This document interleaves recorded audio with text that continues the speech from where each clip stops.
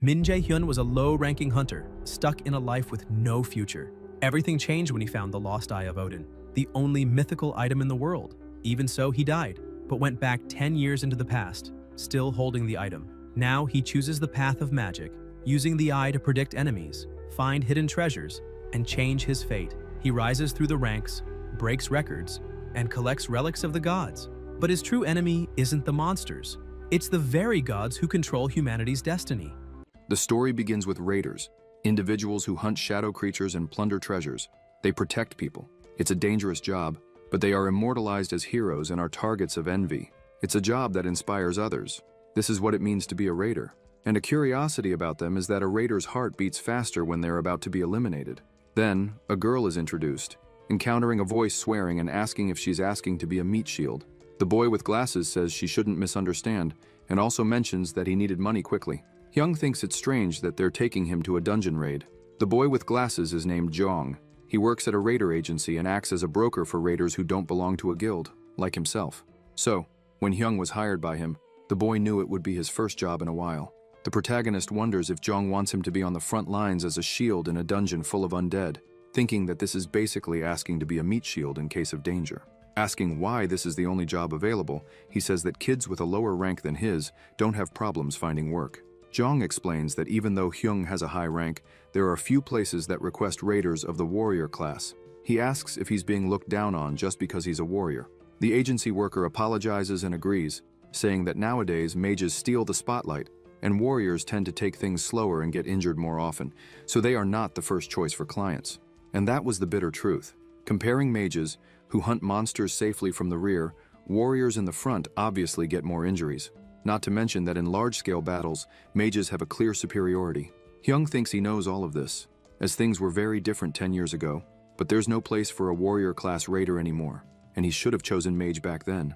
11 years ago, in the 9th year of middle school, he got a good score on the aptitude test for awakened individuals. He was admitted to Millis Academy, an educational institution specializing in training raiders. His aptitude with magic at the time was 97%, and Seo, the best mage currently, only had an aptitude of 92%. Back then, it could be said his aptitude was out of this world, but in the end, he chose combat and didn't have any grand reason or anything like that. It was just that magic users had the worst reputation back then. They were used as human buff machines since they couldn't defeat a low-rank monster without combat. But now, combatants are in decline, while mages are idolized. He wonders if his life would be better now if he had chosen to be a mage 11 years ago. Normally, a raider's growth happens at 20 years old, so there's no reason to regret it now. Jong says that these opportunities don't come often, and he was about to give this chance to someone else. But he came to him first because he remembered his circumstances. The protagonist thinks that he once had a talent envied by those who had to choose fire magic, and now he's just a rank D warrior. His life took a turn for the worse. He says he will go. The two stare at each other, and he continues thinking that he knew from the beginning that he had no choice to survive there and can't be picky about the jobs he takes. Jong is surprised and excited, saying he made the right choice, explaining that he'll send the location by message and expects to see him there the next day at 8 o'clock and not to be late. He asks why Jong will come to see him there, since he'll be busy with agency work. Jong tells him not to worry about that and just focus on the job. The agency worker says no, he has something to do there and expects to see him the next day. The next day, people are gathered. The protagonist is leaning against a tree, looking at his phone, and says that Jong mentioned he would come to see him, but he's nowhere to be found, and should have just said he wasn't coming. Thinking that Wooman would be better off working with a better raid, he watches and continues thinking that he's a rank D warrior raider, while Wooman is a rank A mage and he has no idea why a guy like him is working at a raider agency. He could join any guild he wanted, but he's wasting time in a place like this, and if it were him, he starts thinking unnecessary things until he comes across a man. Myung seems to recognize him, saying that they've met again. Hyung asks if he came as well, and Myung responds yes, mentioning that he's been very busy lately and that this type of work can be dangerous, but it pays well. The protagonist says he's right about that, especially but Myung interrupts, saying that when there's no other place for warrior-class raiders, kids these days don't have any love for the sword, asking what's so great about throwing fireballs from the back. Hyung thinks he's almost starving. Myung continues, saying that, anyway, they'll do their best again and drink afterward, asking what he thinks. The protagonist says that sounds good. Myung mentions that he's been low on money lately and that he paid last time. He notices his colleague is a bit embarrassed.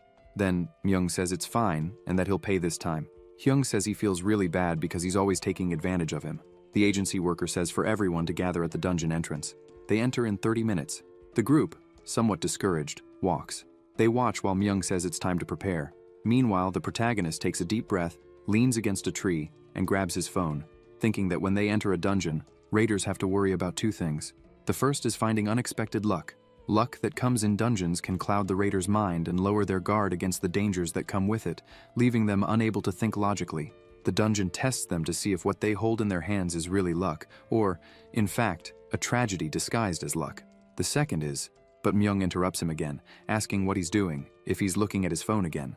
He says he always does that before entering a dungeon, and asks what he's looking at so much, if it's a picture of a girlfriend or something. The protagonist says it's nothing but watches the phone with a picture of his mother, thinking he'll come back safely. Then, they approach the entrance and enter, encountering zombies. A man tells them to raise their shields properly and hold the line, asking if they understand what he's saying, and stressing that they must hold their position even if it costs them their lives. A zombie tries to touch Hyung's shoulder, and he thinks this is a shitty job.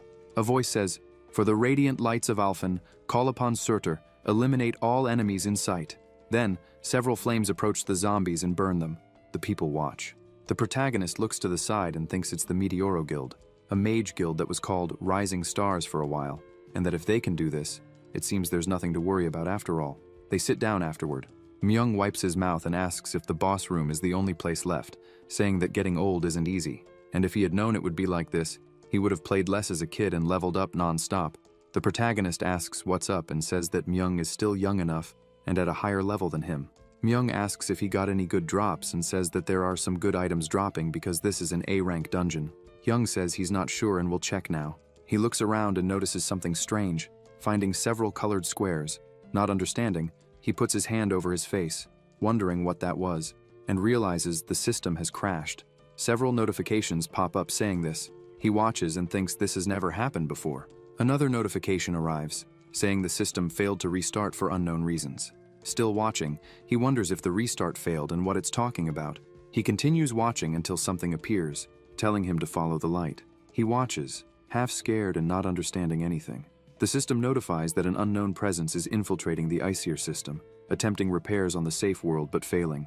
He continues to not understand anything, asking if it really said to follow the light. Myung asks what he's talking about. The protagonist says it's nothing, just heard someone saying to follow the light. He comes across moving green particles and asks if this is the light they wanted him to follow. Myung says he's been acting strange since earlier, asking if he's sick. Hyung replies that he's fine and wonders if no one saw this. Watching the particles, he believes he should check it out. Myung asks where he's going, and he responds that it'll only take a second. While walking, he wonders what's going on. He stops in a place where there's no one and nothing exactly. He opens the system again but receives the same notification. The system crashed, and the status window cannot be accessed. Observing, he says that it really isn't working. He keeps trying, and the system notifies that it's a partially damaged function and will attempt to restart in safe mode. Then, he puts his hand over his head and asks what's happening. Thinking, he remembers that he's been awakened since he was 10, but the system has never crashed in these 17 years, and there's never been a time when a function was damaged and the system needed to be restarted. He concludes that the voice he heard is likely related to the system crashing, the infiltration of an unknown presence, and the system's failure. Additionally, the unknown voice telling him to follow the light reinforces the idea that the Aesir system might be going through a major change. The system is a reference to the gods of Asgard, like Odin and Thor, and it's been theorized that the name comes from Aesir. It was the last bastion of hope for humanity after it was brought to the brink of extinction. 20 years ago, referred to as the Year of Calamity, 2021, a giant tree of immeasurable height grew in the middle of the Pacific Ocean, and suddenly, it sprouted one morning, growing beyond the skies in just 9 days. Some people called it the sign of humanity's extinction, others called it the Tree of Blessings. The true name of this tree is Yggdrasil, the world tree that appeared in mythology. On the 9th day, after the tree grew fully, the tragedy began. All over the world, an unprecedented disaster known as monsters started to appear. Half of humanity was wiped out by the monsters, and half of the remaining humans perished from hunger or disease. It was at this moment, when everyone was wallowing in despair, that a small hope for humanity was born. The first awakened. A human wielding the authority of the gods appeared. Among the awakened, there were those who hunted the monsters, the raiders. The Aesir system is the strongest weapon wielded by humanity's strongest heroes.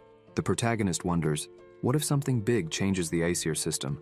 It would be hard to see that as a positive vision. He comes across green lights, approaches, and finds a giant door. He says it could be the treasure gate, hidden halls that appear very rarely in high-class dungeons. They typically contain special items or rare ingredients. It's said that the items in a treasure gate are worth, in the worst case, hundreds of thousands of dollars. And if something of Class A or higher appears there, he could get out of this shitty life right away. So he prays, saying that if there's a god there, there might be A-class or higher equipment. After opening the door, he finds torches and a large space. He says that to think there's such a space in a dungeon, what they said on TV wasn't urban legend. He comes across an extremely strong light and an item. Watching, he says that no matter how he looks at it, it must be the item. He wonders if he should see what amazing item is hidden there. He approaches, and when he's about to grab it, the system notifies that a partial recovery of the system functions was successful, and that a new equipment was acquired. Asking if he would like to evaluate the acquired item, Young says that things are progressing well, thinking that the system was restored at a good time, asking if they don't say that good things come in groups. Picking up the equipment, he comes across the lost eye of Doan. He notices something strange and places his hand over his eye. Soon after, he observes the active skill and its effects. He thinks that of the items shown in auctions, the highest rank was S, and when this item appears in an auction, it will easily exceed $10 million. Items specialized in magic can essentially set their own price, and people will pay no matter how much it is. But to think this is a mythical rank item, and it's still the only one in the world, he says that with this, he won't suffer anymore, nor be trapped by guilds, and he won't be forced to act as a meat shield in dungeons. The shitty raider life is over. Since he obtained this item, he wonders if he should at least test it. He affirms that yes, asking when he'll see another mythical item again, so he should at least test it once before selling.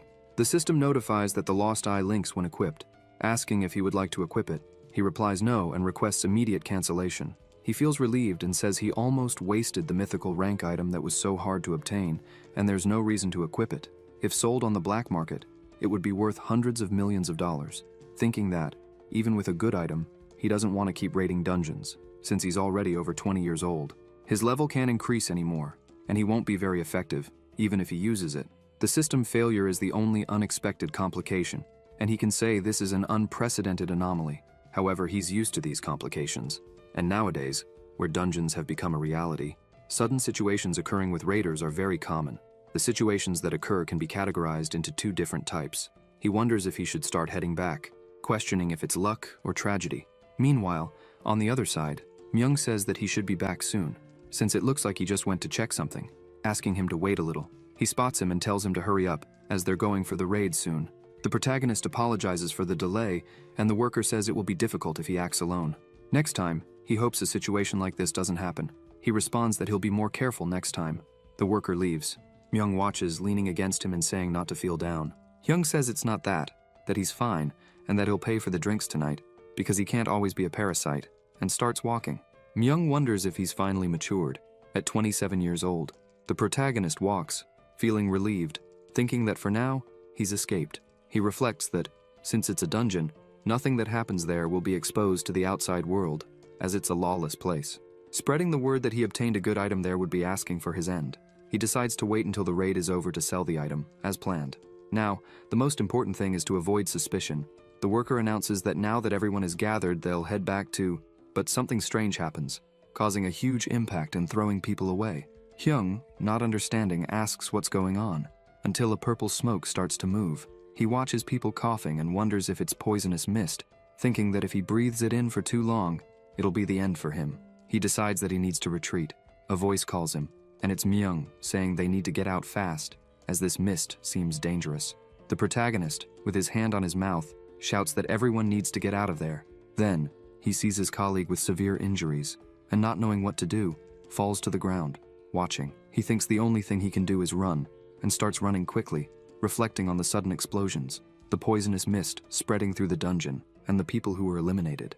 He concludes that this isn't the work of monsters, but definitely the actions of a hired assassin for dungeons. He wonders if the goal is the annihilation of the Meteoro Guild, and decides that heading to the dungeon entrance is not an option, as he could be eliminated if someone is guarding the entrance. He considers that it would be better to wait inside the dungeon for a rescue. He wonders why this is happening, but tries to forget about it, as it's not the time to worry about it. He laments that this is an item he just obtained, and wonders if this is how it will end. not knowing what to do. Then he notices someone approaching from behind, releasing several flames in his direction. He quickly crouches down, and the person comments that he knew he would survive. The protagonist turns around and faces Wooman. Jung, smiling, says that he didn't say he would visit him today. Hyung asks if it was him who did that, and Wooman confirms, saying that spreading the poisonous mist and attacking the Meteoro Guild was his doing. The protagonist is startled but tries to remain calm, asking why he did this. Jung responds that it was at the request of a client. He further explains that many guilds don't like the Meteoro Guild because it underestimated the other guilds, and it would be strange if anyone actually liked them. Hyung reflects that the Dungeon Assassins is the name given to those who abuse closed dungeons to assassinate people. He realizes that, given the current circumstances, the surprise attack on the Meteoro Guild was strategically planned. He wonders if he could take down Jung, but concludes that it's impossible. Jung is an A-rank mage, one of the geniuses who make up the top 2% of the country, while he himself is just rank D. He's neither particularly skilled nor weak, just average. He concludes that since he's not the target, the best he can do is stay silent. With the Aesir system offline, there's no guarantee he'll be able to escape. Although he feels it's unfair, he knows he has no other choice. He'd like to take revenge on those who fought alongside him on the front lines, especially Myung, but he knows he can't do anything. He calls out to Jeong and, while thinking about the tragedy Yggdrasil brought to the world, says that he will pretend nothing happened today. He continues thinking that the world has become intolerant of the weak, but Jeong interrupts him, asking if he knew that. Before attacking him with several flames, Hyung is hit in the arm and face, getting injured. He realizes that if he had reacted just a little later, he would have been eliminated. The two stare at each other. Wooman declares that the target in today's dungeon wasn't just the Meteoro Guild and continues attacking, emitting more flames. The protagonist tries to run, but still gets injured, realizing that he needs to get out of there as quickly as possible. He doesn't understand why Jong is after him, as he's just a rank D raider. He wonders if he did something wrong to someone, or if someone wants to see him eliminated.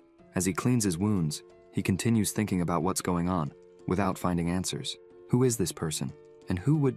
He starts thinking of someone calling him useless, and saying they didn't know how a kid like him was conceived. He looks up and asks if it was his father. They stare at each other. Jung puts his hand over his mouth, looks at him again, and starts laughing, saying that he's very clever and that's why he likes him. Hyung begins to remember his father with his mother and says he's going to ask something, recalling a woman lying on a stretcher, with cloths over her body and face, and a man crying. He asks if, 5 years ago, in the winter, that person also made a request like this before. Woman says he didn't think he would notice that too, saying that he's really amazing. A tear runs down Hyung's face, mixing with his wound. Jong gets closer and says that he won't understand, as the boy's father had the wife eliminated and then the son, attacking by his head, asking if it isn't shocking, and if he doesn't agree. He says that's what happened and bids him farewell. Hyung tries to say something but can't. The system starts glitching. Wooman asks if he has something too, but then is surprised as he observes an extremely strong aura. He wonders what kind of magic this is. The ground starts to crack, stones fly, and he observes, thinking that the mana is getting stronger and wondering what's going on. He concludes that something is off and that he needs to end this quickly, saying their game ends there. He then attacks with an offensive tool, which gets close to Hyung. Just as it's about to hit his eye, it transforms into particles. Jong is left bewildered. The protagonist had equipped the Lost Eye item, which was linked to him. He says he knows he can't sell it anymore. Another notification arrives, indicating that there is a blank letter that can be used. Wooman shouts that this is impossible, asking if his magic was dispersed. Hyung calls him, while more notifications arrive about the blank letter. He says that he will eliminate him in the most painful way possible, while the system is copying the active skill Electric Chain. Using Electric Chain, Jong asks how he can use this magic, thinking it takes years to learn. He wonders how a rank D warrior can use such a high-level spell, questioning if he thinks he can defeat him just with this. The protagonist says he doesn't know, but will find out. He then attacks, causing an explosion and an intense strike. He watches as Wooman approaches, attacking again. The protagonist realizes that the active skill Universal Derivation has been activated. Jong's skill can't hit him, returning the attack to him. Jong tries to dodge, but Hyung notices that the derivation skill has been activated. He attacks again, while Jong, frightened, realizes he can't dodge. This causes a massive explosion, with small stones flying. The protagonist watches, approaches, and notices that Jong's glasses have been broken. He comes across Wooman lying on the ground, injured, with tears streaming down his face, begging him not to eliminate him. Hyung grabs his attack tool and strikes him, asking if it's over. He comes across Jong, eliminated on the ground, also injured. Thinking, he He reflects that his vitality and magic are drained from his body, and he just obtained a mythical item, and still, he's going to be eliminated in vain like this. He thinks it's no surprise that his luck showed up today. Elimination is a terrifying word he had to face many times while working as a raider, but now that he's truly facing it, it's so cold. His eyes close, and the system notifies that a new operating system has been downloaded, asking if he would like to start it, and that once the new system is operational, time will return to the period the user most desires. The protagonist wonders, regression, and questions if this will save him, realizing that a new variable has appeared for him. Thinking, he concludes that he doesn't know if it's happiness or sadness that awaits him at the end of this journey. He then says to start, believing that this is the only decision he can make now. He has no choice. The operating system, Nornir system, is initiated. Then, a strong light appears, accompanied by a blonde woman, then a redhead, the blonde again, and another woman. Finally, the blonde extends her hand to someone. The system announces that from now on, he is the adversary of the all-powerful Aesires, and that he has acquired the passive skills Those Watched by the Gods and Divine Eye. The gods who oppose the Aesires are watching. Suddenly, it shows Hyung lying on a bed, waking up startled. He sits up, looks around, and sees a picture of his mother. He asks what is happening, observing his hands, where lightning appears. The system notifies that the temporal regression to the user's most desired time has been successful. Hyung is confused, wondering if he's dreaming or something like that. Remembering the past, he reflects if he truly went back in time, but discards the idea, thinking it's just a dream.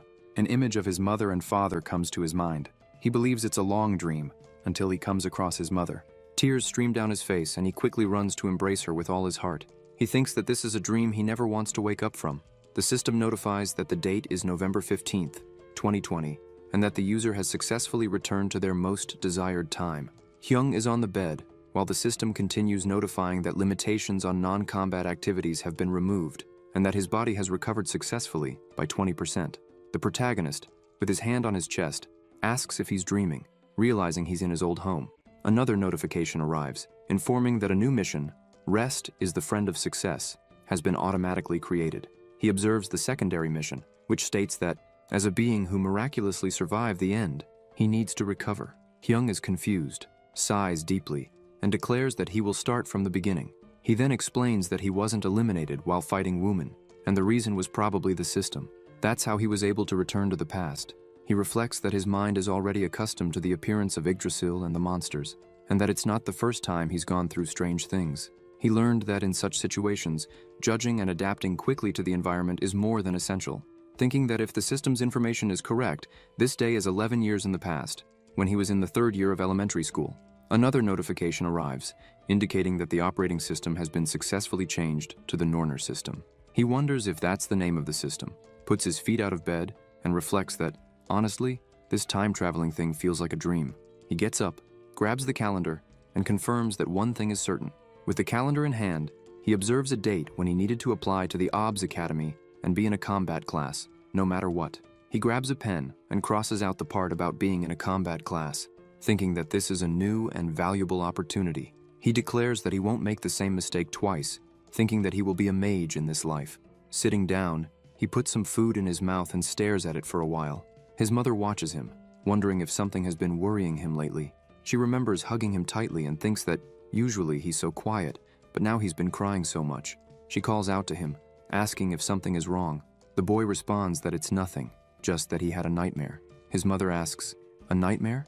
And he responds, "Yes." He starts to remember her lying on the stretcher, stays quiet, and then says he needs to tell her something. She replies that she realized he needed to, wondering if he's afraid to apply to the academy. She thinks she's not surprised, since being a raider is a very dangerous job, and extremely competitive. She affirms that if he doesn't want to, he should give up on applying and go to a regular school, because no matter how prestigious Mila's academy is, it's meaningless if he doesn't want to go. He says he's thinking about changing his application to the mage class. His mother responds that it's okay, but then thinks it's strange since he's been fixated on applying as a warrior from the first day. As he always considers others so much, she knows he wouldn't say something like that just because of a momentary impulse. Touching his face, she asks if he's not acting on impulse. He replies that he's not, and that he's been thinking about this for a while. His mother responds that it's okay, and that he's free to do whatever he wants, wishing that he follows what he truly wants, rather than giving in to money, whether it's magic or anything else. She promises that she will always support him as a mother. Hyung runs his hand over his face and thinks that now is not the time to cry, thinking about Seong. If he wants to take revenge on his father, a rank A raider, he needs to get much stronger. Another notification arrives, indicating that the mission was completed and that he received a blank card as a reward. Doing exercises, he reflects that he's achieved all of this, thinking that the situation is good for him. He wipes off the sweat and says that he still doesn't fully understand what the Nornir system is, but it's worth taking full advantage of it for now. He reflects that he has knowledge of the future because he knows about hidden pieces and ruins that he can monopolize. Additionally, he has a very good memory, capable of serving as a map in dungeons. He pulls out a chair and reflects that his problem is his skills. Except for lightning chain and universal derivation, all he has are warrior class skills. Sitting down, he thinks that it's no surprise, since he planned to be a warrior from the start. He wonders if there's nothing he can do. Observing his profile, he notices that his level has returned to what it was back then, and his attributes have reset as well. He looks at his skills and questions why only the passive skills remain the same. The notification clarifies that due to the Watched by the Gods skill, the previous passive skills were retained. He doesn't fully understand the phrase, watched by the gods. Another notification explains that this skill helps the user's rapid growth with the blessing of the gods, and he observes the effects, which affect all attributes. Thinking that the most important thing is the attention of the gods opposed to the Osiris, he decides to check the other skills as well. He looks at the passive and active skills, saying that he's still unsure of what the Divine Eye does, but that lightning chain is undoubtedly a good skill. He looks at his profile again, and concludes that strength isn't essential for mages, but a bit of dexterity is needed to dodge, and magic is obviously indispensable. Another notification arrives, indicating that dexterity, magic, and resistance have increased. He comments that the most important thing is resistance, which doesn't increase attack power like strength or magic, but reduces fatigue speed in repetitive actions. If he increases this first, he will see a noticeable change as he levels up. He says he has already taken care of the first priority, but now it's important to choose skills to learn. He notices that he's fine with attack skills for now, as he already has lightning chain. Additionally, even if he tries hard to learn high-rank spells, he won't be able to use them yet due to a lack of mana. He believes he really needs a healing spell. He reflects that, currently, in 2020, mages are treated like garbage compared to warrior classes. However, raiders with healing abilities are exceptions. They are treated as nobility wherever they go because, even without becoming raiders, they can work in the medical field and are very well received. He thinks that if he starts with a healing skill, at least he won't be despised everywhere. But he acknowledges that the problem is that finding an awakened person with healing abilities isn't that easy, and on top of that, he will need to use the blank cards in the most efficient way possible in the future. He doesn't know how many cards the system will give him, but it's unlikely he will get an item so incredible that it will unbalance the game.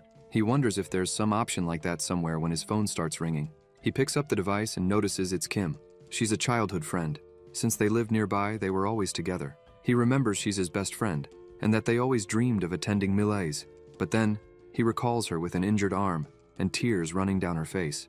After remembering, he feels tears running down his own face again, and thinks that it's okay, because this time, he can change history. He looks at the phone and realizes she's exactly as he remembers. In the message, Kim says that Sung is coming to give a lecture in the city and asks if he wants to go with her. He says there she is, Sung, and the magic that represented her, sacrifice. Hyung says he doesn't need to worry about someone as important as her. He puts on his shirt and tells his mother he's going out. She asks him not to be too late. The protagonist grabs his phone and sends a message saying he's on his way. Meanwhile, a car appears, and the driver comments that Sung will give a motivational lecture at the city stage soon. After that, she will face a rank B dungeon near Seongbuk district, and following an inspection of the station's base in Wonju, they will have to head to America immediately. He asks if Sung will manage, since she seems even paler than before. She responds that she's fine, just tired. The driver insists that this is the result of maintaining an extreme routine for the past few months, and that Sung knows very well that the sacrifice spell is consuming her life force. He comments that it would be great if there was someone with a healing ability at the same level as sacrifice to help her, but she interrupts him, saying that they agreed not to talk about it. While driving, the driver reflects that if she continues like this, the Saint of Korea might collapse soon. In another place, Kim pulls Hyung and calls him to help her, saying there are already a lot of people there. Prota complains that he knows and asks her to stop dragging him. Observing the situation, he asks, suspiciously, if she called him along because she was afraid of getting lost. Kim denies it, saying he's assuming things, and asks him to stop. Even so, She continues holding his hand, remaining silent.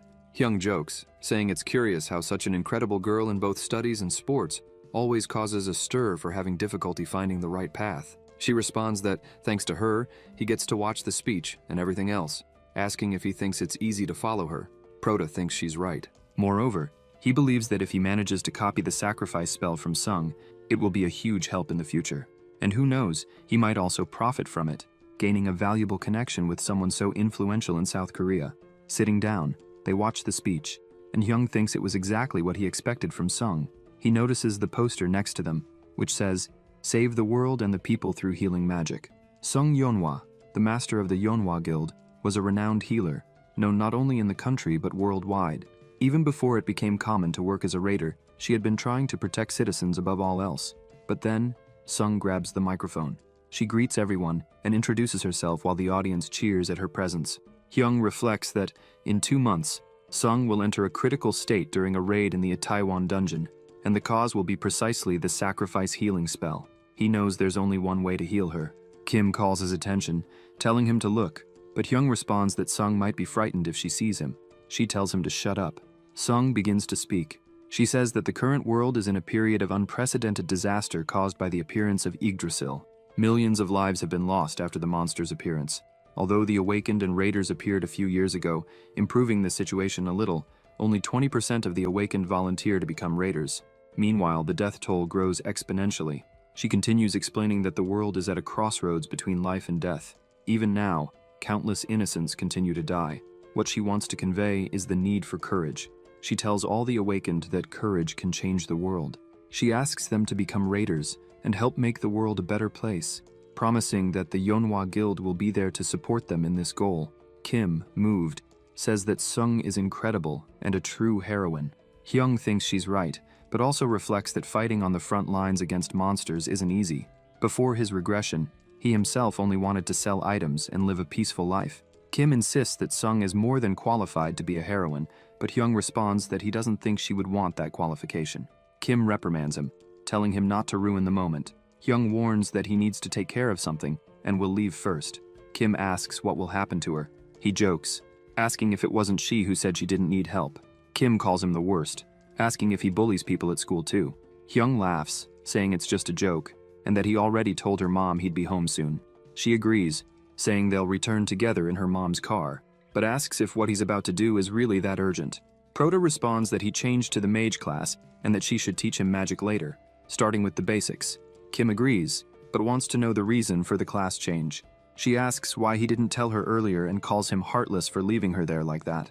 Hyung walks away, saying he's sure he saw them over there. He watches the driver talking on the phone and then approaches. The driver finishes the call and, apologizing, says that if he came there to give a gift to the guildmaster as a fan, now is not a good time.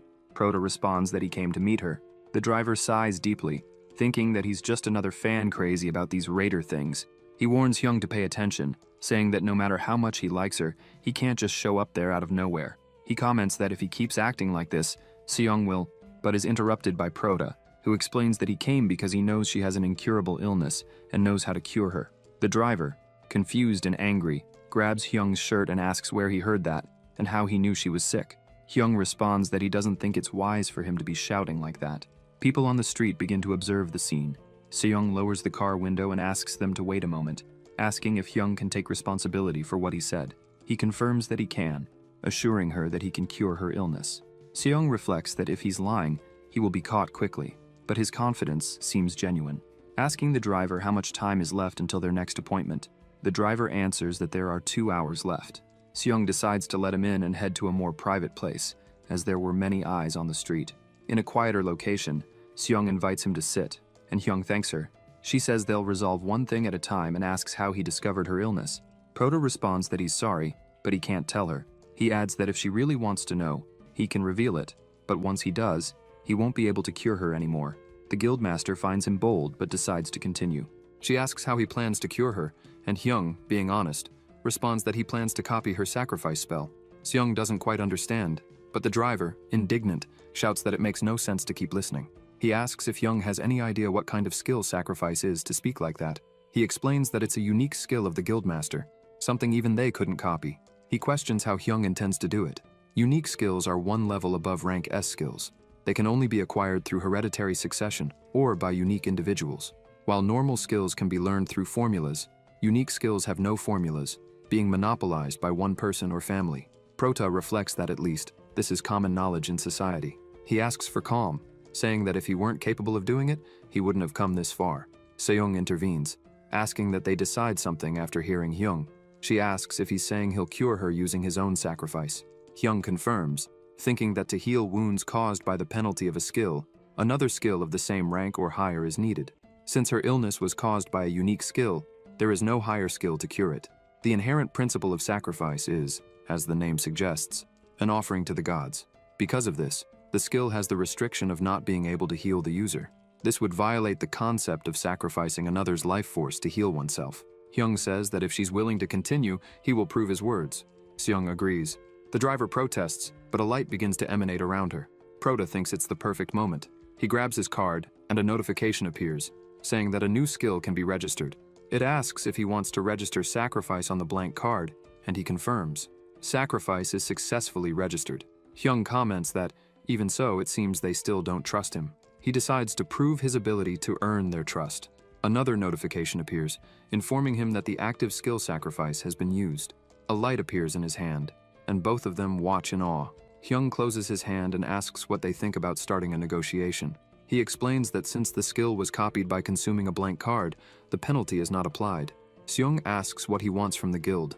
Reflecting that the fact that he can cure her would be enough to start negotiations, she still hesitates. It's hard for her to believe that someone so young could suggest this in front of the guild master. Prota thinks the situation is interesting and proposes that she become his sponsor. Seung asks if he's asking for help to evolve as a raider. Hyung confirms, explaining that he has big dreams, but he needs money, connections, and other resources to grow. He believes the guild could help him at this crucial moment. Seung replies that it's fine. She says that if he has the courage to propose something like this, it's because he knows he's worth the investment, and she also sees talent in him. However, Seung says she has one condition. Prota reflects that even though the situation is desperate and he might be the only hope to cure her, she has lost her composure. He wonders if it's because she is the guild master. He then asks what the condition is. Seung confirms and explains that her illness is a personal issue and has nothing to do with the guild. However, what he wants is not just her help, but the help of the entire guild. She comments that helping him without a reason would be an unequal exchange. Hyung responds that he understands, but he wants to hear the condition before deciding, thinking that the one who suffers the most from not being cured is Seung, not him. He trusts that she wouldn't make an unreasonable demand in a situation like this. Seung asks if he has a specific guild he would like to join. Hyung doesn't understand immediately, wondering if she's trying to recruit him. He asks if she's serious. The guildmaster replies that she is, asking if he thinks she's joking about such matters. She explains that she has a few reasons for asking. First, the fact that he discovered she was sick, an extremely confidential piece of information known by only a few, suggests that his investigative skills are exceptional. Prota reflects that this was only possible due to his time travel, but he can't reveal that now. Seung continues, saying that the second reason is that he managed to copy her sacrifice spell perfectly. She's never heard of anyone copying a unique skill before, and considering how many others he might be able to copy in the future, the possibilities seem endless. Hyung asks if there's a third reason. Seung confirms, explaining that the most important thing is that he doesn't show any nervousness, even in front of the guildmaster. She observes that a child who stays calm in front of her is quite interesting. She steps back, asking if that's not enough reason to recruit him. Prota reflects that after Seung goes into critical condition, her guild collapsed for unknown reasons. However, at this time, the guild is undeniably number one. He thinks that if he joins now, he will gain respect and good treatment while working. To truly grow, he knows he'll need a strong guild. He wonders if it's legal to form a contract with a student who isn't of legal age. Seung laughs and asks if he's ever heard of proprietary negotiation rights. Hyung remembers that this right allows a guild to sponsor the development of underage raider cadets. When they reach the age of majority, the guild has the priority to sign a contract. Typically, this offer is reserved for high-ranking geniuses. He reflects that before his regression, even the lowest-ranking guilds hadn't made offers to him. Seung watches Hyung and thinks that despite everything, he has a childlike side that makes him cute. She says she will send the contract to his home as soon as he provides the address and asks him to think carefully before deciding. Prota responds that he wants to cure her first, reflecting that this is a great opportunity, but he doesn't need to decide right now. He focuses on curing her before considering his next steps. Placing his hand on her head, He announces that he will begin the treatment. The driver watches, confused, remembering the intense light he saw earlier. He reflects on how many healing raiders and doctors had tried and failed to cure her illness. It was something even the best specialists couldn't solve. As Prota carries out the treatment, a notification appears, informing him that the active skill sacrifice has been activated. A wave of healing magic flows through Seong's body, and she realizes she is being healed. The driver, surprised, asks if this is really happening. He then apologizes for his earlier rudeness and promises to take care of the guildmaster in the future. Hyung says it's okay, as he wouldn't believe a child either. Another notification confirms that the illness has been cured. Prota announces that he's finished and asks Seong to move a little. She stands up, walks to the window, and feels tears running down her face, stating that the symptoms have disappeared. She thanks him and asks if he won't suffer penalties for using this ability. Hyung remembers that, since the skill was copied using a blank card, the penalty does not apply. He tells her to relax, and if anything happens, she can heal him. Seong responds that she will do so whenever necessary, handing him a card. She says that she will do her best to meet his demands and asks him to view the contract positively. Prota states that there's something he would like to ask for. The next day, a car pulls up. The driver opens the door and calls for him. Hyung gets out of the car and looks around, commenting that this place is the low-rank dungeon belonging to the Yeonhwa Guild. Thinking that the Milai's Academy is a place where geniuses come together to compete with each other, Hyung concludes that, to survive there, he will need to level up. After entering the location, the driver explains that he prepared healing items and simple tools necessary for dungeon raiding. Regarding the equipment, he informs Hyung that the guild will lend him some items, and for now, he can use what's provided. Prota thanks him for the help. The driver says everything will be fine, but reminds him that, even though it's an E-rank dungeon, going in alone is dangerous, and asks why he wants to go in alone. Hyung replies that he just wants to level up a little. The driver analyzes the system and hands him a stone, saying it will be safer to carry it. Prota realizes it's a teleportation stone, and the driver explains that if Hyung breaks it, he will be immediately returned to the guild's entrance, asking him to use it in case of danger. He asks that Hyung accepts it as an apology for being rude earlier, as well as a token of gratitude for curing the guildmaster. Hyung thanks him.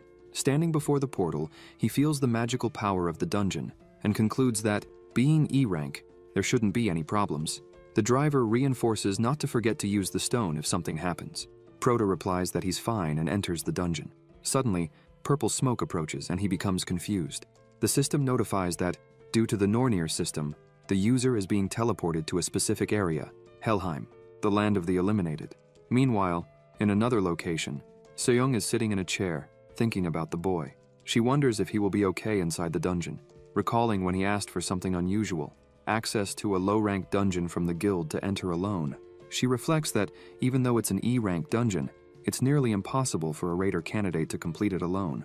Even with extreme talent, he's still a rough diamond, and she wonders why he insisted on going alone. While pondering, someone knocks on the door.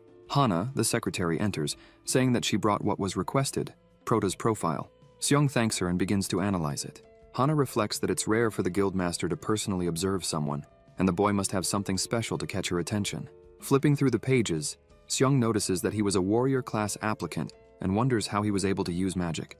She reads the report again, for a long time, questioning if it's correct. Hana confirms that, unless there was a machine error, the data is reliable.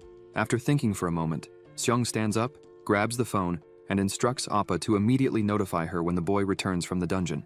She wants a meeting with him, as she wishes to personally verify the talent he possesses.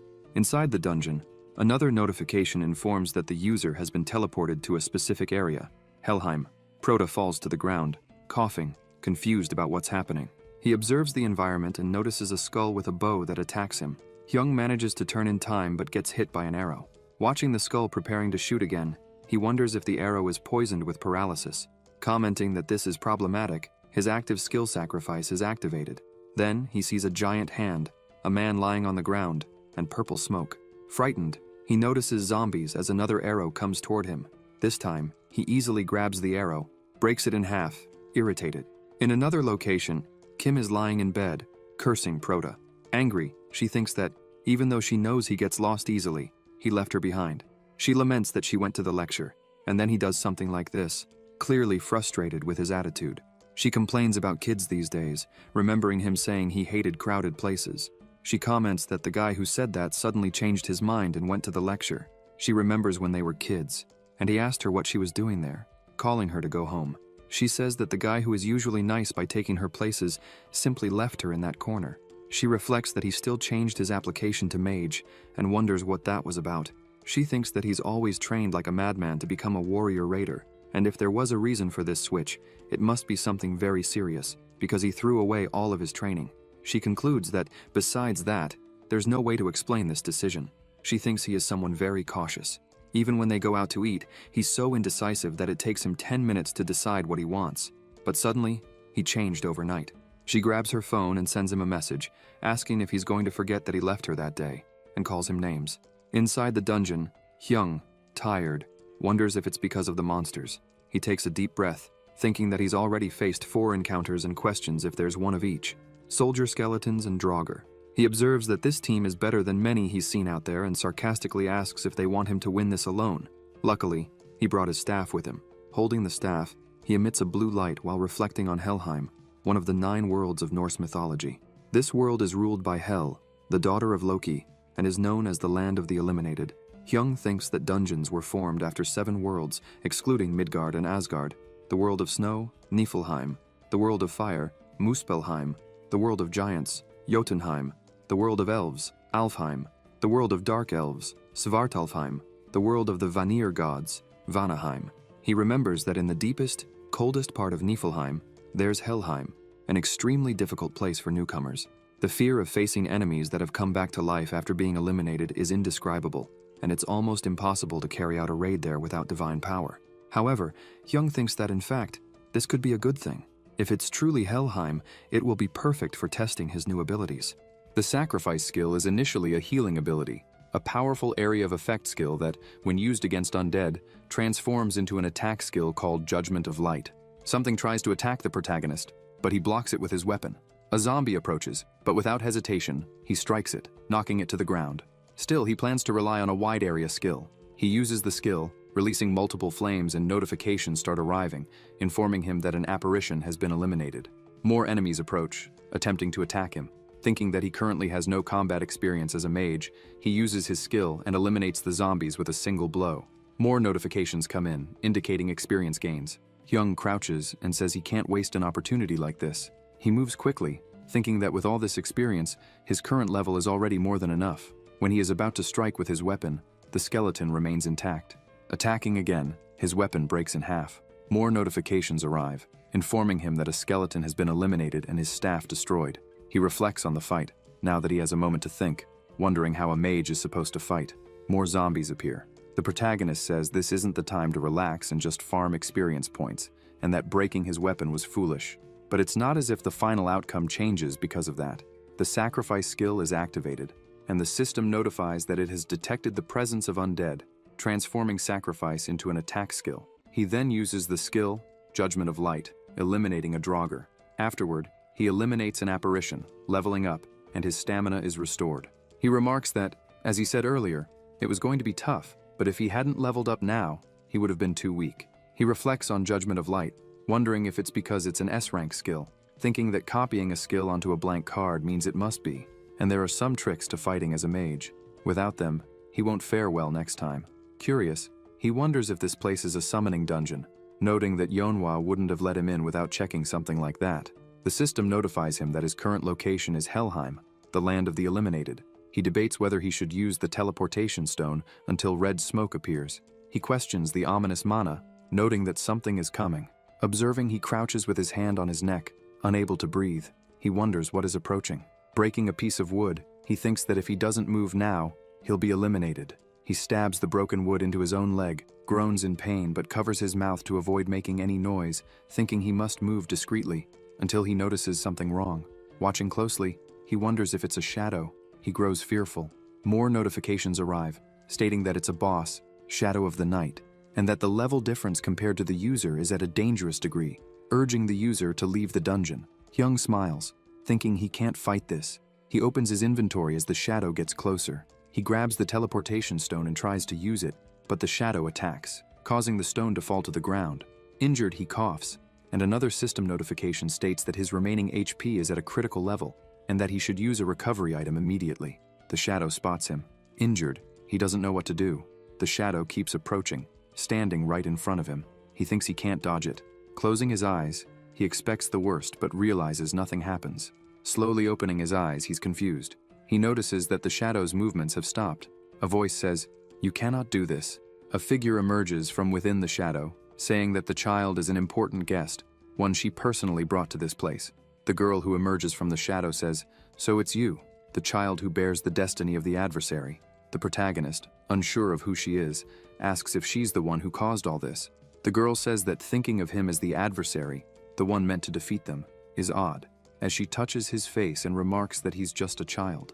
She notes his normal physique and decent magic, but concludes that it's not enough to face the Aesir. She questions why Loki chose a child as the adversary. Hyung feels confused, thinking he might faint from blood loss. The girl scratches his neck with her nail, causing a wound. The protagonist wonders if this is the end, thinking it can't be. If he's eliminated now, all his plans will be for nothing. His revenge against his father and his dream of becoming a successful mage would crumble. He resolves to endure and find a way out. The girl says she likes his eyes, but notes he's too weak. She wipes the wound on his face and tells him that Ragnarok is closer than he can imagine, so he must grow stronger quickly. Choking him, she warns that if he doesn't, she'll drag him back to hell and personally eliminate him. Hyung tries to think about her, but he can't, as he's being strangled. The woman states that he's too important to them, so she'll give him a chance to become stronger, to surpass his current self and defeat the shadow of the night ahead. The shadow observes silently. The girl says that if he succeeds, she'll give him a special gift. However, as she mentioned earlier, he doesn't have much time. The system notifies that the first main mission has arrived, and the mission, Hell's Trial, has been accepted. The girl wants him to defeat this being within 2 months. Another notification follows, stating that the ruler of Helheim has granted him a chance, and that he will gain recognition by defeating the shadow of the night within the allotted time. Shadows gather around him, and the girl says that if he can show her his growth during this time, she'll eliminate him with her own hands. Calling him the child chosen by Nornir, she wishes him success in battle. Suddenly, strange lights appear, and he sees a woman extending her hand. The protagonist, now in another location, opens his eyes to find himself surrounded by trees and standing in front of the gate. He feels a pain in his stomach as another notification arrives, saying that the ruler has granted him another chance. Shocked, he realizes that the girl was Hel, the goddess of death who rules Helheim, one of the 9 realms. He wonders if he just met the goddess herself, recalling her words. He's particularly curious about the mention of the adversary, noting that even after acquiring the Nornir system, he's heard something similar before. He says everything is uncertain, questioning why he was able to regress and what the adversary Hel mentioned wants from him. Scratching at the dirt, he concludes that there's only one thing to do: become stronger. If everything she said is true, the moment he stops, she will undoubtedly eliminate him. He recognizes that defeating a shadow of the night in 2 months won't be easy, but welcomes the challenge as a worthy goal. Thinking about his basic fighting style, he realizes it's problematic, as he's unaccustomed to fighting as a mage and hasn't learned any low-rank skills. Determined to improve, he decides there's no better way than starting with the basics. Looking at his phone, he receives a message from the guildmaster, identifying herself as Park. She asks if he's free because she would like to meet him in person. He notes that he was just thinking about her. He replies to the message, saying they'll meet tomorrow and that he has positive thoughts about the contract. Smiling, he adds that there's something he'd like to discuss as well. The next day, he approaches the guildmaster's office, accompanied by the driver. He thinks the reason they called him first is likely because they reviewed his awakened data, including his 97% magic aptitude score. Even globally, finding someone with such talent would be incredibly rare. Reflecting on why he became a warrior, despite it not being his strength, he blames his indecision. Everyone he knew, even people on TV, prayed to God to become warriors and looked down on mages. So he had no reason to want to become a mage back then. Entering the room, he finds the guildmaster, who greets him, saying she had been waiting. Hyung greets her, saying it's good to see her. The guildmaster asks what he thought of the contract and whether he thinks its terms are good. He replies that the conditions are excellent, thinking that a monthly subsistence allowance, an unlimited supply of B-rank items from the guild without needing to pay for any damage, and a reward distribution scale of 8, 2 with the guild after completing a dungeon depending on his contribution are all highly favorable terms for him. He notes that this type of contract is usually only offered to raiders of at least rank A. He adds that he already told Manager Park that, before signing the contract, he wants to propose a condition. The guildmaster asks what the condition is. The protagonist says that he's speaking under the assumption that she already knows about his profile. It hasn't even been a month since he changed his application from warrior to mage, so he still doesn't know much about spells. Therefore, his condition is for Sung to teach him magic. Thinking that the first rule of surviving as a raider is to use your best cards at the best times, the driver reflects that he had the same thought when they first met, but Hyung truly is someone special. Considering that the Guildmaster is one of the only S-rank raiders in the world, just the thought of asking someone like her to teach him is bold. Hyung declares that if she agrees to this condition, he'll sign the proprietary negotiation contract with the guild. The Guildmaster says it's an interesting proposal, accepts the condition, and adds that she's also very curious about what he can do. The protagonist says he will be under her care from now on. Sung replies that it will be a pleasure, but insists on checking his talent first. Hyung thinks he was expecting this, and from their perspective, the guild probably wants to know just how skilled he is. The driver notices the guild's expression and thinks he's sure Hyung is ready for anything. The protagonist asks if she wants to test his abilities and what he needs to do. The Guildmaster extracts some data, emitting an extremely bright light, the monocube. Sung explains that from now on, he needs to overcome it. Hyung watches in shock, wondering if she really meant the monocube. The Guildmaster asks if he doesn't think it's fair, saying that for someone talented enough to sign a proprietary negotiation contract with Manhwa, this should be the bare minimum. The protagonist thinks that normally the monocube is used by mages of at least rank B who want to improve their sensitivity to mana. Given that he's not yet accustomed to being a mage, this could be a tough test, considering that only 7% of raiders successfully overcome the cube. He wonders if she's trying to discourage him. Sung asks why she would do that, assuring him that even if he fails, it won't affect the proprietary negotiation contract or its conditions. She gives her word as the Guildmaster. Hyung thinks there's no turning back now. Even if he fails, he must keep evolving. The Guildmaster tells Appa to make the preparations. Appa asks if she thinks it will be okay, pointing out that the monocube is something even strong mages struggle to overcome, and that she's putting a child into it. Sung asks if he thinks the person in front of him is an ordinary child and says it's worth a try. The driver stays quiet, approaches a machine, and places his fingerprint. The protagonist observes the monocube and recalls hearing about it before his regression, but compared to what he'd heard, this is much more powerful. The Guildmaster asks if they can begin, saying she expects good results and wants him to do his best. Hyung observes, takes a deep breath, then approaches and enters. They watch.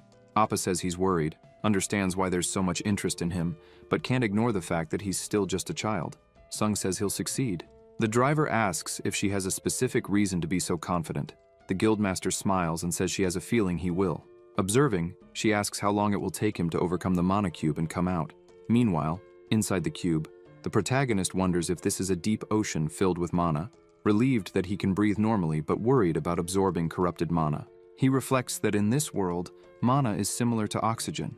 Mana is essential for casting spells and using active skills, but being exposed to a highly concentrated amount of mana for too long weakens cardiopulmonary functions, and, in severe cases, can lead to elimination.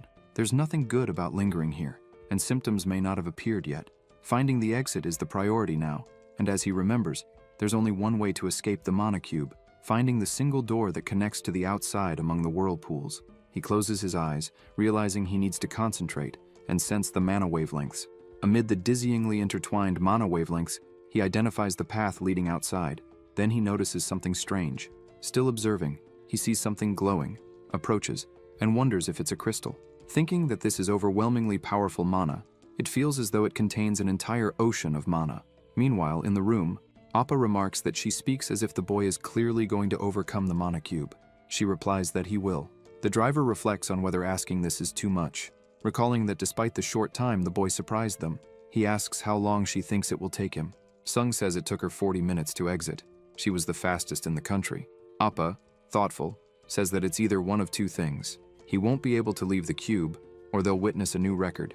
The Guildmaster agrees and admits she doesn't know why, but doesn't believe the boy will come out desperate. Then she observes, surprised, and asks the driver to look. Appa looks and is equally shocked, noticing the glass cracking more and more, asking if there's a crack in the monocube. They exchange glances. The driver takes out his phone and checks the time. He realizes only 10 minutes have passed, and in just a few minutes, a crack has appeared in the monocube. He wonders what the hell is happening inside.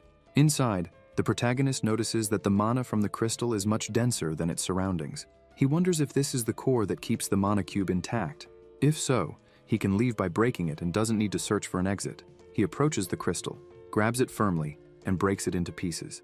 Everything around begins to crack. The system notifies that the passive skill, Essence of Mana Application, has been acquired. Then the glass shatters with shards falling everywhere. Appa is left speechless, thinking that normally only 7% of mages manage to exit the mana cube, and those who do take an average of 3 hours. B rank mages take 2 hours, A rank mages take an hour and a half, and S rank mages take between 30 minutes and an hour. But now the boy, he thinks of Camilla from the European Union, the current record holder, a genius mage who exited in 36 minutes. But the boy just broke that record with a 26-minute difference. Walking over, he grabs Hyung's hand and says it's incredible that he stayed in the cube for only 10 minutes and broke the monocube record. Sung approaches and asks what he did to exit the cube so quickly. Hyung replies that he found a crystal and broke it. The guildmaster is shocked, realizing the crystal contains all the mana of the mana cube. A regular awakened person wouldn't even be able to find it, let alone break it. But the fact that he not only found it, but also broke it, means his mana surpasses the mana contained in the cube. Holding his hand, she steps back and declares that, staking the name of the Yonhwa Guild and her own, she vows to turn him into the best mage, asking if he's ready for that. Elsewhere, his best friend remarks that he's not there yet. His mother notes that he's a bit late and isn't even answering his phone. Then a black car approaches. They watch. The car stops, and the protagonist steps out. His friend asks if that car isn't super expensive and why he's coming out of it. His mother replies that she doesn't know. Hyung notices their presence and waves. His mother, slightly nervous, asks what are the chances that he got involved in something bad. In the room, his friend says he's now claiming that being a warrior doesn't suit him and has decided to become a mage. He confirms, saying he's already prepared everything and sent in the new documentation, adding that being a warrior is too exhausting. She asks if she's hearing this from the same guy who, 3 seconds ago, was saying being a mage had no future, and wonders if he ate something rotten or is on drugs. The protagonist replies that people change their minds. She responds that she never thought she'd hear that from him. Concerned, she asks if he'll really be okay. She recalls that he wanted to be a warrior before, even though he had more talent as a mage, because he didn't want to make his mother suffer more. Being a mage doesn't make much money, even if you work hard. Compared to mages, warriors are slower, have a higher risk of injury, and employers don't want to hire them. A son as dedicated as him talking like this surprises her. He tells her to stop talking about it and asks why he's there. He then inquires about her parents, assuming they're on another business trip. She confirms and says that's why she came over, but his mother told her to sleep there. Hyung asks why she prefers his place over her own home, and wonders why she'd choose such a small space when her house is enormous. He reflects that she's actually the only daughter of a very influential family. Her parents dismantle monster corpses and sell their parts to different countries. Since different monsters appear in each country, they travel abroad frequently, leaving her home alone often. Since his mother is close to her parents, she frequently stays at his house. She explains that's how it is and asks him to teach her a bit about magic theory. Kim asks if he's just going to ask with words. The protagonist asks what she wants him to do, telling her to say it first, and then he'll decide if he'll do it. She says that now that he's asked, she's never thought about it before. Sitting on the bed, she thinks for a moment and tells him to grant her a wish, anything she asks for. He can refuse if he wants. He agrees but sets a deadline of 1 year, saying if she doesn't use it by then, he won't do it. Kim thinks it's unfair but agrees. Hyung thinks she'll forget about it within a year. He teases her, asking what kind of wish she's planning with such a serious face, and says she looks ugly when she's serious. She gets annoyed, remembering how he left her alone recently, declaring that today is the end for him. Grabbing a pillow to hit him, he protests, saying hitting is too much. She tells him to shut up and continues hitting him. His mother calls them for dinner, setting pots on the table. Meanwhile, Kim throws the pillow at him, hitting him. Prota thinks this isn't so bad. Elsewhere, birds screech as a sword strikes a snake. A boy observes as numerous beasts are eliminated.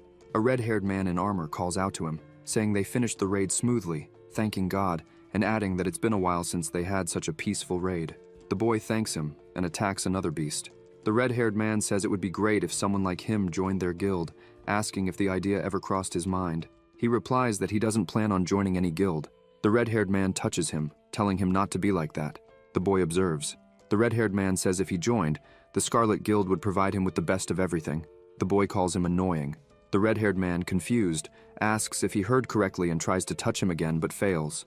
The boy reflects that it's inferior and filthy, this vulgar sense of greed. He wonders what can truly be expected from humans. No. He questions if humans are the only ones like this. The red-haired man notices something strange and is confused about why he's there again. Elsewhere, the guildmaster says that before starting the first lesson, she wants to test his combat sense and reflexes. In other words, a duel. Proto asks if that's not a bit much to start with. Sung replies that someone who exited the mana cube in 10 minutes shouldn't be saying that, and tells him to try attacking her. Hyung thinks she was fully prepared from the last time and likely planned this from the start. He takes a deep breath and positions himself to fight. The guildmaster observes, noting that with his left foot forward, slightly bent knees, and shoulders kept low, he has a stance typical of a warrior, allowing for quick movements and evasion. Proto clenches his fists, assesses the situation, and attacks. Without effort, she blocks his strike. Hyung, surprised, watches as Hyung smiles and pushes him away. Proto reflects that he had imagined he could at least land a hit, wondering if this level of skill is what's expected from an S-rank raider, even if she's a healer. The guildmaster says she'll address him informally from now on, and asks if he mentioned wanting to be a warrior before. He confirms. Seong comments that it seems he hasn't discarded the habits from his warrior days and questions how a mage would advance like that. She asks what the biggest difference is between a warrior and a mage. Hyung responds that it must be their combat style. Mages fight from the rear while warriors fight on the front lines. The master agrees, explaining that mage classes typically weaken enemies from a distance before delivering a final blow. However, by closing the distance with his opponent as a mage, who already has low defense, he risks losing quickly. She says she's been going easy on him but thinks she needs to get a little more serious to see how a mage truly fights. This time, she will also attack, but assures him she won't aim to hurt him. Being a healer, she can heal him immediately. She observes him and says she knows he's holding back and tells him to fight properly this time, attacking him with her ability. Prota, startled, dodges quickly. Watching him, Seong declares it's his turn. Hyung activates his electric current skill and tries to strike her, but she dodges, remarking that it's an A-rank ability. Seeing its electric current, she accuses him of hiding his abilities. Using her skill, she counters, causing an explosion. The master remarks that no matter how skilled one is, if they can't hit their target, it's useless, asking if he agrees. Proto rises amid the smoke. Seong, surprised, hadn't expected him to withstand her attack, even though she had restrained her power. She asks if he thinks he can endure more. Hyung exhales deeply, sees her ability approaching, and uses his universal derivation skill. The master watches in shock, unable to believe it, questioning if he reverse-engineered and neutralized her spell in that short time. She admits he continues to surprise her and wonders how many tricks he has up his sleeve. Proto replies that he doesn't know, and strikes her with electric current. Seong, observing, thinks his speed is remarkable, and the most incredible thing is this power coming from an untrained child. Hyung continues using his abilities. The master wonders how this child is casting spells without incantations. For mages, incantations have always accompanied spell casting as a fundamental rule. While high-level mages can silently cast spells, it reduces their power. But this child, a novice in magic, is casting spells without incanting. Prota, observing, questions if his efforts are working, realizing he doesn't have much mana left and thinking she's a monster. Seong remarks that he's full of issues. Hyung, startled, watches as the master quickly approaches, knocks him to the ground, and says he's still too young. Prota, lying on the floor, doesn't understand what just happened. Seong asks if he really thought he could win against her, holding his hand. Hyung recalls the final attack and realizes he didn't even see it, understanding the vast gap between him and an S-rank raider. The master observes him, recalling how the experience he gained as a warrior was promising, with his delay-free casting and incredible speed in magical derivation. She concludes that if it's this child, it might be possible. She says she had some ideas while watching him during the fight, and everyone thought about it at least once, but no one succeeded, a fighting style that only he can learn. She asks what he thinks and if it isn't interesting. Proto reflects on the idea of a fighting style only he can master. A voice asks him to call her teacher from now on, while he continues thinking about Seong. The voice congratulates him on being her first apprentice. Hyung, still lost in thought, hears someone calling him. Kim, beside him, asks if he's listening. Prota says he is and tells her to finish eating before speaking, reminding her he bought that as payment for her lessons. He asks if she's tired of it yet, and notes that she's heading to his room again. She replies that she isn't tired of it yet, and, getting back to teaching him, explains there are several classifications for magic, but 3 are the most important. The system notifies him that his understanding of magic has increased and that his magic efficiency has improved. Hyung notices that every time he does something, the system immediately gives feedback, as if it's urging him to get better. Kim comments that he's very good at this, and says she can't believe he's the same guy who only focused on being a warrior, managing to learn spells in days while others would take months. Prota, twirling a pen, reminds her that she mentioned memorizing magical formulas in 3 days herself. Annoyed, she insists he call her teacher. He agrees and calls her prof. Kim says she can't complain since she studied magic before him, but if he continues like this, he'll catch up to her in no time. Hyung asks why that matters since he needs to excel in magic at the same level he demonstrated in his aptitude test. Thinking he should be more worried, he recalls Hell and reflects that his life is on the line now. Kim admits she never said this before, but recalls being shocked when he said he wanted to be a warrior. Even though being a mage doesn't pay much, she asks how he could simply dismiss his aptitude test results. She reminds him that, as a mage, he knows how people perceive mages now. Proto begins remembering chains and a boy approaching, questioning whether he truly chose this on his own. Kim asks if he's practicing incantations. Hyung says he's learning from another teacher. She asks if he's casually talking about her. Proto denies it but feels confused about what he just imagined, thinking he heard something strange. He recalls Hell telling him to defeat the being in 2 months, but realizes it's not the time to lose focus. He needs to think about something more useful, such as a pill that could greatly help countless raiders worldwide, like the valuable pill that aids in overcoming any situation. Elsewhere, Appa watches people fighting. He comments to Park that his stance becomes unstable when striking with his sword and tells Kang that her incantation is too slow, warning that if her healing doesn't reach her ally in time during battle, they'll be eliminated. He approaches the master, noting that, considering they're rookies, they aren't bad, and their average rank is slightly better than last year's. However, he notices she hasn't responded and calls out to her. She apologizes, saying she was momentarily distracted. The driver asks if she was thinking about the boy. Seong admits she can't fool him. Appa remarks that if he remembers correctly, she wants to teach him. Countless raiders tried but failed. The master says he saw the boy's talent with his own eyes, adding that if someone claimed he was a veteran, she'd believe it without a doubt, as he made no unnecessary moves. She asserts that if another S-rank mage emerges in the future, it will undoubtedly be him, reflecting that she's still the only mage in the country to reach S-rank, and that, as a healer, her effectiveness in battles is somewhat limited. She wonders, what if the boy rises like a shooting star? She concludes he could completely transform the magic world. Meanwhile, in another location, a mana enhancement pill is introduced.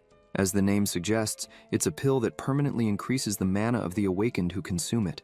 Proto thinks it's an item every mage desires. He tries to do something but fails and throws it aside.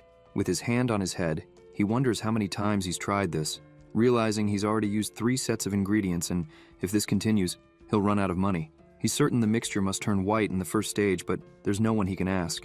He crouches, reflecting that in November 2020, no one knows how to make a mana enhancement pill. It won't be invented for another 5 years. This means he's the only one who knows the necessary ingredients and the process to create it. He explains that before regressing, the recipe for the pill was shared globally by a world-class alchemist who said he hoped it would greatly aid raiders worldwide. Hyung concludes that if he continues like this, it won't work. Instead, he should try something more likely to succeed. Thinking of Jae-sang, he believes that with the help of the person who invented the pill, it's possible. Even if creating the elixir fails, establishing a connection with Jae-sang would still be beneficial. He recalls that Jae-sang is a senior in his first year at the Millai's Academy. He looks around and resolves that his next destination is the Millai's Academy. Someone knocks on the door. Opening it, he's startled to find a mess, a cauldron, and various burnt containers. He wonders what happened and whether he should call the police, but realizes nothing seems to have been stolen. Holding something, he questions what kind of thief turns the kitchen upside down but leaves the rest of the house untouched. He surveys the area with a frying pan in hand. Ever since Yggdrasil appeared along with the monsters, some people quickly adapted to the new reality. One of them was the Swift Blade, Lee Jaishin. When the first awakened disappeared without a trace, Lee emerged to fill that gap, becoming Korea's first S-rank. Proto concludes that the person he needs to meet is Lee's youngest son, Jae-sang. Elsewhere, a secretary asks where he wants to go. Hyung replies that he'd like to take a portal to Daegu. The city is currently abandoned due to a monster outbreak, a place overrun with monsters where survival is a concern from the moment one steps in. That's the kind of place Daegu has become. However, there's a reason people still go there. The secretary asks if he's a cadet from the academy. Proto responds that he's not, just a student with potential.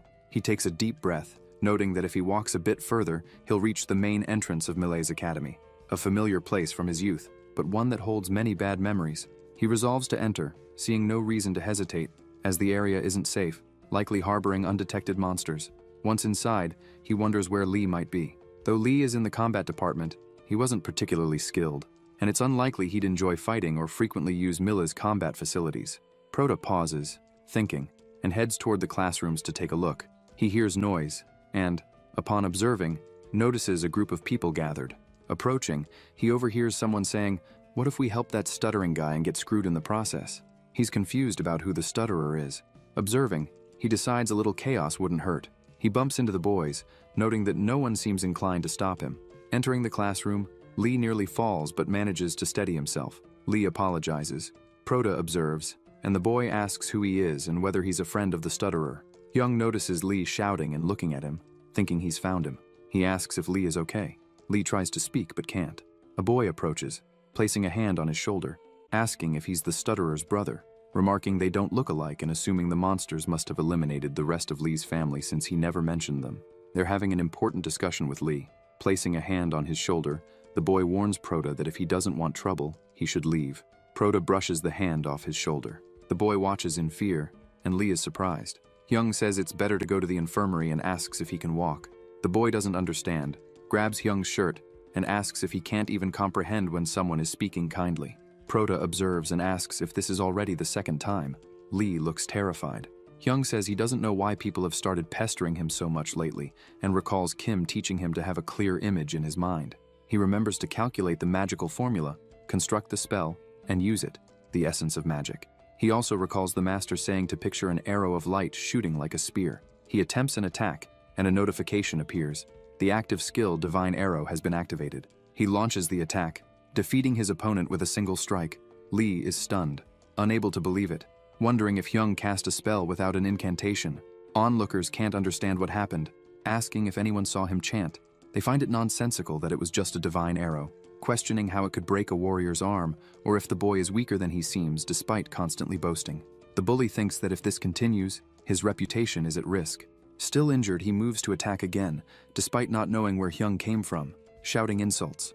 Lee warns him to be careful. The boy almost hits him, but Proda recalls the master teaching that to create a barrier, mana must be wrapped around the body, making attacks ricochet. The mana barrier skill activates, throwing his opponent's sword away and striking him back. The bully is scared. Hyung places his hand on his opponent's face, stopping him from breathing, and asks if he's done. The boy tries to insult him again. Proda activates Divine Arrow, inflicting a severe wound and throwing him far. He watches as Lee, shocked, wonders, "Who is this guy?" Hyung notices the boy starting to cry. He walks over to his fallen opponent saying it was quite the punch and asking if his face always looks like that. Opening his inventory, he takes out a vial, commenting that he didn't buy it to be used like this but has no choice. Lee watches, utterly appalled. Proda opens the vial and splashes its contents on his opponent's face, stating he doesn't know who made this potion but it's very effective. He then tells Lee to head to the infirmary. Lee watches him with slight fear as they walk. Lee tries to say something and points out that the infirmary isn't in that direction. Hyung responds that he doesn't feel anyone nearby and thinks no one will hear them. Lee observes and realizes Hyung knew who he was, asking if his father sent him there. Proda thinks Lee misunderstood but decides there's no need to be overly cautious. He responds no, and asks how he would even know who Lee's father is. Observing, he notices the boy doesn't believe him. Lee then asks why he came to find him. Hyung says he needs a favor and wants him to make a specific pill. Lee replies that he doesn't know how to make something like that. Proda counters that he's good at it. He's an alchemist. He asks if the person who sold that potion on the black market was him. Lee covers his mouth in indignation, wondering how Hyung found out, thinking it's impossible for him to have obtained information from the black market. Hyung knows it's obvious Lee is confused because there's no way he could have found him through the black market, and he's not wrong. It's a transaction system that completely hides the user's identity. The sale of items, product value, and container all happen through the ICER system, making it highly secure. Proda reflects that if it weren't for this, he wouldn't have considered selling the eye. While it's futile to dwell on this now, he thinks it's fortunate the black market still works with the Nornir system. If he couldn't buy this potion, everything would have been much harder. Holding the vial, he asks if Lee made it. Lee denies knowing what he's talking about. Proda says he's not trying to philosophize, but that it's clear Lee doesn't know how to lie, and he completely understands the desire to keep it a secret. But there isn't much time. Next, it shows Lee examining the flasks, registering them on the black market, and questioning whether it was a mistake to list his potions there. He sighs deeply, thinking he never imagined things would turn out this way while trying to earn money. As he contemplates, he realizes he'll be in serious trouble if his father finds out and knows he must act. He pleads with Hyung not to tell anyone. Hyung places a hand on his shoulder, assuring him that he's not threatening him.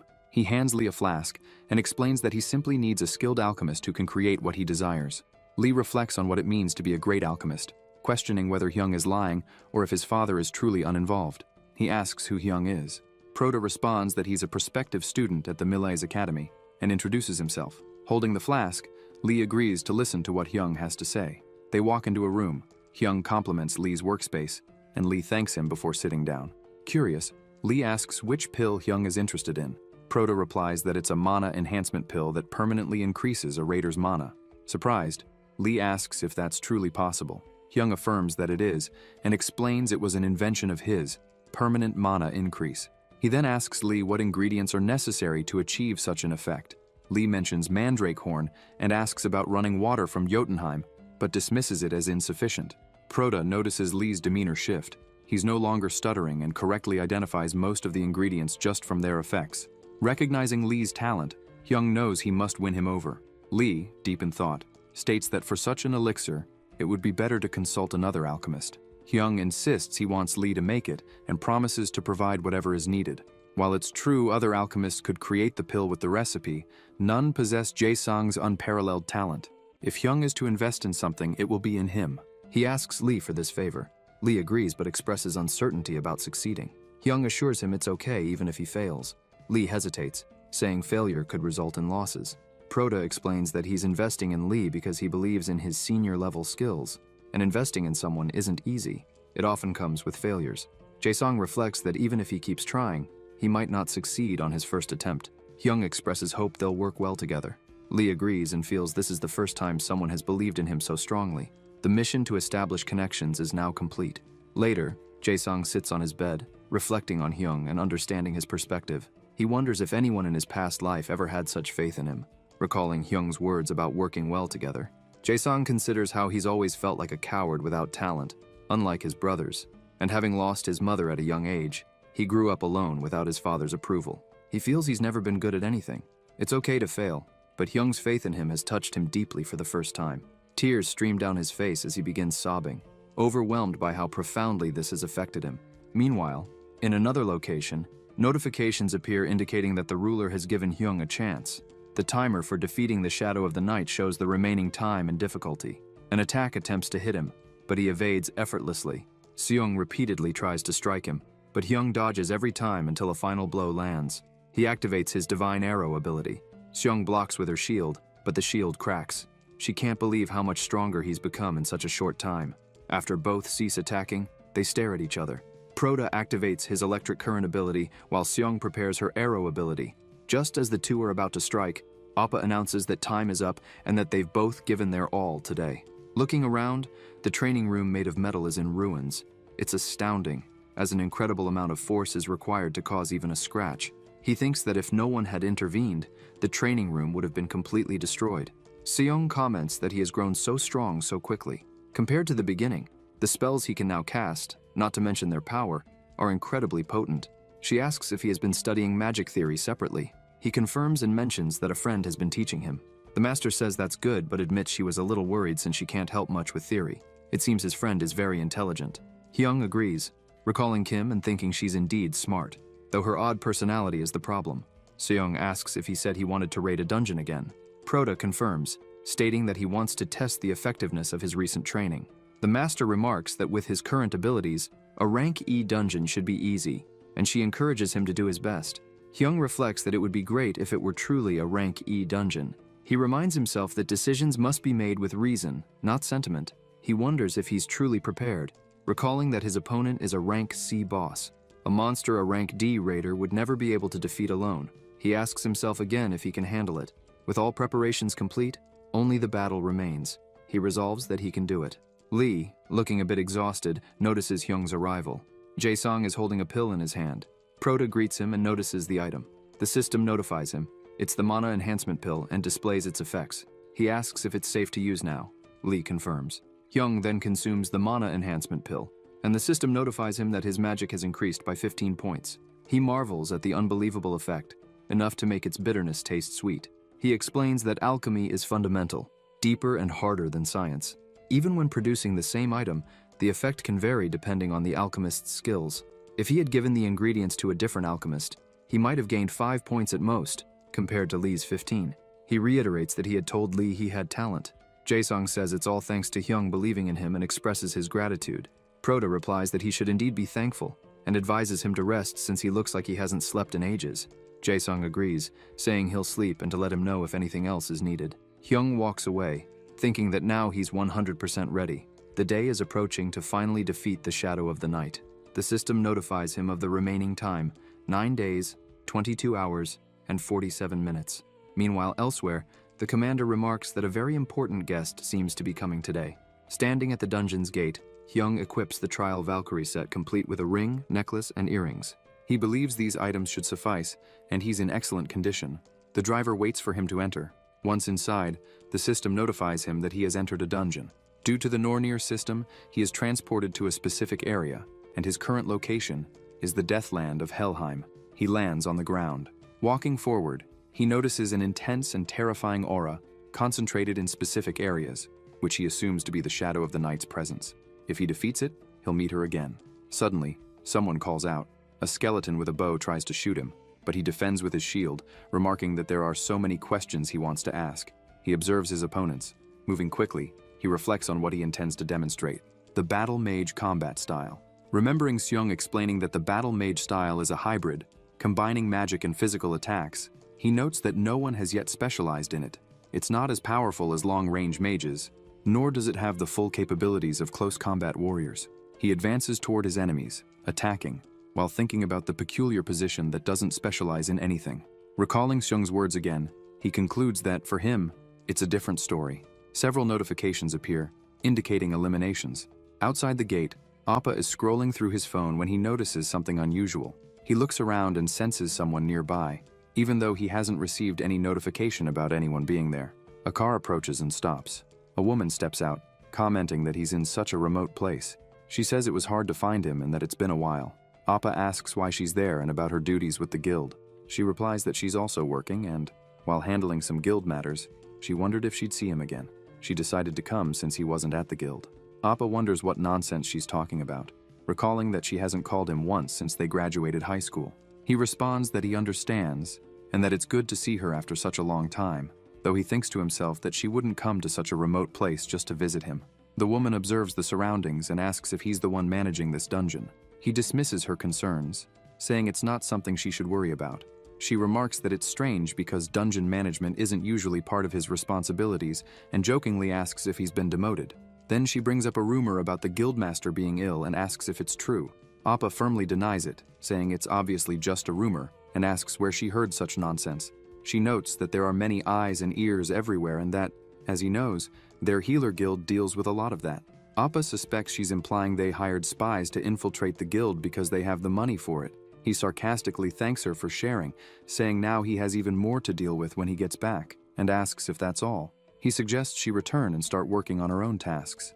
The woman adds that there's one more thing. She shows a photo of Hyung and asks if he knows him. Appa looks at the photo. She explains that the boy seems to have been making several visits to the guild and meeting frequently with the guildmaster. She asks if he knows the reason behind it. Appa dismisses her question, stating that it's not something outsiders need to concern themselves with. The woman sighs, saying she expected as much. She comments that she already knows he's inflexible, but wanted to at least pretend she was doing something for her guild to justify her paycheck. She gets back into the car and drives away. Appa rubs his forehead and mutters that the first thing he needs to do is report this to the guildmaster. Meanwhile, inside the dungeon, Hyung sits and watches as the dungeon boss, the Shadow of the Night, approaches. A multitude of lights flash simultaneously. Proto remarks that it's been a while gazing at the Shadow of the Night. He declares that this time will be different. Inside the dungeon, the Shadow of the Night approaches, attempting to attack, but Hyung dodges. He watches and starts attacking the shadow, which ends up injuring itself. Then, he watches closely and attacks again. Hyung dodges, watching intently, taking a step to the left. The shadow stares at him, and Hyung stares back, moving his foot. The shadow continues attacking, but Hyung dodges, stepping 2 paces to the right, moving his head slightly to the left, and then taking a big step to the right, dodging repeatedly. He asks if it's getting angry because things aren't going as expected. Activating his active skill, electric chain, and attacking with multiple chains, he continues attacking. The chains begin to coil, emanating an extremely strong aura. The chain wraps around the shadow. Hyung believes it's not enough, so he attacks with the divine arrow skill, causing serious injuries. He watches for a while. The shadow emits a bright light, causing him to shield his face. Notifications arrive, stating that the monster has entered berserk mode, and its strength has increased by 1.5 times. Then, Hyung notices something is wrong and gets scared.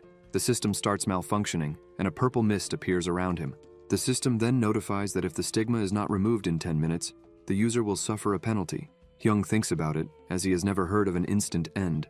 Another notification arrives, saying that the Universal Devour skill has been activated. The purple mist intensifies, and the system glitches again. He watches, frightened, not understanding anything, and the system repeats the same error notification. Suddenly, the ruler appears. Hyung, irritated, asks why the hell they created this crap. The system notifies that the remaining time for the penalty is 9 hours and 28 minutes. Hyung thinks he can't get rid of the mist and that the only option is to defeat this monster quickly. He moves toward it, but notices it's moving away. He wonders if it's fleeing. He tries to attack, but the shadow dodges. The system notifies that time is running out. The shadow watches. Hyung thinks it's provoking him, wondering if it knows that by prolonging the fight, it will win. He says that he will use an area skill that can't be dodged. The monster begins to release powers. Hyung doesn't understand what's happening until his resistance fails. The system notifies that he has acquired the temporary debuff, Fear. A strong wind begins. Hyung tries to attack, but the system notifies that the Fear debuff has been removed. He's thrown back but manages to hold on. The system notifies again about the remaining time for the penalty. He observes and wonders if it's not possible to use crowd control skills continuously. He thinks that if he uses the Judgment of Light again, he believes it will block it again, and he'll waste a lot of mana and become useless. He needs to find another way. He realizes that he had landed a blow to its eye earlier, so its line of sight should be narrower than before. More notifications arrive, stating that the Wind Impulse active skill has been filled in the user's body, and dexterity has increased. From a distance, he attacks the monster, causing various smoke effects. He asks if it thought he would just rush toward it like a fool. He starts laughing. The system notifies that the flash bomb has gained an extremely strong aura, moving multiple chains and hitting the shadow. Hyung watches, surprised, realizing he finally succeeded. He curses it while presenting more smoke. The system shows the remaining time again. Hyung says it's so persistent and asks if it still has the energy to keep up with him. He watches, surrounded by various particles, and activates the sacrifice skill. Undead appear on the battlefield, and the sacrifice skill changes into an attack skill. The Judgment of Light skill is activated, and the system notifies that the time is running out, starting the countdown. Hyung sighs deeply, approaches the monster, satisfied with his success, and watches the shadow. Another notification arrives, saying that the boss has been defeated, earning the title Surpassed the First Test. The ruler appears, saying she now understands, as it seems there's always a reason behind his choices, calling him to her temple and asking him to accept the invitation. Elsewhere, it's revealed that this is Hell's temple. Then, a monster appears. Hyung watches, startled, trying to hold on as the wind grows strong. He observes, keeping his skill ready. The monster watches and tries to attack. The ruler calls for Garmer, asking him to escort the guest. The monster turns and begins to move. Hyung thinks he's finally arrived, following Garmer, when a very bright light appears. Hyung can't see it. Garmer continues walking. The ruler says she thought he wouldn't pass the test, approaching and congratulating him for being destined to be the adversary, doing a great job passing the test. Hyung, curious, asks what all of this is for, asking why she gave him the Nornir system and made him go through such a test, and why she did it. Hell smiles and says it's to make him the adversary. Hyung still doesn't understand, and asks why him. The ruler explains that it's because he was born with this destiny. Hyung is confused. Hell says that he is the great and powerful adversary of the Aesir, the one who will eliminate the great god Odin, and that's what Loki wants him to do. Hyung, still confused, asks if she wants him to eliminate Odin. The ruler says he doesn't need to understand, and she never expected him to. She observes him and says he must be upset, putting a finger on his mouth to silence him. She says that he probably can't understand because he is being used as a pawn by the gods, and he shouldn't forget that this isn't just their story, the story of the gods who oppose the Aesir. She touches him, pushing him. She says that the world is coming to an end, and since Odin desires to rule everything and everyone, they need his power, the great adversary of the prophecies, to stop him. Hyung, falling, asks her to wait, as he has something to ask. Hell tells him to get stronger because she will be eagerly waiting for the day they will meet again. The purple mist ball makes him disappear from there. The ruler then asks if Garmer will stand there doing nothing, as she doesn't remember calling him there. Elsewhere, surrounded by trees, Hyung falls to the ground, frustrated for not having been able to ask any questions. He observes. The system notifies that the gift from Hell has arrived, granting him the passive skill Blessing of Hell, which nullifies all afflictions applied to the user. In another place, a voice apologizes for the lack of manners and for not being able to hold back, saying that when hearing he came here, they laugh, saying that no matter how much they know him, he will always be such a proper guy, asking how it felt seeing him in front of her. The ruler says that it's still early to come to a conclusion, as the adversary has just taken his first step. The voice says it seems like she likes him. Hell observes and says she must admit the adversary's growth is better than expected, as he overcame the restriction she placed on him and made it here, clearly proving her previous judgment about him was wrong. The voice says it's great, and it eases their mind to know he's doing well. The ruler asks if she's gotten what she wanted, saying there must be more for her to fail at. The voice says they don't know what she's talking about. Hell calls them a stubborn old fool, asking if they're going to play dumb until the end, saying that they mix their cunning with deceptive preferences and remind her of their second brother. She says that the adversary's law of causality has clearly been distorted, asking if they think she didn't notice after seeing them in front of her.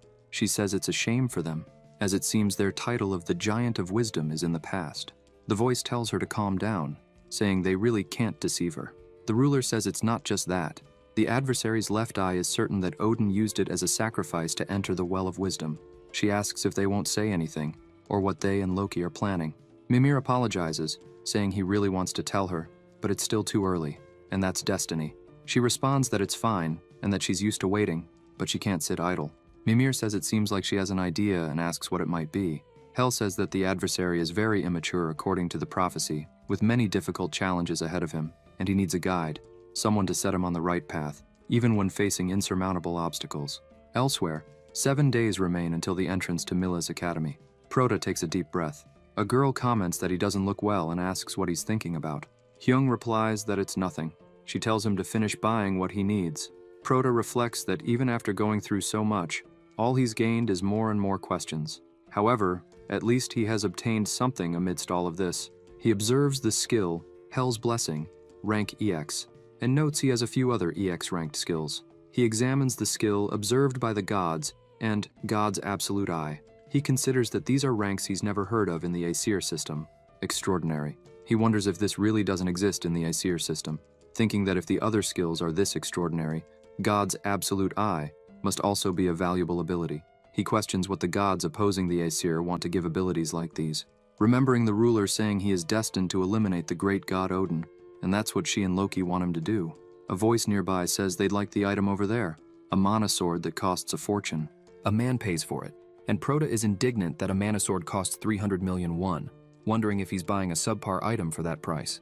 The girl explains that although Milaz usually provides one, the quality of their items isn't great, so it's better to bring your own.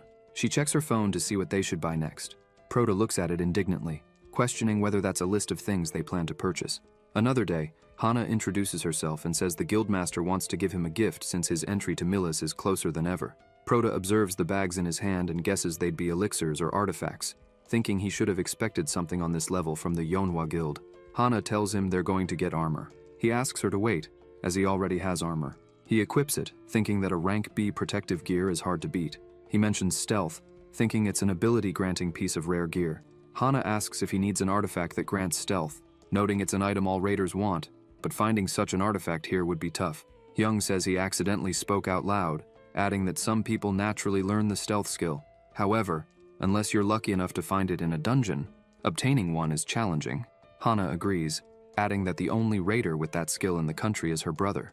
Prota, curious, asks who her brother is. Hana responds that it's Manager Park, asking if he didn't know. Hyung reflects on Park and is surprised. Hana calls him to look for weapons. Prota, watching her, can't believe the driver is her brother, as they don't resemble each other at all. Suddenly, his eye starts acting strange. The system notifies that it's resonating with the user. He puts his hand to his head, feeling dizzy, and observes particles. He wonders if this light is from the treasure gate. Hana calls him, but he tells her to wait and runs to another location. He observes random objects with a glowing light. Notifications appear, saying that the Absolute Eye skill penetrated false illusions and revealed the truth, unlocking the detection skill, which can evaluate unidentified items and nullify stealth or ghost-type abilities of opponents. Proda, confused, questions what's happening. More notifications state that the Nornir system is activating the detection ability. Elsewhere, a man is being attacked and doesn't know what to do. A white-haired boy emits intense white lights as a voice declares that the battle is over and the winner is Hoyon, commenting that he is a monster and that his opponent's training results were poor, but the difference in their talents is clear, and that's why people say he will be a future rank S raider. The boy's father says it was a good job, and he thanks him. His father warns him not to get excited since it was a battle he was obligated to win. Hoyon replies that he knows. His father says that since the duel is over, he should prepare for the next planned activity, mentioning they need to buy some things, and orders him to take a shower and come down afterward. While in the shower, the boy thinks about how much he hates this. Water falls over his body as he reflects that this tiring life doesn't matter to him. He laments that the raider he dreams of becoming isn't like this, and questions when things reach this point. Meanwhile, in another place, the item Mistiltein is described as equipable, a mistletoe branch that ended the life of Odin's son, growing alongside its user and containing an immeasurable amount of magic. Hyung is confused, wondering if this is another trick from the Nornir system. The boy passes him in a building where his father is buying various items. Hoyon asks if all of this is necessary. His father replies that everything is for him and he shouldn't think it's too much since he's a future rank S raider. Hoyon remarks that spending so much makes him worry about his mother's hospital bills for the month. His father snaps, telling him to stop worrying about it because the problem is taken care of, and all he needs to do is focus on training. Hoyon reluctantly agrees, questioning what he's doing there. As he walks, people recognize him, whispering that he's the martial arts genius, and noting how much he looks like one. The boy wonders if this is what being a raider was supposed to be, feeling like no more than a monkey in a zoo. He recalls awakening when he was a child, with his mother lovingly smiling and playfully smacking him on the head. On that day, he dreamed of being a raider. His family lived a mediocre, bleak life, and he became their ray of hope. But that hope turned out to be nothing more than a tool for his father. Now, he feels like a machine, a mere tool following his father's commands, and wonders if someone as pathetic as him can last 3 years at Milaise. An announcement suddenly declares that a dungeon break occurred near the shopping center, and demons have appeared. The association has dispatched raiders who are en route, advising customers to follow instructions calmly. Hoyon is startled. A secretary urges everyone to follow the staff's directions, while an employee assures them that raiders will arrive shortly and there's no need to panic. Hoyon's father asks if he plans to go, mocking that he's a genius who will shape the future of South Korea. He warns that if Hoyon gets injured, it will be a disadvantage for the Milaise entrance event, and says there's no reason to get involved. Hoyon observes the scene, agreeing that his father is correct. The Raiders Association will handle the demons quickly. However, he wonders about the defenseless civilians in the meantime and sees this as an opportunity. He runs off while his father shouts, asking what he's doing. As he sprints, Hoyon reflects that this is his chance to prove his worth and independence as a raider. He steps into the street, determined to verify who he is now and show the version of himself he wanted his mother to see when he was a child. He halts suddenly, confronted by a beast. Looking closer, he realizes there are many. He continues to stare, his body unable to move, his pupils the only part of him responding. He can't even wiggle his fingers or toes, and he struggles to move but fails. He acknowledges the danger, questioning how he can fear mere low-rank demons after dreaming of being a raider for so long. Suddenly, Proda leaps onto the demon about to attack him, causing a massive impact and sending Hoyon flying backward. Hyung looks at him and asks if it's on. Earlier, Proda had been purchasing an item using his personal account. Hana approaches him, asking why he's in the location of the unidentified item and what that piece of rock is. Proda responds that it's nothing, thinking that if someone could see like the system does, it would be a bit strange, saying that he doesn't think he needs to compare a weapon either. Then they hear an announcement about a dungeon break near the mall involving demons. Upon hearing the word demon, he starts running, breaking the glass and jumping off the building onto them. The demons look up. Hyung uses his skills, hitting several of them and running to attack, noticing there are more than he expected, and realizing it may be difficult to handle them without anyone getting hurt. The demons approach, and he strikes, jumping around and attacking many of them, causing significant impact. As he continues, he recognizes Hoyon, whose hood falls off from the impact. Proda considers how ironic it is to see the unfortunate genius in a place like this. The boy is curious about who he is. Hyung says it doesn't matter and that he just needs his help. Hoyon points out something behind him, a monster leaping to attack. Proda responds that he knows and strikes it, saying they can't let the demons reach where the people are. He asks if Hoyon plans to stand still, telling him to get himself together and wield his weapon. Hoyon moves and agrees, noting that strangely, when he heard those words, the fear holding him back disappeared. This is what being a true raider is, and now his job is to save people. The two approach the demons. Hyung asks if Hoyeon knows how to use the taunt ability and if he has recovered, pointing out nearby beasts and goblins. He emphasizes that they can't lose a single one and need to attract as many as possible, asking if Hoyeon can do it. The boy decides he can't hesitate and must do what he can. Activating the ability, Taunt Cry, the system notifies that all demons within 50 meters are now focused on him, and their physical and magical damage will be reduced by 30%. Activating the ability again, the zombies concentrate on him.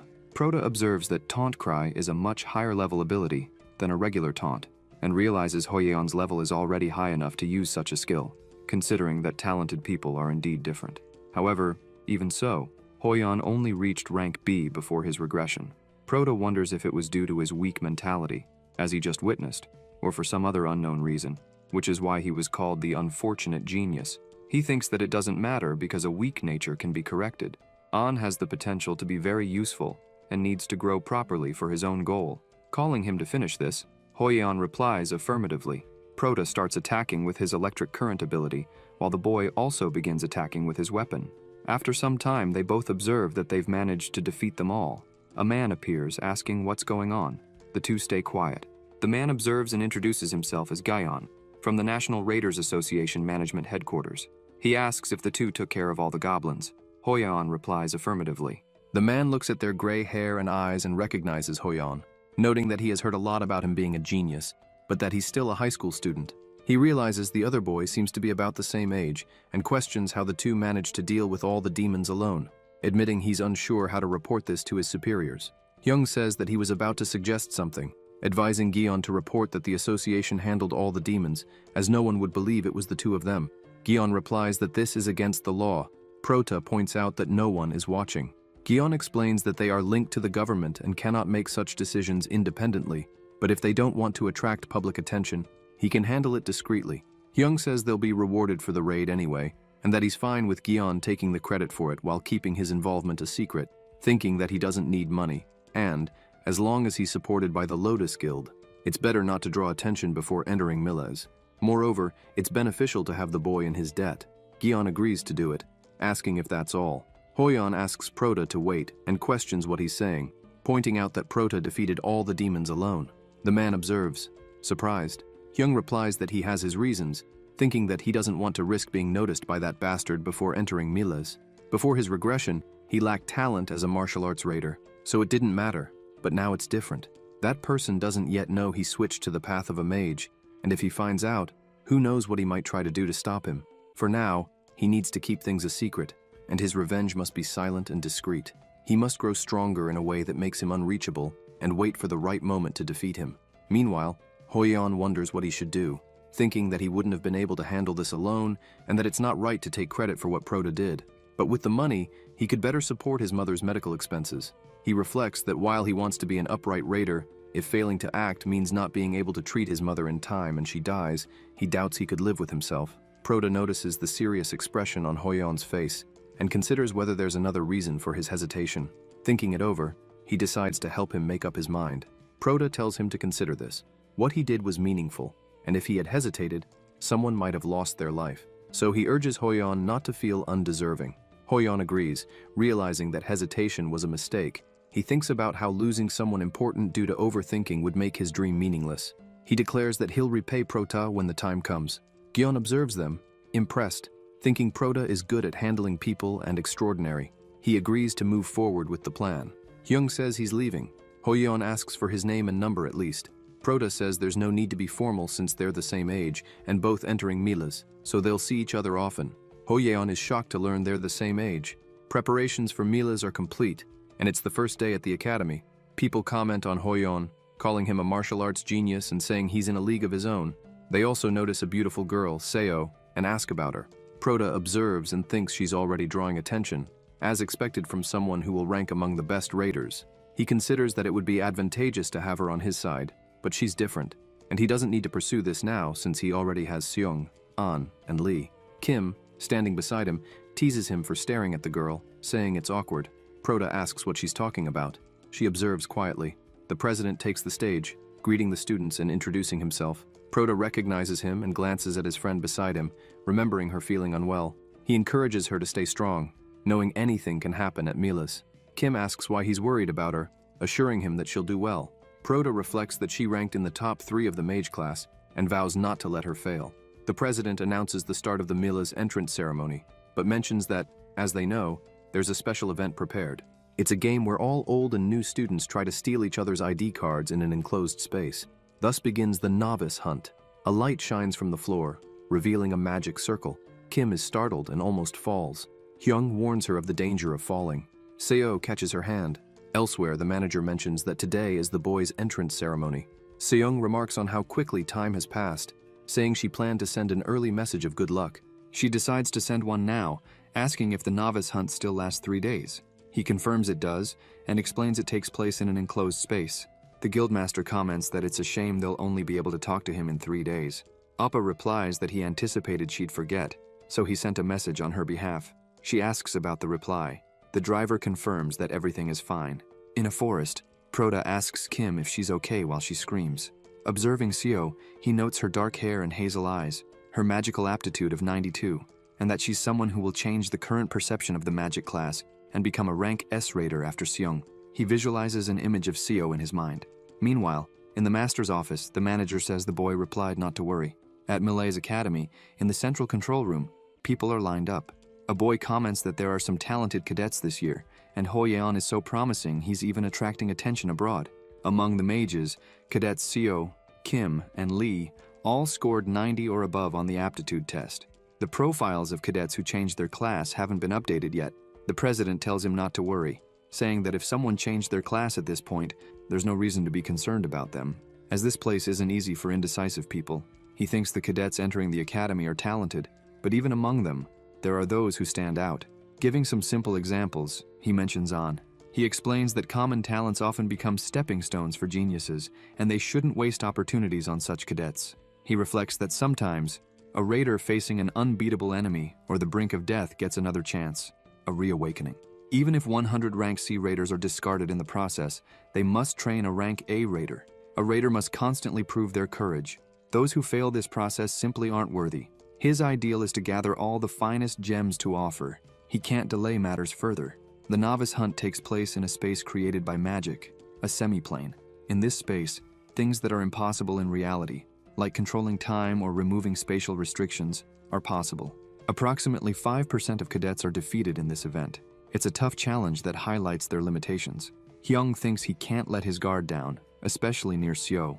The president begins explaining the rules to the novices. Inside the semi-plane, only skills below rank C are allowed. Every time someone steals another's badge, they earn points. If a senior takes a novice's badge, they earn 10,000 points. If a novice takes a senior's badge, they earn 100,000 points. Since these points can be used across all Mila's facilities, he asks if it wouldn't be better to have many. Proda considers that with rank C restrictions, his rank A skill, electric current, is sealed, but the president said nothing about unique abilities.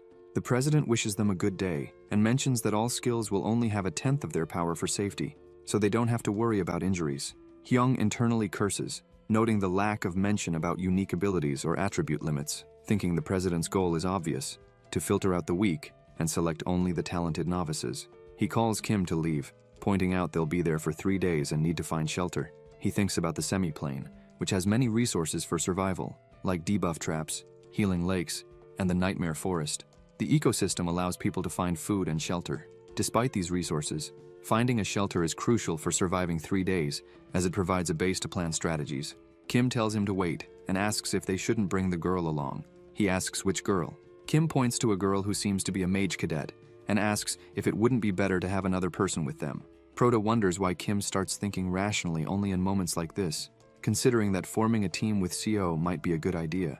However, he notes that Seo is not someone he can easily control. While recalling everything he'd heard from the news, the incident involving Seo happened because she lost control due to anger, causing harm to many people. He says it's not a decision to be made lightly, and asks if they can be absolutely sure she won't betray them. He tells Kim to think carefully, pointing out that Seo seems cautious around them and doesn't trust them fully. Kim asks if he's serious, then observes and says, in her opinion, Seo is just like him when he was younger. She walks towards Seo. He tells her to wait. Kim approaches Seo and asks if she would like to join them, mentioning that she's also a mage.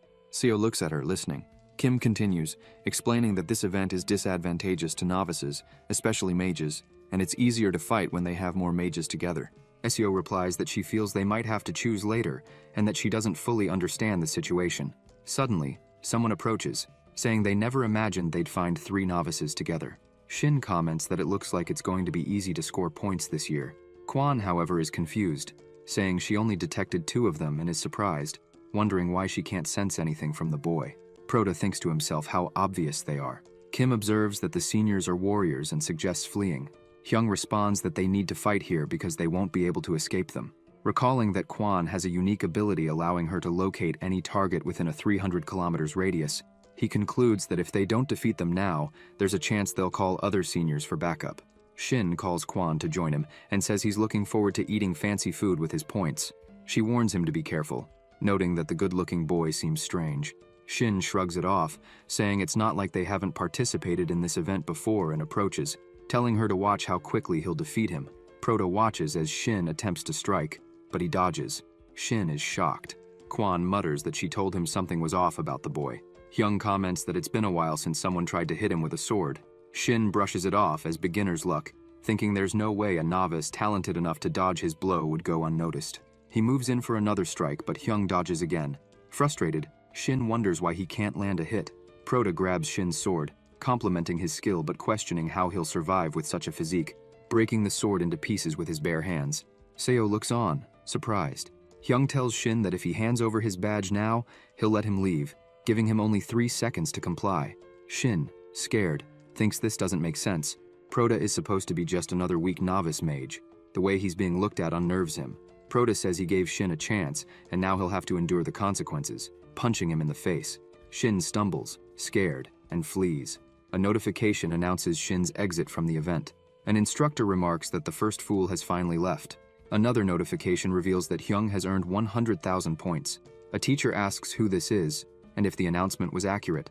Jun confirms there's nothing wrong, telling her to speak up if there's an issue. A woman responds that there's no problem. The president observes with a smile.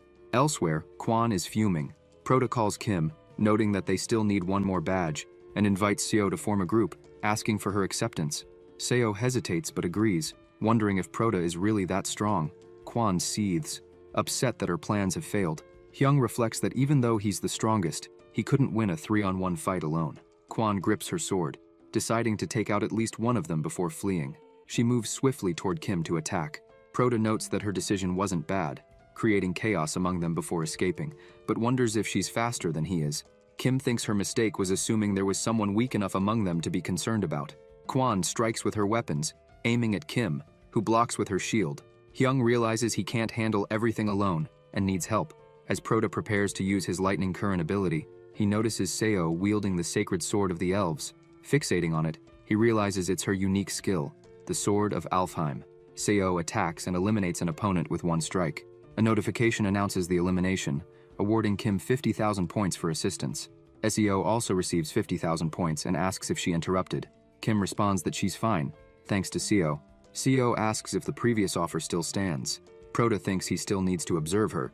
She's distrustful, but intriguing. A notification announces their group is now complete with all 3 members. In the Nightmare Forest, they spot footprints. 2 boys nearby note others have already passed through and must be inside the forest. One of them mentions that a novice defeated 2 experienced individuals, deciding to monitor the area. They agree the novices won't stay in the forest for 3 days and wonder when they'll show their faces. Meanwhile, Kim sneaks by and eliminates one of them. A notification signals the elimination, putting the others on alert. They locate her and start chasing. As Kim runs, she calculates there are 5 pursuers in total. Smirking, she thinks it's great they've taken the bait, taunting them about being too slow. An irritated boy chases her, demanding to know if she's mocking them. Kim continues to run, finding it easy. Earlier, Prota had explained that while the forest is the safest spot, they couldn't stay there long due to a lack of food and the need to gain more points. He outlined a plan to use the location to hunt the students. While Kim runs, she spots mushrooms. A notification informs her that a life bonus granting creature is nearby. She recalls that, per the plan, they need to lure students to the target to gain points and life bonuses. Activating her wind boost ability, she leaves the rest to Prota, hoping he won't fail. Entering a colony of paralyzing mushrooms, Prota recalls Lee discussing how to handle them in his lab. suggesting tree sap is the only solution, abundant in the nightmare forest. Prota thanks him for the advice, finding it sufficient. The boys chasing Kim hesitate upon noticing her entering the mushroom colony. They consider the danger and debate retreating. A notification warns about creatures with abnormal statuses ahead. Some are apprehensive about making a mistake and being eliminated. Jin angrily silences them, reminding them a novice eliminated his partner and threatening to deal with them if they continue complaining. One boy argues that even if they're stronger, being paralyzed by the mushrooms won't help. Realizing the mushroom zone spans about 50 meters, Jin notes that Kim is equally likely to get paralyzed. Jin devises a plan, ordering one person to stay behind as backup in case they're paralyzed while the rest follow him. Jin suspects Kim is smart and trying to lure them into a trap, planning to attack them all at once. However, he believes they won't be so easily deceived. As they rush toward Kim, they taunt her, asking where she plans to run now. Kim confidently claims she's cornered them and questions why they won't just surrender. As they close in, Kim thinks the time has come. She grabs her weapon and detonates the mushrooms. A notification indicates that anyone within a 50-meter radius will be paralyzed. Kim recalls earlier discussions about identifying the key points. She asks if they see the tree. Prota acknowledges that she already understands the nature of the test. It's not just about survival, but also intelligence. SEO agrees, noting that the rank C skill limit forces them to rely on knowledge. Prota responds that this gives martial artists an advantage due to their incredible mental abilities compared to mages. Kim agrees, adding that unless someone has a unique skill, the most useful offensive abilities have been sealed, leaving only enhancement magic, and asks what they should do. Hyung says they need to create a plan based on the skills they currently have. He mentions swap and asks if they've heard of it. Kim responds that she learned it from the same teacher.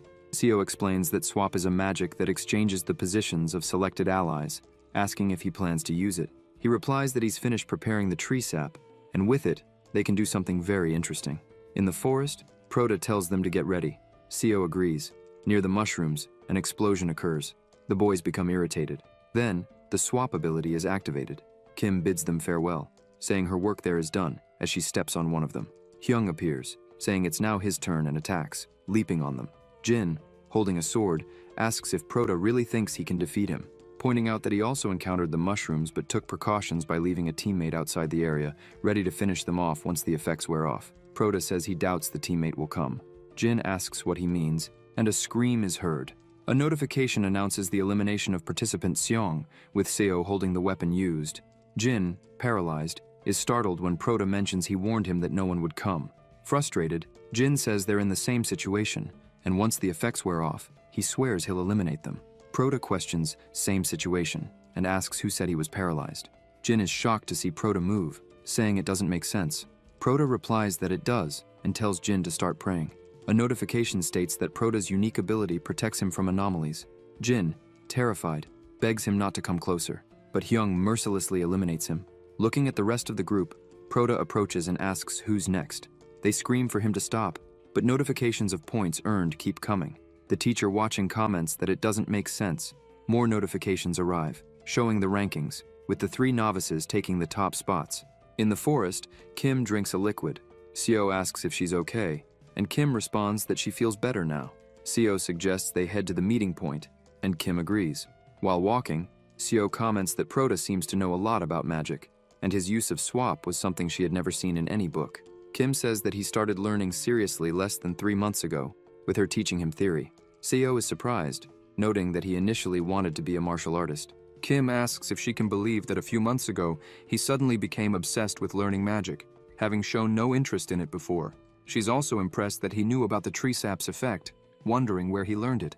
Later, they call for Prota. He asks if the paralysis effect has worn off, and if she got hurt. She responds that she used magic to run, and they couldn't keep up with her. Prota asks Seo how she is. She replies that she's fine too. Kim approaches him, bragging about how great their team is and noting he seems happy, asking if something good happened. Prota pinches her cheeks, telling her to stop imagining things and asking what she's talking about. Seo watches him and finds him strange but attractive, quickly becoming flustered and questioning why she's thinking that way. She reprimands herself, calling it a mistake to think about others like that. Inside a cave, Prota is seen working with a pot. Seo approaches and asks what he's doing. He says it's a healing potion, something he learned before coming there in case someone needed it, admitting he failed several times while trying to make it. Kim asks how he learned it, saying she thought he didn't have any friends. Proto sarcastically responds by calling her the queen of socialization. She retorts that what she said is true. Seo says that's really good, and comments that sometimes it feels like he's older than them because he talks as if he's lived 10 more years. Hyung wonders how she deduced that, and admits to himself that it's true. He's lived 10 extra years. Kim asks if they'll have to drink this again tomorrow and suggests she cook instead. He tells her to do whatever she wants with what she collects. Kim asks if he doesn't trust her. Proto replies that she seems to have forgotten the color of the cookies she made in elementary school. Kim recalls they were purple. Seo asks if she used blueberries. Hyung says she just doesn't know how to cook, and Seo admits she's not great either, but offers to try cooking. Proto asks if she thinks she can handle it. Seo says she lived with her grandmother for a while, and cooked daily with her. She ties her hair back to start.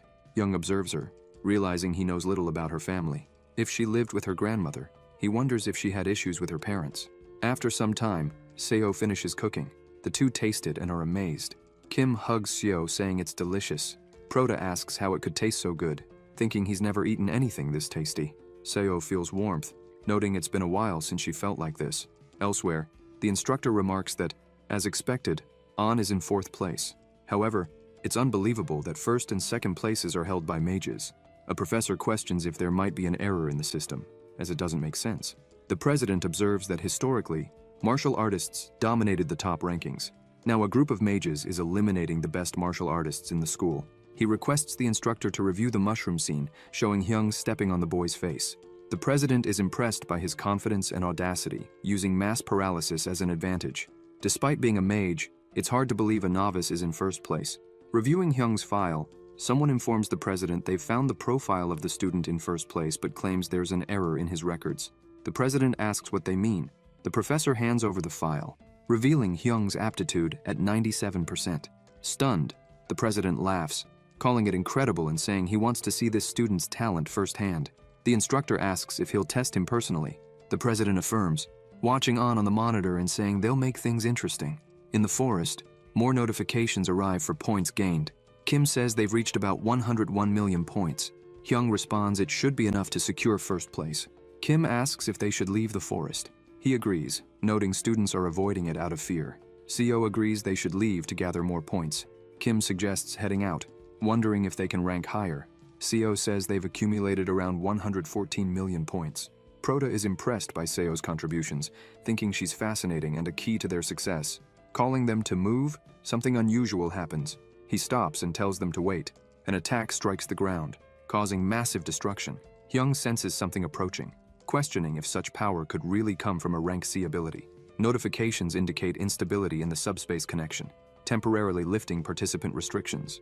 Seo finds it odd, and Kim asks if he's okay. Hyung remarks he didn't expect to see someone so soon, questioning if Hoyeon is responsible. Noticing no response, he wonders if he's being ignored. Seo asks Hyung to be careful, noting that Hoyeon seems to have gone mad, as if possessed by something. Proto reflects that it's been a long time since he last saw something like this. Before his regression, a similar event occurred during the school festival. That day, meant to be a memorable occasion for freshmen, turned into a nightmare etched in everyone's minds. The culprit was Yahin, a student whose ability was manipulated through brainwashing magic. In the end, Yahin's crimes were exposed, and he was imprisoned. After the incident, Yahin disappeared, and no news of his condition ever surfaced. Many people suffered that day, a day that haunted even Yahin himself. But for Hyung, it was the day he lost his best friend. An drags his sword across the ground, staring at Hyung intently. Hyung thinks he needs to make this idiot regain his senses. Suddenly, the system issues a notification.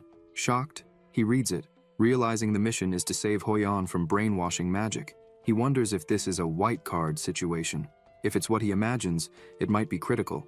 Kim says she's going to help him. Hyung reassures her, saying he'll be fine, and orders them to leave immediately. He instructs them to get as far away as possible and continue earning points without him. Indignant, Kim asks if he knows who Hoyeon is. He's the sword genius. Hyung asks if she doesn't trust him. Seo, observing, hesitates briefly before urging Kim to leave with her.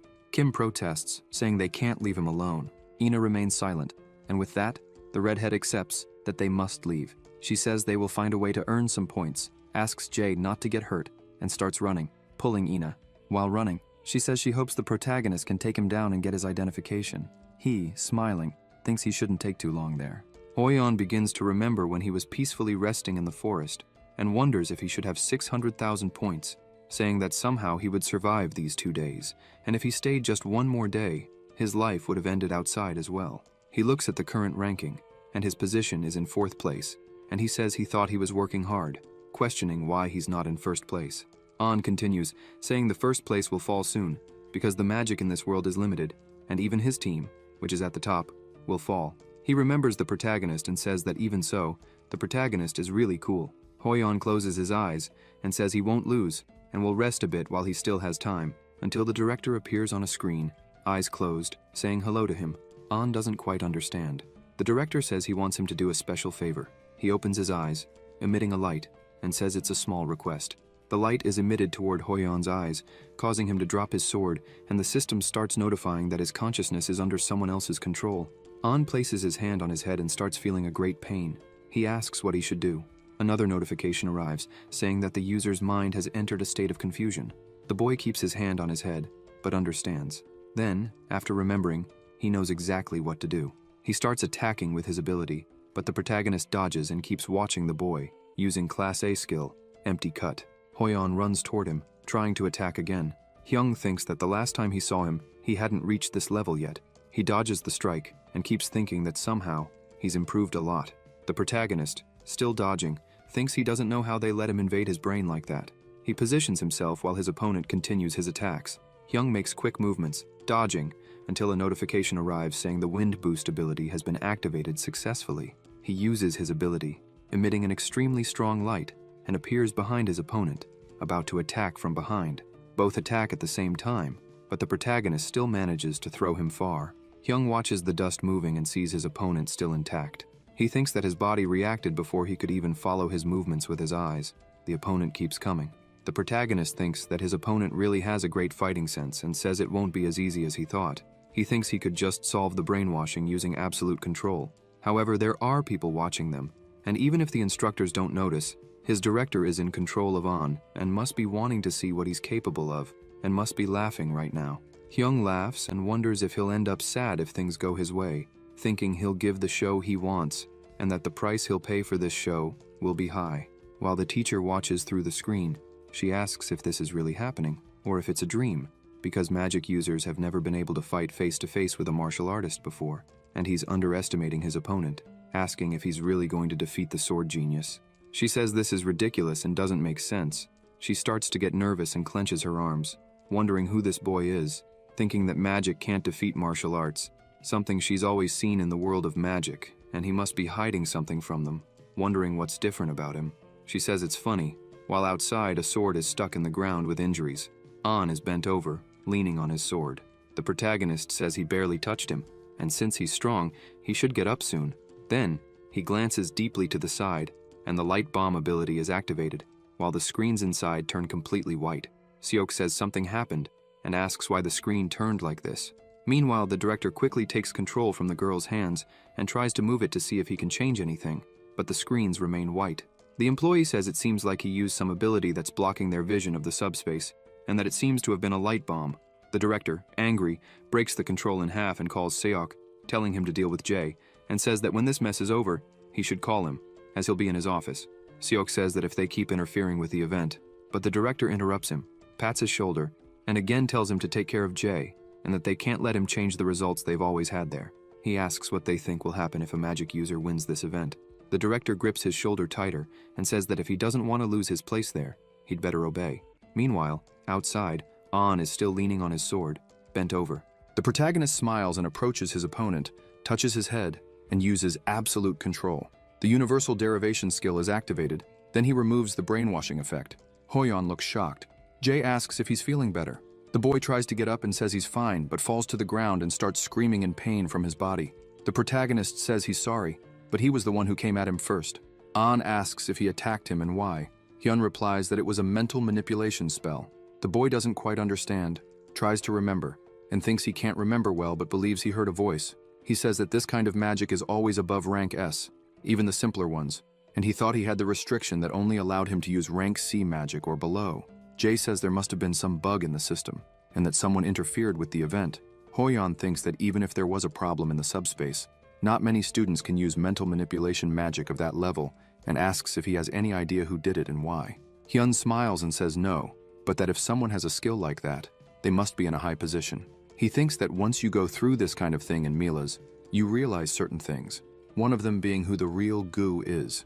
More notifications arrive, saying the secondary mission was completed and that he can save the cadet who is out of control and received a blank letter. The boy tries to get up and realizes his body is all bruised. He looks to the side and notices that the protagonist is still intact, wondering if this is his limit. After An gets up, he says he doesn't know what to say and apologizes. Jay responds that he doesn't need to apologize and says that since he can move, he's going to leave. Then the boy tells him to wait and throws something to him, handing over the badge. Hyun asks what he's doing because without the badge, he'll be disqualified. Hoyeon responds that it's fine, and even though he didn't get as many points as him, he has enough. And since he lost to him, it's only right that he keeps his badge, and that he lost today, but tomorrow will be different. At the Milays Academy Festival, he will defeat him and take the badge back. Then, the system notifies them that player An has been eliminated and that Jay and his group earned 10,000 points. Hyun looks at the badge in his hand and thinks it's an object worth 10,000 points and says, "Good luck," thinking it's different for himself. Talent in martial arts, that's what he longed for in the past. And a guy with incredible martial arts talent recognized him. He's been through a lot since the regression, but what he feels now is something pleasurable, and he thinks this is the beginning of everything. For the first time, he feels like he's made progress, leaving the past, where he didn't progress, behind and now thinking only of the future, taking it one step at a time. He says he's now going to follow his path. Another notification arrives saying that the 72 hours of the Rookie Hunt event have passed, and it's calculating points, and he broke the points record, obtaining 1,530 points, returning to the real world. Meanwhile, people are lying on the floor. The protagonist says that 1,530 points isn't bad. Kim approaches and says that he broke the record and should be happy, asking if the girl agrees. Seo replies that if they had one more hour, they could have gotten 1,600. Kim says they're strange and that they'll live a life of luxury with this many points. He responds that yes, and that if they multiply the points by 10, it will be the amount of real money. So they've just earned 10,531. Ina asks if it was that much. He responds that yes, and since he came in first place and they got 1,480 points, he thinks he'll get bonus points. Kim is impressed and asks if there are bonus points. He replies that yes, it should be 1,000. Kim is very pleased and happy. The two girls celebrate their winnings while people are staring at the protagonist, wishing bad things in their minds. He notices and thinks it's strange that everyone is staring at him. Meanwhile, the girls keep celebrating, and the protagonist covers his face. Seok walks through the students, greets everyone, and introduces himself. The people respond. The instructor says he has something to say to the three, but he won't say it here, and asks what they think about going somewhere else. Jay becomes somewhat tense and asks if it's related to something from the event. Seok takes a deep breath and answers that it is. The girls ask if they shouldn't know where they're going. Jay replies that it's to the director's office and asks if it's not. The instructor observes and replies that yes, and says their names, and that the director wants to speak with them. In the director's office, Hyun asks where the director is and says they're here to speak with him, but he's not even here. Seok just stares at him. The girls are confused and wonder what's wrong with him. The instructor tells them to sit and wait. They sit down. The door opens, and the director says they were waiting for him, and that it seems he's a bit late. The girls introduce themselves. Gu replies that he already knows that. The protagonist, with a bored look on his face, says that he was late and almost fell asleep waiting for him. The girls stare at him, not quite understanding. Seok wonders if he's crazy. They stay silent for a moment. The director stays quiet for a moment and says he's embarrassed. He sits down and says he was preparing for this conversation. Jay says that they're the ones embarrassed because they stayed in the subspace for 4 days, didn't take a bath before coming here, and didn't have any time to prepare. The director laughs and says he didn't think of that. Jay thinks that so they're going to act like this, and wonders if he's still flattering talented students. Gu joins his hands and says that he prepared a nice offer for them, and that they shouldn't hate him too much for being late. And he congratulates them for being elite students, as they made it into the top 3 in the rookie hunt. He says the protagonist came in first place. The protagonist replies that he only managed that thanks to his team members. The director thinks that, so he doesn't want to brag about his talent and says that's true, and that he saw their performance in the event. Hyun asks if that's all. Gu replies that he broke the record with 1,140 points. The director claps his hands and says that's impressive and an incredible milestone. The girls thank him, and Jay asks if they can get to the point. Gu smiles and says they want to offer the 3 of them some special rewards. First, a suite at Milai's will be given to them for free. Second, they will have the privilege of priority access at all Milay's facilities. Third, when the result of any test is unsatisfactory, they will have the opportunity to retake the test to change that result. They stay silent, listening. The director asks what they think, as these 3 rewards will also include a partnership contract with Milay's. Hyun says he refuses. Gu lowers the paper he's holding, and the protagonist adds that these seem like good things, but these rewards are all privileges they could earn if they worked hard for a whole month. And since Milay's prioritizes people's abilities above all else, he doesn't understand the reason for wanting to make a contract and also pay a signing bonus for it. Jay takes the paper from his hand, starts reading it, and says that after signing the contract with Milay's, while working as a raider for 5 years, 30% of the earnings will go to the academy. Then, she says that this isn't a reward, and it's starting to look more like a slavery contract, asking if she's misunderstood. The director replies that there's nothing he can do, taking his thoughts into account, and that a contract can't be made by force. He then says he'll let the 3 of them decide what to do. The girls look at each other and say that they will also refuse. Gu, with his hand over his face, says it's a shame. And really, it is a shame, as this is the best offer he can give them. Jay is confused.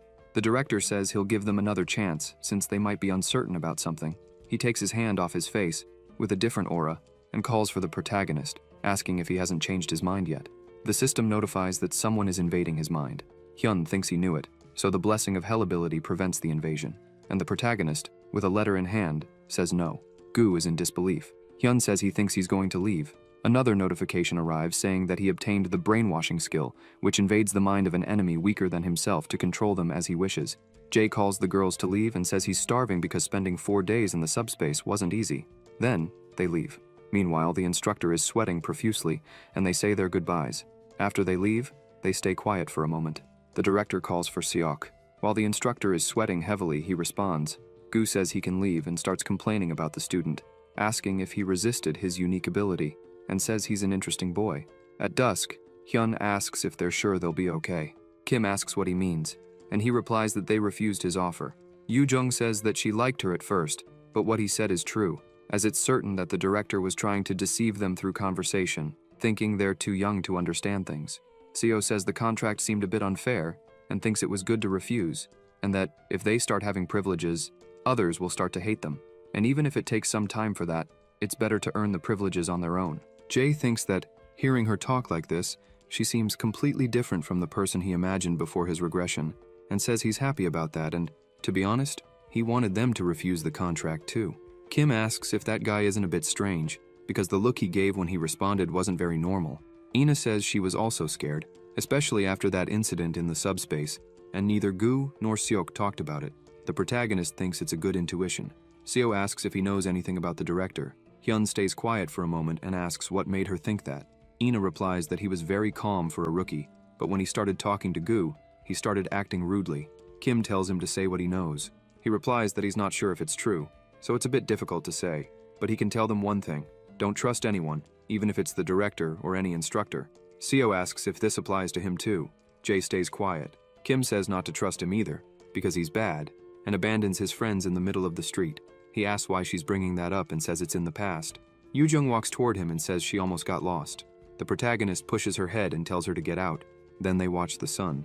Ina asks if now everyone is going to their rooms. They just look at each other. Kim asks about the smell of masculinity and says she wants to join too. Hyun says the girls' dormitory is on the left, and the boys' is on the right, and tells everyone to rest. Yoo Jung says she's going. Seo also says she's going and tells him to rest since tomorrow is the first day of class. He replies that he will, and that they'll see each other later. Then, a door opens.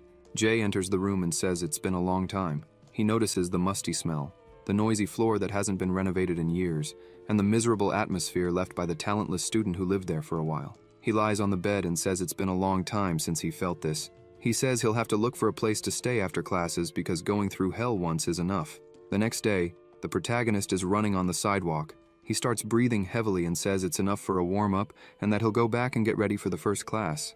Inside the academy, everyone is gathered. A voice says "Good morning" to the magic cadets. The instructor introduces herself, saying she will take care of the basic adaptation to mana and hopes to get along well with all of them.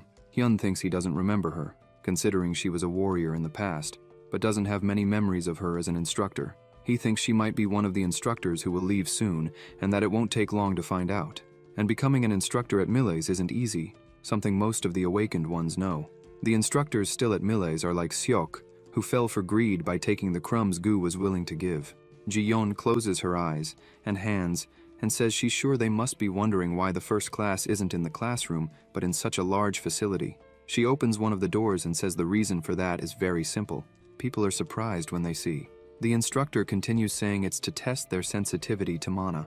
People start asking if that's a mana cube, if they'll have to enter, and if it's going to be difficult from the start. Jay observes and thinks it looks very similar to the mana cube he saw before, but with much less mana. Ji-yeon asks for attention and says that what they're seeing now is the mana room. She explains it was created based on a mana cube found in guilds for cadets like them. It's almost impossible to leave a mana cube, and that's how Mila's prepared this. She says that, as they can see, the mana room is divided into other sub-rooms, and the first room's level is similar to the atmosphere, but the more they advance, the mana becomes denser, and the average for first-year cadets at Miles is to reach level 3, while a graduate cadet can reach close to level 7. In this class, they'll find out their level of sensitivity to mana. CO realizes that with this room, they can find their limit. The instructor tells them to form a line behind her and says that if they have any problems during the test, they can raise their hand and leave the room with the assistant instructors. Then, she enters the room and says they're going to start the test. The students also start entering. Ji-yeon says that at level 1 it seems everyone is fine and they're going to level 2. Some students start breathing more heavily. Then she says they're going to level 3. Several of them raise their hands. The instructor wonders if many of them have already asked to leave and says they're going to level 4.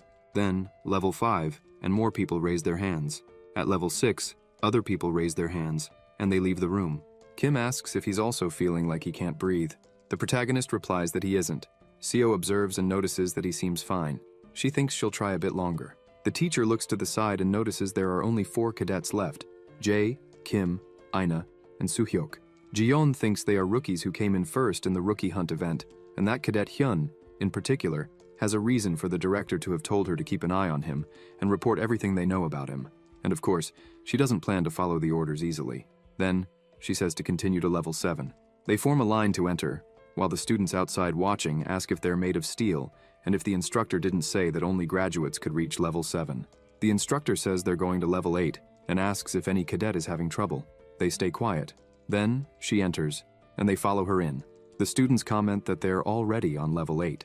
The girls and Suhyok begin to feel uncomfortable, while the protagonist remains calm and thinks that from level 8, the mana level changes every moment, just like in a dungeon. And even if someone is a genius, they will start having problems from there. Kim and Soo raise their hands to leave and Seo continues, but with difficulty. The instructor looks to the side and says they're now going to level 9. When Ina steps into the room, she starts feeling unwell. Hyun becomes worried about her.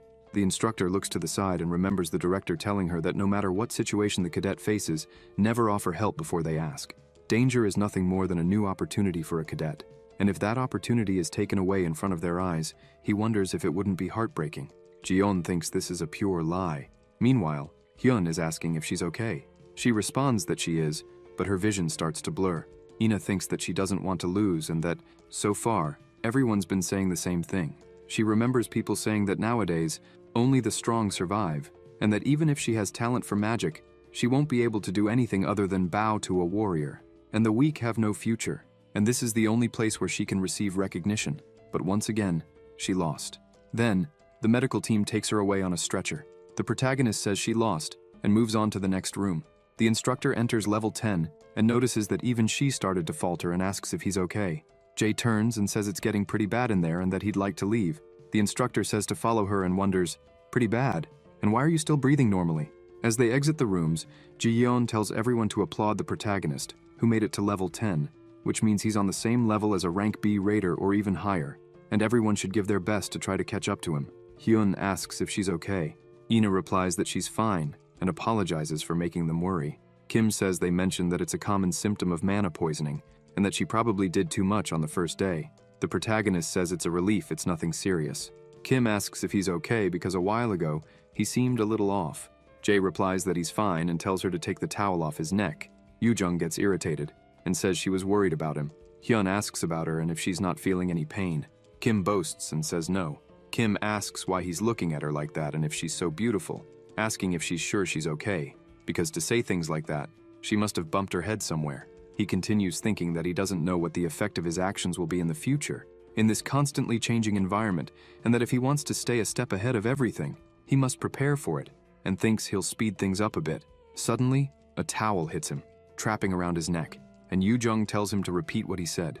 The protagonist grabs the dish towel and thinks she has a good ear and that he needs to shut her up. Then, he takes the towel and starts rubbing it on her head, messing up all her hair. Kim gets irritated and glares at him, asking if he has any idea how long it took her to fix her hair this morning. He responds that he's sorry, and says fixing her hair didn't change anything. Yu Jung, even more irritated, asks if he's calling her ugly. Jae realizes he made a mistake and runs away, and she chases after him. Seo says to herself that she needs to go to the academy and wonders why she thinks he's going to have to go too. She watches them playing around and says they're pretty close. Meanwhile, Sue looks at him running and wonders how he reached level 10. A student approaches him and asks what he's thinking. Yok tells him to tell him everything he knows about the protagonist. Minsu wonders if he's his slave and asks directly if he doesn't know anything about the protagonist, and says that discovering the strengths of other cadets is also one of the things they're supposed to do at the academy, and the protagonist was the first person to get first place in the rookie hunt while being a mage. Sue replies that he already knew that, and that what he wants to know is where this guy came from. Minsu gestures as if he doesn't know. Yok says that no matter how much he thinks about it, it doesn't make sense, because this guy has something strange about him, and he's sure he's hiding something. Minsu thinks he still hasn't gotten used to this and says it's impossible, because he has already proven himself twice, and asks what more he wants, if it's possible to cheat in this, because this is Milla's. Sue responds that no one can be stronger than him without cheating. Minsu stays quiet, and thinks that he doesn't think he could beat Seo and Kim, and tells him to think carefully, and even if he reincarnates 80 times, he won't be able to beat Jae. Yok says nothing and leaves. Minsu says he's crazy and asks him to wait. At dusk, Hyun says he called him here to find out what happened in the rookie hunt. The teacher confirms that and says it's better to hear directly from him. The protagonist says she must have already guessed the final result, and that he came in first place. A voice says, as expected, it was incredible. Jae asks if Park is with her, and she replies that yes, and that he seemed happy after hearing this.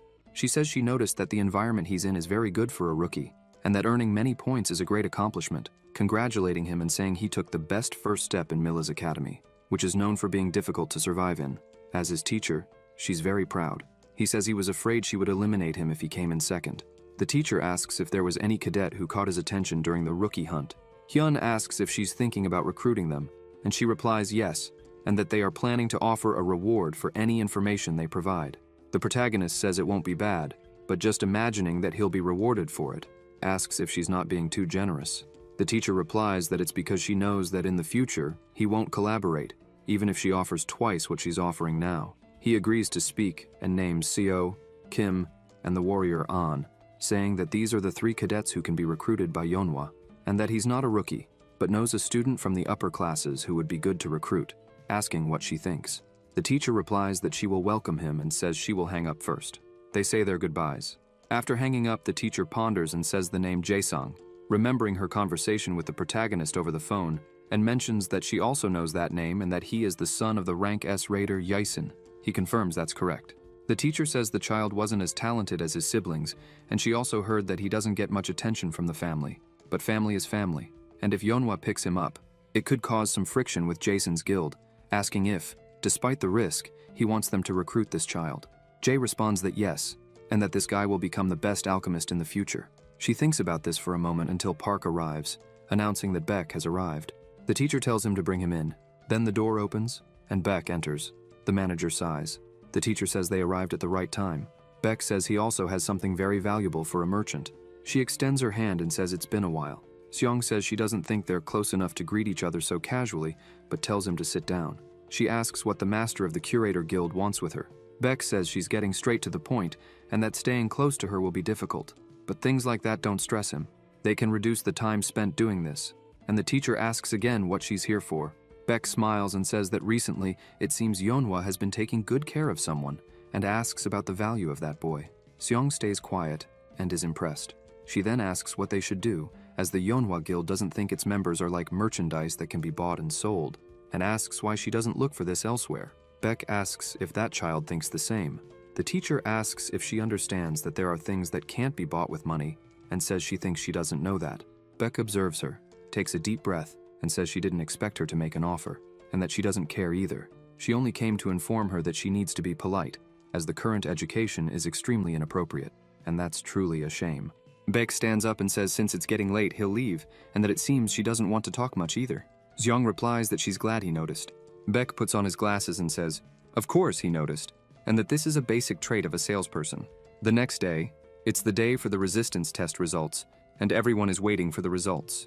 The protagonist sighs deeply while waiting for the results of the resistance test that's still calculating results. Then, when the results come out, he finds that he came in second place, with An taking first. Hyun grumbles and says, as expected, he can't compare to the warrior geniuses, thinking that of course second place isn't a bad result. He stares off into the distance, thinking that he doesn't need to rush yet, but it's also true that he hasn't reached his goal. An is standing next to him, also looking at the results. The protagonist watches him and heads toward the girls. Kim asks if he's still human, and how a mage raider could come in second place in such a test, saying he only lost to Hoyan. She asks how that's possible. Jae responds that it's not strange, since at the beginning he wanted to be a warrior. He pats her head and says she shouldn't focus only on magic, asking if she's never heard the saying that healthy citizens form a strong nation. Yoo Jung looks irritated and says she swears she'll beat him up one day. Seok thinks that the protagonist is really dangerous, and that the director was right, as his muscle endurance is something a mage couldn't have, wondering what the hell this kid is. Meanwhile, the three continue talking, but start to pay attention. The teacher begins to explain that they will start the second resistance test, the evasion test in augmented reality. Hyun thinks that the time has come, and before the regression, this was a test many cadets did to analyze and discover the limits of their talents.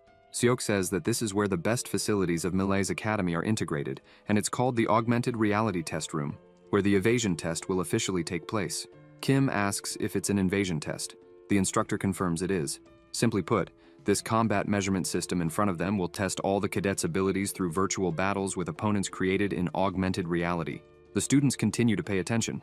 The protagonist thinks that they're not planning to do this the easy way. Seok continues, saying that what they have to do is eliminate the monsters materialized by drones while analyzing their attack patterns, but since they already did the resistance test, they'll only focus on evaluating their evasion capabilities, and if they defeat the monsters, they'll have a higher result.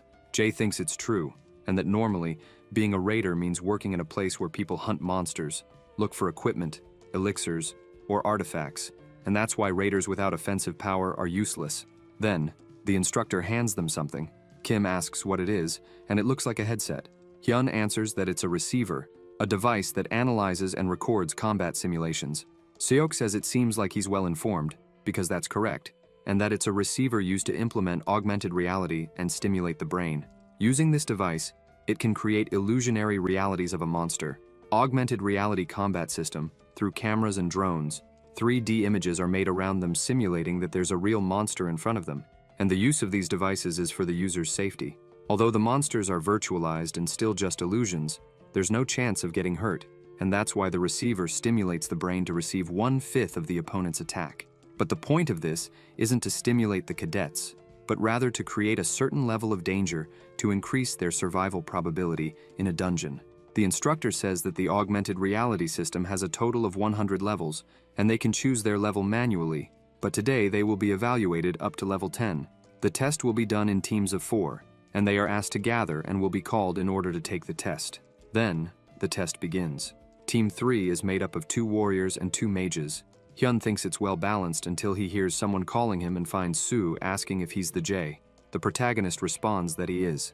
Yok says he heard that he came in first place in the rookie hunt, but there's something he doesn't understand. He asks how a mage came in first place and says he thinks there's a reason for that to have happened. He asks again if he's not going to say how he did it. Hyun asks if he's going to say something that doesn't exist. Soo says he'll have to make him talk by force. The protagonist asks why he didn't say that from the start, that he wanted to fight against him. Yok says it's good that they understand each other easily. The girls don't understand why the two are acting this way if they're on the same team.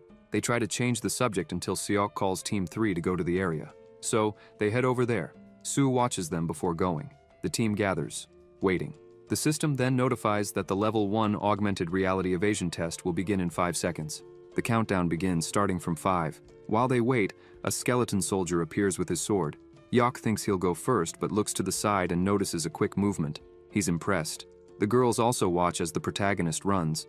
The girls say it's dangerous. Sue asks what he's doing and why he thinks a mage should fight on the front lines. Yok continues watching. Hyun runs and thinks that he never expected to be underestimated so much, but it's inevitable, and the best thing is to show a little of his abilities. Then he uses his skill to attack, causing an explosion. He looks to the side. His team is surprised, as is the instructor and the students watching. Then, more skeleton soldiers appear, getting closer to attack, and Jay strikes them, watching the swords drag on the ground, causing a big impact. A notification arrives saying that the mana weapon skill has been activated. The protagonist thinks that this skill is special, something a regular mage can't use. They think it's a useless skill that only allows a mage to cause physical damage. He continues attacking, thinking that it's not useless for him. Sue thinks he's a psychopath. The girls are surprised. Notifications arrive saying that the level 1 augmented reality evasion test has been completed.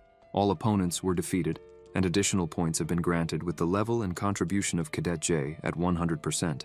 Then, level 2 begins, and it's a Draugr. Hyun says he hasn't seen one of those in a long time. After a while, in the same place, the area is all cracked, and they've completed the level 10 augmented reality evasion test, breaking the time record for completing the evasion test.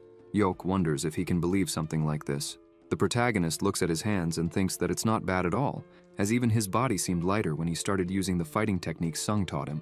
And that's good, but she always gets so excited when she teaches him. It's scary though. Her skills are exceptional. Then someone calls him. Turning around, he finds Sue asking what trick he used. Jay doesn't understand much and says he just did what was necessary. Sue asks if it was necessary to leave the defense line and says he wiped everything out on his own, wondering if he really expects him to believe that. He says that doing something like that is impossible without using some trick. Hyun replies that he has nothing to say and nothing to hide. Yok keeps grumbling. The protagonist tells him not to make him repeat himself and that if he's curious, he can let him see firsthand. When Sue charges at him, the instructor asks if they're having any problems. Yok steps back, irritated, thinking that if there were no instructor there, he would defeat him. Then, Jay turns and walks away. Sue tells him not to leave, thinking he won. Hyun stops and says he doesn't think he lost either. Yok calls him out for a fight at the Academy Festival. The protagonist replies no. The kid gets even more irritated. Jay says he already has other plans. Elsewhere, An is lying on his bed, remembering Hyun saying he already has other plans. He thinks that means Jay will fight him, since he said he would defeat him at the Milla's Academy Festival and take his badge back. Hoyeon looks thoughtful and says that now is not the time to act like this. He grabs an outfit and says he's going to train, because he can't disappoint him. Meanwhile, in another place, in an entirely empty room, Seok and 2 people wearing gas masks enter. They comment on whether they saw the evasion test results, and that they've been monitoring the test for a long time, saying the cadets this year are good. They heard they broke the record for the test this year, and it was Cadet J. The instructor thinks he's not just very talented, but that the moves shown while fighting on the front line, being a mage, are impressive. They then walk to a door and enter. The director is sitting and says it was a good job, asking if they're going to start the conversation about this year's evasion test results. Seok says that there are a total of 3 cadets who achieved the maximum score, An, Yuan, and Jay, and that, even among the 3, Jay's score was excellent. Gu thanks and keeps watching the video of the protagonist and his movements. He laughs and says he hopes they keep reporting all his actions and grades, letting them know as soon as possible if he starts acting strangely. The instructor responds that he understands. The director says that's all for today and asks them to inform the instructors to prepare for the next event. Then they leave the room, while Gu continues staring at the videos of the protagonist. Meanwhile, another notification arrives saying that the level 27 augmented reality evasion test has been completed. Hyun sighs, thinking that currently, the maximum is level 27, and that at this difficulty, a group of 6 rank C raiders should complete it without problems, meaning he's already at that rank. Then, the next event is practice in the dungeon, and he needs to prepare. The dungeon practice incident was one of the most tragic and shameful in Milla's Academy.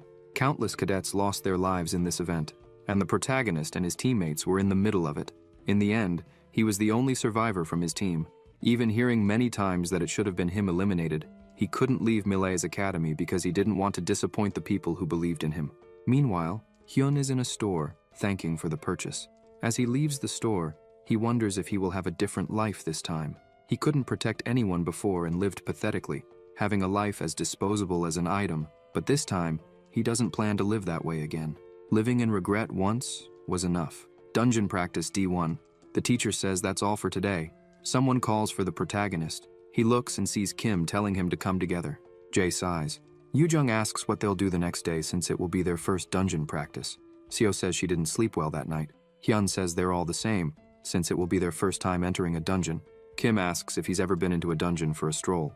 The protagonist replies that he knows nothing about dungeons, but he has seen some monsters, so he's more relaxed, saying he's making a monster right now.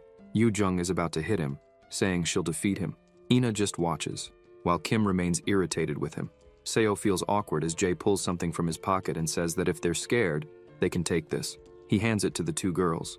Yoo Jung asks if it's a potion. Hyun replies that he bought some today for them to use when needed. Kim says she forgives him this time, and Seo says she'll use it when the time is right. The protagonist thinks that if he barely survived last time by luck, this time he'll survive by his abilities. Dungeon practice D-Day.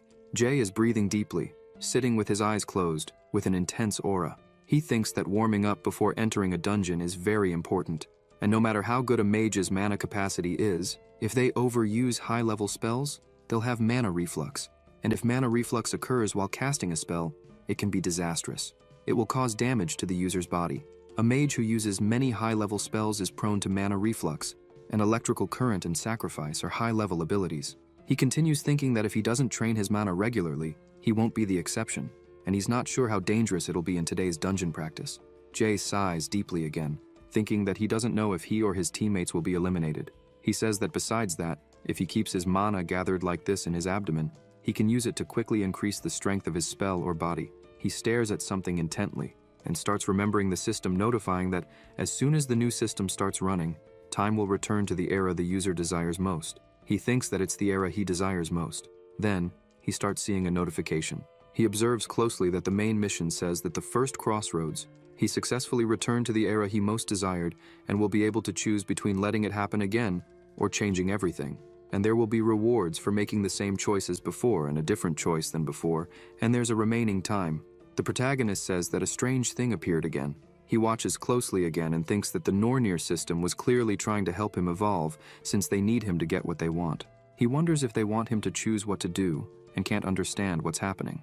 Milei's Academy simulated underground dungeon. The instructor says that this is where they will have dungeon practice, and they will gather in teams of 4, chosen by a lottery. The students wait anxiously. Hyun thinks they'll probably think this is unfair, and real monsters will appear. And if they're lucky, they'll complete it easily. But if they're unlucky, lower rank cadets will be grouped to raid this dungeon. Jiyeon raises her hand, showing all the students, and says that the score made here will be part of their official tests, and that only low-level monsters will appear. She hopes everyone does their best in this test. Jae thinks that this is just a trap set by the director. And as she said, most of the monsters that will appear are low-level. But if it's like last time, a boss-level monster will be among them. And the rank D boss monster, Lord Kobold, won't be difficult. He looks at his friends and thinks that he doesn't plan to let the director complete his plan. And Gu will give a small opening with this event. And with this opening, it will give him the chance to end him. The instructor watches them and says they will start the lottery. The cadets she calls should go forward and pick a paper. After the students form their teams, Seo is standing next to the protagonist. Hyun says that at least he knows someone from his team. Ina replies that yes. Jae thinks that it's a good thing he has someone he can talk to normally, and also that she's very skilled. This way, making a strategy will be easy. Then, he notices that his partner is looking at a specific spot. He turns around and is surprised to see warriors Gina and Sungwoo greeting them and asking if they're from Team 3. Hyun remembers them fighting the huge beast, and their words telling them to run, and that they would handle everything. He asks why. Meanwhile, Jae continues looking at the notifications about the power of choice being in his hands. He thinks that now he knows what choices he has. The team gathers, but Hyun remains deep in thought about what the system has been trying to tell him from the beginning. He sighs and greets the two teammates, introducing himself. He looks to the side and says that's Ina, and that she's shy, which is why he introduced her. Sung replies that it's fine and that they should get closer since they'll be spending a lot of time together. Gina says the good thing is that no one else is shy besides her, so they'll get close quickly. The protagonist thinks that they're still the same as before. He watches the three talking and feels relieved, then says that since everyone has introduced themselves, they should start making a plan. They talk among themselves and suggest that the protagonist should be the leader. Meanwhile, Jae remembers the system notifying him about making choices and remains deep in thought about it. Still in the same place inside a cave, they crouch and discuss the plan. Hyun tells them to remember that no matter what appears in this dungeon, they can't let their guard down. And if the warriors in the rear start hesitating, for example, the whole team will be wiped out. Sung agrees and says that he thinks a lot, and as expected from the mage who placed first in the rookie hunt, he's very detailed in his plans, asking if there are 6 in total and saying he thinks he memorized them all. The instructor claps her hands and says that the planning time is over, and from now on, the dungeon practice will officially begin, instructing the team leaders to step forward. Sung tells them to stop discussing the plan now. The protagonist looks to the side and notices that An is in Team 4 and thinks that at least Kim won't get hurt. Jiyeon says that teams that are ready should proceed to their assigned dungeon and wishes everyone good luck. Jae closes his eyes, turns to his team and says it's time. As they walk, they come across rocks and crystals. Team 4 keeps walking. A girl says the place is very humid and has a strong, moldy smell. Kim asks if kobolds will appear out of nowhere since it's an underground dungeon. A boy responds that he thinks so, and that he's heard underground dungeons have various minerals, so there must be some diamonds around. Yoo-jung adds that it would be amazing if there were one and if they searched for it. However, she falls silent for a moment, not finishing her sentence. An says something is coming and orders everyone into position. Kim waits with her weapon, and the others do the same. The beasts appear while they're in attack position. Hoyeon says they're weak monsters, but being surrounded will make it difficult to take them down. Then, he runs and tells them to finish them off quickly. Meanwhile, Yoo-jung uses her magic and commands them to explode with divine force, activating the bomb skill, causing a massive explosion that burns them. But more beasts are still coming. An observes the boy near one, while the girl also tries to attack with her magic. Kim watches as the air jet skill is activated. She also attacks with an immense aura, hitting the beasts in the chest. After some time in the same place, all of them are eliminated. Hoyeon looks around and asks if everyone is okay. They respond that they're fine. Meanwhile, the boy on their team is sweating profusely and feeling very sick. The girls notice he's not well and call out to him. Yoo-jung asks what happened, and if the kobolds used poison since she's never seen them do that before. Then, a giant foot approaches. Kim observes and says that this isn't because of poison, but because of overwhelming mana. An asks why there's a kobold lord there. Meanwhile, Team 3 is walking. Gina says she knew the protagonist was strong, but didn't know he was this good, asking how many monsters he has already eliminated. Hyun responds that he just did the basics. Gina says that's not true and that if he keeps going like this, they'll finish without getting hurt. Jae looks to the side, notices that Seo is nervous, and asks if being near strangers makes her uncomfortable. Ina replies that yes. Hyun thinks that she's really shy, but there are rumors that no one has ever seen her say more than 3 words in a row. Then, Sung is surprised by what he sees. They enter a place filled with shining crystals. The protagonist thinks that this looks different from what he remembers. He knows this is the director's doing, which means his existence is a major anomaly for Gu. He remembers a monster and thinks that it's here, telling his team that something is coming and that plan C is to defend and counterattack. He warns that it's different from anything they've seen before and tells them to be careful. They remain alert. Sung wonders if a strong monster is coming since he thought only weak ones would appear. Then, suddenly, a huge impact occurs, revealing a massive beast and its offspring. Gina asks if it's a kobold, and Sung asks how a boss monster appeared there. Seo steps back, remembering the team leader saying that if the warriors in the rear start hesitating, the entire team will be annihilated. Gina and Sung activate barriers. The blonde warrior says he needs to focus. The taunt ability is activated. The beast approaches and attacks him, but he manages to defend himself and calls for the leader. Jae immediately runs toward him, clenches his fists, faces the beast head-on, and attacks, causing an explosion.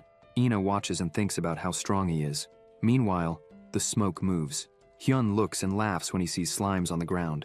He says he expected anomalies and wonders why he has to fight a kobold lord with a regeneration ability, thinking this is already too much. Then, the system starts identifying the entity behind the kobold lord and registers it as Odin's Raven, triggering the special mission, Hunt the Raven. A powerful aura continues to surge as the beast, with an intense gaze, emits a great light. The system notifies again that all of Odin's ravens must be eliminated, along with those who oppose the Aesir, listing the rewards for completion. Meanwhile, in front of the dungeon gates, the teacher is analyzing her tablet, watching the protagonist's video, and wondering how they can perform at such a level, while being just a mage. She says that she herself is a rank A mage, but his combat skills are incredible, and the probability of Team 3 finishing in first place in dungeon practice is high. Then, she notices a door opening and watches carefully. Team 4 emerges, and Kim says they are in big trouble. The instructor asks what happened. An says that a kobold lord appeared in the dungeon. Jiyeon says that's impossible and wonders what is going on. Meanwhile, the gas mask team analyzes Seo and says he shows mild signs of mana addiction. Someone calls for the instructor. Yoo-jung asks if Team 3 hasn't returned yet. Jiyeon replies that they haven't. An says it's impossible because, with Jay and Ina's abilities, they should have gotten out quickly. The teacher remains silent for a moment. Then, in another room, the phone rings. The director picks up, answering to hear the instructor's voice. Gu asks if something happened. Jiyeon reports that in the dungeon practice, they discovered rank B monsters. The director tells her that when that happens, she doesn't need to worry, that he will send the support team, and she should wait at her position. He smiles. The instructor hangs up and finds it strange. Meanwhile, Gu, in his office, smiles and wonders if he's feeling a bad premonition. However, inside the dungeon, another explosion occurs. The girls fall to the ground, breathing heavily. Sung is also down. Hyun remains standing, staring at the beast. The system notifies that the entity behind the Kobold Lord has been identified as Odin's Raven. The protagonist keeps watching Odin's Raven and its two crows, named Hugin, Thoughts, and Munin, Memories. Odin gathered all sorts of information from every realm, using it to dominate Asgard, and this means it's Jay's task. He mutters, Odin's servant, upon seeing something terrifying and dark. Hyun thinks that the mana he sensed is, at most, rank B, and that this is a regenerating Kobold Lord, and no matter how strong he is, fighting it will still be difficult. He wonders if it's better to run. He thinks that would be the smartest choice. He activates a barrier, protecting Co, and remembers that this is what he always did before regressing, hiding for the selfish reason of staying alive. His life was filled with regrets because of that, and now he has a second chance, and it doesn't matter if this is a test for him. This time, he will protect them. He tells the team to listen, and explains that while he distracts the beast, they must leave the dungeon as fast as possible and run without looking back. Sung asks what he's talking about. Jay uses his ability to defeat the smaller beasts behind him and keeps attacking, ordering them to shut up and get out because he can't fight and protect them at the same time. Someone shouts for him to look behind. Then, another explosion happens. Looking to the side, the giant beast remains intact, and Co continues using her power, saying she can help him. The protagonist observes and thinks that those are the eyes of someone who won't be convinced otherwise, wondering if this was the other anomaly he caused. He tells Ina to stay and help him, while the other two should return to the entrance and inform the instructor about what's happening, telling them to do it immediately. Gina, scared, says they'll flee as fast as they can and tell the instructor and that he should try not to be eliminated before they bring help. Then, the two of them run off, leaving Jay and Ina behind. Hyun watches the massive beast and tells Seo that while she listens, he will cover the rear. Ina uses her magic, Radiant Sacred Sword. The protagonist begins intensifying his power to attack the beast. He rushes toward it but notices something strange. The beast attacks, but Jay realizes that the Kobold Lord is melting and thinks that there is a limit to the amount of mana a body can endure. Something is controlling the monster, something with more mana than it can withstand. He mutters that Odin's Raven must be enjoying the show from the sidelines. The system notifies that the weapon Mistilton has been activated, and upon being equipped, the user's field of vision has expanded, and the mana perception ability has been obtained. The weapon is then equipped on his arm. The system continues notifying that the user can now see more clearly the energy movements of all living beings that use mana. He is startled by this, and says that everything has a limit. Then, Hyun sees a hand controlling the monster. He says he found it, and notices that whenever the finger moves, the beast attacks. The protagonist activates his abilities and declares that he will now ensure the beast is eliminated. Elsewhere, as the clouds shift, a voice asks what happened. Then, a god appears sitting. Hugin says that through the ravens, he has found the whereabouts of Mistiltin, which disappeared from the god's storage. The goddess asks where it is.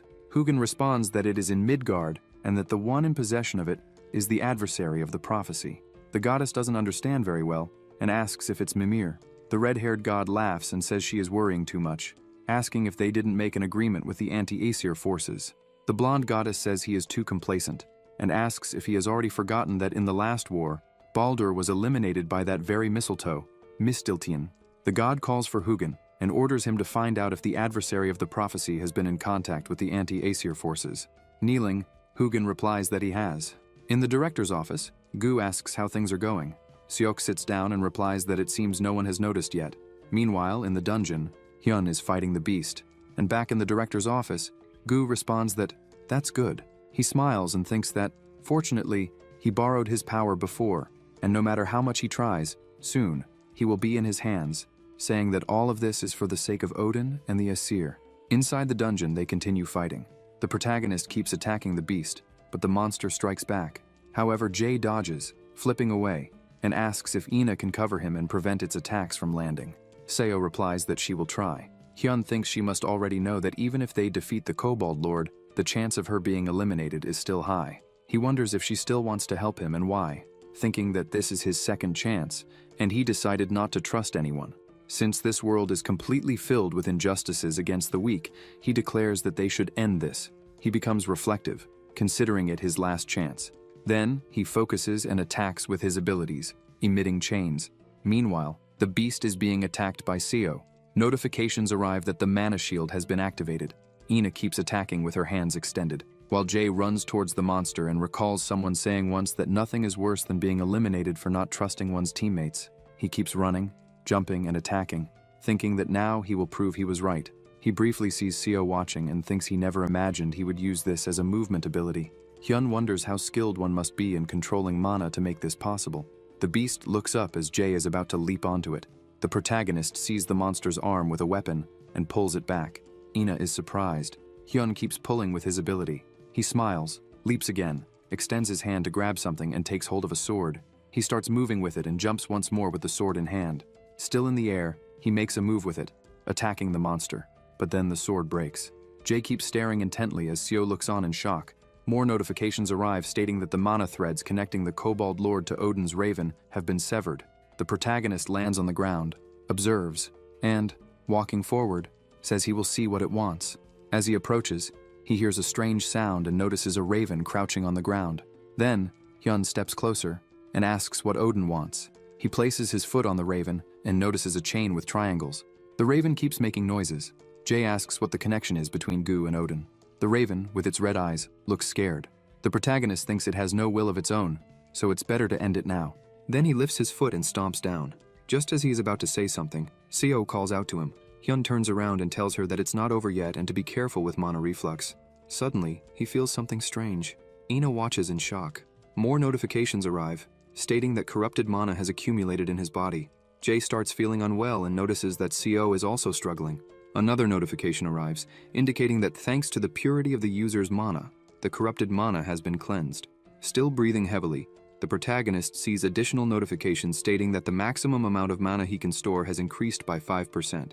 He realizes it worked, and continues checking the notifications, which confirm that his first hunt in the special mission has been completed, earning him 5 attribute points, a blank card, and a level up. Hyun mutters that this could have gone very wrong. Looking to the side, another notification arrives, warning that one of his teammates' lives is at risk.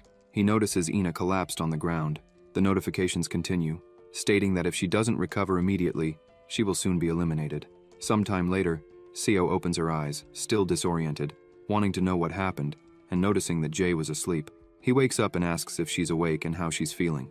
She tells him to wait and checks her status, wondering if her life and mana have been fully restored, and how that's possible since she was sure she was suffering from mana reflux. She replies that she's fine and asks about him. The protagonist says he's fine too and apologizes for dozing off since he was exhausted. Ina looks to the side. Hyun tells her that they managed to defeat the Kobold Lord. She asks why it still hasn't disappeared. Jay replies that he was waiting for her to wake up to tell her something. She grows curious, wanting to know. The protagonist remains silent for a moment. Seo insists on knowing. Hyun tells her that what he's about to do should stay between them. Ina stays quiet and looks at him in shock. Meanwhile, outside, Kim demands to know why those two were the only ones who came out alive. The instructor holds her back, explaining that she needs to understand that she's acting this way because she lost close friends. An wonders what to do, considering if Jay and Ina are the only solution. Then, a bright light reflects on their faces. While Hoyeon is holding Yoo-jung, everyone stops and looks, noticing the other two emerging from the dungeon. Hyun asks if they were arguing because of them. Ji-yeon wonders how the investigation unit confirmed that they had been eliminated, and based on the dungeon's mana flow, the boss monster should have been rank B. Kim starts crying, runs toward them, and hugs them, saying that the investigation team had reported that they were eliminated, and that she's relieved they're alive. Jay says he gets it and asks if she can let go now. Sung and Gina watch with teary eyes. The protagonist looks at them, calls their names, and thanks them for trusting him. He explains that those two left first because he asked them to seek help, so they shouldn't be blamed. Yoo-jung asks how they could leave their teammates behind. Hyun responds that he would have done the same, so she can calm down and not be mad on his behalf. She asks what he's talking about, saying that she was angry because of Ina. She continues hugging Seo. The instructor watches the protagonist and wonders if he was the one who healed her. Sometime earlier, Inside the dungeon, Hyun had been explaining that it would be a bit difficult to explain everything, but that she must not tell anyone about his ability. Ina asks why he is trying to hide having such a power. He asks if she isn't curious about why the boss appeared in the dungeon practice and put everyone in danger. He tells her it was the director's fault because he sees cadets as nothing more than pawns in a chess game. He explains that Gu is completely different from how he appears in the media and believes in eliminating cadets he deems useless. SEO asks if he is accusing the director and if that's why he's hiding his abilities. He confirms that's exactly it. Ina becomes thoughtful and recalls that the day they left the office, he told them not to trust anyone, not even the director or any instructor. She asks how much he knows about the director and points out that he knew from the start that the director was a bad person. She also notes that he answered everything too quickly, as if he already knew something was going to happen. She demands to know how he knows these things and tells him to explain. He thinks that he didn't expect this reaction from her, and if she gets involved in this, her life will be in danger. He wonders if he should use indoctrination but decides against it since she has high magic aptitude and strong mental resistance, meaning it probably wouldn't work. More importantly, it's not the right solution, and that's not how friends should be treated. He apologizes and says he can't say anything more than that.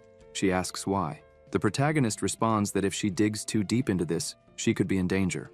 Meanwhile, outside the dungeon, the instructor apologizes for not being able to save them from danger and says she is happy to see them alive. He replies that it's fine, and that it's not like she put them in that chaotic situation on purpose. She calls out to him. Jay doesn't let her finish speaking and says he's leaving because he's tired. Seo runs after him and asks if he really can't talk because something like this could happen again. He apologizes and says he hopes she keeps her promise, then continues walking. More notifications arrive, stating that the main mission has been completed and the reward will be calculated based on his choices. The system confirms that he selected option B, a different choice from his past, and has received Idun's golden apple. Meanwhile, in the director's office, Gu says that Seok disappointed him this time. The instructor apologizes. The director responds that he will let it slide for now, but that he doesn't like having useless people around him, asking if that is understood. Seok replies that it won't happen again. The director warns him not to forget and to make sure to tame Jay before he loses patience in the next event. Back in his room, the protagonist is drying his hair with a towel. He keeps drying while lost in thought. Seeing his clothes on the floor, he remembers Seo and sighs. He thinks that before regressing, Kim was eliminated, and An never reached his full potential. Even if it was only in the future, he had no choice but to intervene.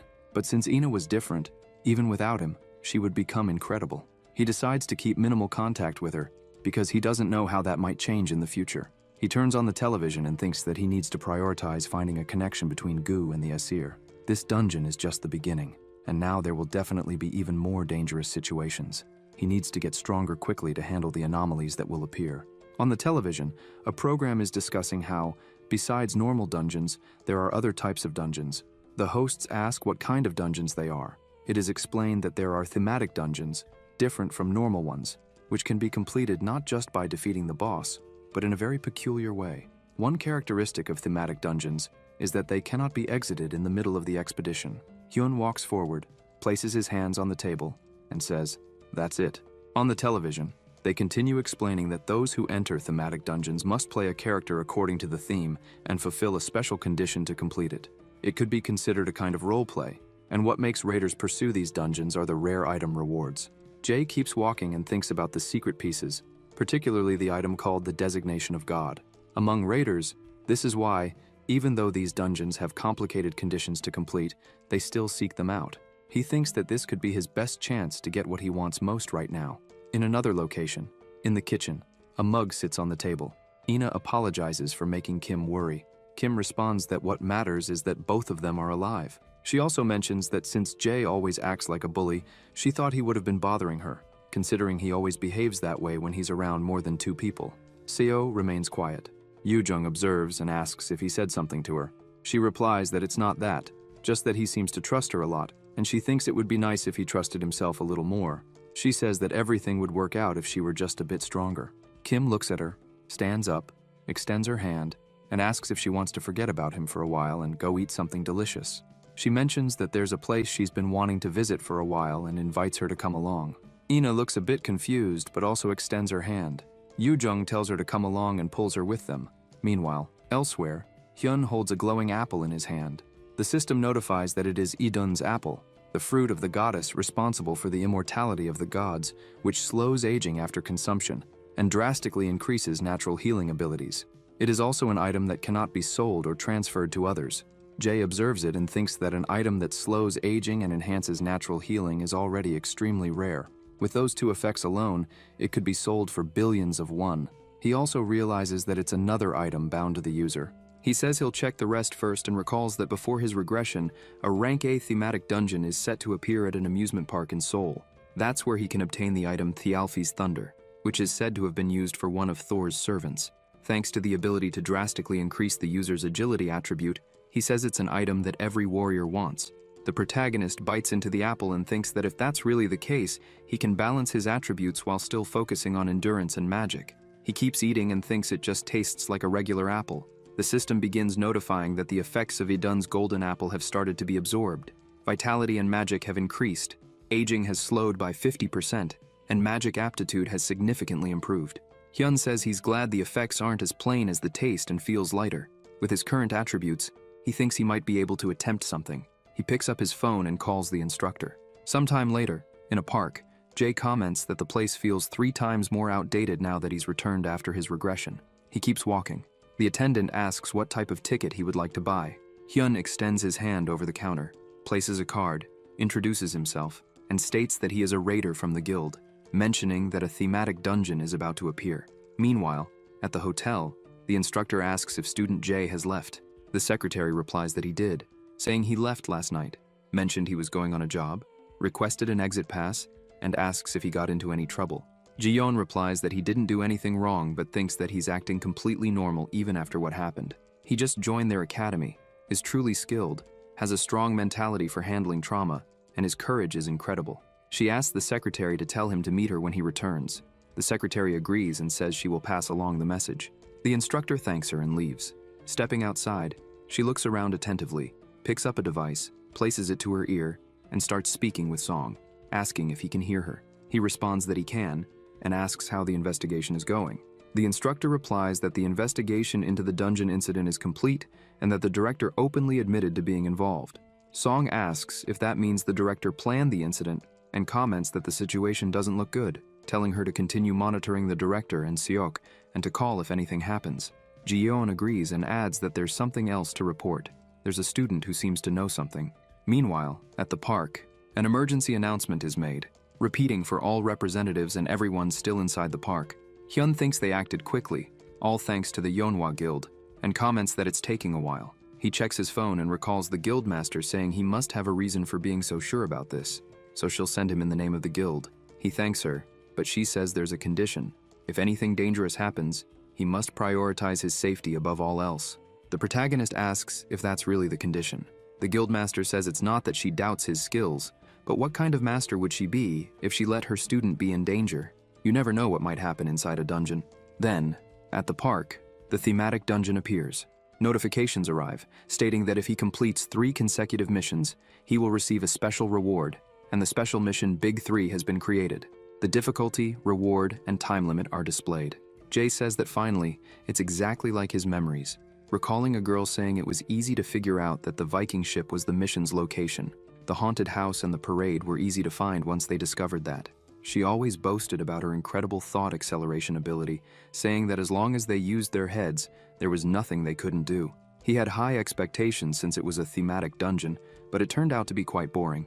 He sighs and thinks about how a genius with an IQ of over 150 bragged about it whenever she could, but ended up getting into a fight and was eliminated in the process. Because of that, Thialfi's Thundersteps ended up in someone else's hands. He looks at the sky, where a deep red aura radiates intensely, and says that since that's the case, he has to get there first. Hyun looks at the entrance.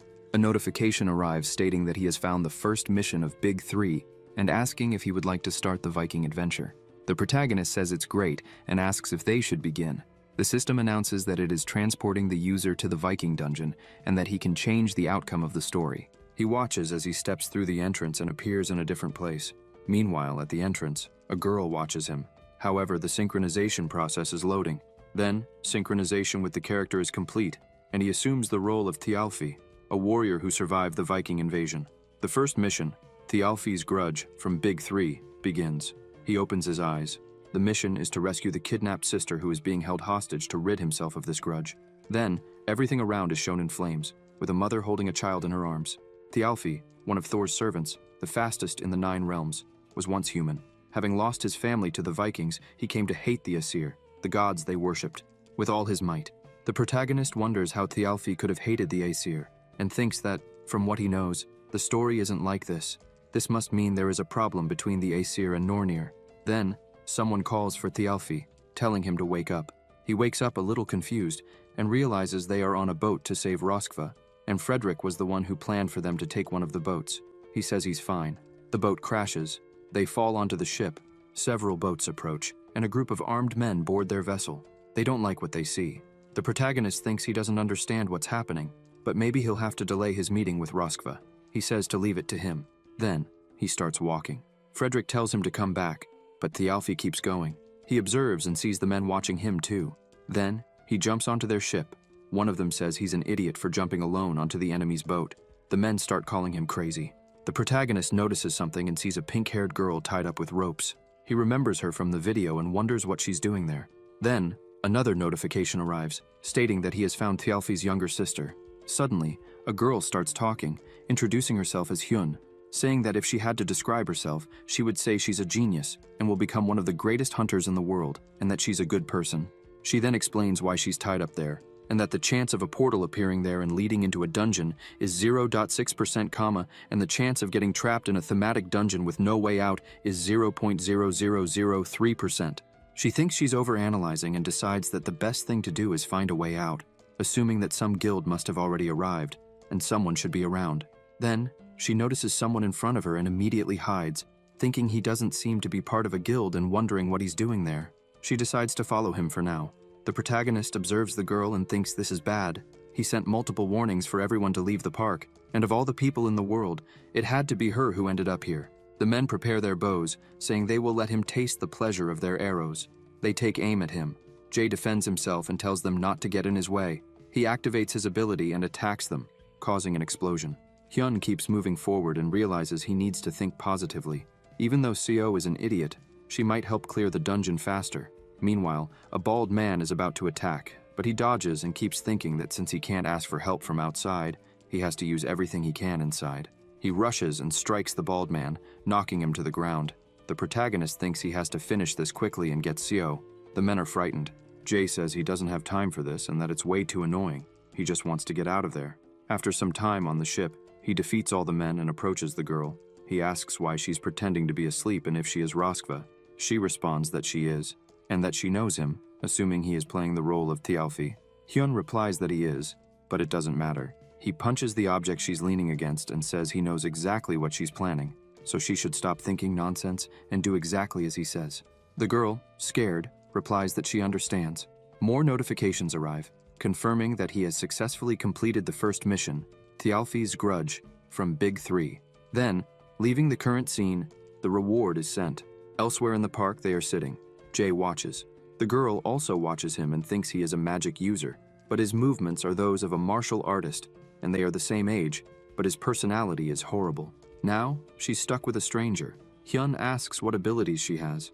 Seo replies that she has a skill that helps her use a sword and thinks that few high school students even understand how abilities work, so that should be enough. She also has a bad personality, so dealing with him should be easy. The protagonist replies that he doesn't trust her and bets she's lying. The girl insists that she's telling the truth and says she has a rank D ability called Beginner's Fencing Adjustment. Jay says it's thought acceleration. SEO is confused. He explains that it makes time feel slower for a few minutes, while the ability speeds up the user's thought process. Although it's a skill mainly used for team strategy, it's more efficient than anything else when used to analyze and read another person's mind, asking if he guessed correctly. The girl looks embarrassed. Hyun stands up, calls her a liar, and says he knows she will keep lying to try to use him for her own benefit, just like all humans do. Seo gets up and runs after him, admitting she was wrong, and that he is absolutely right, begging him not to leave her alone because if she's left alone, she will end up being eliminated there.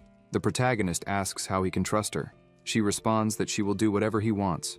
Jay tells her they should make a contract. The girl doesn't fully understand. Then, sometime later, in the same place, the contract states that Seo cannot do anything to harm him and must follow his every command. Jae will ensure her safety until they clear the Neverland dungeon, and she must keep everything that happens with him a secret. The girl says that's a lot. Hyun watches and thinks that, for a subordinate, it's similar to brainwashing, but it only works if the other person consents, and it's the best way to clear the dungeon with this idiot. Seo accepts the contract. Then, a chain appears around her neck, and another around his arm. More notifications arrive, stating that her status has changed to subordinate, and that this subordinate contract cannot be broken, even after clearing the dungeon. The protagonist asks if the conditions are acceptable for her, since he won't take control of her mind. She replies that it's not a good feeling to have someone invade her mind. Jae says that if she wants, she can cancel it. He won't force her to do anything, but she will be left alone there. Seo says she will do her best. He thinks she's easy to handle. At Hel's temple, Hel remarks that the boy is putting in quite an effort while the sharp eyes of the Aesir gods are everywhere.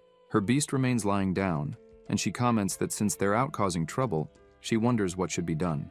Then, he will be her eyes, because she needs to buy more time until he is ready.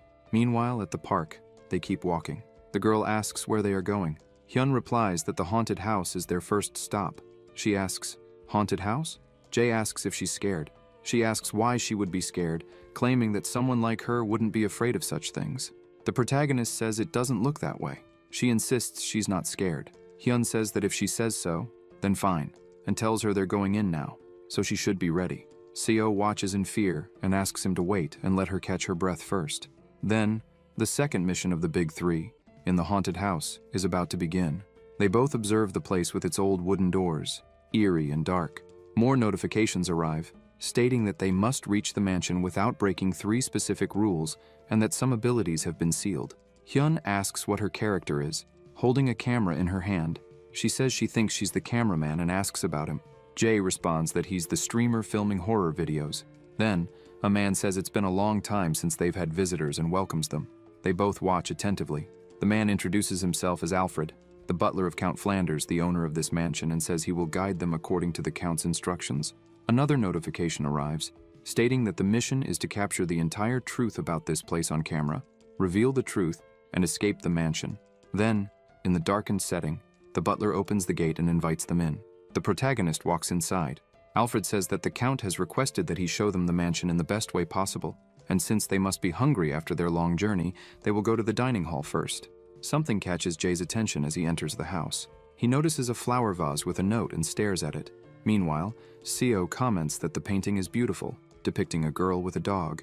The butler explains that this is one of the portraits of Flanders and his beloved Sean, and belongs to the mansion's owner. Hyun thinks that she must be around 30 now, and that her childhood must have been different if they kept such a portrait. Alfred confirms, saying they have many memories and happy dreams from that time. The girl looks extremely frightened. The butler says they will continue down this path. They keep walking. The protagonist reminds himself to stay focused. Previously, the system revealed Thialfi's secret, but this time things are different, and here he must find and uncover the secrets on his own. Seo, watching everything, has a visibly scared expression. Jae asks if she's okay and reminds her that she claimed not to be afraid of these things, though this guy is creepy. She replies that she's not used to doing things like this and needs some time to process. They keep walking. The butler announces that they have arrived. Before them is a table filled with dishes. Alfred explains that the dinner was exclusively prepared for them by the Count himself and that they should eat as much as they like because he will return at the end of the meal. The two of them just watch in silence. The girl says that guy doesn't even blink and that they can't eat this food. Hyun says that first, they should take advantage of the butler being away and look for something about the mansion. She tells him to wait and suggests trying to discover something with her ability first. She closes her eyes and her thought acceleration ability is activated. Seo looks at the objects and everything around, stands still for a moment, and says she managed to find some things about the mansion. Jae thinks she was really fast, that the ability is truly unique, and tells her to go ahead. The girl explains that apparently, the owner of this mansion is actually a 12-year-old girl. Just by looking at the chairs in the room, it's clear that the mansion owner's chair is higher than the others, meaning the owner must be shorter than the rest. The height of the furniture in the hall was also low, and only the lower parts had been used, seemingly arranged that way on purpose so that objects could be placed on them without obstructing the view of the walls. The protagonist tells her they should leave this room and look for more information. She agrees and, while thinking about it, comments that the camera is really expensive and wishes she could take it out of the dungeon. She then asks what he's doing. Hyun responds that now is not the time for nonsense because they're trapped in this room. Thematic dungeon. 2 hours since its opening. Outside the dungeon, A journalist reports that, according to witnesses working at the site, they received a warning from the Yonhwa Guild, and that all indications suggest a high school hunter is also inside.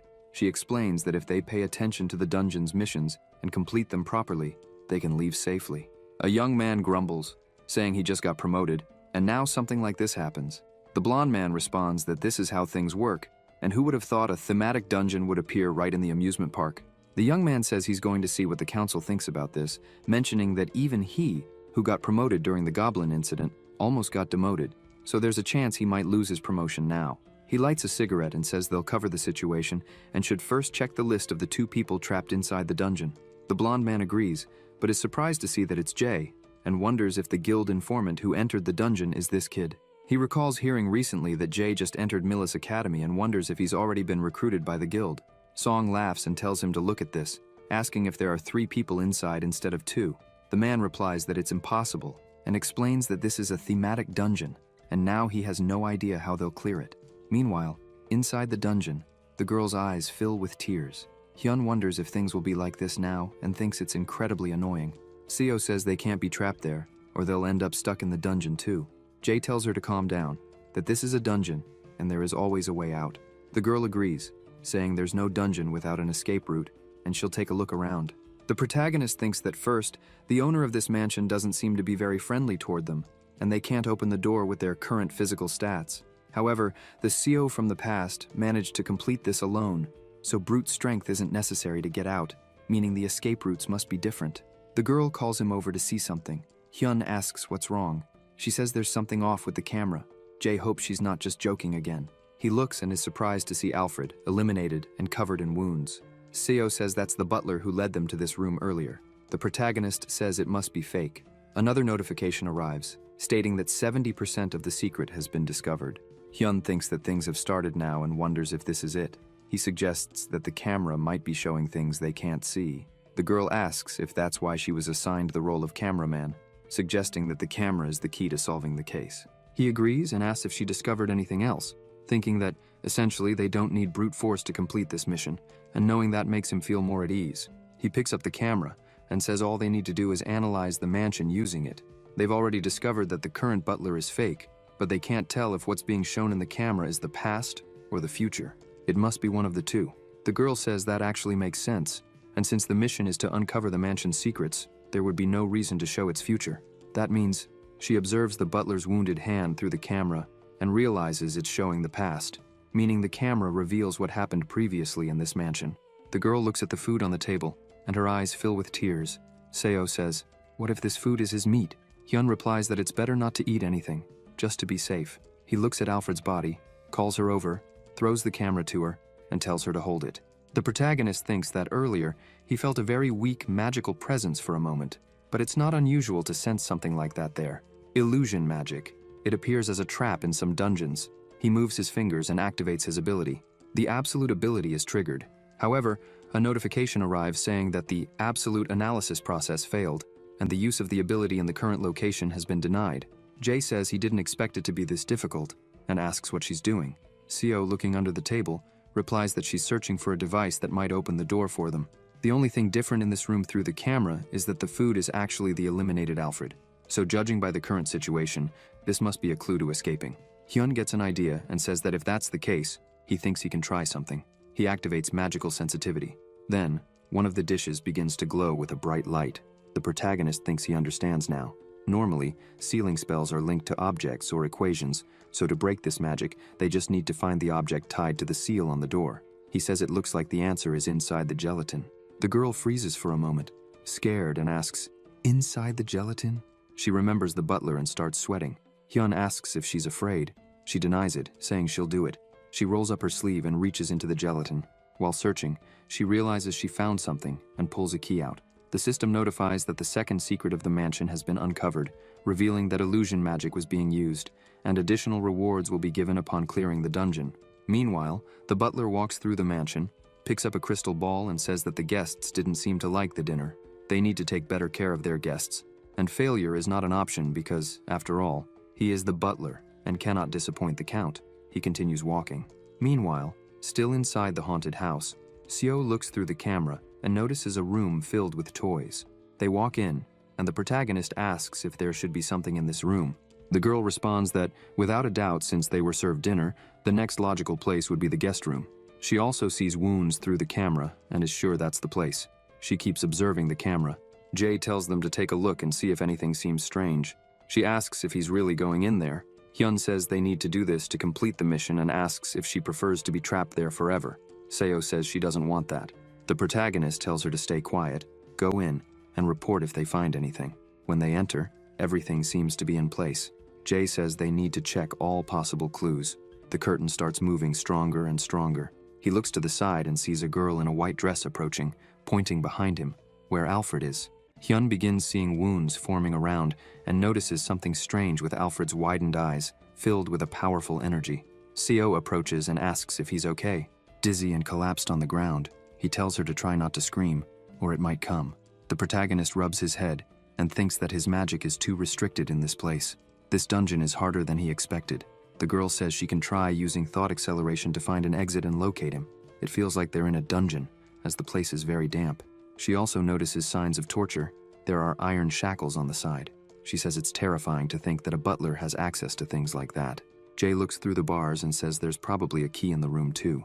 Then, he activates his silencer ability, clenches his fists, and punches the wall. The girl watches in fear as a massive hole is left behind. Hyun walks ahead and tells her to move quietly now. If Alfred notices them and comes running again, it'll be bad. She says that if that happens, he can just destroy everything again like he just did. The protagonist tells her to focus on escaping properly and silently. He keeps walking, but is suddenly hit by something. Jay looks, and slightly confused, asks what it is. Then, he sees a dog holding a key in its mouth. Seo, terrified, tells him to put the dog down immediately. Hyun asks why, saying that just by looking at it, he can see its mana, and it's just a normal dog. Since it has a key, it was probably locked there as well and wants to help. The girl asks if he doesn't find it strange that the dog just happens to have the key, and if it might be a trap. The dog growls, and Seo stays quiet until more notifications arrive about a new mission. They need to find Flanders' diary. It is located in Flanders' room on the 4th floor, and they must search for and read it.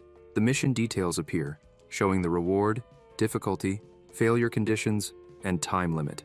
The protagonist thinks they need the reward, and this means they are getting closer to uncovering the secret of the mansion. They open the door, still holding the dog in his arms. Jay says they reached the 3rd floor quickly, and that the mansion is so big he has no idea where to go. Seo says the dog took her camera, so they have no choice but to search manually. They keep walking, but Hyun suddenly stops, looking alarmed. The girl asks why he looks like that, saying he looks like he just saw a ghost. When he glances to the side, he sees a girl in white covered in wounds. The protagonist tries to say something, but Seo grabs him and tells him they need to get out of there, because now is not the time to chat with a ghost. Jay pulls his arm away and stays put, asking why her spirit is still there, and if something is keeping her trapped in the mansion. The blonde girl doesn't respond. Hyun insists, asking if she's there to help them. She remains silent. The protagonist asks her to answer at least one thing, and inquires about the direction to the 4th floor and Flanders' room. The girl points in a certain direction. Jay assumes she must be indicating the way as before, says he understands and thanks her, and promises that when he gets out, he will burn incense and pay his respects. Then, he tells Seo they should go, and they continue walking. Meanwhile, outside the dungeon, 2 men are sitting. Song says it seems like the Yeonhwa Guild will take responsibility for what happened in the thematic dungeon, and asks if that's what they told him. Park replies that yes, and all public rumors or decisions that the association might make regarding this will be avoided since the guild is taking responsibility. He also mentions that they don't want anything about Jay to be disclosed because that's what the guildmaster requested. Song says they're taking on this kind of responsibility for a kid who is still a student, and it's too difficult to understand. Park says it's also hard for him to provide detailed information about it. Song observes and says that it's not like they can do anything about it anyway, so they'll just leave it to the guild. But if the conclusion of this thematic dungeon fails, Park tells him not to worry. If there were any chance of failure in this dungeon, the guild wouldn't be this concerned. Meanwhile, inside the dungeon, an attack has occurred, and suits of armor have fallen to the ground. Seo is surprised and says there are even rank C living armor monsters there. Hyun replies that this is the fastest route, so of course something like this was bound to appear. They open a door, and a notification arrives stating that Flanders' room has been found. They enter and see toys scattered on the floor, finding the place eerie. The girl says the diary should be on the table. The protagonist tells them to do only what the mission requires, and while he reads, he asks her to look around for any hidden clues. Seo agrees to do that. The dog runs over to the table. Jae picks up a book, and another notification arrives for a secondary mission, a diary written daily by the Count's daughter and the current owner of the mansion. The great secret of the mansion can be found in the diary. Hyun realizes he found it. He begins flipping through and reads that her skin was getting paler. The capital doctor had visited and treated her many times, and she wondered if she would be eliminated without ever seeing the outside world. Her parents told her they would get her the doll she wanted, and she was excited about their trip to the city. Then she received news that her parents had been eliminated after being attacked by a robber, and she wondered if they wouldn't have died if she hadn't asked for a doll. On the day of the funeral, it rained, and many people gathered with their umbrellas. She was devastated by what had happened. She also wrote that the funeral had finally ended, and as the only heir, she became the mansion's owner. But she wasn't happy about it because she was alone. Sometime later, she met a girl who seemed to sneak into the mansion to pick flowers, and she liked her because she resembled her doll. She thought about asking if she wanted to live together. People said the girl didn't even have a name, so she started calling her Sally. They played together every day in the mansion, and she felt very happy having a friend and wished every day could be like that. Later, Alfred left without saying a word. According to her friend, he needed to go to the city quickly. Then the butler returned home. She continued writing that he was back but seemed very different from before. It also seemed like her friend was hiding something, and she must know what happened to him. After some time, she wrote that she could hear screams coming from the room. Her nanny, Selena, and her maid, Mitchell, wouldn't stop crying and screaming.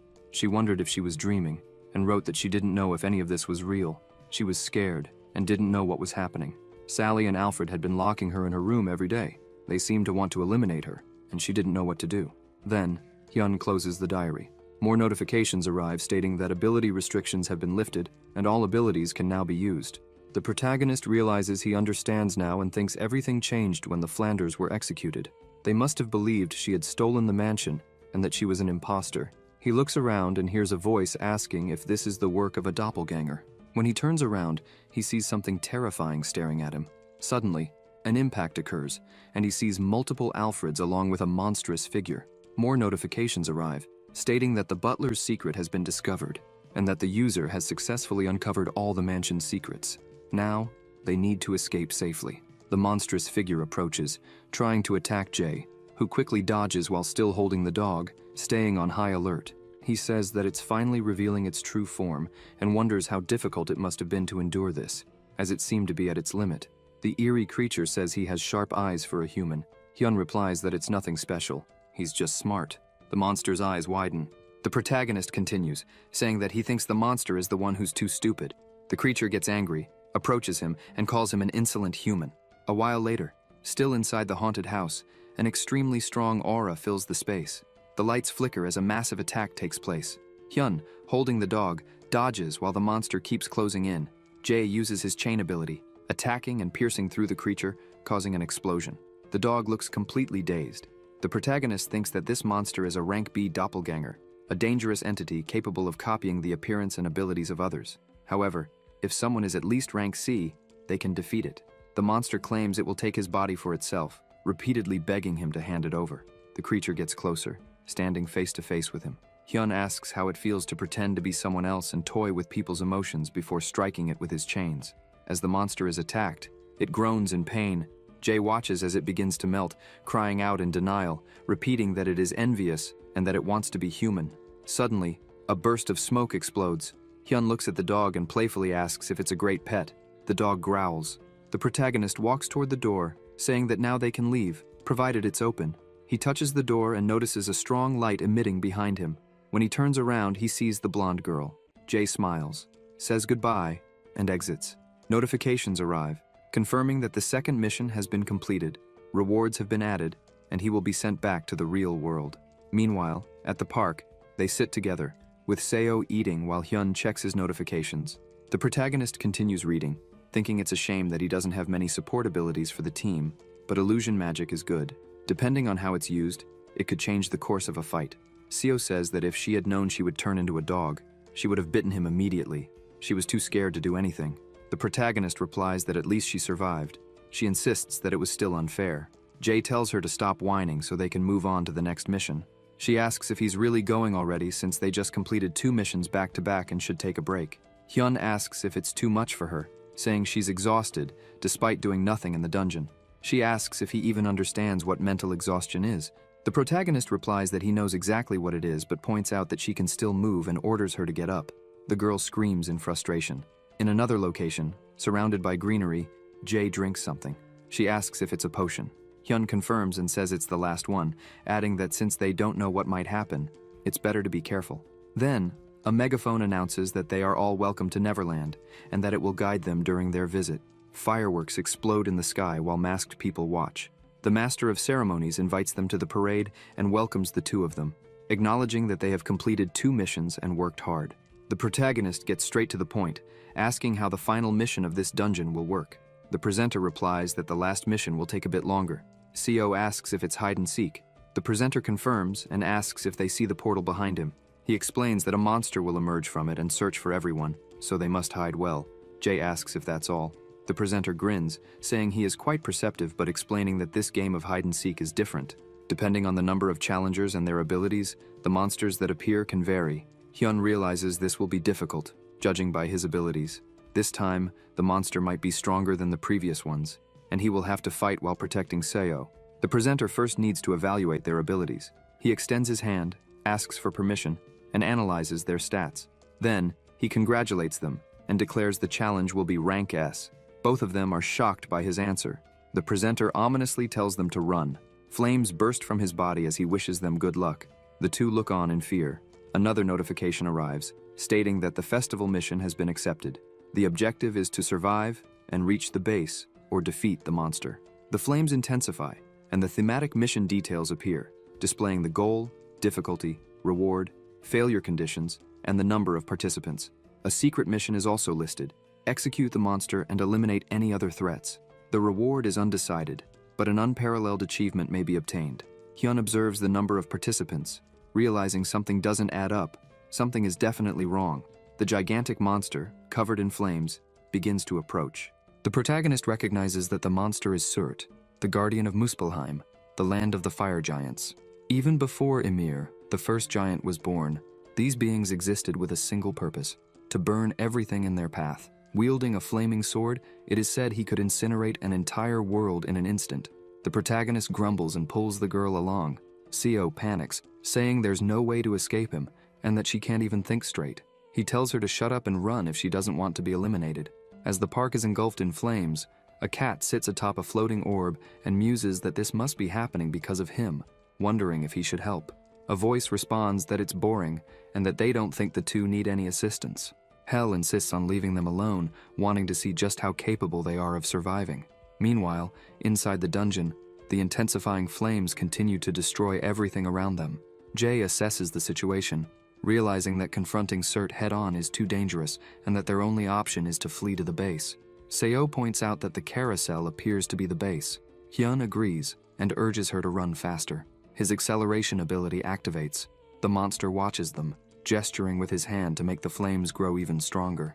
The protagonist tells Seo to listen carefully to what he's about to say. She pays attention as he tells her that from now on, they will have fun, and that she must go straight to the carousel. Seo asks if it's not better for them to go together. He asks if she'd rather he use her as bait. Without further discussion, the girl takes off running. Jay stands firm, facing the monster, and begins to taunt him. Enraged, the monster attacks, but Jay swiftly dodges, leaping onto a rooftop and mocking him for being too slow. Surt, now even angrier, destroys the rooftop Jay was on and then turns his gaze to the girl, who is nearly at the carousel. But then, the monster causes an explosion. Seo is startled. Hyun can't believe what he's seeing. A notification arrives, stating that the base has been destroyed and that it is now impossible to complete the mission under its original conditions, aside from the secret missions. Everything around them is set ablaze. Surt calls them fools, saying it was arrogant of them to think they could defeat someone like him. The protagonist thinks fast, realizing that now there is only one way to defeat him. He says he has no choice and begins to intensify his power. Just as the monster is about to attack, he blocks. Surt remarks that they have managed to dodge most of his attacks but that it's futile. He then unleashes an explosion, declaring that he will incinerate everything in one go. Jay uses his power. While hiding, Seo watches in terror, realizing that if he actually does this, they will be eliminated. She racks her brain, knowing that she needs a really good plan. As Hyun uses his magic, Seo calls out to him, saying she has figured out a way to defeat the giant. The park is nearly consumed by flames. The protagonist keeps running. Surt demands they stop running and face him. Seo runs alongside him, telling him to take 5 steps to the left. He follows her directions, dodging attacks, and recalls her explaining her plan about the water tank. Jay asks about it. Seo responds that she remembers there being a water tank inside the park. If they can lure the giant there and extinguish the flames around him, they might at least have a chance to land an attack. Hyun thinks that even though Surt is a giant from mythology, he still has a physical body like theirs. If they can strike a vital point, he might be eliminated. Seo explains that she will predict his attacks using her thought acceleration ability, and all he needs to do is lure him in. As she calculates his movements, she instructs him, 6 steps to the left and duck his head. The protagonist suddenly stops.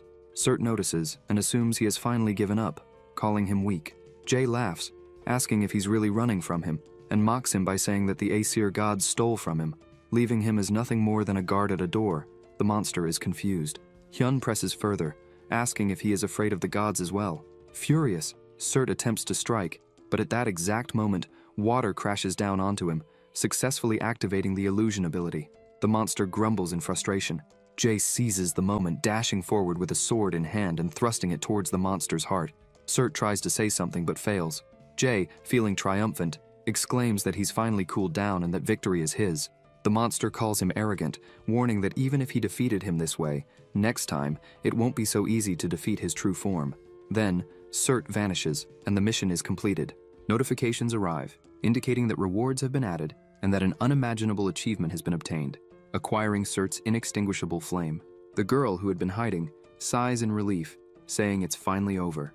Meanwhile, the cat watches from above and comments that, in the end, Hyun didn't need his help, wondering what to do next. The cat comments that the boy is amusing, as if he's desperate to become stronger, and asks if that isn't the case. Hel agrees, but says he is still like a baby. The cat then mentions that she seems to be the most curious about the boy's progress, and that the adversary's existence cannot yet be revealed to the Aesir. Even though this war is being prepared in the name of fate, it is still too early. Odin, the most powerful of the Aesir, is the one the adversary must eliminate, but the boy needs to become much stronger. The system displays the details of the Thunder Steps equipment, showing its name, effects when equipped, and abilities. The skill is activated. The protagonist is thrilled, thinking that he knew this item would be great. Since S-rank items are rare, its power must be incredible. SEO approaches him with suspicion.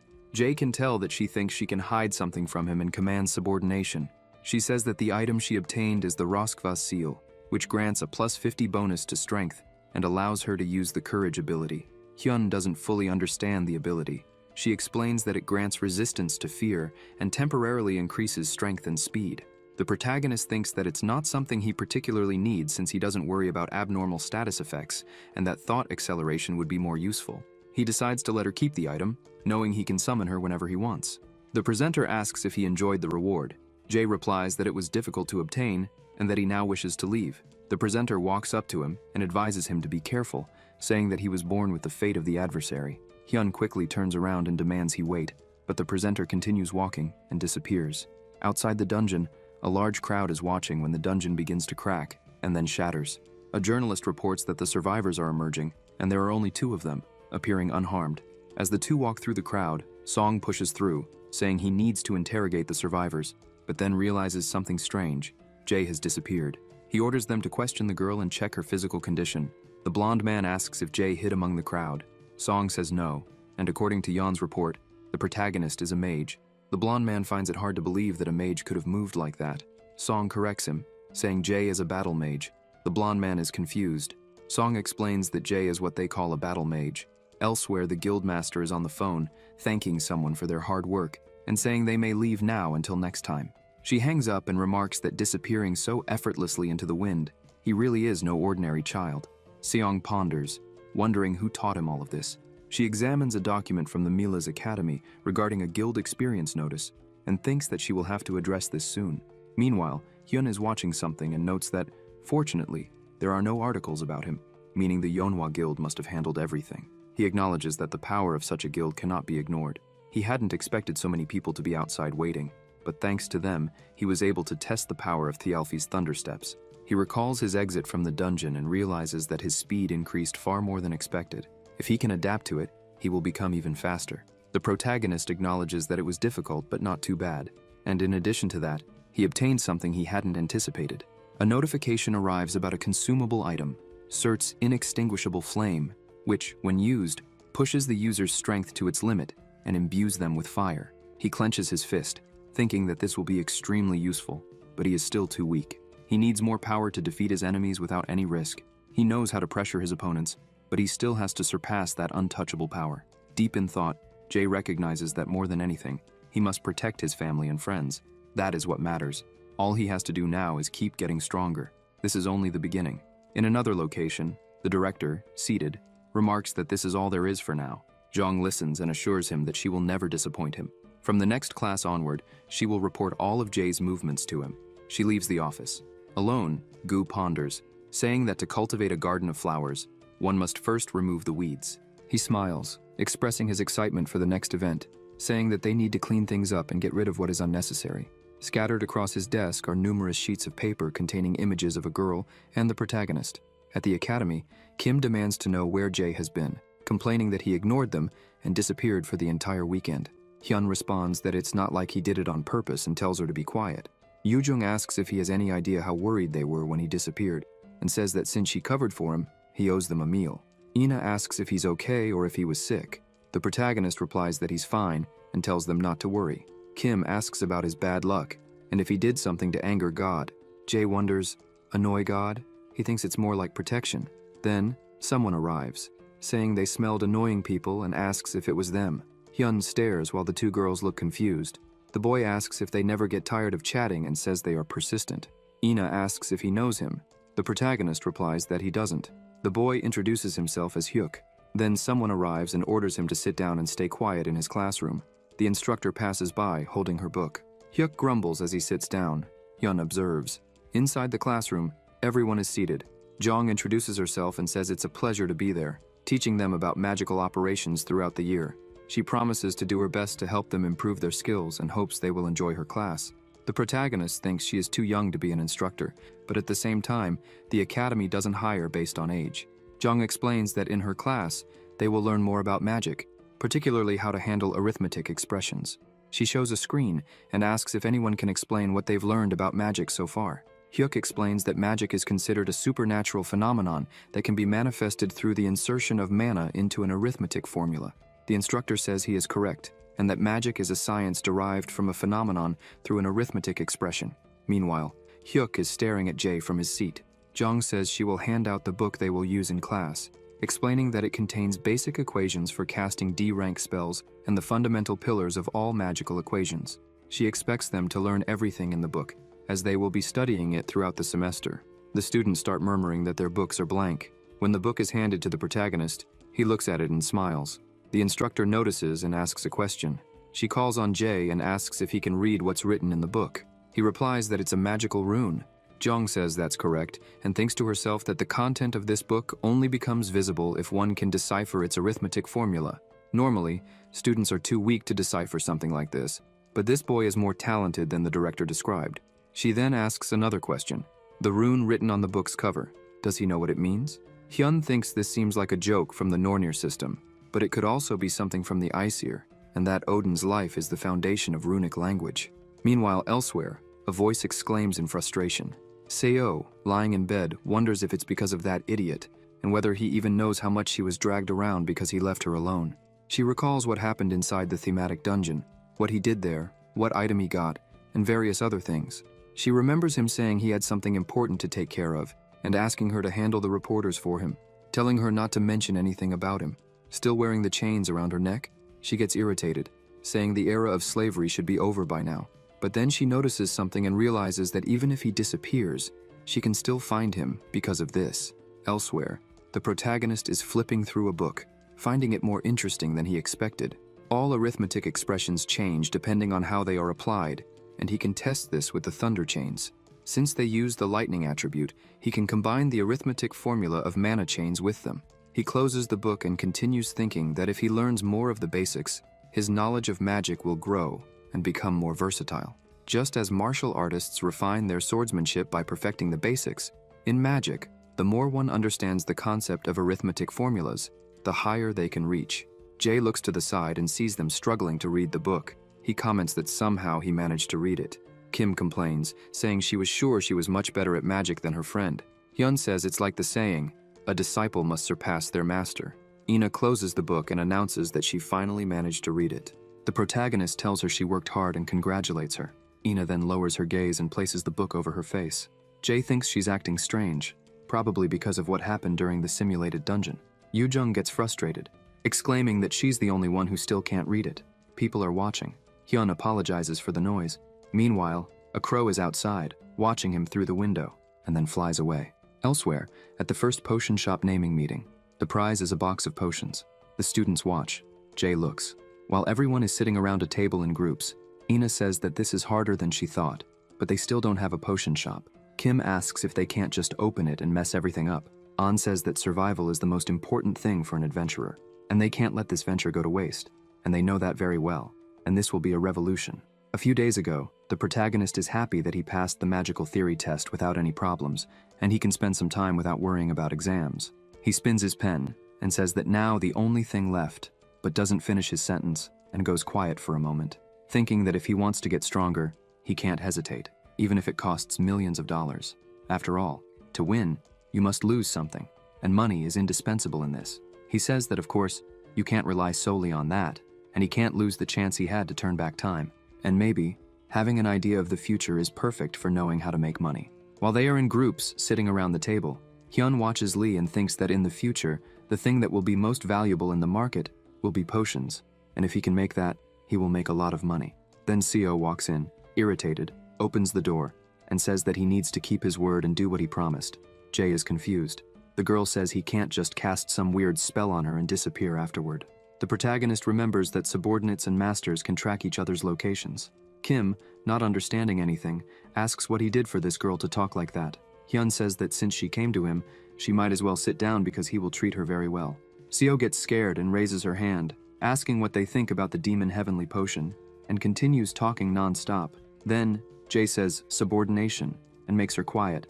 He thinks that he made a mistake, and that this is hell, and even a dungeon monster would give a better response. Yoo-jung, furious, asks why he didn't ask her. He asks what her idea is.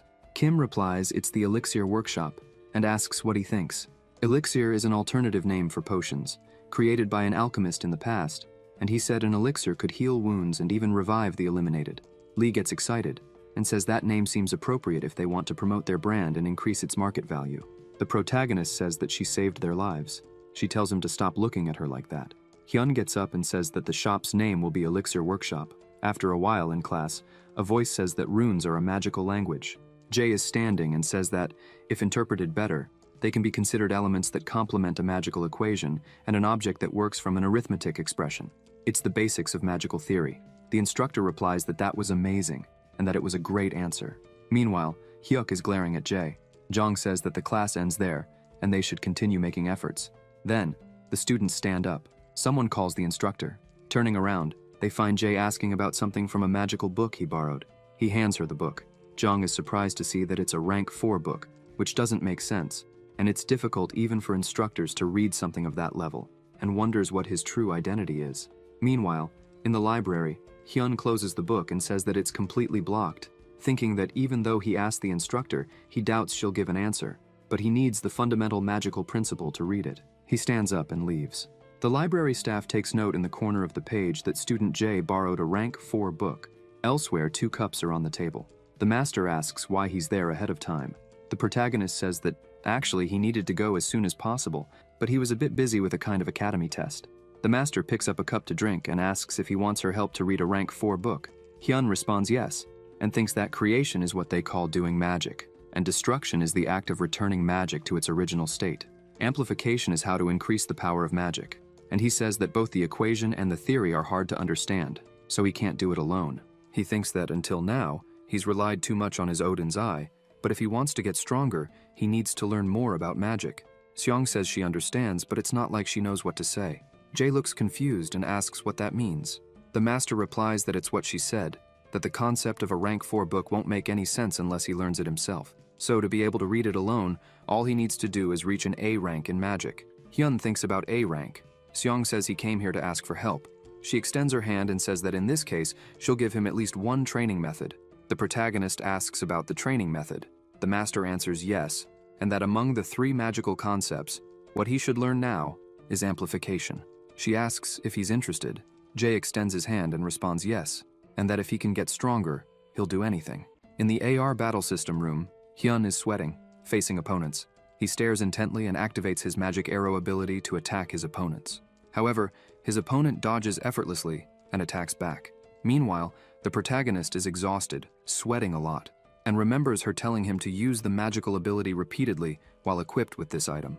The system notifies that the item has been equipped. Gleipnir, a replica item, and all attributes are increased by 50% when tied to the user.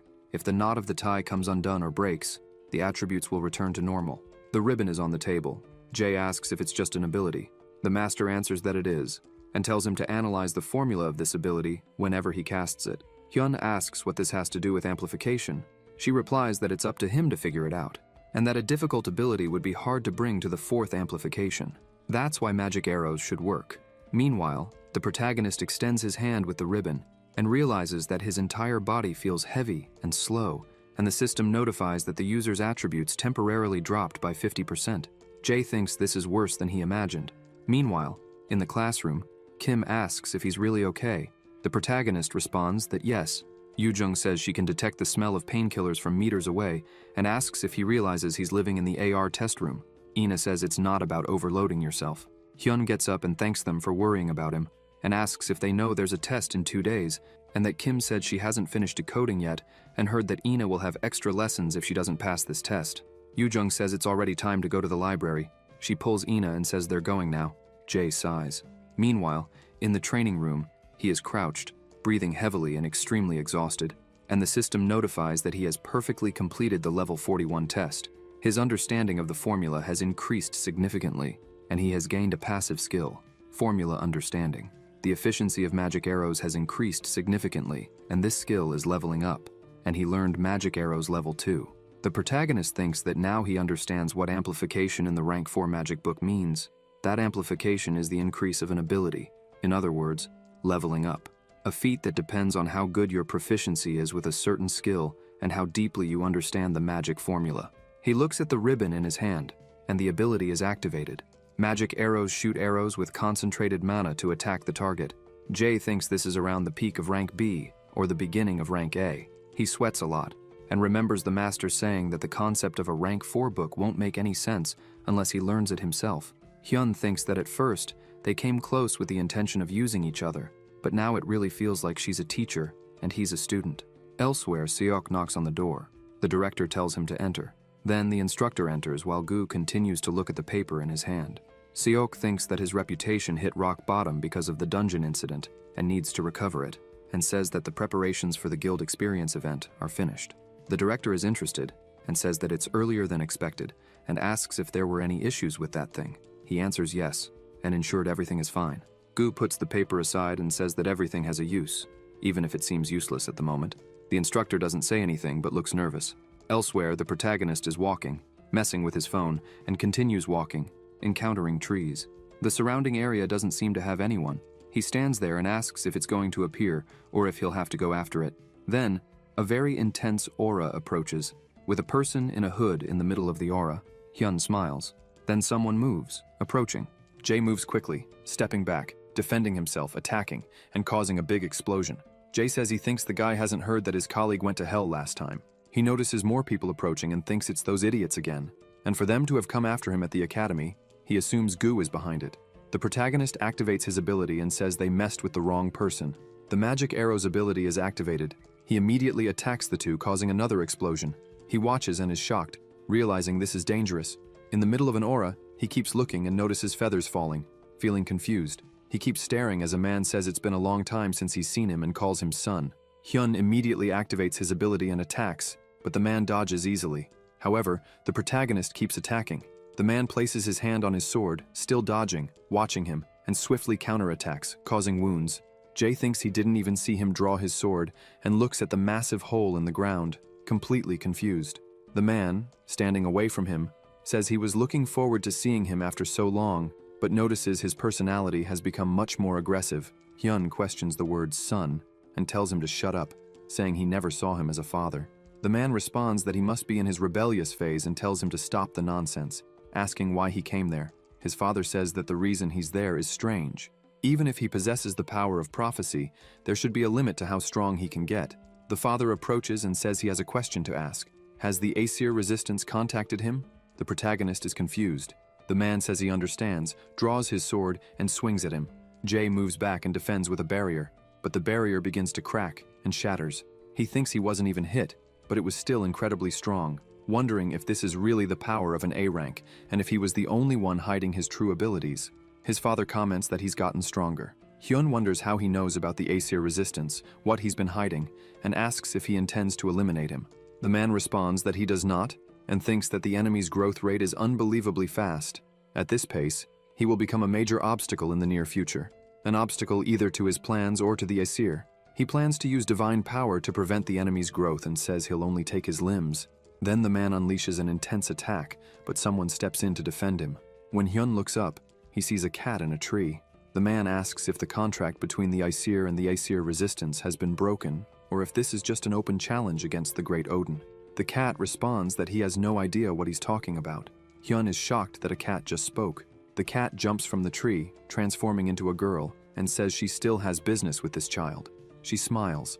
The protagonist realizes just from her mana that she is stronger than Xiong and wonders what the hell is going on. The man asks if she really had to make things worse. The girl grins and wounds herself, letting blood drip to the ground, creating numerous hands. The man blocks with his sword. The girl says she's sure he knows this is their only chance. She attacks again. The man blocks and counters. Their attacks create a powerful gust of wind. The man says they're depending on a mere human to end a war between gods, that Loki has grown weak. The girl responds that he's also a human trying to eliminate Odin, and she sees no difference. The man sheathes his sword and says he'll leave for now, but if she gets in his way again, he will ensure she pays the price under the contract with the Aesir. The girl tells him to do whatever he wants, but if he also plans to stop her, he should remember that she can decapitate him whenever she pleases, as the contract is only between the Aesir and the Aesir resistance. There's nothing preventing the elimination of Odin's raven. The man watches, turns away, and disappears. The girl smirks, then turns to see Jay in pain.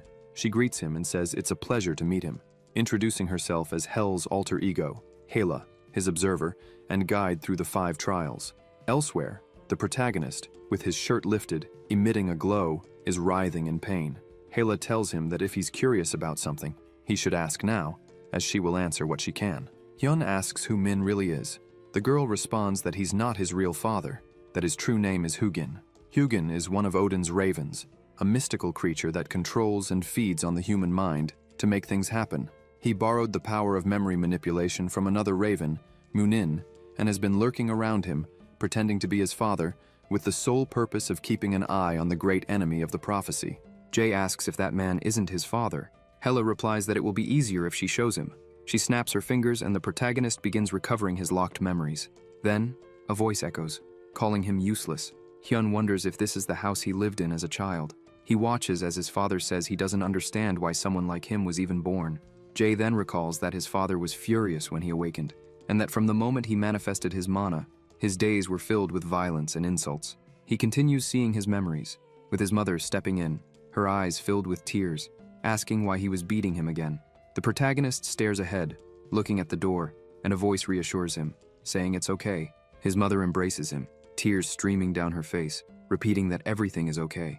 Hyun watches, shocked by what he sees, finding himself facing a coffin and a portrait of his father. He says he can't breathe, not because of the thick smoke, but because he feels like he's forgotten something he never should have. He then remembers his father handing him an ice cream, his mother scolding him because it was too sweet. But as a child, he didn't understand anything. He was just happy to have received it. His father carried him on his shoulders. Tears fall down his face, and he can't comprehend why he forgot. Then, all the locked information is restored. Meanwhile, he remains kneeling, crying uncontrollably. Hela tells him he has been freed from memory manipulation. With his hands on the ground, the protagonist asks why he did this. The girl replies that it's because he was born as the great enemy of the prophecy. Jay struggles to understand and asks what all these things mean and why they are making his life a living hell. Hela is silent for a moment before explaining that 10,000 years ago, the first Ragnarok occurred. That was when everything began. Ragnarok, the final chapter of the gods, where the story ends. Extinction. The Aesir Resistance Alliance fought hard in the War of Extinction, but lost to the Aesir gods and the army led by the Valkyries. After the war, Odin agreed to let the captured gods and giants live under one condition: a contract. A document acknowledged that the Aesir resistance lost in Ragnarok. From that point on, the Aesir resistance was forbidden from harming the Aesir gods in any way and had to remain obedient to the supreme Odin. This contract reinforced Odin's authority. Many existences across different worlds suffered because of it and cried in despair. But then, the three sisters of Norn made a prophecy that in 10,000 years, when the second extinction arrives, the weakest being will bring down Odin and Asgard and open a new world. And the great enemy of that prophecy is Jay, him, their hope. The protagonist realizes they intend to use him to eliminate Odin and asks if that's her plan. The girl confirms. Jay asks what Odin's plan is and what he gains from all of this. Hela answers, the peak of the 9 realms. Hyun considers the heir. The girl continues, explaining that Odin wants to hold all 9 realms in his grasp, including Midgard, the world of humans. Elsewhere, amidst countless white birds flying, a god says it's frustrating to have to deal with some insignificant being just because of a prophecy. A voice responds that he is merely a human and cannot compare to them. Even the seed of the great tree cannot grow if it is destroyed.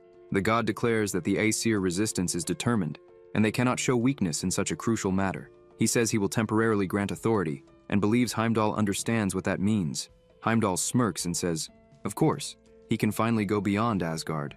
At the academy, equipment is being set up. Hyun sits, lost in thought. Elsewhere, he asks about the peak of the 9 realms. Hela confirms it's Odin's ultimate goal and states that the worlds he has already conquered are Vanaheim, Jotunheim, Svartalfheim, and Muspelheim. The protagonist asks if he plans to conquer the rest with another war. The girl confirms. Jay asks why Odin hasn't eliminated him yet. Hela replies that it must be due to the power of the prophecy, something not even the gods can overcome. Hyun asks if even the gods cannot surpass it. The girl affirms, explaining that he is protected by this power, but no power lasts forever. Once the second Ragnarok begins and all restrictions vanish, she touches him and continues, saying that the power shielding him will also disappear.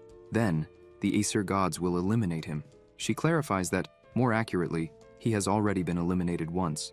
The protagonist realizes now. His elimination before the regression was Odin's plan. They toyed with him from the beginning, destroyed his family, manipulated his memories, and made his life a living hell. Hela steps away from him and asks if he desires revenge, if he wants to avenge and protect what is important to him. She extends her hand again and tells him she will give him a challenge, aiming to turn him into the one who will eliminate Odin. A notification arrives with the main mission, the path to the elimination of a god. The user was born with the destiny of the great enemy, resistant to Odin and Asgard. The girl tells him to become strong before the end begins. Meanwhile, elsewhere, An is exercising and says his whole body is sore from this special training, and maybe he should ask Jae-sung for some fatigue potions. He bends down to search his bag, grabs a water bottle, and thinks that thanks to the special training, he successfully obtained an S-rank ability, but it is still too hard on his body. Hoyeon is deep in thought and remembers the protagonist, thinking that Jae is at a much higher level than him, and that he is still far from being strong enough to defeat him in the Meals Academy Festival. He sighs and says he will train a little more. Then, something happens. An announcement states that the director wishes to see student An, and that he should go to the director's office. Hoyeon is puzzled. Meanwhile, in the office, the director is on the phone, saying that as soon as they get rid of the lower-ranked students, the support will go to all the higher-ranked students, and he is sure he can handle the rest as a congressman. The man on the other end replies that things got too out of control in the dungeon to be able to do that, and the headquarters for Raider management will move soon. Gu thinks that he does not understand and wonders if it is time to get rid of him. He says they are nothing but the nation's dogs, and that he has already finished the preparations. The man does not quite understand and asks about the preparations. The director says it is simple, and explains that in a few days, during the Guild Experience event they are preparing, they will open a portal artificially. The man says that he will handle things without getting directly involved. Gu says he understood quickly and asks what he thinks. The man replies that he is in and says he will send the nation's aid funds to Mila's, as they discussed last time, and now wants to talk about the details of the plan. The director replies that, of course, it will be as he wishes. An is about to knock on the door but hesitates, remembering the protagonist saying that it is probably just a problem with the subspace or that someone interfered. He thinks he understands now and knows who invaded his mind on the day of the new student's hunt and who caused the incident in the mock dungeon. He gets nervous, grips the doorknob, stares at it, and closes his eyes. He thinks it is better not to act recklessly and that this problem is not something he can solve alone. Then he knocks on the door and says it is him. Gu tells him to enter. Hoyeon steps in, thinking that he needs people he can trust. Meanwhile, in the classroom, the girls are sitting. Ina is asleep, Kim is lost in thought, and Hyuk is paying attention to the lesson while Jae spins his pen, lost in thought, remembering Hela saying that by now, Odin must know he has been in contact with the Aesir resistance, meaning that Ragnarok may happen sooner than planned.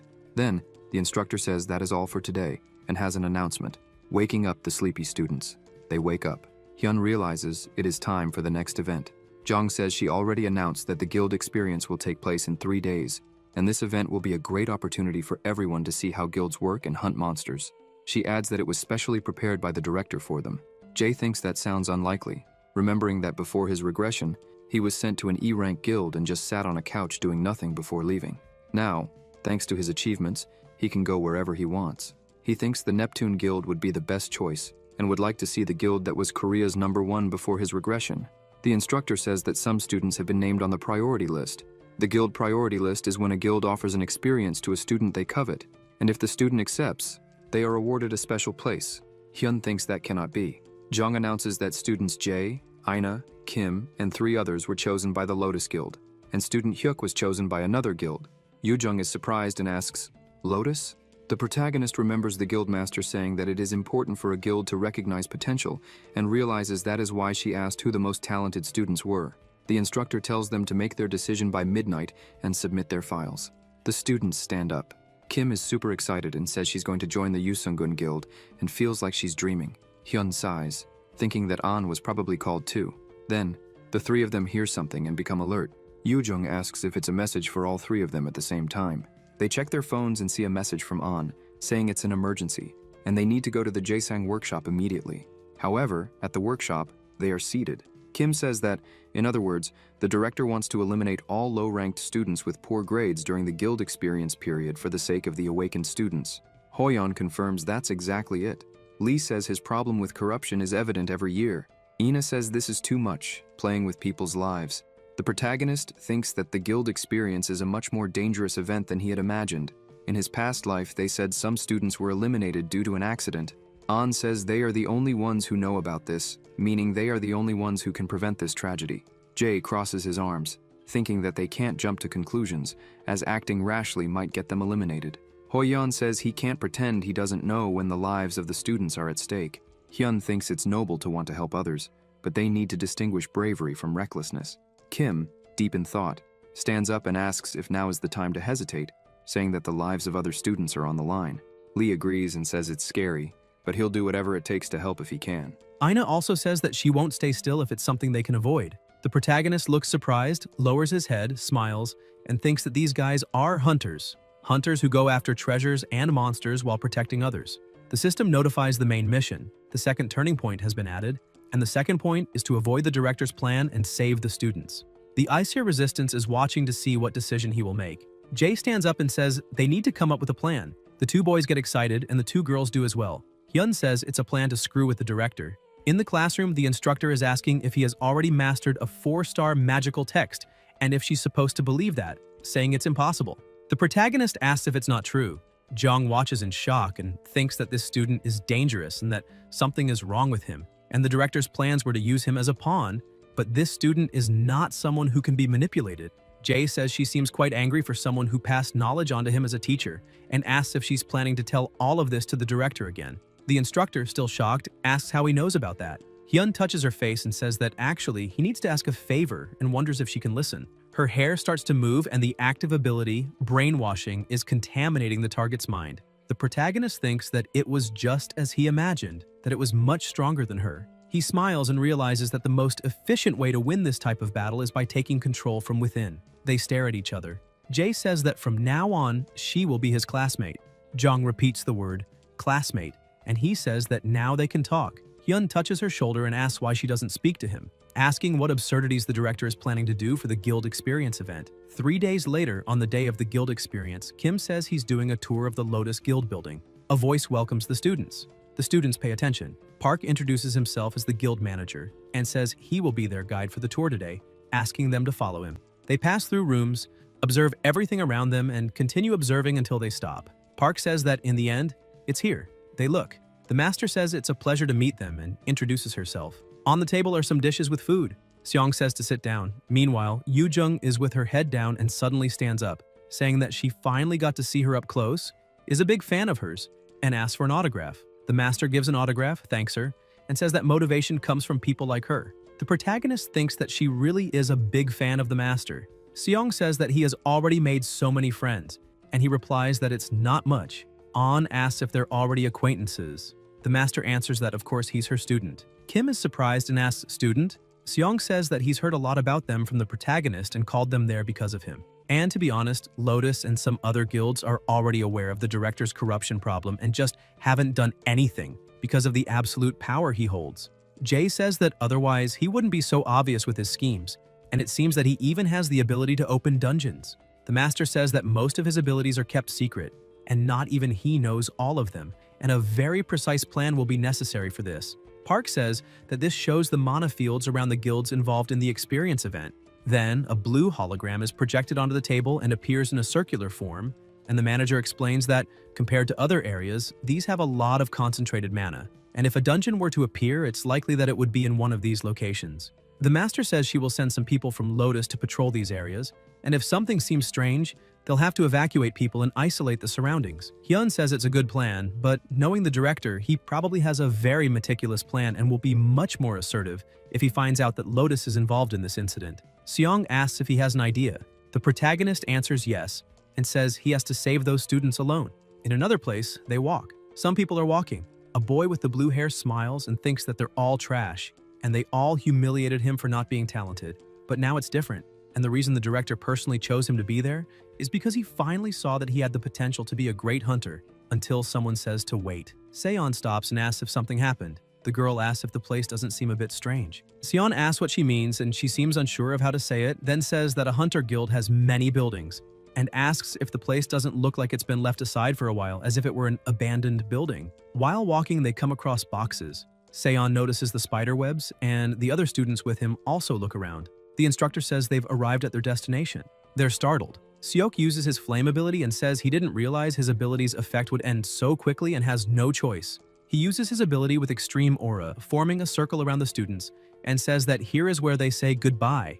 The students panic and say they need to run. The instructor says this is their last lesson, but who knows if they'll return alive. Meanwhile, An is looking at his phone and says that, according to the map, it should be here. His phone announces they'll arrive at their destination. Kim asks what kind of place this is, saying it looks more like an abandoned building than a guild building. Then, they continue talking until the protagonist hears someone asking if they're following. He looks into the forest and notices Park hiding and tells them not to worry. The manager asks how he learned telepathy so quickly. Jay responds that he read it in magical texts. Park says he speaks as if it were simple, but interfering with someone's mind and imbuing their thoughts with mana for communication is not easy. People continue talking, and the manager says he trusts he will appear if something goes wrong. In another place, the master says Jay borrowed her own manager. The employee says she hopes he'll be useful because that man can be a bit stupid sometimes. Seong says he's her brother and needs to be kinder, but this is the charm of their dynamic.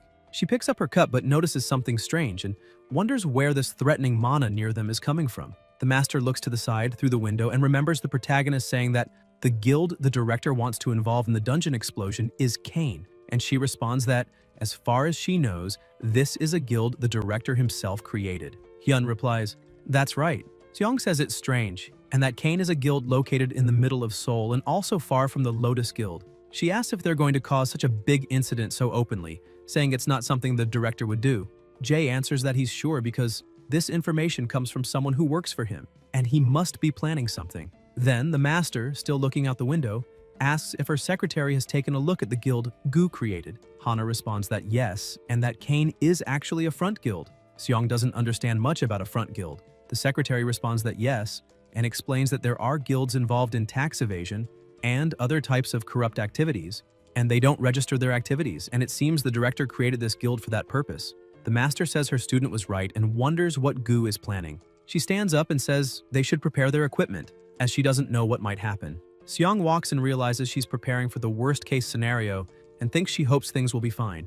In another place, a door opens. They enter the abandoned building. Kim asks if they're sure this is the place. Hyun replies that yes. and that this is where this damn rotten mana is coming from and tells them to go. They continue walking. The protagonist thinks that the mana he's feeling is strange and should tell everyone to leave and face it alone with the manager. They stop. Meanwhile, in another room of the building, the magic moves. Ina says she can feel remnants of magic. Jay says he thinks some advanced magic was activated in this area, and there should be traces of the formula, but he notices something strange. The magic grows stronger. As they walk, the protagonist tells them to get out of there. An says he can't move. A voice calls them idiots and invites them to the realm of the Dark Elves, to Svartalfheim. Then, notifications arrive saying the user is being teleported to Svartalfheim, and the dungeon is dangerous given the user's level, and they need to leave the dungeon immediately, repeating it again. In another dark place, something is sitting on a chair and says they are new prey, ready to rise, and that it's time to eat. The world of Svartalfar, also called Svartalfheim, is where the Dark Elves live. They walk together. The protagonist grumbles. Kim asks if that's Svartalfheim. Jay thinks that they say the Dark Elves in Northern European mythology have powers similar to those of the gods, and their powers were weakened when this place turned into a dungeon. But the director was planning to get rid of the students in this place. An asks if the director can use this type of advanced teleportation magic and who he really is. Hyun thinks he's right, as Gu is just a human, and wonders if a mere human is capable of interfering with the transfer system of the 9 realms, thinking that there must be another existence involved, and wonders if this doesn't seem like a very bad situation. Someone approaches and answers yes. Then they encounter Park. They are surprised and approach him. Hoyeon asks how he got there. The manager responds that the protagonist asked him to come in case something went wrong, and they couldn't have the leader coming as a witness, so he came in her place. Yoo-jung says she's so happy and thought they would be eliminated right there. Park says the situation didn't get any better just because he's there, as this place is the world of the Dark Elves, and A-rank hunters struggle to survive there. Jay thinks he had seen many cleaning tutorials before his regression, and tells them not to worry, as they will all get out alive, and he can guarantee it. The manager says nothing. Hyun makes hand gestures and tells them to first look for the survivors. Elsewhere, 2 people are sitting, an old man and the director, and Gu says that this is a clear violation of the promise, as he remembers the old man saying he would make Hoyeon much stronger. He continues, saying he won't need to worry about it as he will easily take first place in the next event. Hearing this, the old man thinks that Guy is like a snake and asks who the student was that took first place in the new student hunt and how Hoyeon could lose to a student from the magic class. Drinking his tea, Gu says that everyone saw what happened in the broadcast, so it was obvious. He puts the teacup on the table and says that Min Jae-hyun is a genius born with 97% aptitude for magic, which leaves the old man completely shocked. However, Gu ignores him and, looking at the tea, says that it has already cooled down and asks if he should order another cup. Meanwhile, the old man, also ignoring him, wonders how a random child whose name he had never heard could be capable of doing that.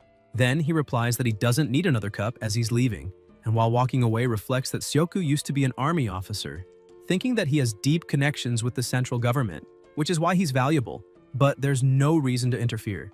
Gu smiles and says he doesn't get into games he knows he'll lose. Meanwhile, in the dungeon, they continue walking. Ina finds the place dark and decides to use the flash. Jay says to wait because he has something better. He uses his magic, making the light more intense and float around the area, making everything much clearer. Kim asks if that's light. Hyun replies yes and says he improved the rank D flash. SEO comments that improving the skill is only possible when you're a rank A hunter. An thinks it's impossible and wonders if Jay is already that skilled. The protagonist looks back and asks what they're doing, wondering if they're going to stay there. Park responds, of course, and says they will, wondering if this is really possible. Thinking he has trained countless hunters but has never seen this before, and wonders how strong Jay can get. They keep walking until they stop. Hyun says to rest for a bit there. The manager says they should recover their strength since they've been walking for a long time. The protagonist makes a hand gesture. Kim asks why he's turning off the lights. Jay replies that dark elves are creatures accustomed to the dark and they can easily turn off the lights, so they need to get used to the darkness too. Kim thinks it's a good idea they brought the potions since he was running out of breath with his mana. An is glad he asked Lee to prepare them in advance. Then he looks to the side and says he has an idea and that the survivors must be somewhere past that fork. The protagonist says he also has an idea. He closes his eyes and begins to emit intense mana, noticing that the middle path leads to the boss room. Then Jay suddenly opens his eyes and an arrow approaches. Ina looks scared as she sees it coming her way. Hyun blocks it from hitting her and activates his absolute calculation skill. Particles begin to move. Everyone watches, holding their weapons. Park tells everyone to stay focused until someone smiling appears in the dark and watches them. They realize they're dark elves. Then he begins to use his ability and they are surprised. Yu-jung moves forward, activating the mana shield to protect them, while dark elves appear in front of them. Ina activates her slow skill to attack them and also strikes with her radiant sword, trying to hit them. An watches closely and activates his extreme opposite martial arts skill. He positions his weapon and shield and tells them to move forward. Then the manager approaches with his sword, using several moves and landing hits. The protagonist watches and says he's going to join the fun too. He looks at the two monsters and realizes that their attributes are the opposites of theirs. Then his chain ability activates. The chains approach the beasts, hitting them. Jay observes and thinks that, according to the Svartalfheimer cleaning tutorial, all the weapons and armor of dark elves are made of magic, meaning he can destroy them all with absolute calculation. The beasts stare at them. Hyun tells everyone to listen and orders Kim and Ina to use only fire-type magic. They respond that they understand. The protagonist tells Hoi-on the same. Then Jay observes and also uses his flame ability, telling them to use provocation skills to limit the movements of the monsters. An responds that he understands and activates his provoke skill. The monsters watch intently. Hyun calls for the manager and tells him to eliminate the dark elves affected by the provoke. Sung wonders if he knows something about the dark elves. Then he activates his stealth ability, and his presence is completely erased. The beasts are confused until the weapon approaches and starts attacking them. The elves quickly look to the side. Meanwhile, the protagonist watches, clenches his fists, and activates his fire attack. He positions himself, releasing many flames with a strong aura, eliminating one of the elves. The others look until Kim activates a fireball to attack them. The elf approaches, but an explosion occurs. Even so, they move, getting closer. Then Seo observes and uses his fire arrow skill. The elves wonder how humans know their weakness until a knife pierces one of them. The beast's eyes widen while Hoi-on attacks. The elf wonders how a mere human dares to do this, until Jay's chains approach him to attack. Then, he's eliminated. Next, the girls look to the side and An asks if it's over. The manager responds that it seems so. Hyun says they need to go since they don't have much time. Ina asks if they're on the left path by chance. The protagonist interrupts her and says that not all of them, but he feels some mana from the survivors, and if they delay, they might end up being eliminated. Elsewhere, a voice asks how he managed to finish everything. The instructor apologizes and says he never thought an intruder would walk inside the guild building. The director slams his hand on the table and asks if he thinks that's an excuse. Seok says he doesn't need to worry so much, as it's common for civilians to be eliminated when portals appear suddenly. Gu yells, angry. The instructor crouches down, blood coming from his mouth. The director stands up and says that the transfer spell doesn't work on civilians without mana, which means someone managed to use mana and entered. Seok, still crouched, apologizes. Gu says it's better if this goes well and if any of those students manage to survive. The instructor looks distressed, and the director finishes by saying that he's sure he already knows what might happen. Elsewhere, people are walking. The secretary asks if she's sure everything will be okay. The master responds that it's urgent and it's better to go alone to be more discreet. She thinks it's threatening mana, and with that strength, it should be at least an S-rank magical enchantment, and the kids and the manager are in danger. Since the earring hasn't reacted yet, no one is executed. But if she delays, there could be irreversible consequences, and she needs to hurry. She says if she doesn't return by the next morning, she can immediately ask for help from the association and get all the camera footage from the area. She gets on her motorcycle. The secretary calls out to her and tells her to be careful. Seong responds not to worry. Then, she leaves on the motorcycle thinking that if the director touches any of her people's hair, she will never forgive him. Meanwhile, inside the dungeon, people are at their breaking point. The girl is carrying her partner and says they need to hold on until something hits the stone. They hear something and fall to the ground. The girl, desperate, starts saying no, while tears fall on the ground. She says that if she weren't so useless, this wouldn't have happened, until she looks and feels someone touching her back. She faces the protagonist and his partners. Jay says to leave the rest to them. The girl looks, her vision blurs, and she falls to the ground. After some time at the same place, Kim gives her the potion, and An gives the potion to her partner. The boy wakes up and asks where they are. Hyun responds that it's the land of the dark elves, and these are his companions who came to help him. The girl, now awake, says she understands. The protagonist asks what happened there. The boy answers that the others were captured. The girl adds that as soon as they fell there, they were ambushed by the elves, and the others were taken. But the two of them managed to avoid their gaze and escaped, though they couldn't withstand the mana overload. They look somewhat discouraged, and Jay thinks that she probably thinks she's a coward and should have been eliminated fighting alongside her comrades. And that's arrogance. He wonders how to fight an enemy that can't be defeated and thinks this is a movie-like scenario. He looks, closes his eyes, and says they weren't captured because of them and asks where they were taken. Chan tries to intervene, but Hyun interrupts and asks if he wants to let them be eliminated. The girl touches her partner's shoulder and says, "There's a king controlling the dark elves, and the others were taken to the king. The protagonist looks thoughtfully and asks who took them there. Chan, irritated, answers that it was the instructor who brought them there. They stand still, looking around. Jae says for everyone to wait there. Kim asks where he's going. Hyun responds that he feels dark mana there, and it's probably the path to the king, and their energy is weakening, so they need to save them as quickly as possible. Yoo-jung says it's very dangerous to go alone. Seo says it's better if they work together. Hoyeon observes and says he agrees with him. Kim gets upset. The protagonist says they're not capable of fighting the elves one-on-one and need to protect the injured people, so this is the best they can do. Yoo-jung tries to say something, but Jae asks if she has another idea. The manager sighs and says that if she thinks it's too dangerous and she won't make it, she needs to return immediately. Hyun says he's counting on him to take care of his friends. An says not to worry and go, as he will protect him with everything he has. The protagonist smiles and says he'll be back soon and walks away. The girl asks if he'll be okay. Park replies that yes, and he's strong. Meanwhile, Kim is wiping her tears and looks worried. She holds Ina's hand, looks at her, and says they'll do what they can for now. Mana moves. The manager hears, the partners stay alert, and the injured ones look scared. The manager signals for them to stay quiet as the enemy is approaching. He grabs his sword, but is attacked on the arm. His eyes widen. Kim looks worried. A voice says it was wondering where that fly came from. Someone approaches, looks at everyone, and says they came from there, and they're human. Meanwhile, in another part of the dungeon, the protagonist reaches a portal and thinks that something might happen while he's away and needs to end this quickly. He touches the gate and opens it. The king is sitting in a chair and says he finally arrived and heard there were guests, so he prepared something special. As Jae is about to speak, he notices his earring is lighting up. He looks surprised. He realizes the manager's presence is weakening. Then, the door shuts. He looks immediately and the king asks if he liked it and says he cannot leave this place. There's only one way, but that's only if he survives. Hyun looks irritated and thinks that his people are in danger and he needs to save them. He wonders what to do and remembers his partner saying he would protect them with all he has and thinks he needs to trust them, as that's all he has left. The boss asks what he'll do now and says they should know one thing. Intense flames are emitted. The protagonist looks shocked, and the king says that they will all be eliminated there. Meanwhile, in another part of the dungeon, plasma is splashed, and the manager is lying on the ground with severe injuries. An runs to him and thinks this is bad and wonders if it's poison. Knowing the elves are well aware of a hunter's weakness, the monsters observe, and one of them says that now that the pain in the ass is out of the way, only the minions are left. Hoyeon thinks that he knew they were just waiting for Jae to leave. Seo says that since the manager is out of combat, the guild leader must have noticed and remembers the master handing something over, though Hyun doesn't quite understand what it is. Seong says those are Ivaldi's earrings and will give a signal if any of them are in danger and will go immediately if there's an emergency. Then, they leave. Meanwhile, in another part of the dungeon, the protagonist makes a fireball, creating a huge aura of flame. Then, a huge explosion occurs. The elves watch and lick their lips.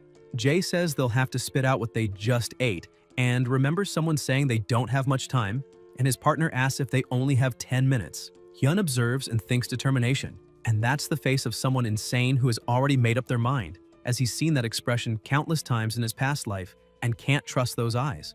He remembers his partner touching his shoulder and saying to go eliminate the king and save the others, and he will take care of things there. Meanwhile, in another part of the dungeon, Kim watches and activates her mana shield. Seo also uses her magic. The two who were injured observe, and Chan says that if they run now, they'll be really embarrassed when they see the others again. The elf says it's pathetic and meaningless to see them fighting so hard, as they'll all be part of the king's feast.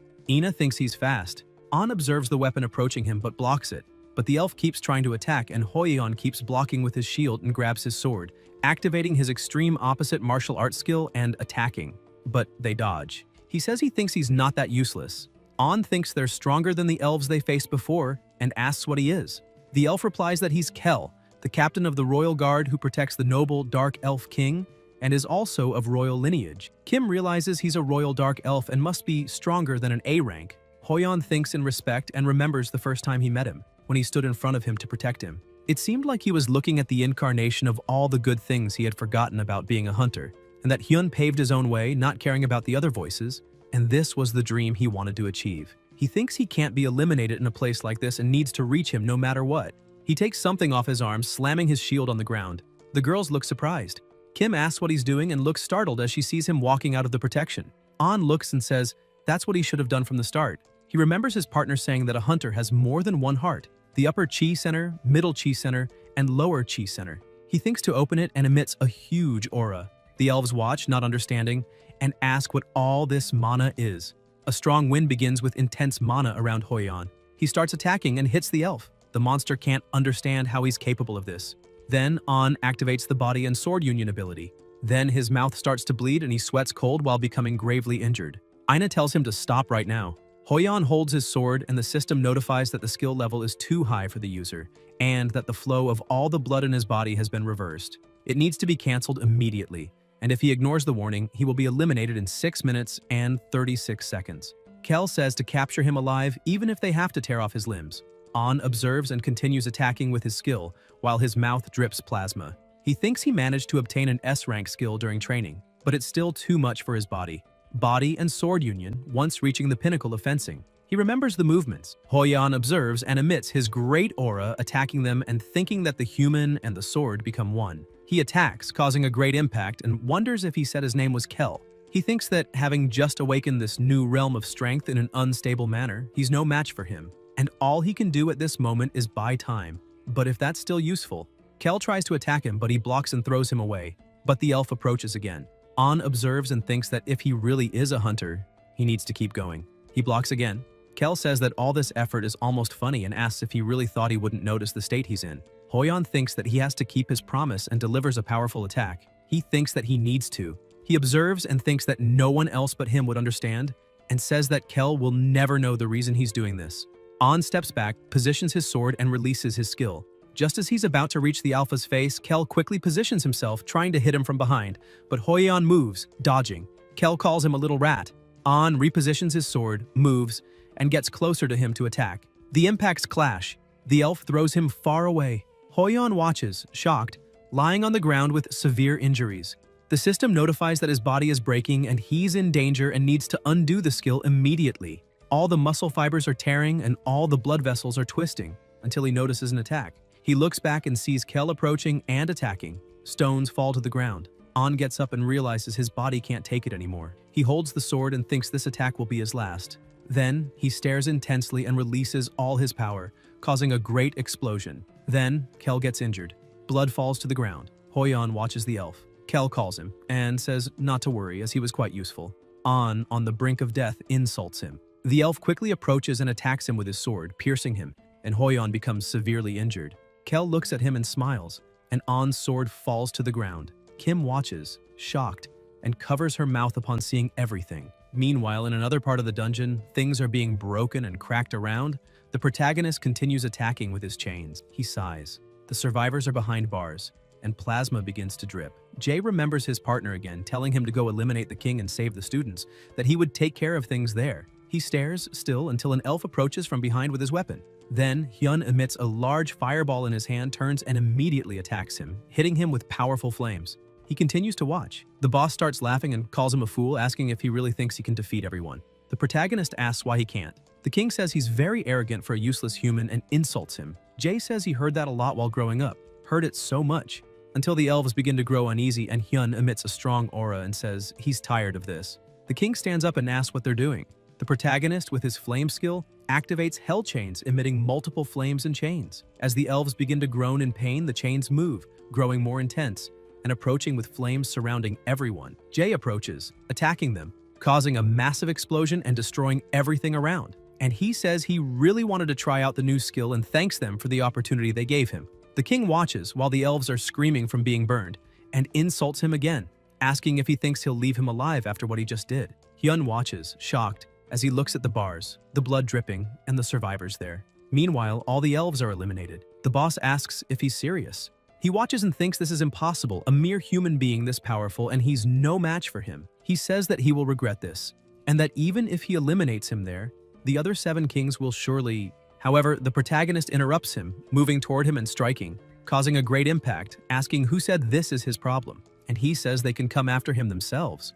Meanwhile, in another part of the dungeon, a sword is covered in plasma while the elf is attacking An. A lot of blood falls to the ground. Seo watches, horrified, and thinks she couldn't do anything, couldn't even see this happening, even when her friend fell. She wonders why she's so weak and thinks she's losing someone again.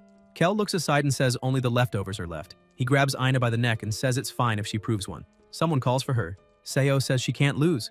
The elf notices something. Kim also looks attentively, seeing a great aura. Kel asks what that mana is. The master arrives asking if he hurt them and says it's better to think carefully before answering because, if that's true, she walks toward them. The survivors look. The elf also watches as she approaches. Seong watches and says he will be eliminated. She looks at An on the ground on the verge of death and says she'll ask again if it was him. A strong wind begins. The master asks if it was him who did this to them. Kel watches, shocked, and looks at the manager, the boy lying down, and Ina injured. The elf thinks it's clear from her mana that he's no match for her, but if he takes those kids as hostages, he might have a chance. So, he answers that yes, it was him who did this. Seong looks and asks if that's it. She looks at him and says she never wanted to associate with a monster. Then she activates her skill, Sacrifice. Seo watches and Kim also observes the particles. The system notifies that it is healing multiple targets at once, consuming the user's life force. The master observes. Kel wonders if she can use healing magic so quickly. Seong says that a healer doesn't neglect anyone who's hurt, even if they're an enemy. She approaches him. The elf tells her to wait, but the master says she doesn't like when others put their hands on her people. Kel watches and is immediately attacked and thrown far away. Kim watches the elf being eliminated and realizes that wasn't a skill. She just shot concentrated mana, and yet it was so powerful. Seong places the manager in her lap and says she needs to check on these two first. Then she starts using her magic. The particles move, getting closer to Park. Ina asks if he's okay. The master responds that he is now, but the boy is in a very complicated situation. She begins to use more magic to heal them. The system notifies that the target's injuries are severe, and it will take a considerable amount of time to heal. Seong observes and realizes that he overstrained himself by using his power beyond the critical point, and all his meridians are twisted, and the nerves using mana are also severely damaged. And she thinks that if she had arrived a little later, he would never be able to use mana again. Then more notifications arrive saying the target's healing is complete and the user's life force has been permanently reduced by 2%. An continues with his eyes closed.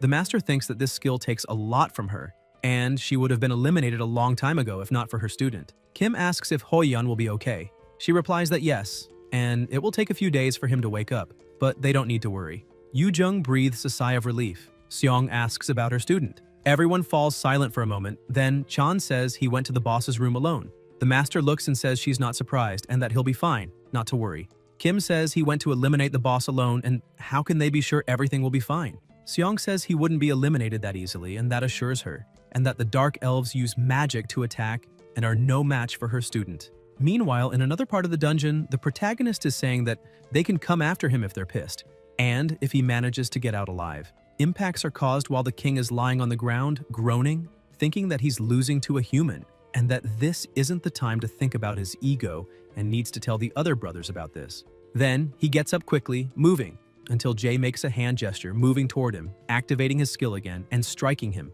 leaving him with no way out. He asks where he thinks he's going. Hyun continues holding him. The boss asks if he thought he would be eliminated there alone, and says he's going to take him to Hellheimer too, thinking it's a secret technique passed only between the Dark Elf Kings, Frozen Land, and he says now it's his turn to tremble with fear, and that he'll have to teach him what the fear of the end is. The protagonist smiles and says it's an unexpected gift. The king wonders if he's smiling. Jay says he's glad he used it now, as he didn't think he would use it in a place like this. Notifications arrive informing him that he can acquire his new skill and asks if he will register the Frozen Land on a blank card. Then he registers and the system notifies that it has been registered. Hyun observes, and his absolute calculation skill is activated, destroying the Frozen Land. It starts cracking. The king can't believe it. The protagonist touches his head and asks if he's never heard of the saying to keep your friends close and your enemies closer. He starts using his flame skill and burns him. Then a notification arrives saying that the king has been defeated and an incredible achievement has been produced. The boss lying on the ground finishes being burned, and the system notifies that Jay has earned the title the one who eliminated the King of Elves and obtained an equipment item, the shoulder pad of the Dark Elf King. The mission was completed. He received a blank card and a sealed magical text, along with an active skill of artifact personification. Hyun runs toward the bars and begins breaking them where the survivors are trapped. He picks one up and realizes they're still breathing. The protagonist observes the other wounded. He watches closely and activates the sacrifice skill, healing the chosen target. He continues using his healing skill. Particles move until he notices someone approaching and realizes it's his teacher. The master helps him heal and says that being a healer is a cruel job, and the greatest joy of a healer is when their work isn't needed. And the second greatest joy is when they're saving someone who's between life and death. Jay observes and doesn't say anything, and the two continue healing together, emitting large particles. Elsewhere, hands slam on the steering wheel and someone grumbles. Inside the car, Seok is wondering who it was and is furious, grumbling repeatedly and banging on the steering wheel. Then he starts laughing and says that even if they manage to get out of there, it won't matter because everyone will be eliminated painfully. Then Hyun bangs on the glass. The instructor looks and suddenly the glass shatters and the protagonist strangles him, asking if it was him. An hour ago at the Cane Guild, everyone thanks for the day. The master says that if they're truly grateful, they can come to her guild later. Kim says she would go right now if she could. Jae says she could read the atmosphere better. Soo-jung hits him and says she already told him he's not allowed to speak for the rest of the day. He thinks about how it hurts so much when her strength status isn't even high. Kim says he worried them. He laughs. Seo watches and everyone starts laughing. Seong says they must be there. Then a van approaches. Someone gets out. The secretary gets out and asks if she's okay, saying she ran there because she couldn't reach her for hours. The master apologizes and says she'll explain the details later and orders them to take the injured children to the guild first. And the rest still has something to do, and that includes him. The secretary replies that she understands and calls for the manager. The protagonist tries to say something about his arm, but Park tells him not to say anything about his arm. Jae asks if it's okay to use telepathy and says that it consumes a lot of mana. The manager replies that it's not okay at all, and if his sister finds out, it will be an even bigger problem. The secretary says that if he's going to stand there, she'll take it as if he wants to walk back. Park runs and says he's already going. The master asks him to take care of the children for her. Then they leave. Hyun asks if she felt it too. Seong replies that yes. An aura moves and a voice says that it's a detestable and disgusting gaze. Then the instructor is thrown to the ground and he looks shocked. The master says she doesn't understand why he's there. Seok can't understand how she knows this. He quickly gets up, emitting a circle in his hand, and asks if she thinks it will end this easily. He thinks that President Lee gave him that piece of magical equipment, and he shouldn't use it in a situation like this. But this is an emergency. Then, the instructor disappears and appears behind Seong quickly to attack her. The master looks back and defends herself, throwing him to the ground. The instructor looks and Seong asks if this is what helps him teleport, saying it's no big deal since it only moves him a few meters and would have been useless if he'd used it to escape. She remembers the instructors and the director and asks why he was trying to eliminate the students and who's behind this. Seok asks if she thinks he'll say that, saying that all wizards are inferior anyway. He starts emitting a large aura through the circle. The master asks if it's a mana suppression device and says it's a shame.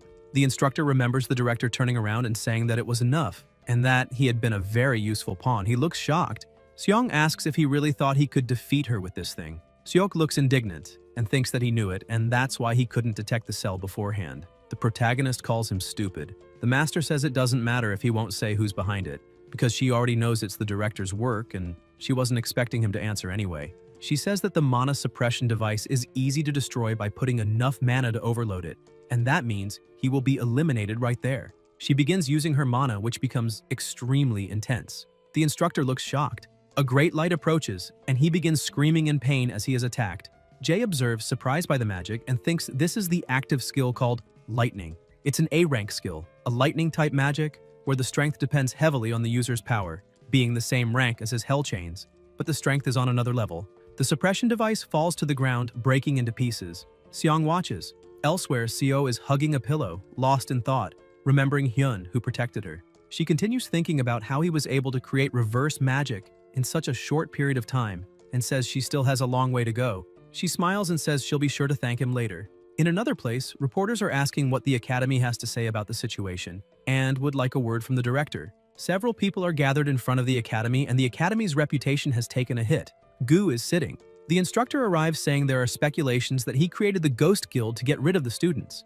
The director bangs something, irritated, and wonders why this happened. He then shows the cracked tablet. The instructor says there are journalists waiting outside the Academy, and calls are coming in from various businesses, asking what should be done about them. Gu asks what she means by what should be done, and says to close the Academy and say they're giving interviews. The instructor says she understands and leaves.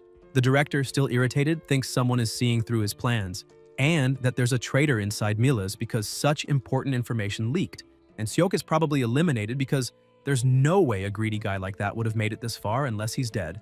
Gu looks at the phone, picks it up and says it's an eye for an eye and a tooth for a tooth, and would like to request a media cover-up, promising to pay whatever it takes. Elsewhere, students are walking down the hall. An walks distractedly until someone bumps into him. He's startled and faces the protagonist, who says he looks well. Hoyeon feels relieved seeing it's him and says it's all thanks to him and the master of the guild, and that he wouldn't have survived if not for them. Jae looks and asks why he did that. An watches. Awkwardly, Hyun smiles and says he knows he just needs to keep thinking like that. Hoyeon doesn't quite understand. The protagonist says he can think about the reasons later and just keep being like he is because that's what he would do even if he didn't say anything, and says he has to go, as his room is over there. Then he leaves, waving his hand as he says goodbye. Then he stops and says for Hoyeon to take care of himself because everyone was worried. Jae leaves. An watches, clenches his fists and says what he wants to do. Then he looks out the window and stares intensely. After a while in another location, there's a notification about the title item. Hyun observes and says it's A rank and gives more mana, plus a buff to attack power when fighting dark-type monsters, and asks if title items usually have effects like this. He says he's been busy dealing with the aftermath of the Kane Guild incident, that he didn't even see this, and it would have been great if he'd seen it earlier. He continues looking at the data about the item ingredients and the equipment item. The protagonist thinks it's never good to get complacent with mana and strength values, and plans to give this essence to Jae-sung, as he bets he'll be excited to mess with new ingredients, and asks if this is the last one. He looks at the active skill, Magical Artifact Realization, and the data of that skill. Jae looks surprised as he realizes he can make any equipment he wants in battle. He uses the magic, emitting a great light and grabbing a knife in his hand. The system notifies that he successfully created a new equipment item. He smiles satisfied and thinks that it's not about rank or options. The real value of this skill lies in something else: utility. In the black market, a C-rank magical artifact is worth tens of millions of wons. So he can make an item of that value every time, until he notices the sword leaving his hand and is confused. Another notification arrives saying that the Mistiltine equipment item is reacting and has met all the conditions. The effect of Mistiltine has been unlocked, and he gained a passive skill, Artifact Creation Genius. Then the sword emits a strong light. Hyun observes, and the system notifies that every equipment he creates from now on will have its rank increased by 1. The protagonist smiles and says that this is crazy. He grabs the sword and says that now he understands. He remembers everything that just happened. A great light around his arm and the system notifying the equipment item, stating that only part of its effects are in use due to the user not meeting the conditions. He says he's wondering why the bracelet was categorized as a weapon, and thinks that must be the reason. He gestures with his hand and says that if he's going to receive all the benefits, he'll take advantage of them and start training now. The next morning, the Mila's Academy exams are well known for their difficulty. They are nicknamed the Tomb of Students because of the intense competition and difficulty. The exams are divided into 2 categories: theoretical and practical. The theoretical exams are about the subject studied, while the practical exam involves potion making and an attack on a small dungeon, which is broadcast to the entire nation. Meanwhile, in the classroom, An is lying on the desk. Someone touches his shoulder and calls him. Kim says that if he doesn't wake up, she'll beat him up. Hoyeon gets up, a bit disoriented, and apologizes, saying he fell asleep while reading. Yoo-jung asks if he knows how many classes are left before the midterm exams and says that if he gets a low grade, he'll be so scared of books that reading one will cheer him up quickly. SEO reads but sounds cold, remembering Jae. Kim thinks there's no hope for these two, as they're terrible with theory, and she offered to help because it's more convenient if they get stronger too. Hoyeon says it's over for him. Ina says they'll see each other in remedial classes until someone bangs on the desk, and Yoo-jung says for them to stop talking nonsense and get real. And the next topic is understanding wavelength and the mindset of a hunter. Hyun pays attention. A few days later, the students walk and talk about the exam, saying to watch out to the side. A girl passes by, and it's Seo. They comment that she's the girl who was at the top of the rookie hunting rankings. Kim sees her from a distance and calls out. The students continue commenting that they were on the news for being the first in the rookie hunt and think that even the best don't walk around together, and ask if An doesn't hang out with them. The students keep walking and comment that they are geniuses, and it's obvious they did well in the exams, and they're envious. The protagonist hears, sighs, and thinks that it's a lot of pressure, but it's better than being hated. Yoo-jung asks how the exam went. SEO looks shocked and doesn't answer. Kim says they know she always does her best. Jae replies that it's not their fault. It's all because the two of them are enemies of studying. The two talk off to the side. Ina observes and says she can hear both of them. Yoo-jung says she should have studied more when she had the chance. Seo leaves the place irritated. Soo-hyuk watches and insults him, saying he'll win again this time. Minsu thinks it's his emo phase again and hopes he doesn't start a fight with Jae. Meanwhile, in another place, they're mixing ingredients in a cauldron, and a lot of smoke rises into Kim's face. Hyun starts laughing and says what he made turned out much better, and asks Lee if it's true. He replies yes, but looks thoughtful and says that at this pace, both of them will fail. Yoo-jung doesn't quite understand. Jae-sung says that neither of them has any talent for alchemy. The protagonist thinks there's so much to train and needs to avoid a low grade. Lee apologizes and says he was a bit harsh. Jae asks if there's no other way to avoid failure. Jae-sung replies yes, if they use a special item. The two look at each other, curious about the item. Elsewhere in the corridor, someone walks slowly and observes a girl reading a book, bumps into the door, and keeps walking. She remembers Lee saying they're called lunar fireflies and only live in clean areas.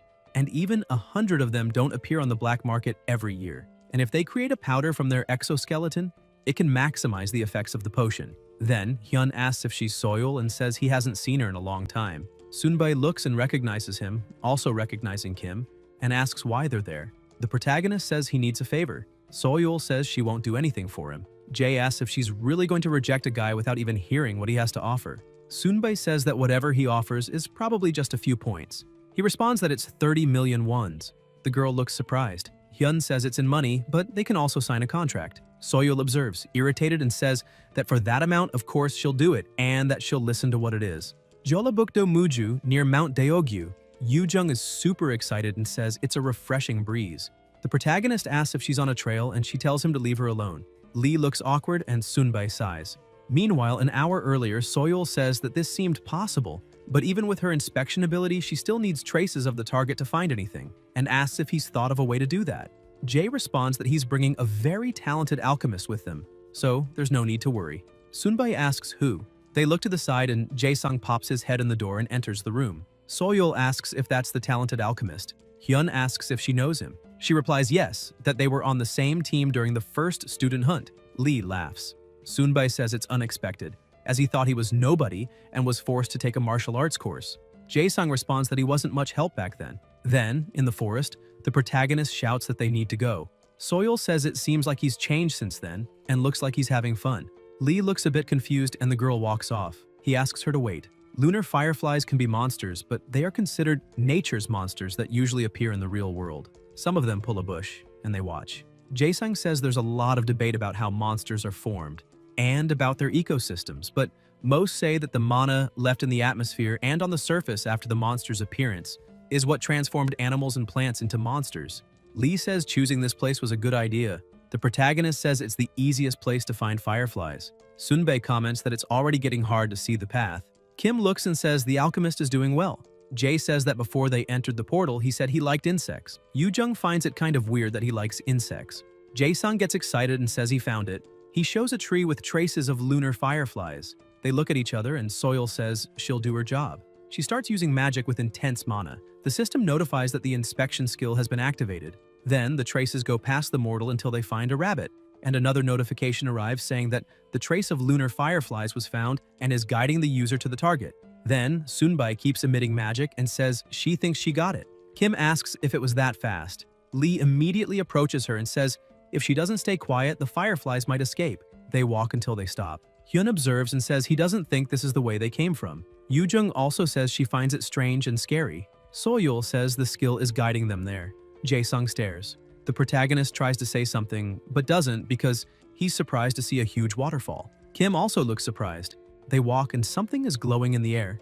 Lee says they're lunar fireflies. Yoo-jung finds them gross. Jae says they're bigger than normal ones. Kim agrees. Hyun thinks they really are monsters and that they're very fast and thinks it's better to restrict their movement first. Then he activates the gravity skill and tries to hit the firefly, but it stays the same. Sunbae says they're very strong and asks if he can make it stronger. He replies no, and that he doesn't have proficiency to change the strength of that skill. Jae-sung asks what if they lose them. The protagonist replies no, that they'll catch them all. He makes a hand movement, emitting several lights, touching the tree and the ground, forming a square. Soyeol doesn't really understand. Then, the fireflies get trapped inside the square. Jae watches and asks what they're waiting for, saying they can catch them. Sunbae says it's a mana room and asks if he just created a mana room. She smiles and says she knew he was a monster. Meanwhile, the fireflies are inside. Lee says it's amazing and that she'd never think of that method, and runs inside the room. Yoo-jung says she can't do that. Hyun pushes her and says it's not the time to be scared and that she's going to help too. Kim enters and says she didn't want to do this. Inside the room, Jae-sung is catching the insects and putting them in a container. Soyeol also helps and looks to the side where the protagonist is and wonders if there's another student at the academy who can create something like that and thinks that not even a third year could do it, wondering where he came from. Then she looks to the other side where Yoo-jung is touching something slimy and she's grossed out because it's sticky and stinks. Jae sighs. In Lee's workshop, there are some things mixed inside the cauldron, and Hyun and Kim are watching. The other students are also observing while the two keep helping and putting some things in the cauldron, which emits a great light. It starts to bubble and clean itself. An is surprised. Seo asks what that could be. Jae-sang says he worked hard on this, and it's being refined right now, expecting a purity of at least 70%. Then he looks closely, and the two who are making it say it's ready. The protagonist says he thinks it's really efficient. The two start jumping for joy. Lee, a bit awkward, thinks the boy got a purity of 51% and the girl 47% and asks if they'll be okay. A few days later in class, the two are downcast. An says they have talent for this. The two reply that they thought it was a circle to summon monsters and not a bowl for ingredients. Kim says she even got all the hard-to-get ingredients, but still ended up in 42nd place. Hoyeon says he thinks they made it that far thanks to the alchemist's help, and the two did well. Jae asks if that was supposed to be comforting. An says he needs to go to class and says goodbye. Hyun sighs and thinks there are still more exams to take and it's not over yet. Yoo-jung says she's going to make up for it in the remaining exams. The practical exams are hard. New student hunt, air test, fake dungeon. It's a compilation of all the topics they've had so far, so it's difficult. The protagonist thinks there's still more, that there's another factor that exponentially increases the difficulty, which is how the teams are formed. SEO approaches Kim and asks what value she got. She replies that she got 14 and that she has to plan well to get a good team, and that it's really complicated. The value is calculated among students based on the grades they've had so far. Students must form groups of 4 without exceeding a total value of 50. An is worth 17, Ina is worth 15, Yoo-jung is worth 14. Jae thinks he didn't expect to be worth that much and wonders if, in his past life, his value was 6. He remembers being excited because he managed to get into a good team, but the results were the worst, and he thinks it's a terrible way to form teams. He wonders if high-ranking ones choose the lower-ranking ones, and what right they have to do that. He's very deep in thought until someone arrives saying hi. Hyun stares and remembers the boy recognizing him and saying that a lower rank should act accordingly. The genius student, who came first in the student hunt and did well in the fake dungeon, doesn't understand why he's acting so pompous and asks if he doesn't know his place.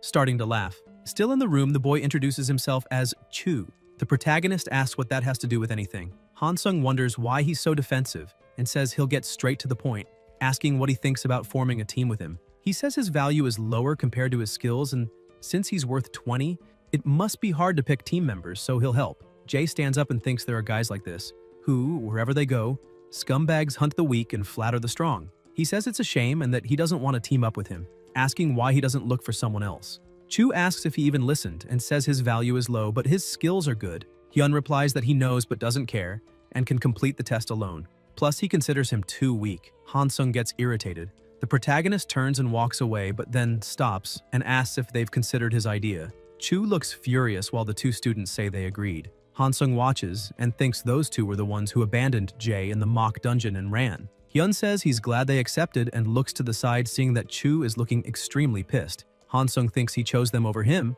then walks off irritated and thinks the protagonist will regret this. Somewhere else at Angelina Cafe, glasses of juice are on the table and the three are sitting. Gina asks if he's sure he wants those two, since they weren't very helpful in the dungeon and even abandoned and ran. Sungwoo adds that he also knows about the Kane Guild and that they were abandoned for not being skilled enough. The protagonist replies for them not to worry. He didn't ask to work with them with the intention of losing and doesn't lie about this kind of thing. The two look at each other. Jae thinks their values being lower than their capability was because they ran during the mock dungeon, and that those two have good values, unlike Chu. Sung says that's good. The redhead asks about the last member. Hyun asks if he didn't tell them. The cafe door opens and a voice asks why he's with those two. The two look startled and the protagonist says that's the last member. Kim looks annoyed and remembers the moment in the dungeon when the two left her best friend there. She asks if the reason he called her there was to team up with those two. Meanwhile, the director is watching, worried about the image of Milas Academy, which is in danger and might lose the title of Best Academy in Korea, risking being expelled. He looks furious and breaks what's in front of him as shards of glass fall to the floor. He curses them, saying he filled them all with money and they still wrote this article. Gu looks at his ring, takes a deep breath, and thinks they're turning against him, but he's all-powerful. There's only one organization capable of this, the Lotus Guild. He puts his hands behind his back, walks, and watches thoughtfully, mentioning Seong and is sure she's behind this. He has no choice and will have to retreat for now, even if he suffers some losses. Then, he decides to wait until the press calms down and resume his original plan, thinking it's all for Aesir. Meanwhile, at the cafe, Yoo-jung is sitting with her arms crossed, and the two students are kind of awkward. Then Kim asks if she's really going to let that go and if he's really okay with it. The protagonist watches and says he knows the two are uncomfortable, even though he and Ina asked them to run. But he wants them to believe that was the best option they had. Yoo-jung tries to say something but sees the expression on her friend's face, takes a deep breath, and says she'll believe. She asks the real reason he wants them on the team since he could easily ace the test alone. Jae thinks she's sharp and understands that there are some conditions he needs to fulfill when forming a team for this test. The first is the resentment toward the director. The second is having someone who won't talk about the dungeon incident. And that's why he chose those two. He says he has a plan and will use this opportunity to bring down the director. They look surprised. Gina sounds cold and wonders if he's being serious. Hyun observes and thinks he'll now see if the director can escape this situation by using his network again. On the day of the practical exam, all the students are gathered until someone says hi to everyone and introduces himself as Instructor Hajun, explaining that he'll be in charge of the second part of the test. The protagonist watches and thinks he's another lackey of Gu, and it's obvious, just a new right-hand man to replace Seok. The instructor explains that the exam will be broadcast live with no delay to the entire country. The second part of the practical test is a chance to show the students' skills to the world, but it also means they need to perform in front of the whole country, so they need to do their best. He wishes everyone good luck. Kim looks at the blonde, the redhead, and Jae says it's all right, and that it's time. Then they're shown a place with many flames and a bright energy beam in the environment. The system notifies that the user has been transported to the portable plane. Hyun walks and another notification arrives informing about Team D and the 4 group members. They need to complete all stages inside the dungeon and return with the boss's core. The protagonist keeps observing that the main mission is to eliminate all monsters on the floor and find the stairs to the second floor. They look around. Sungwoo says this place is. Jae adds that it's Muspelheim and thinks this dungeon was created based on that place.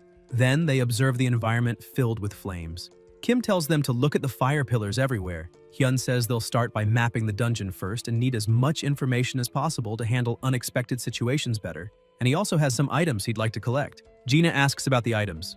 Yoo-jung says to look for frost grass because being exposed to the heat for too long will be dangerous in many ways. Sung says those two are good at this kind of thing, and that's amazing.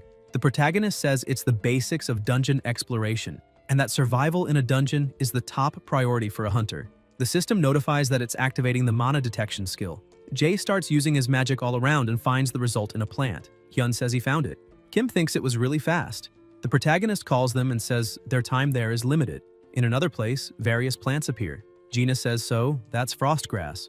Jae orders them to collect as much as possible and store it in the inventory and asks the blonde if he scored well in alchemy. Sungwoo replies it wasn't anything special. Hyun says he'll leave potion crafting to him and thinks it's almost time. The system notifies that spectators will enter soon and that he needs to be careful with what he does and says. The protagonist looks back and sees a drone filming them. The students now need to perform for the spectators across the country. In other words, they've become streamers who must satisfy the audience. Many people are watching.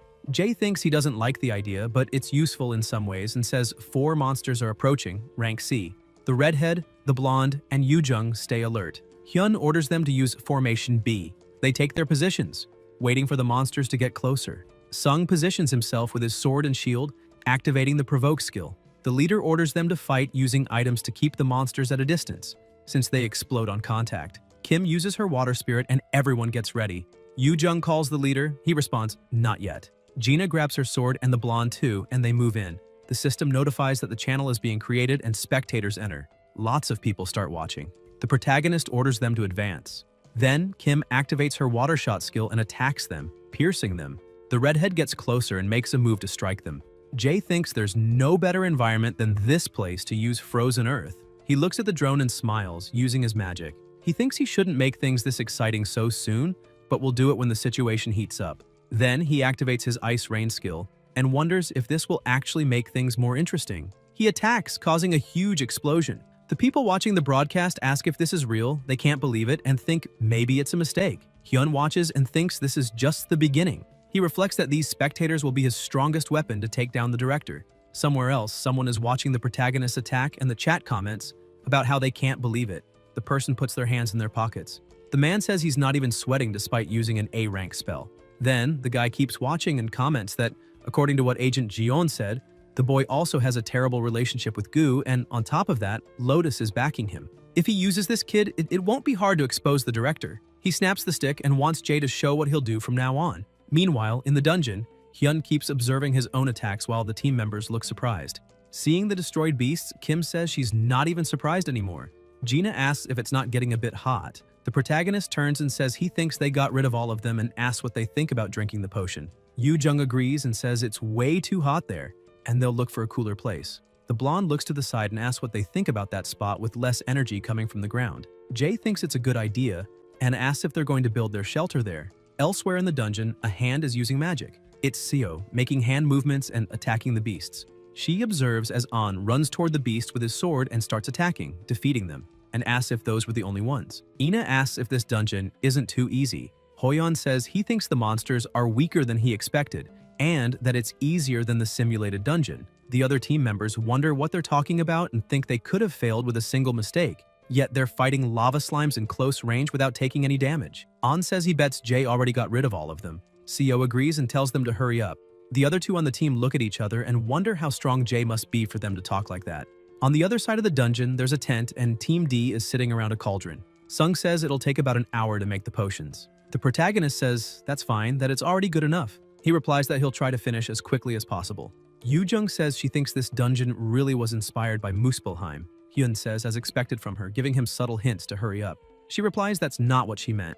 The two start arguing, and the redhead says they're really close. Kim says not really. Meanwhile, Jae's hair is all messy and falling in strands as he thinks he's sure they're aware that what happened in the simulated dungeon wasn't their fault, but fear consumes reason and buries intellect. He raises his hand and calls everyone's attention, saying he wants to talk about the plan. After a while in explaining the plan, Yoo Jung asks if it's really possible. The protagonist says yes. The drone gets closer. He looks at it and thinks now's the perfect time to cause a stir. Then he makes a hand movement using magic, and several particles move around the area. The system notifies that the connection to the portable plane is unstable and the voice transmission function is being cancelled. People in the chat ask if he's moving again, telling the others to wake up. They think the raid is starting and ask why there are only 2 of them, where the others are, and if they already failed. Hyun says not to worry, the rest are fine. In the chat, they comment they heard his voice and thought they wouldn't be able to hear the students' conversations, and wonder if the other streams are like this too, but realize they're not. It's just this one. Jae thinks he expected that kind of reaction. He smiles and says he tweaked the formulas of the portable plane a bit and that it's a pleasure to meet them. And now the real stream is about to start. And what's the point of a stream if they can't hear the voice? Meanwhile, the director's watching and the instructor asks if he's sure he's okay. Gu replies yes, but he just has a headache and thinks this can't be happening. He wonders if Jae interfered with the portable plane's formula and says that realm was created by him and dozens of mages. Not to mention the instructors from the Mage Academy. And how did the boy manage to interfere with that? Hajun says he thinks they should punish the boy. The director replies that he would like to, but they can't because there are no rules for this kind of situation. Who would have imagined a mere student could edit the formulas of a portable plane made by dozens of instructors? He says not to worry because a student from the academy cannot leak sensitive information from Milas to the public. And if that rule is broken, the punishment could be expulsion. As long as he signed the contract, he won't be able to do anything. Until, during the broadcast, the protagonist starts saying that a lot of people are talking about the director and how things work. The same goes for the guild experience incident, and there are many shady things. He states that he's not worried if he gets expelled. He doesn't need to worry about that and asks if he should tell them the director's favorite phrase, "Only the strong survive." The one with power, the strongest person, is the law at Mila's academy. The drone keeps recording, and he asks if they really think Gu would expel him. The director watches the broadcast, puts his hand over his face, and starts laughing, saying the boy was a problem from the start and wondering why he only realized it now. He calls the instructor and says that as soon as the exam is over, the boy must be expelled. Once the media calms down a bit, they need to hire 2 experienced rank A hunters and then get rid of the boy. Hajun replies that he understands. Gu leans on the table, deep in thought about the boy, and promises he'll make him pay for this. Jae keeps saying that if he gets expelled despite his excellent grades, then the director isn't living up to his own words, and asks why he would do something like that. People in the chat comment that Jae doesn't care at all and that if someone who studies there is saying this, it's just the tip of the iceberg. They say it makes sense since the director has many accusations against him but has never been investigated. Hyun watches and realizes the media has already turned its back on Gu and wonders if he really thinks he can cover things up this time too. Earlier at the shelter, the leader was saying that his plan was to edit the portable plane's formulas and make sure the spectators could hear. The blonde asks about the formula.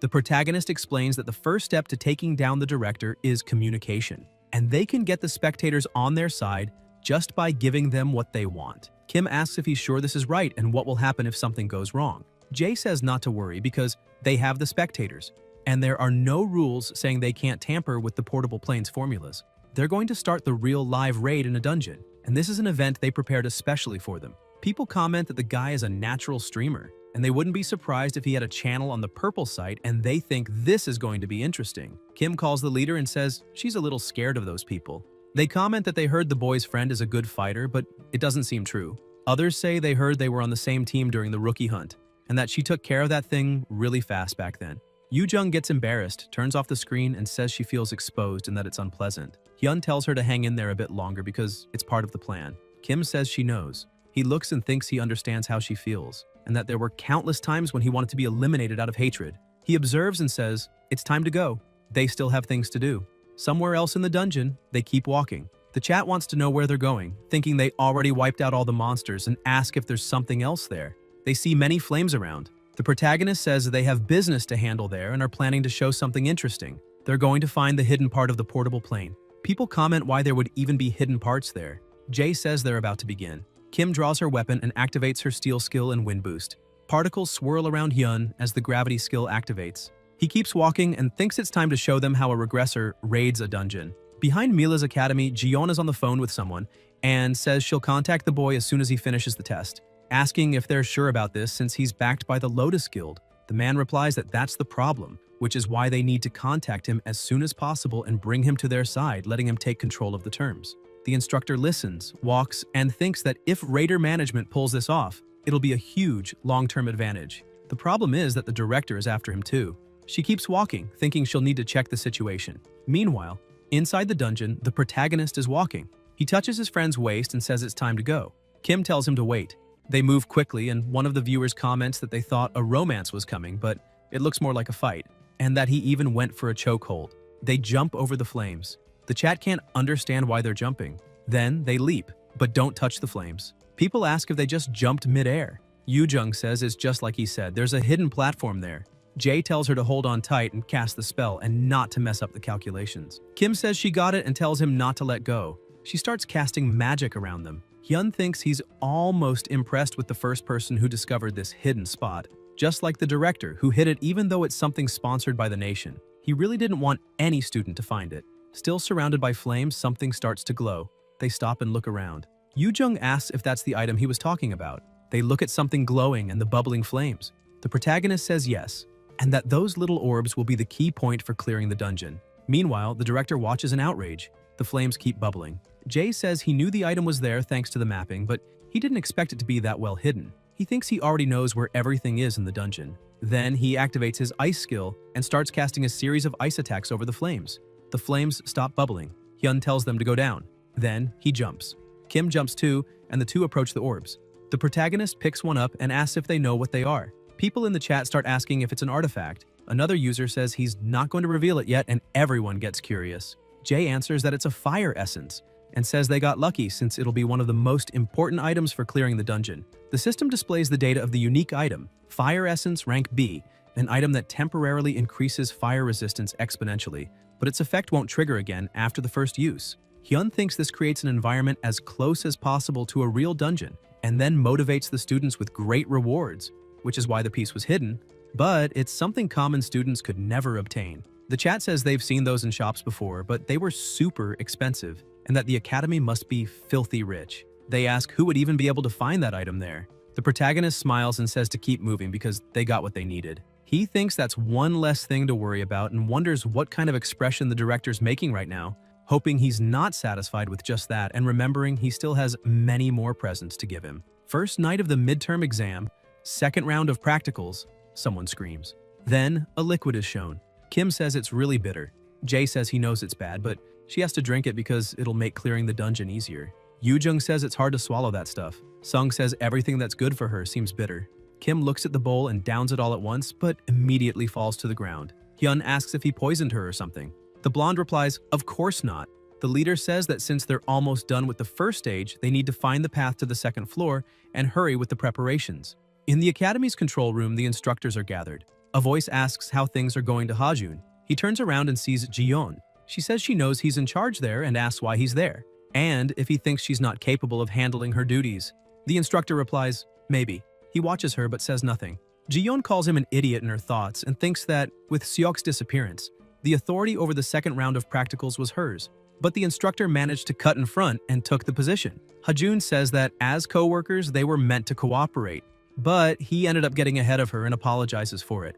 The instructor observes and says she's sorry, but really doesn't care about those things. The instructor asks what she means and who wouldn't envy that position. He watches her, walks slowly, clenches his fist, and thinks he now has the director's admiration. She may have been better than him 2 years ago, but now the story has changed. Ji-yeon calls out to him and says she's going to say something important. He should pay attention to the rope he's holding onto to make sure it's not rotten. She says goodbye and leaves the room. Hajun watches and says she's still as arrogant as ever, thinking the director will soon restore his reputation and that these obstacles are nothing now. Meanwhile, in the dungeon, the system notifies that they've entered the second floor and that the mission is to hunt the monsters and obtain the hidden treasure. Once they complete the mission, they'll be automatically sent to the third floor. Somewhere else, Seo asks what they think, and if it looks like a lower realm entity. Hugin asks if he plans to go to the great enemy. The man replies that he's so boring and asks what's the rush. After all, he's just a mere human and it won't take long to get rid of him. He asks what happens after eliminating him. He moves quickly and says he'll be trapped in Bifrost once again, acting like a gatekeeper, and asks if Hugin can understand that. He says he'll handle the great enemy alone, so there's no need to worry because he's nothing but a fruit of evil. Several crows fly around and Hugin calls him a fool. He watches and says both gods and humans are always the same. Then someone approaches. A winged woman appears.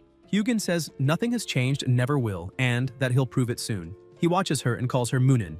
Meanwhile, in the dungeon, they're on the second floor. Jin says it's hotter than the first and wonders what's on this level. Kim says the mission is also a problem, since the mission on the first floor was to eliminate all monsters to proceed. So now they'll see what the second floor's mission is. The protagonist looks around and thinks he already knows where all the paths are. 1 hour earlier, Team D was exploring a gloomy place, surprised. They kept walking. The redhead says she didn't expect the stairway to the second floor to be in a place like that. Sung says he was wondering why there wasn't a path. It was just buried. Yoo-jung says finding the path to the next level in a layered dungeon is usually difficult. She gets thoughtful, wondering how he found it so easily, and whether he's been there before or something like that.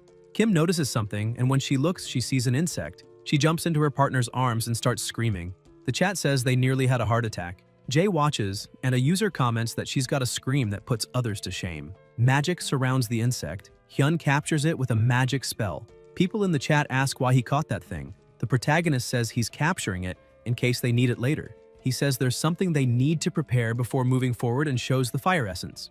Yoo-jung asks if they're really going to eat that. The blonde says he saw a circus act like that once. Fire eating. Jay tells them not to be so dramatic and that while he's still being kind, they should eat. He extends his hand with the essences, and they look scared but say they'll eat. There are 3 floors prepared, and the boss is on the last one. Hyun thinks he'll give the director another headache while he's at it, but he says they need to find the boss before clearing the second floor. Before that, he has an idea of where some treasures might be and asks if they're curious. The chat gets excited and says they also have an idea. Treasures are usually behind waterfalls or wells. The protagonist realizes they took the bait and thinks that small spoilers like this are the best way to grab the audience's attention, though his goal is different. One of the dungeon's treasures is the salamander. They tend to collect shiny things like crows, so their nests usually have very useful items. The chat comments they researched and found out that salamanders are purification creatures and can cleanse corrupted items. Jay says he studied and thinks the second hidden piece is a replica of Balmung, a sword from the 13th century German epic, The Song of the Nibelungs. They say the sword was made to slay dragons, just like Thjalfi's Thunder Steps, an item with overwhelming power and destructive force. The original is said to be in the hands of a German hunter named Balak. If the original is an S-rank item, then the copy must be very good too. Gina asks what the salamander's weakness is. Kim replies it's the stomach and explains that salamanders have tough skin, so they're hard to damage. Their stomachs aren't as durable, so focusing attacks there makes it easier to eliminate them, and the most common and effective method is using ice magic. The redhead says she's really smart and asks what her score was on the written exam. She replies that the best time to attack is right after they finish eating since their movements slow down. Hyun says she's right, and that's why they'll prepare as much as possible before proceeding. It would be great to search for more hidden pieces too. They look around, everything is red, covered in flames. They walk. Sungwoo says that place is hotter than the other regions, and he'd be suffering if it weren't for the fire essence. The protagonist raises his hand and thinks he'll pretend to do something there. He says to wait because he senses mana nearby. The chat starts commenting, wondering what they think he's about to do. Jay keeps walking and comes across swords stuck in the rocks. Kim asks if those swords are the hidden pieces.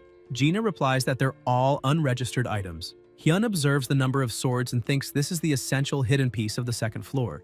Although the director altered things so the students wouldn't find it, he has no intention of falling for stupid traps. So, he activates the detection skill. The system notifies that unregistered items are being detected. The chat doesn't understand what the boy is doing and comments that he must have been fooled. The protagonist smiles and says he found it. He spots a giant glowing sword among the others and grabs it. The system shows the data of the contaminated Balmung, its effects, skills, and informs that it can't be used at the moment due to contamination. The user's physical abilities are enhanced when fighting diachronic species. The viewers ask how the boy knew that was a hidden piece. Others comment that he must have his ways. Jay says not to worry, he has plans, and it wouldn't be fun to explain everything right away. He thinks that replica can only be used there, and without meeting the conditions, it's just trash. But to him, it's more valuable than anything else because they can take it outside that space. Meanwhile, they keep walking, and Yoo-jung says she thinks it must be nearby. Hyun says they need to wait a bit, since the king salamander only eats once a night. Kim asks if he's sure it's okay to buy time and says salamanders are sensitive to smell, so if they keep walking, they might be attacked first. The protagonist replies that that's exactly why they need to avoid that. Yoo-jung wants to know how. She looks shocked as Jay takes out the insect he captured and says they're going to use it. He extends his hand. Kim instantly backs away in fear. Hyun holds her hand and asks where she thinks she's going. He says that insect is the most important. Yoo-jung watches, and a tear rolls down her cheek. The insect captured earlier is called a bomb centipede. It secretes a fluid when threatened, and that fluid is known to stink so bad it acts like tear gas. That stench will help them during the hunt. The two confirm the insect is there. Kim watches and says they promised. The protagonist replies, of course, he promises. But he realizes he's screwed. Yoo-jung looks terrified and says she can't do it. She hates insects. Jay says that there's something teacher Seong loves, and once they're done, he'll give it to her. He thinks he'll just give her anything, and if she finds out, he's in trouble. The chat asks if this is really going to work. Another user says it's possible, but no one's sure. Hyun says not to worry because they have a mage specialized in wind magic. Kim strikes her weapon on the ground and starts using her magic, gathering all the mana and then spreading it out. The chat asks if she's sealing in the stench and sending it to the nest. Another user replies that's only possible if she has precise mana control. The chat finds it impressive and comments they've never felt bad for a monster before. They say humans are awful. The salamander starts to smell it. Its eyes tear up, and the beast disappears from sight. They look around and realize it worked. Meanwhile, the salamander bangs its tail against the wall, crying non-stop. The protagonist watches and asks if they remember the plan. They observe, and the blonde says they'll wait there, and when he gives the signal, they'll move. Jay sees they got it, and, with ice in his hands, activates his skill, makes a hand movement, and starts attacking right at the center of the salamander's body. The beast is defeated. Then Hyun quickly approaches and notices it opening its eyes. He thinks that if he times it right when it's about to breathe fire, he can act. He grabs the sword and tells them to get ready. Then he throws the sword, and at the moment the salamander opens its mouth to release flames, the sword shoots in. The beast's eyes widen. Kim watches and curses him. The chat doesn't understand. The salamander stops moving. The chat asks if swords are what they usually eat. The protagonist says that's just the beginning and to stay tuned. The moment the sword enters the beast's mouth, the director is outraged, wondering how a freshman knew about that since he deliberately left that information out of the curriculum. The salamander moves, quickly approaching. Jay yells that it's now. Then the beast begins to breathe fire. They shield themselves. Hyun grabs the sword. The audience doesn't get it and asks why the sword is glowing. The protagonist drives the sword into the ground and opens the system, looking at the data of the contaminated Balmung, rank A, its strength, and passive skill. Jay pays attention to the viewers' reactions. The chat is impressed by the sword, and he smiles, thinking it turned out just as he imagined. He says a salamander's core has purification power and can be used to cleanse contaminated items, but the purification flame only works while the monster is alive, which makes it hard to use. He reflects that with a realization-type magic artifact, this kind of barrier becomes simple. The chat starts asking if the boy is really a rookie since he seems so experienced, and they begin praising him. Hyun walks with the sword. The chat wants to know why a mage is holding a sword and starts making jokes, saying he must be a battle mage. The protagonist watches the salamander and thinks it's already too late. The system notifies that the passive skill, Agile Steps, is supporting his movements, and the Wind Boost skill has been activated. Jay keeps thinking that it's too late to run. He looks at the beast's body, approaches, and attacks, slicing off one of its legs. He stabs the sword into the ground to brace himself and activates his ice skill. The beast backs away. The blonde notices the salamander's stomach is exposed. Hyun observes and leaps, striking the beast's stomach with the sword. Kim and the others smile. The chat can't believe what they just saw. The protagonist smiles and viewers comment that maybe Battle Mage isn't just a concept. It might actually be his role. Elsewhere, someone is typing and eating, asking why they were forced to do something so annoying. On the computer, a message appears about the true identity of the rookie Jay. The girl says she likes the attention, and many people are saying he's using Photoshop or CGI. She kept that information to herself after overhearing some people involved in the Neverland incident, but felt she had to share it while watching his stream. So she's writing it now and won't reply to any comments. Somewhere else, someone is watching. The Guildmaster. She says so. That's why her student suggested that. And that he really isn't just anyone. Some time ago, Hyun told her something would happen during the live broadcast of the practical exam. Seong comments that this is something the whole guild will need to be involved in because the risk is too great. The protagonist told her to watch what he'd do in the portable plane, and when she felt it was worth interfering, she should act. The Guildmaster watches and says so, that's why he was so confident she wouldn't refuse his offer. The manager replies yes.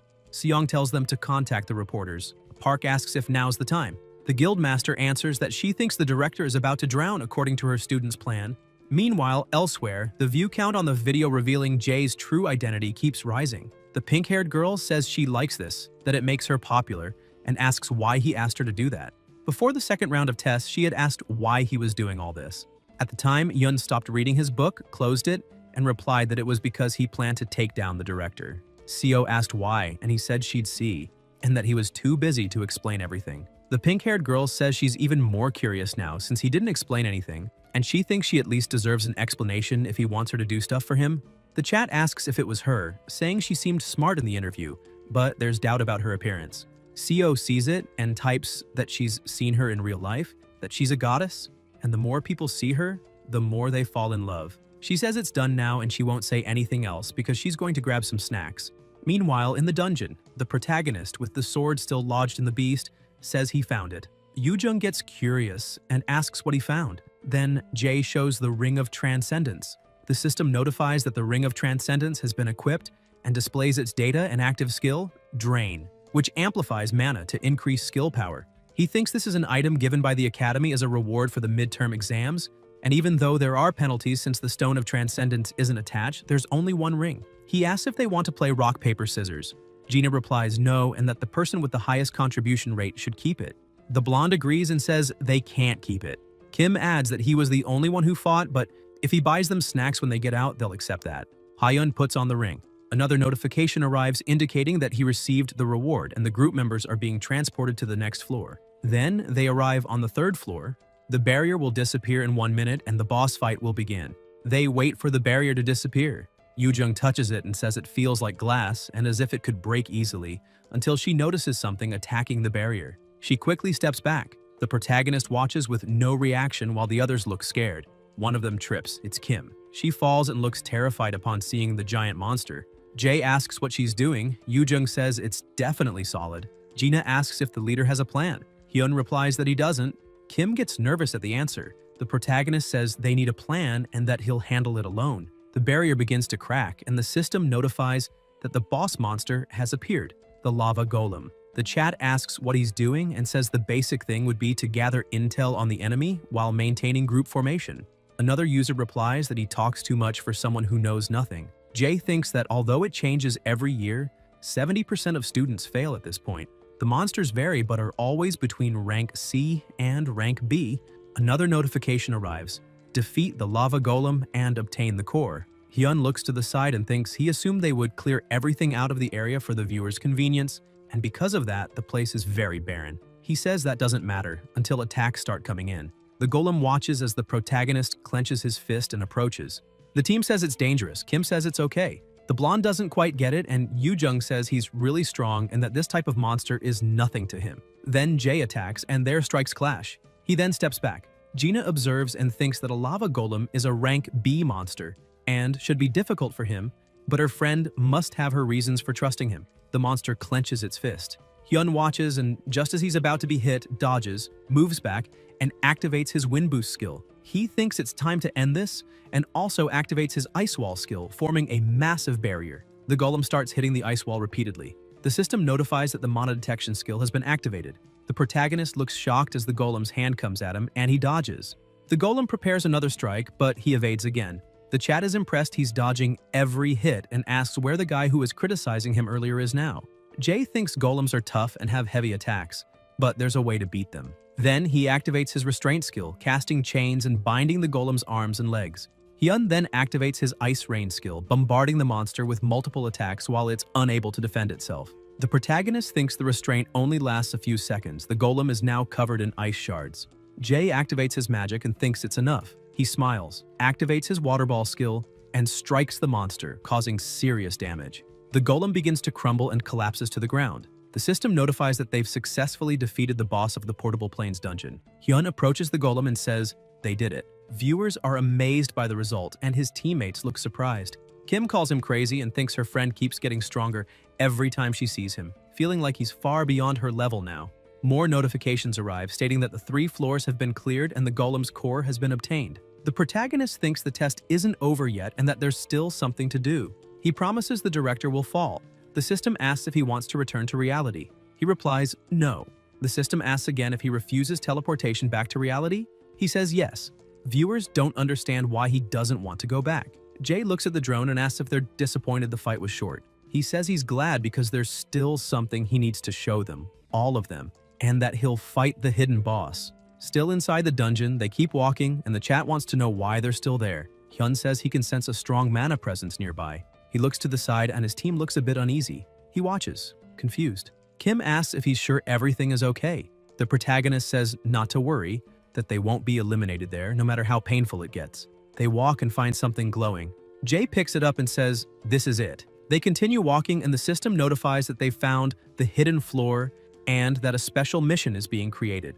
The girls look surprised, and another notification arrives saying they must defeat the hidden floor's boss to return to reality. Hyun thinks ordinary students would never be able to detect the presence of the hidden floor. And even if somehow they stumbled upon it purely by luck, it would still be unlikely for them to make it that far. The director knew that and placed a hidden piece there, but it's different because he already knew all the secret details of this dungeon. And Jay bets the director is in shock right now. He asks if they think something big awaits them there. The chat doesn't understand how he found that place, and he can't believe what they're seeing, knowing the rest of the students are still on the 2nd floor. The protagonist thinks he knows how to summon the hidden boss, but pretends not to know entirely. Yoo-jung asks what that is.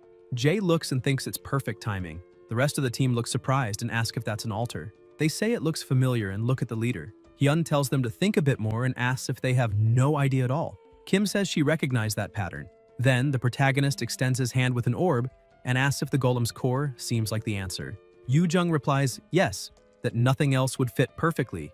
Jay says he'll place the orb on the altar. When he fits the orb in, a very strong and intense light is emitted. He tells them to step back. Then, the altar begins to emit flames along with the light. The system notifies that the hidden boss of the portable plane, the Red Dragon, is emerging. They must survive with all teammates, defeat the enemy, and obtain the dragon's heart to be rewarded with special privileges. The dragon has massive wings and opens its huge mouth. The monster is gigantic. The chat is shocked and comments that even a veteran would struggle to deal with that, and that even in games, difficulty spikes like this get hate. Hyun notices everyone is reacting exactly how he wanted and thinks it's a bit annoying, since absolute calculation doesn't work on dragon physical attacks, but he knows how to handle this his own way. Gina is frightened seeing the dragon there. The blonde wants to know what's going on. Yoo-jung watches closely. Kim puts her hand on her head and realizes they're terrible at acting, thinking they must have never lied to their parents, saying they were going to sleep while actually staying on their phones. She looks over and yells for them to fall back. The protagonist watches and thinks she has talent for acting, so he'll play along too. The connection to the portable plane is unstable and the Red Dragon is enraged. The director watches the broadcast and thinks he wanted the exams to pass calmly, wondering how things turned out like this. He planned to shift the media's attention elsewhere and starts blaming the boy, saying he's interfering with the system again. The instructor says this time it's affecting the entire portable plane and that there's no way a student could be doing this.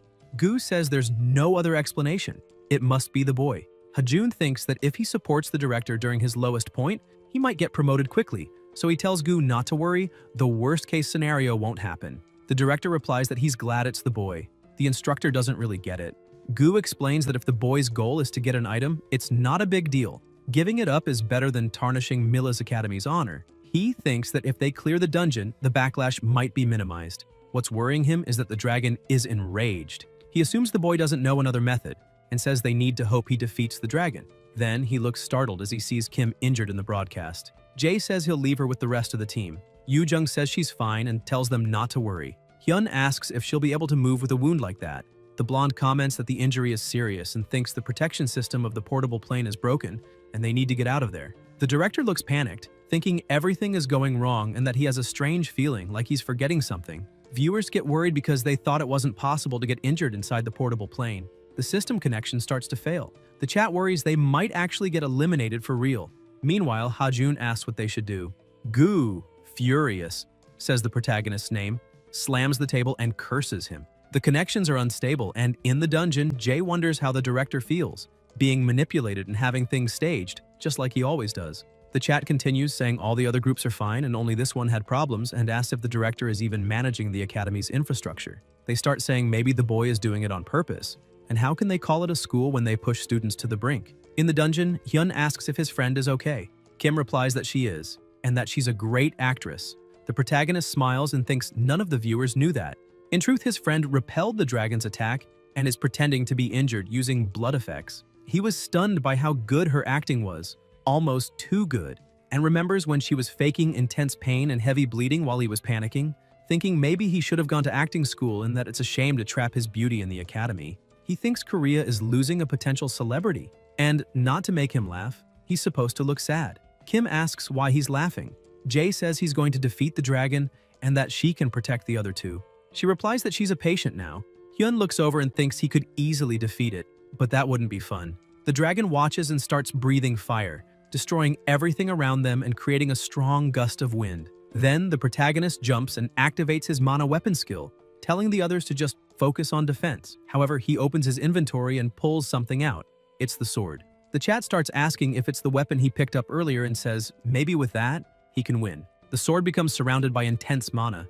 Jae stares and thinks items are what take you far in life. The dragon keeps breathing fire. Hyun, using his magic, focuses and activates the special effect of Balmung Replica. The system notifies that all attacks against diachronic species will be 300% stronger. The protagonist makes several movements and approaches the dragon. The dragon swings its tail, trying to hit Sung, but he blocks it with his shield, holding firm. Jae watches and thinks there are two targets, remembering a book being opened, and An asking why a dragon's weakness is a strike to the heel. Aina found it strange, and Yoo-jung, annoyed, asked if it was really the time to think about whether something was strange or not, telling them to stop thinking and start memorizing. Then, in the dungeon, Hyun, with the sword in hand, runs toward the dragon, looks, stops, crouches near it, lands the strike, and thinks it's time to begin the final act. With the ring on his finger, the skill drain is activated, and all of the user's abilities become 50% stronger. He approaches again, observes, and activates the skill Frozen Earth, leaving the dragon chained, frozen, and covered in ice.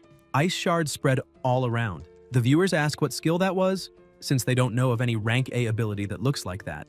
Hyun stares intensely at the frozen dragon and the cracking ice. His teammates look surprised, and the system notifies that the hidden boss has been defeated and special rewards will be granted. The protagonist stabs the sword into the ground and covers his mouth to laugh, thinking he hopes the director enjoys his gift. Meanwhile, elsewhere, a desperate voice is heard over the phone with the director, insisting they didn't cause this and asking why he's saying that. Does he really think they're behind it? Gu responds that it's not their fault, it's his. He slams his hand on the table and thinks no one believes him, and this is dangerous, since it's never happened before. He asks if they blocked the journalists and reporters. The instructor replies no and says they contacted every reporter they had ties with, but they all rejected the offer, saying they no longer trusted Mila's Academy and that it seems like someone did this on purpose. The director glares furiously and waves his hand, causing a powerful impact in the room. Thinking about Jae, there's no way the boy did this alone. There has to be someone behind him, someone supporting him. But who would dare? He keeps trying to figure out who did it, until someone bursts in saying there's urgent news. Gu turns pale just hearing that. The staff member says the Lotus Guild has sent an official document. The director immediately snatches the clipboard from his hands. The staff adds that the guild leader herself sent it. Gu reads the official documents regarding disciplinary actions to be taken at Mila's academy, as well as a warrant for his arrest. He becomes desperate and flips through the other pages, which state that the incident that occurred during the practical exams of Mila's academy's midterms is extremely serious. Seong also writes that by placing students in potentially deadly situations, she stamps it and continues, saying the director has once again disappointed the people of the nation after the previous guild experience incident. Gu keeps reading, sweating cold, as it states that he failed to keep his word and once again put students on the brink of collapse, bribing high-ranking politicians for personal gain, and for violating 17 other laws related to hunters. Through this document, immediate arrest of the director is requested, and the credibility of this document is backed by the Lotus Guild and its leader. Gu, furious, crushes the clipboard in his hands and says the guild has no right to get involved in this matter, that those who agree with disciplinary actions at the academy are the director himself. Then he sees the names of the nation's 4 major guilds and 29 other guilds. The administration of the National Hunter Association has authorized this, thus canceling any attempt to reverse it. The director thinks, even the Hunter Association, she already handled everything to the end, but if things end up leaking, he wonders if there were enemies among them. Then, the door opens and several men walk in. They head toward Gu and declare that he is under arrest for violating hunter laws and for bribery. Elsewhere, reporters are asking if they can get a comment on the incident. Team D passes by silently and Kim is leaning on her partner injured. The protagonist thinks it looks like his master handled things well. The reporters and journalists keep insisting for comments and say he expressed a negative opinion about the director during the stream and ask if he already knew anything in advance about the arrest. Jay says he can't talk much about it due to the Academy's NDA contract. Still, people watch and he continues saying this is the 3rd time and he doesn't want any more students or friends of his to be eliminated. People look at each other in shock and ask if this is really the 3rd time, what were the other 2, and if the guild experience incident is related. Hyun says his friend is injured and tells them to get out of the way. They step aside and the ambulance arrives. The protagonist thinks Lotus promised to help with treatment, and the others would notice she wasn't actually injured if they were to treat her themselves. He looks back and says to keep this in mind, that this incident was no coincidence. People look on stunned. Then, the director exits the academy, handcuffed and surrounded by guards. People start throwing eggs at him and cursing him. They keep pelting him with eggs, hitting him repeatedly.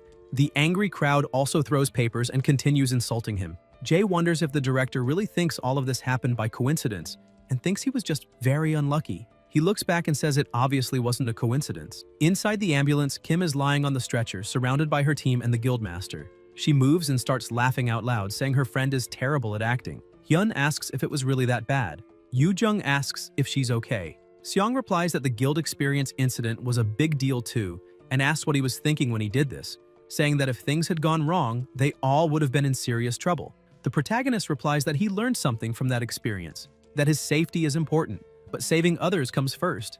He thinks that was just an excuse he made up on the spot and that the director will come back someday, and he has ties to the Aesir gods. Kim says that doesn't sound like him and asks if he's really the friend she knows. He tells her to shut up. The master thinks that sometimes he still acts like a kid and says that in 3 days there will be a press conference. And that's when they'll put an end to Gu. National Hunter Association headquarters. A man is super happy that the director's downfall finally came and asks what happened to Jiyeon.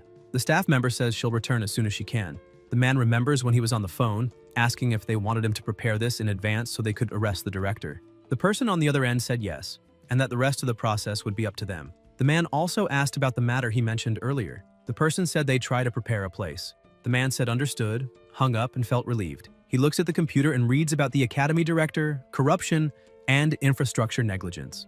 3 days later, at the official Lotus Guild press room, the place is packed and the protagonist is hiding just outside. A voice asks if he's nervous, and the guildmaster approaches. Jay replies that he just doesn't like crowded places. He takes a deep breath and thinks he can already cross something off his list. Milas is in the palm of his hand for now. And there's more. Now that he's working with the Hunter Association, there'll be no more restrictions on what he can do moving forward. Seong touches his shoulder and says it's time and calls him. The crowd watches attentively and says they've arrived. Then they enter alongside one of the association staff. They sit down and adjust the mic. The guildmaster greets everyone and thanks them for attending the official press conference of the Lotus Guild and the Hunter Association. She introduces herself. The association staff member also introduces himself as Song, the director of the association. Hyun introduces himself by name too. Everyone looks on and takes photos, thinking this is their chance to write an article about the Lotus Guild's negotiation priority with the student, and they can't miss it. A student who used both rank A and even rank S skills is big enough to become international news. Rumors even say the guild leader taught him personally. If that's confirmed, the protagonist notices everyone is staring at him. Seong says they'll start answering questions, and anyone who wants to ask must raise their hand and follow the manager's instructions. A woman raises her hand and asks if it's true that the director deliberately eliminated students and covered it up as accidents. The guildmaster replies that it's true, and that they already have all the evidence of his malicious actions. Jae smiles and thinks they completely brainwashed Jong to get those files well in advance, and the director won't be able to do anything for now. Seong adds that this wasn't the first time the director broke the law, and he's done things like this countless times, and that there's an astronomical amount of funding going to the academy, and they suspect there's even more they don't yet know, but they're investigating. Another person raises their hand and asks who the people involved in the director's corruption schemes are. The guild leader responds that they're currently investigating. After some time, in the same place, she says that those are all the questions they'll answer regarding the incident and that they'd like to change the topic. Someone else asks if it's true that Hyun is her pupil. The protagonist smiles and the master replies yes. They look at each other and Jae says he could only get to where he is today because of her guidance. Another person says they haven't seen any articles about him yet and asks if he was hiding his abilities from the start. He replies that he didn't want media attention. They ask if he's been training, how his family relationships are, and if he's dating anyone. The protagonist observes and thinks he can't let him take the spotlight here and will keep drawing media attention for now. Seong tells them to avoid asking questions because the boy is still recovering from the shock of the incident. She looks over, and Jae looks too. A few days later, temporary director inauguration. Kim yells, saying a lot has happened recently. An says he's glad they're okay. Seo says she would have been upset if they'd gotten hurt. Hyun says he'll just say this to be sure, and asks if they all know this isn't over. Ina replies yes, that she wouldn't go down that easily. Yoo Jung says they need to get stronger while they still have time, and that she heard the guild and the association will also help. Hoyeon says he wants to get stronger too, and realized how powerless he was during the guild experience. Seo agrees. Kim looks on. The protagonist thinks he won't be able to catch up right away, but he won't lose. He looks ahead and thinks it's great they want to get stronger, but he doesn't want them getting further involved in this. This is something that's his responsibility alone, and he needs to get stronger if he's going to face the Acer gods. He clenches his fist. Elsewhere, on stage, the instructor is there. The students look confused. Yoo Jung asks why an instructor is coming from there. Jae answers, because it's her. Kim doesn't really get it and asks what he's talking about. Hyun replies that it's Jiyeon, the new director. They look surprised, including her partner. Yoo Jung says she's so young, and An asks who she is. The protagonist replies that she's the new instructor for the magic class, a spy from the Hunter Association. Some time ago, at the Hunter Association HQ, the master asks who he has in mind for the director position. Song smiles and says he already has everything planned and tells them to ask her to come in. Then someone enters. Jae looks surprised to see that it's Jiyeon. Back at the academy, Hyun thinks that if Lotus is taking over Mila's, there must be a catch. And if they want to take on the dirty work, even better. An asks if she's really a director in her 20s and says, that's amazing.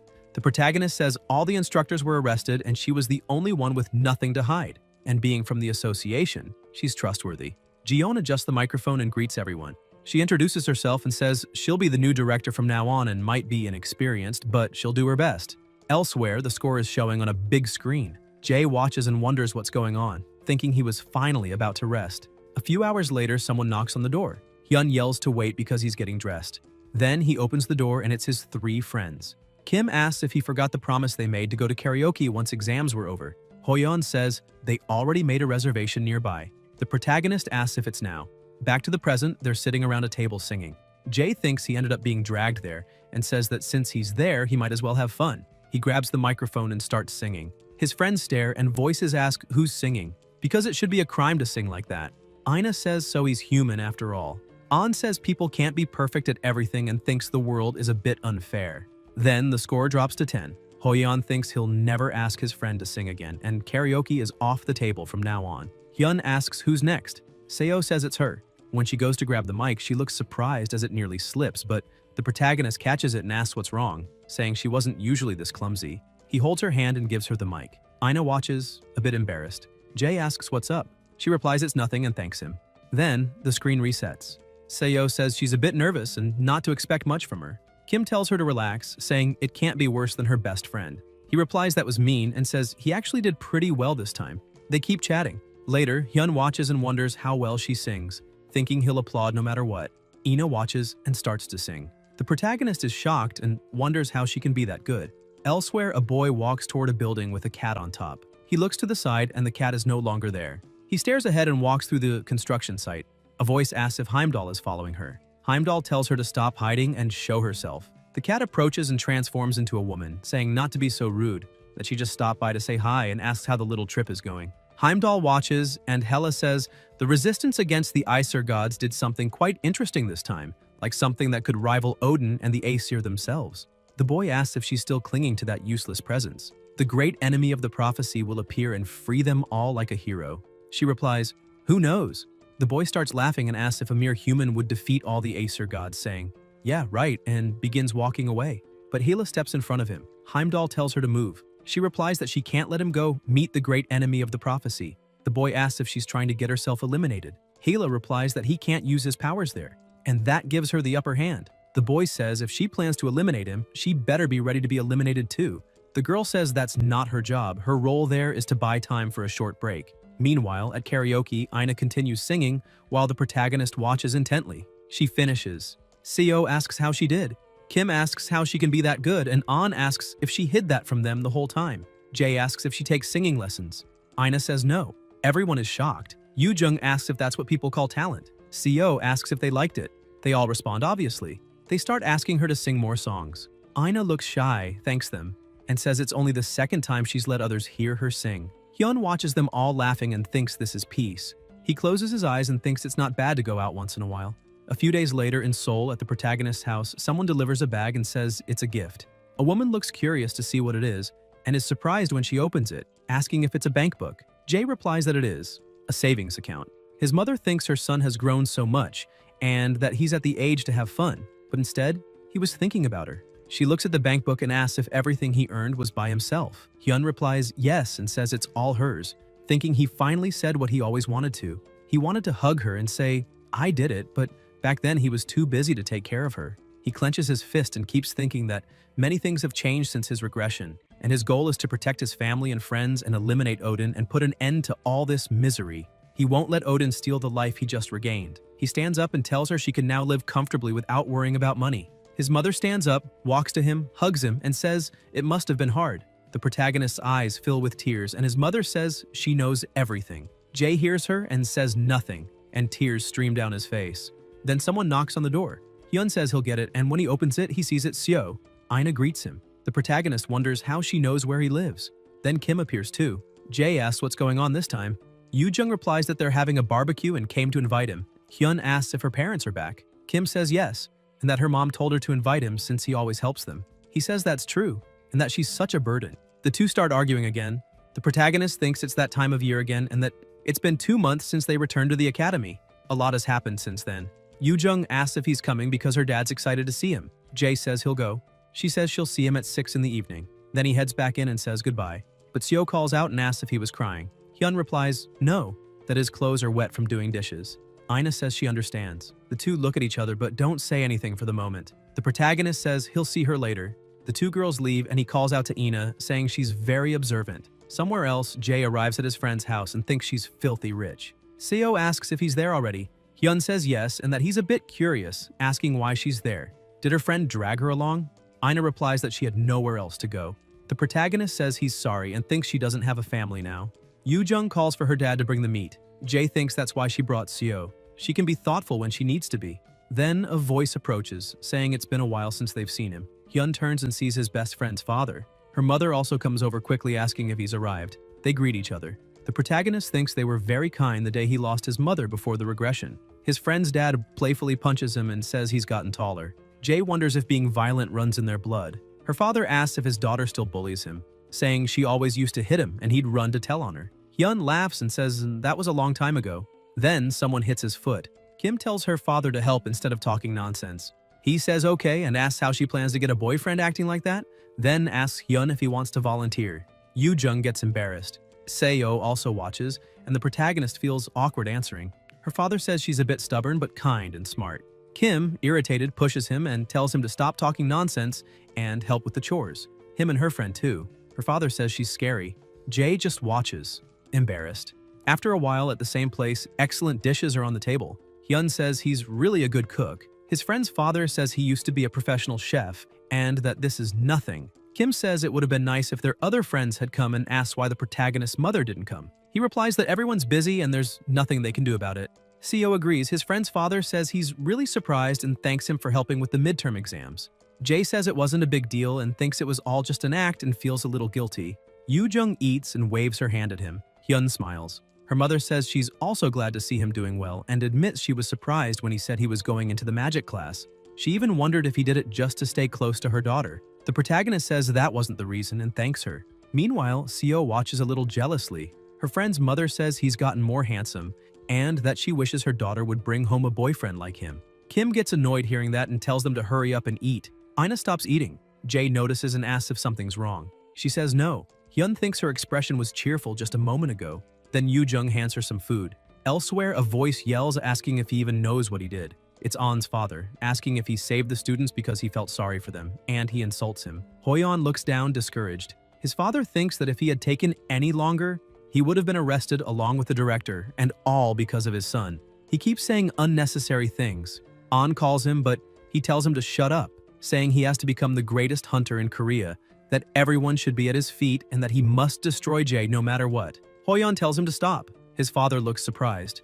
On thinks that no matter how hard he tries, he can't convince him, but his father always said to step on others to climb the social ladder. He reflects, thinking about his friends, clenches his fist, and says he doesn't want the life his father wanted for him. This life is his. His father puts a hand on his shoulder and asks what he's talking about. Hoyeon immediately shrugs it off and tells him to live his own life, honestly. Then he walks away. His father tells him to come back right now, but On keeps walking and slams the door. In another room, Hoyeon thinks he doesn't want to surpass his friend using dirty methods and will get stronger through hard work. Elsewhere at Kim's house, they're sitting on the couch. The protagonist says her parents must really get along to go on a date in the middle of the night. Yoo-jung replies that yes, they've been married a long time but act like newlyweds. Jae says it's about time he goes. She asks if he's leaving already. Hyun says it's almost midnight. She asks since when he cares about the time and tells him to stay a bit longer. The protagonist says her dad would get mad if he stayed. Kim asks why. Jae replies that he doubts they'd be happy if he stayed until dawn while they're not home, and he'd probably get scolded. Yoo-jung says it's fine as long as they don't do anything bad, and asks Ina if that's true. Seo says yes. Hyun says then he'll leave at midnight. Kim calls him boring. They argue again. Ina watches and asks if she can ask something. They wait. Then Seo asks if the two of them are dating. The protagonist looks confused and she has a serious face. He says he doesn't know how she came to that conclusion. Yoo-jung says obviously not. Ina says the two are really close, and it seems like their parents are close too. The two look at each other and ask if they're close. Kim says it's not like they hate each other, but they just like each other as friends. Seo hears that and apologizes for asking. Jae notices it's already past midnight and says he's heading home. They say goodbye. Elsewhere, he's walking down the street when someone approaches. Hyun asks what it is and says it's already pretty late. Heimdall notices he's surprised and asks if he already knew he was coming. The protagonist replies that last time, he felt a huge shock of mana that couldn't belong to any human. Heimdall says they need to be quick, and he has to pass the trial as soon as possible. They can't delay, because Odin has begun to act. Meanwhile, elsewhere, an elder says it's annoying and asks if there's still no news from Heimdall. Thor says he's worrying too much, that there may be a prophecy, but he's still just a human, and asks what an insect like him could do against a god. Another agrees, saying they may not be able to use their full power in Midgard, but there's nothing a human can do against a god, maybe not even against the wretch rotting in prison. The elder says prophecies have never been wrong. The blonde just watches.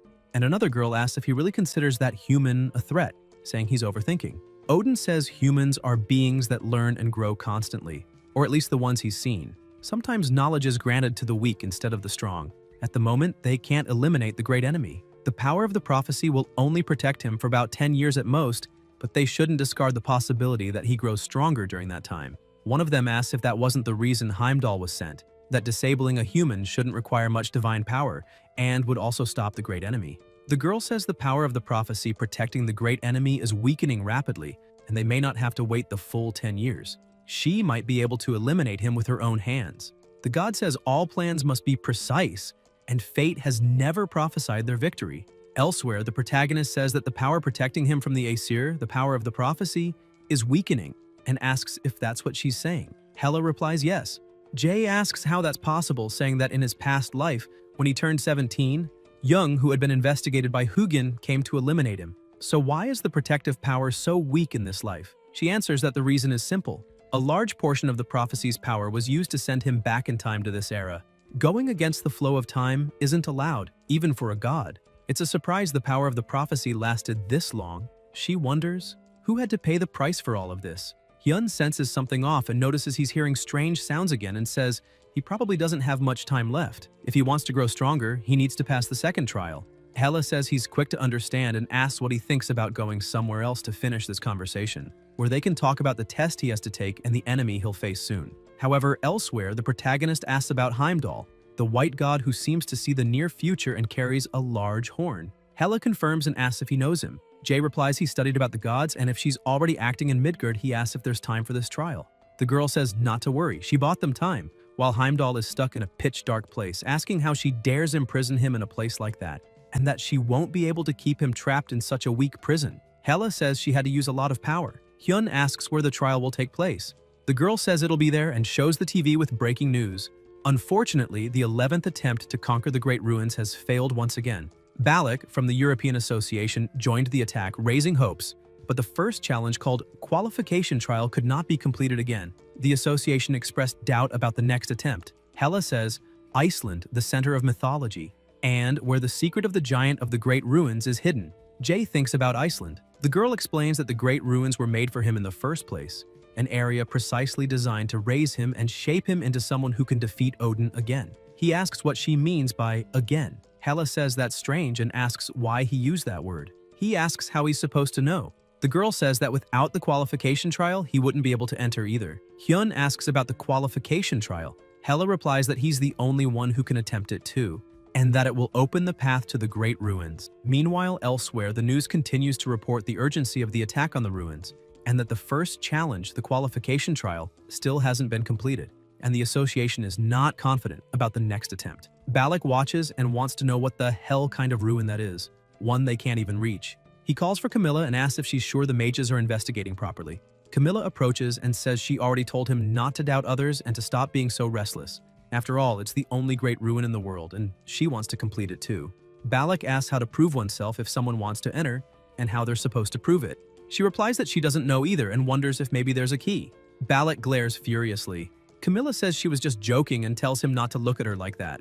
A few days later, before departure to Iceland, where the Great Ruins are, the protagonist is on the phone making an excuse to his friends because he doesn't want to worry them. The preparation process had to be rushed, and first he used mana stones to reinforce all his artifacts to the maximum and leveled up past level 30. He's still on the phone with the director, then hangs up and asks Hela, who is in cat form inside his shirt, if they can go. Balak says the European Association will do everything possible to complete the Great Ruins in Iceland and won't allow anyone else to invade.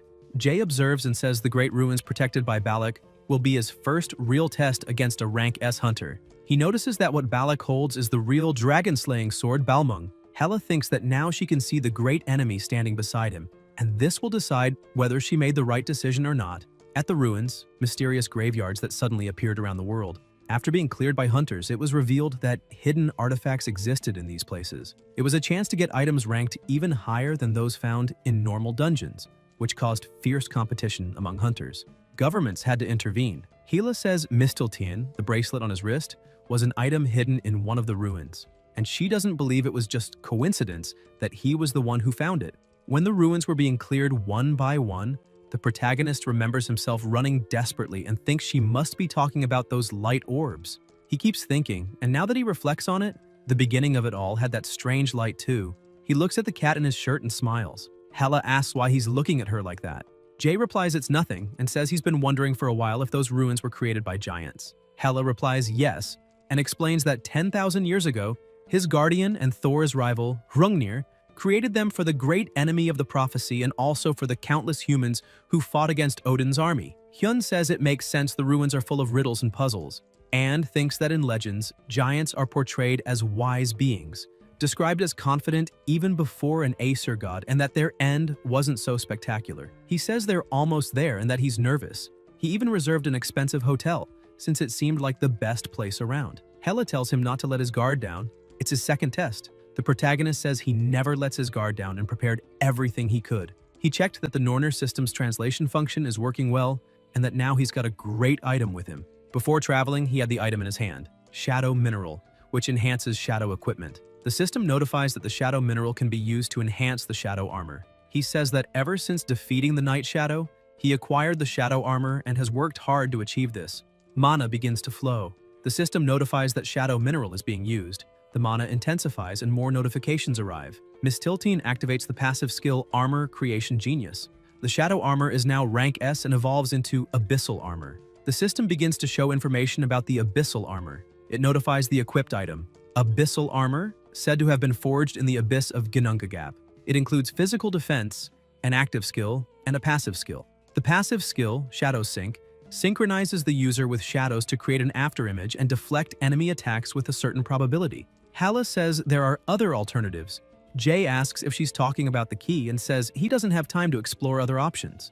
A few hours later, they arrive. It's a special hotel where only awakened individuals can check in, and just one night costs 50,000, and no one really wants to stay right next to the Great Ruins. Hyun walks in and thinks the only exceptions would be archaeologists. And then he runs into Balak and Camilla, the members of the association who are trying to clear the Great Ruins. He keeps walking, thinking he didn't expect to run into them so soon, until someone calls out to him. The protagonist stops. Balak asks who he is. Jay thinks to himself, the true owner of Balmung, the dragon-slaying sword and the head of the European Hunters Association. He asks what's going on. Camilla tells him to wait, but the two boys are already staring each other down. Balak asks how old he is and where he's from. Hyun just observes. Camilla calls Balak and tells him to watch his manners. She steps between them and asks what he thinks he's doing. She pushes the protagonist aside and tells him he can go, saying that guy has a really bad personality. He even got dumped by his ex-wife because of it. Balak tells her to stop talking nonsense. Camilla apologizes on his behalf and says goodbye. The two of them watch the boy leave. She sighs in relief and says she told him to be careful, asking what he'll do if he ruins the image of the European Hunters Association. She says she knows he's upset about the last failure in the dungeon, but he shouldn't take it out on a kid. He responds that it's not just that. The kid made no noise when walking and clearly knows how to hide his presence. Meanwhile, at the office of the director of Mila's academy, the director is watching, and Kim is asking about another country, sounding worried, wondering where he's been these days. Because last time, he suddenly went to an amusement park and got caught in an incident. An says Jay gets into a lot of trouble and assumes it's the same again. Yoo Jung says he's always been the type to get into things. Seo just observes quietly. At the Great Ruins in Iceland, everyone is dressed in winter clothing, their breath visible in the cold air when someone approaches. One of the guards asks who's coming and tells him to show identification, since the ruin is being managed by the European Hunters Association. The man gets closer and asks if they can make an exception. He left something inside. The guard tries to respond, but the man puts a hand over his mouth and activates a brainwashing ability. The guards are hypnotized and apologize, thinking he was a criminal. Jay lowers his hood and walks in, remembering how, in another place, Hela said there were conditions he had to meet to enter the Great Ruins. The first was having the Norner system. Hyun grows curious about the second condition. She tells him to let her finish. There are two conditions, and the second is having both strength and agility stats above 150. To put it in human terms, he'd have to be rank S. The protagonist closes his eyes as Hela waits for an answer. Jay says he's not rank S yet. The girl jumps up and says she saw him defeat the clone of Surtur. Hyun asks if she was the third one. Hela responds that it's not relevant. They need to find a way to fulfill the second condition. The protagonist says he has a way and remembers when he completed the second mission, Flandier Manor, and the little girl saying goodbye. The system notified him he had completed a hidden scenario within the mission and would receive extra rewards. He shows the key he received from that mission, saying he never used it because he didn't need to. The system notifies that it's an unidentified item, cursed key, an old, rusty key that lost its original form due to time. Jay's eyes begin to glow, activating his detection ability. The system then reveals it's a special item, Loki's key, which can open any door or chest. It was made by a blind fool who tried to steal the item hidden inside a treasure chest, and the fool was left with shame, while his friend received a gift. Hela watches and asks why he has that. Hyun arrives at a place and says it's strange, like someone predicted everything and prepared it for him, knowing what would happen. He then uses the key to open a place. A surge of mana is released, and when it opens, they're hit with a blinding light. The protagonist looks at a card in his hand and says he bets it'll come in handy soon too. He thinks that Seo's cognition acceleration and Soyul's detection were both useful, but it didn't feel worth using a white card on them. And if he just keeps copying other people's abilities, they'll get suspicious. He says if they're going to give him a blank card, they need to give him a matching ability to copy. Then, in an empty place filled with many lights, he enters and observes. A voice asks if he is the great enemy of the prophecy. A giant man appears sitting down. He introduces himself as Smear and says he protects the great ruins at the request of his father, Hrungnir. Hela jumps off the boy's lap and Smear recognizes her. He watches her transform into her human form and says she is the clone of Hel. Hela responds yes and introduces herself, saying she's responsible for guiding the great enemy through the 5 trials, and that the power of the prophecy protecting him is weakening, so they need to prepare for the second challenge as soon as possible. Smear replies that he refuses. She's confused and asks why. Smear says she should know. The method the great enemy used to open those doors was a cheat, and as he is now, he won't be able to pass the second test. He adds that this is his generosity, so he can grow stronger and come back later. Hela says they don't have time, and once the prophecy's protection ends, the Aesir gods will begin acting again. Smear replies that rules are rules, and that Jotunheimer, the land they tried to protect, is already reduced to ashes. The giants have nowhere else to go, and it's too late. What difference does it make if they're more or less delayed? Hela says he sounds desperate. Jay watches, annoyed, and asks what the hell he's saying, if he's joking with him. Smear asks how he dares. Hyun tells him to listen up. This isn't some charity organization. He approaches angrily, surrounded by magic, and says it's not something he uses when he needs it and throws away after. The reason he lets them control what he does now, he activates his Chains of Hell ability, radiating intense aura, and says it's because he sees value in using them too, so he needs him to move aside. Meanwhile, outside, Balak asks the guards if they're saying no one passed through. The guards confirm it. Balak says that's impossible. There's someone in there, and he's going to check it himself. He's certain. That power and strange mana he felt earlier was the same as when a ruin opens, and he's never been able to enter the Great Ruins. He won't let someone unknown get there before him. And if the door is open, he's sure he can get in too. But a voice says he's not qualified. Balak becomes furious. Elsewhere, someone picks up the phone. Camilla, still sleepy, asks why he's calling so late. Balak says there's an intruder in the Great Ruin. Back inside, Hela asks what he's doing. Smear places his hand over his face, slams it down, and places it on the ground, calling him a fool. He stands up and starts shouting, asking how he dares challenge him in a human body. A great gust of wind erupts, and rocks fall around. The two look shocked. The protagonist asks if he doesn't know how to say anything else. He's heard that line so many times he's sick of it. He thinks, whether he gives up and retreats and gets eliminated by Heimdall or keeps doing this and gets eliminated here, it's the same result. That leaves him with only one choice, to give it a shot with everything he's got. He thinks he doesn't want to be eliminated full of regrets like in his past life. Smear calls out to the great enemy and says his mercy ends there. Then, the giant attacks, and just before impact, Jay activates Absolute Calculation. He unleashes his power and stares him down. He then activates Wind Boost. Hyun leaps and charges toward him. Smear realizes he's aiming for his heart and wonders if the great enemy actually intends to defeat him and survive. He watches angrily and asks if he knows who he's going to face in the future. But the protagonist keeps advancing, staring right back at him. The giant asks what's making him act this way. Jay thinks it's a crushing pressure, similar to what he felt when facing Hugin, and that this is an opponent his current self cannot beat. He activates his power. Chains begin to move. Hyun grabs onto one and uses it to land. He walks and thinks he has no intention of giving up. He exhales. The system notifies that the skill Frozen Heart is being activated, causing massive ice spikes.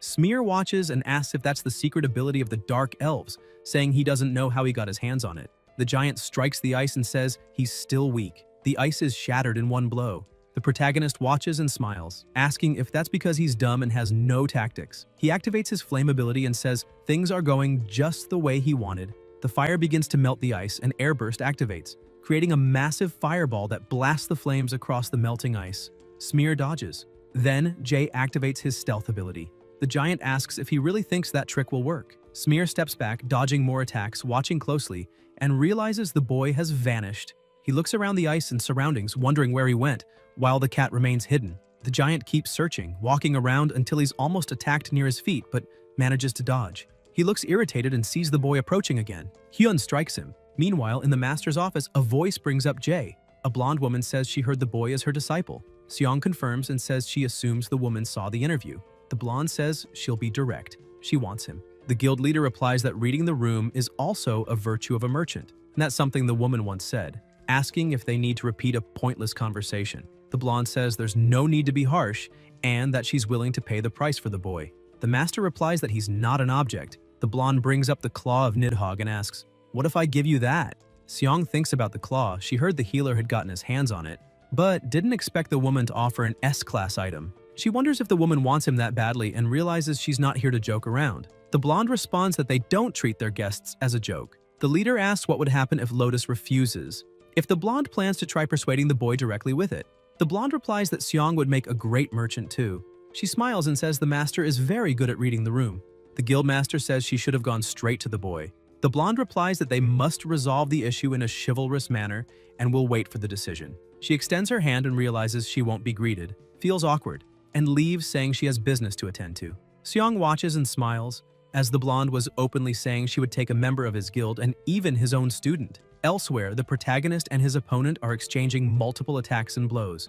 Jae hits him and falls to the ground. Smear observes and asks if that's the method he chose, and says Odin is strong, and that applies to all the gods of Aesir, and no matter how much he tries, there are no guarantees his effort will be rewarded, and asks if he still thinks he can keep going. Hyun replies that it's better this way. He activates the magic artifact creation skill, genius of weapon creation, and the item's rank increased. The god says he knows nothing, and that there's no value in what he's doing now, and asks if he doesn't realize it. Min stares at him and says it's himself who decides his own actions, and whether they have value. Smear remembers when he was young, someone looked at him and said he alone decides his own worth. In real time, he has his eyes closed. The protagonist is staring at him. The god moves his hand, attacking and causing a great impact, and asks if he can take responsibility for what he just said. Jae, lying on the ground, groans in pain and realizes he can't move. Smear says he'll ask one more time if he can take responsibility for what he said. Hyun doesn't know what to do and tries to think of a way to destroy him and how to eliminate him. He looks scared and realizes the pressure disappeared. The god says it's said that only you can decide the value of your actions, but that's something only those with power can do, and he'll give a chance. And if he proves worthy, he'll let him in. Hila is in cat form, hidden and watching. Nim gets thoughtful and says he'll prove it and asks to make an offer. The cat and his enemy pay attention, and the protagonist says he'll endure his strongest attack only once and asks what he thinks. Hela quickly runs, transforming into her human body, and asks what he's talking about. Smear says it's fine. He moves his hand, emitting a strong light, and says he'll evaluate him. The god takes a weapon and says whether he is worthy of deciding the value of actions, and whether he is an entity that can withstand great destiny. Hela disagrees with that, but Smear doesn't listen and attacks, emitting strong light and causing a huge hole. He watches and asks if that proved it, and it's Jae with the passive skill, Shadow Synchronization, and from this point forward the skill will have a 20% activation chance. The two stare at each other. The god smiles and claps, causing wins, and says to go, because this place was made for him. Hyun asks if he's sure. Smear replies that coincidences don't happen twice and even less 3 times, and tells him to go. Min walks and Hela looks surprised. The protagonist stops at a gate and the god says there are 3 wisdom tests prepared for him. Jae replies that he understood. Smear asks if he's afraid. Hyun replies yes. The god asks if he's serious and says that's good, thinking his work is done, and what remains is now in their hands. After some time they walk. Hela watches him and asks how he did that. Min asks who knows because he doesn't know either. Hela says the god gave up. She watches and thinks the boy changed him. The protagonist enters a place with torches and walks, looking around. 2 hooded people tell him to be welcome, and introduce themselves as Norn, and say they were designated as the gatekeepers for the first wisdom test and were waiting for him. Hela says she can't accompany him now and that he needs to be careful. Jae thinks it's a pity and that this is the second time he'll go through a series of tests. Norn smiles and says one is an angel and the other a demon. The angel only speaks the truth and the demon only lies. And one is the entrance to heaven where the angels live, and the other is the entrance to hell where the demons live. Hela asks about his disappointed expression. He replies he didn't expect that. Norn says that regardless of which door he chooses, he'll reach the next test. But if he chooses the one that leads to hell, those who are alive and eliminated at the same time will interfere with him. Hyun doesn't quite understand. Norn says they'll start now and will allow him to ask only one question, and he needs to use the opportunity well. Min thinks that figuring out the correct path with only one question is the famous logic riddle, and wonders if choosing both will let him proceed to the next part. He smiles and thinks it's interesting and says he'll ask the question. Norn says there's no need to rush because he has plenty of time to think. The protagonist replies that he doesn't need to think much. Norn asks whom he'd like to question. Jae asks which realm her door leads to. Norn smiles, walks up to the door, and says the door behind her. Hyun thinks the name of this riddle is the angel and the demon, and since it's quite famous, he's sure it has many other names. And the solution is also well known. If you ask where they live, the angel will give the path to heaven, and if you ask the demon, it will also give the path to heaven. Norn asks if that door is his choice. Min smiles and replies no, He walks over and says he'll go through the other door and asks if he could open it. Hella is surprised. They go through the door. Hella asks why he's trying so hard for this. The protagonist asks if she's never heard the saying that nothing is hard work when you're young, and thinks, of course, wondering who would deliberately choose the harder path, and says they mentioned the undead would interfere with him, until a hand emerges from the ground and skeletons start to appear. Jay smiles and activates the sacrifice skill, gaining wings, and the system notifies the undead are being hunted in the field, changing sacrifice into an offensive skill and activating the light's judgment skill. The skeletons are hit and vanish. The system notifies he leveled up. Hyun is happy with the XP gain. Hela watches him and says he's an evil human and must be a demon. Outside the gate, Norn says he made the dumbest decision, but also the wisest of all. The two look at each other and say that's how they prophesied it. Inside the gate, mana is emitted, forming a portal, and they come out of it. Min says it's a pity it ended, and that was a great chance to level up. Hela tells him to focus since they're still in the middle of the test. They look around until the portal closes. The two glance at each other. The protagonist looks beside him, at the place and the symbols on the ground, and thinks it's some kind of activation magic. And it's very complex and says, the condition of this test must be to fulfill the requirement to escape. A voice replies, that's right. Jay looks and asks if it's the guardian of the second level. The voice replies that it doesn't like that title, but yes. Hela pays attention to the voice and asks how it's there. The voice interrupts and tells her to wait and at least let it introduce itself, and says its name is Mimir, the creator of the Nornir system, the ones who define his destiny. Hyun wonders if it defined his destiny and remembers the new operating system being downloaded, and that it was running the Nornir OS. He looks and asks if it could explain in detail. Mimir replies that, as he said long ago, Loki came asking for advice on how to create the last hope, the great enemy of the prophecy, and how to free these people from those of Odin. And the answer was the Nornir system. Nim says he was the one who created the system, and asks why he didn't explain the plans from the start. Mimir says it's hard to even approach him because of the ties with the Aesir gods, and it's not the system he uses, but rather the system all the Awakened used, and it was blocking them. Hela says she's never heard that he was the guardian of the second part of the test. Mimir says the situation doesn't look good, and if the fall happens earlier than expected. Hela says they won't be able to guarantee the boy stays alive. Mimir says the reason for intervening there is simple, proof of worth, that this is to test him. The protagonist says that during all this time, he never told him anything. Mimir replies there were too many eyes. The reason they can talk now is because they're inside the great ancient ruins. Jay thinks this place is hidden. They're free from the Aesir gods. Mimir says he's quite clever. Hyun says he has a question. If he was chosen by fate to be the great enemy, shouldn't his will not matter, and asks why he asked how he felt about it, and why he had to ask right before his end, when he was at his most desperate. Elsewhere, Kim is feeling down, asking what her friend must be doing since he's not answering messages. An says he assumes he'll return at the right time. Seo asks what he went to do in another country. They reply they don't know either, and that he tells them nothing. An says they need to decide what to do with the circle, and hopes they'll all be in the same circle. Ina agrees. Seo says it was to be expected and was wondering why Jaesung was talking about bribery potions and believes it's because of the benefits their partner gets from being at the top of the class. Jung says she just wants to be there, until she suddenly stops talking and asks who else would put up with him. Seo replies that it's true. An says she just wants to be with him since they're friends. Though it'd also be great to have him nearby for other reasons too, lots of money, and they'd be able to use a bigger room. Kim asks how she knows that if she's not even a student. Seo replies that she'll be studying there soon, so she did a bit of research. An asks if she'd be discouraged if she failed the entrance exam. Seo feels down hearing that, stays quiet for a while, and says he's really mean. Seo says she hopes her partner comes back soon. Jung agrees. Elsewhere, the protagonist asks why he asked for his opinion. Mimir says nothing for a moment, then replies that they didn't want to leave the world's fate in the hands of someone who couldn't even stand up on his own. Jay doesn't quite understand the word fate. Mimir explains he only gave an opportunity and chose to change fate at the time, and now he's here. Hyun says that's a complicated reason and he just hated his father, and that was enough to want to eliminate him. Mimir replies that if that's the goal, they'll respect it. Goals are goals, whether noble or not. Nim says he'd like to ask more questions, but doesn't think he'll get all the answers. Mimir agrees and says he can say one thing. If he passes this part, he'll give a clue about the truth. And asks if he sees all the objects around and just needs to offer one on the altar, keeping two things in mind. And that this is to gain knowledge and there's only one choice. No second chances. The protagonist wonders if he should look at all those things.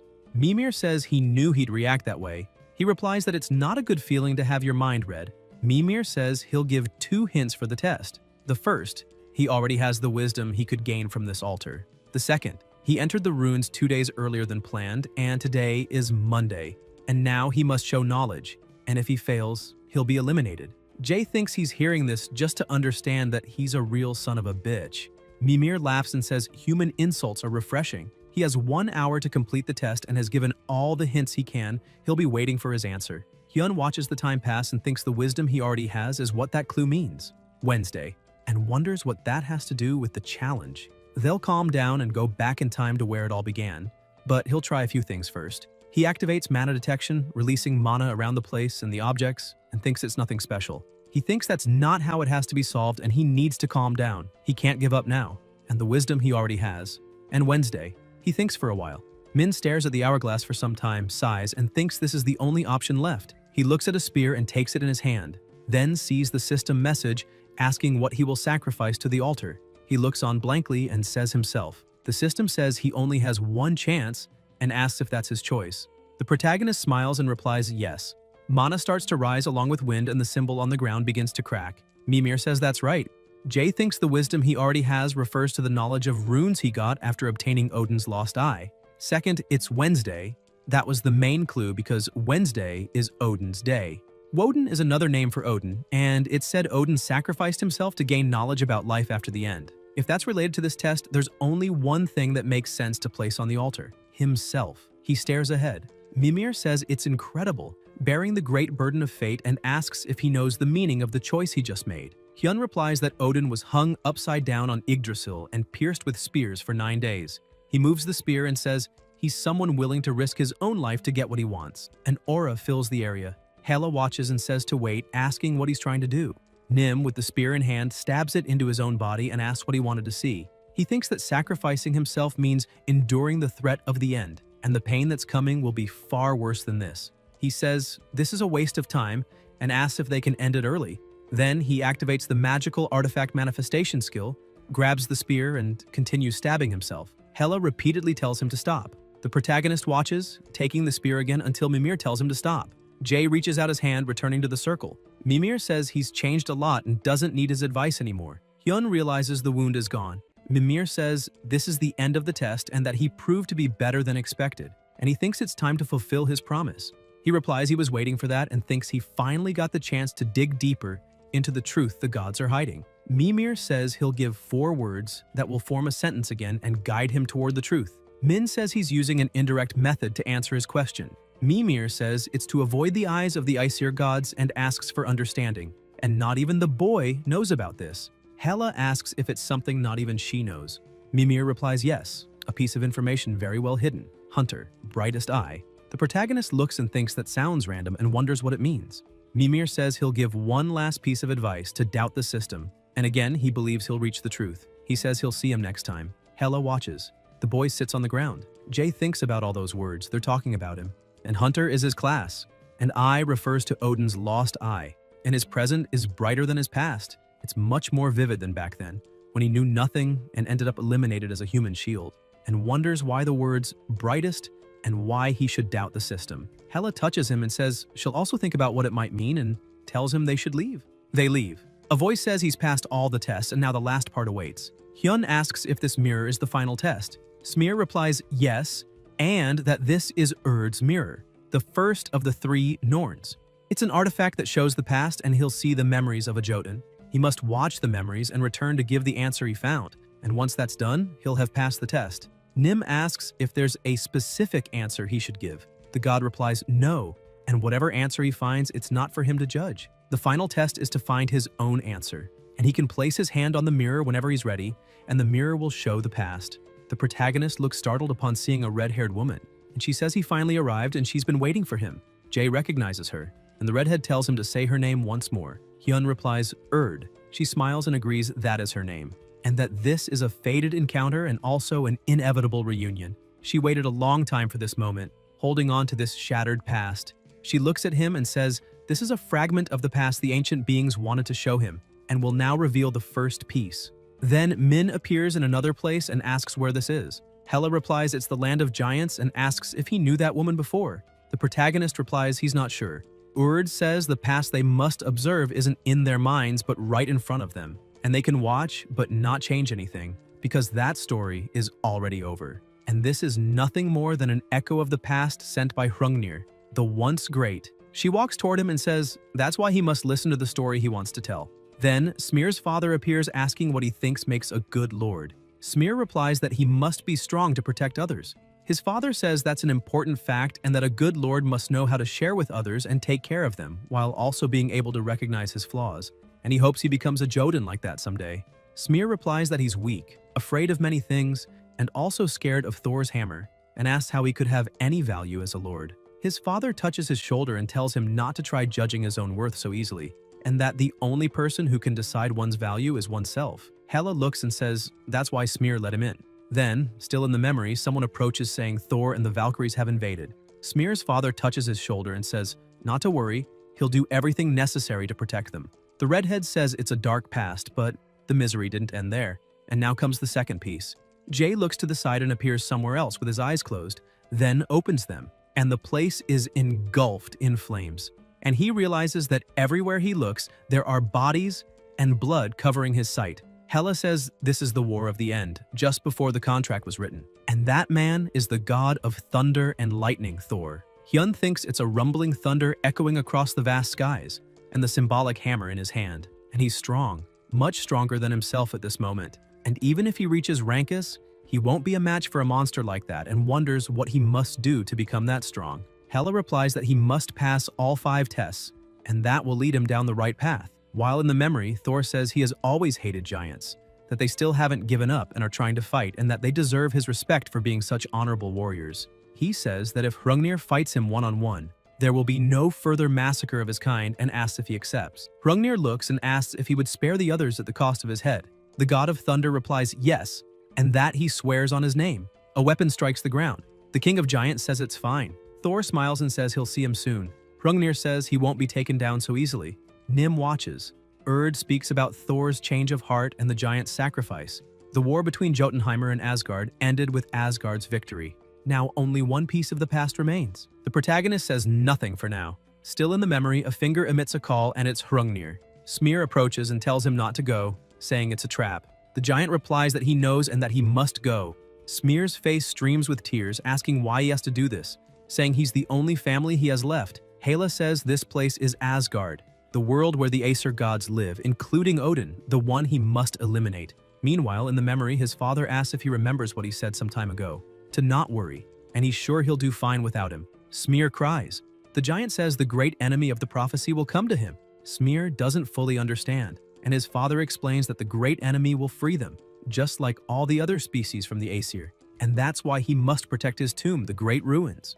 Jay watches and wonders if that's what all the ruins are, and thinks they're memorials for the giants who were wiped out and a symbol of hope for the future. Hrungnir calls out to the great enemy of the prophecy. Hyun turns, startled, and the giant says he knows he's watching these memories and hopes he can help his child. The redhead watches and says he was preparing for his final moments. Still in the memories, Hrungnir arrives and Thor notices him. Urd says it's for the sake of his son, who would be left alone, and for the last hope to be born in the future, the great enemy of the prophecy. The god of thunder says he's been waiting for a real fight from the start. The giant asks if he's satisfied. Thor replies no, unleashes a massive energy in the area, stares him down, and says he won't be satisfied until he eliminates him. Hrung grabs his weapon and blocks the attack. Still blocking, he asks why he's doing this. The god of thunder doesn't quite understand. The giant asks why he's eliminating innocents just out of greed. Thor now understands what he's talking about and says it's all by the will of the Almighty. He doesn't care about reasons and has none. All that matters is fighting a strong opponent. He asks why Hrungnir agreed to the duel knowing he'd be eliminated. Hrungnir smiles, slams his weapon into the ground, and says it's because there's something he must protect. The god of thunder says most of his kind has already been reduced to ashes. The giant replies that they are still valuable and that someday Asgard will fall. Thor asks if he believes in the prophecy of the 3 sisters and says it's borings. And enough of the chatter. He'll send him where most of his kind is now. They continue watching the memories closely.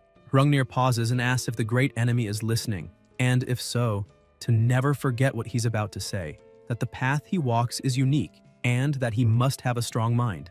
Nim thinks about the path he must follow. In the memories, the giant looks at his opponent and says to tell his son he's sorry. Thor throws his hammer, striking the giant's weapon and shattering it into pieces, and then strikes him, eliminating him. Smear cries heavily as he sees the scene and the blood on the ground. The protagonist says it was a terrible ending. He picks up a card. Hela doesn't understand. Jay says he'll feel better after destroying Thor at least once. Meanwhile, the God of Thunder holds his hammer, and the system notifies that the blank card was used. Still in the memories, Thor watches until a stone is thrown near his feet. He looks alarmed at the stone, and the giant had set up a connection earlier. The God of Thunder gets angry at the trick until light is emitted and the links move around the shattered weapon, triggering an attack and trapping him. Stones begin to float, and he says it's a counterattack that uses elimination as the condition. Thor uses his strength and says this alone won't stop him. Hyun looks at his card. The system notifies that the skill is too high for the user's current level, and the copied skill cannot be used properly until the user's level is higher. The God of Thunder breaks free using intense power.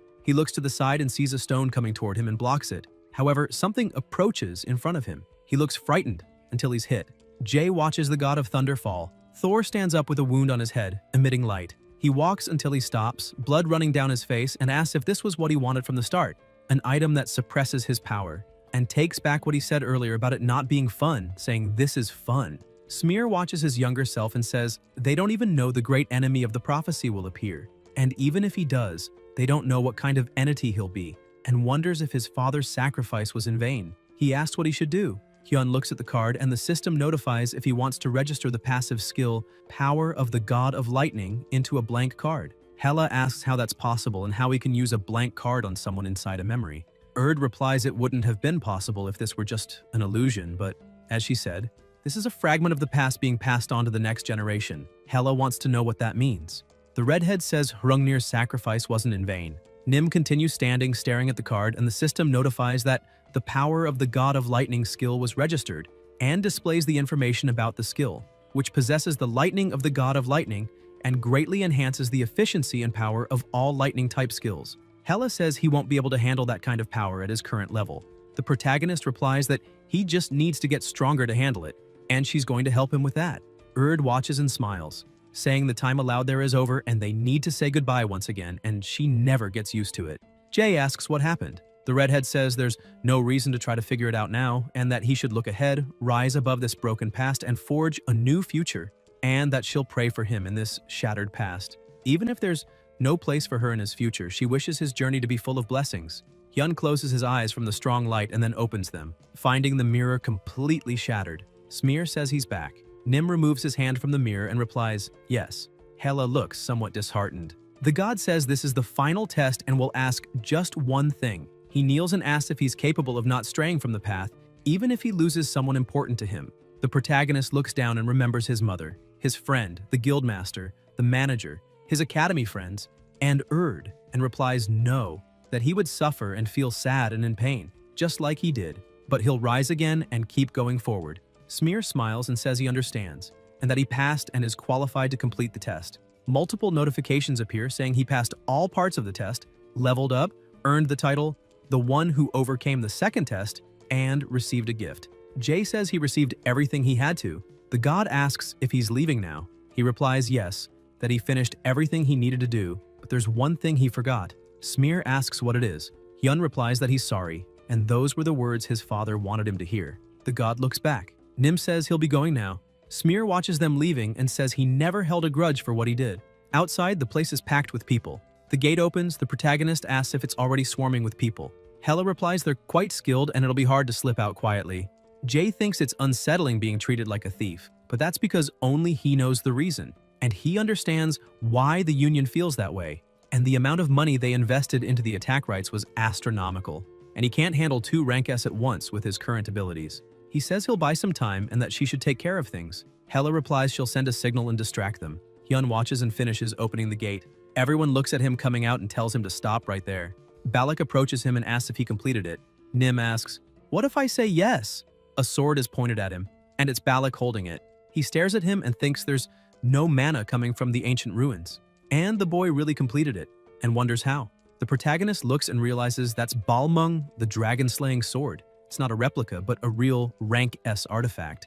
He smiles and says this place was made for him, and he was never supposed to succeed no matter how hard he tried. Balak asks if he's saying they're not good enough. Jay provokes him and says it was said he wouldn't be able to enter because he failed to prove himself worthy. Balak says his original plan was to bring him to their side, but he changed his mind and won't eliminate him because there are things he can learn from him. Hyun thinks he fell for such an obvious provocation that he's as hostile as the rumors say, and tells him to try if he can. He thinks that, thanks to that, he easily got something he needed. Balak asks if he thinks he'd just stand there, watching him try something. Nim looks and blocks his attack.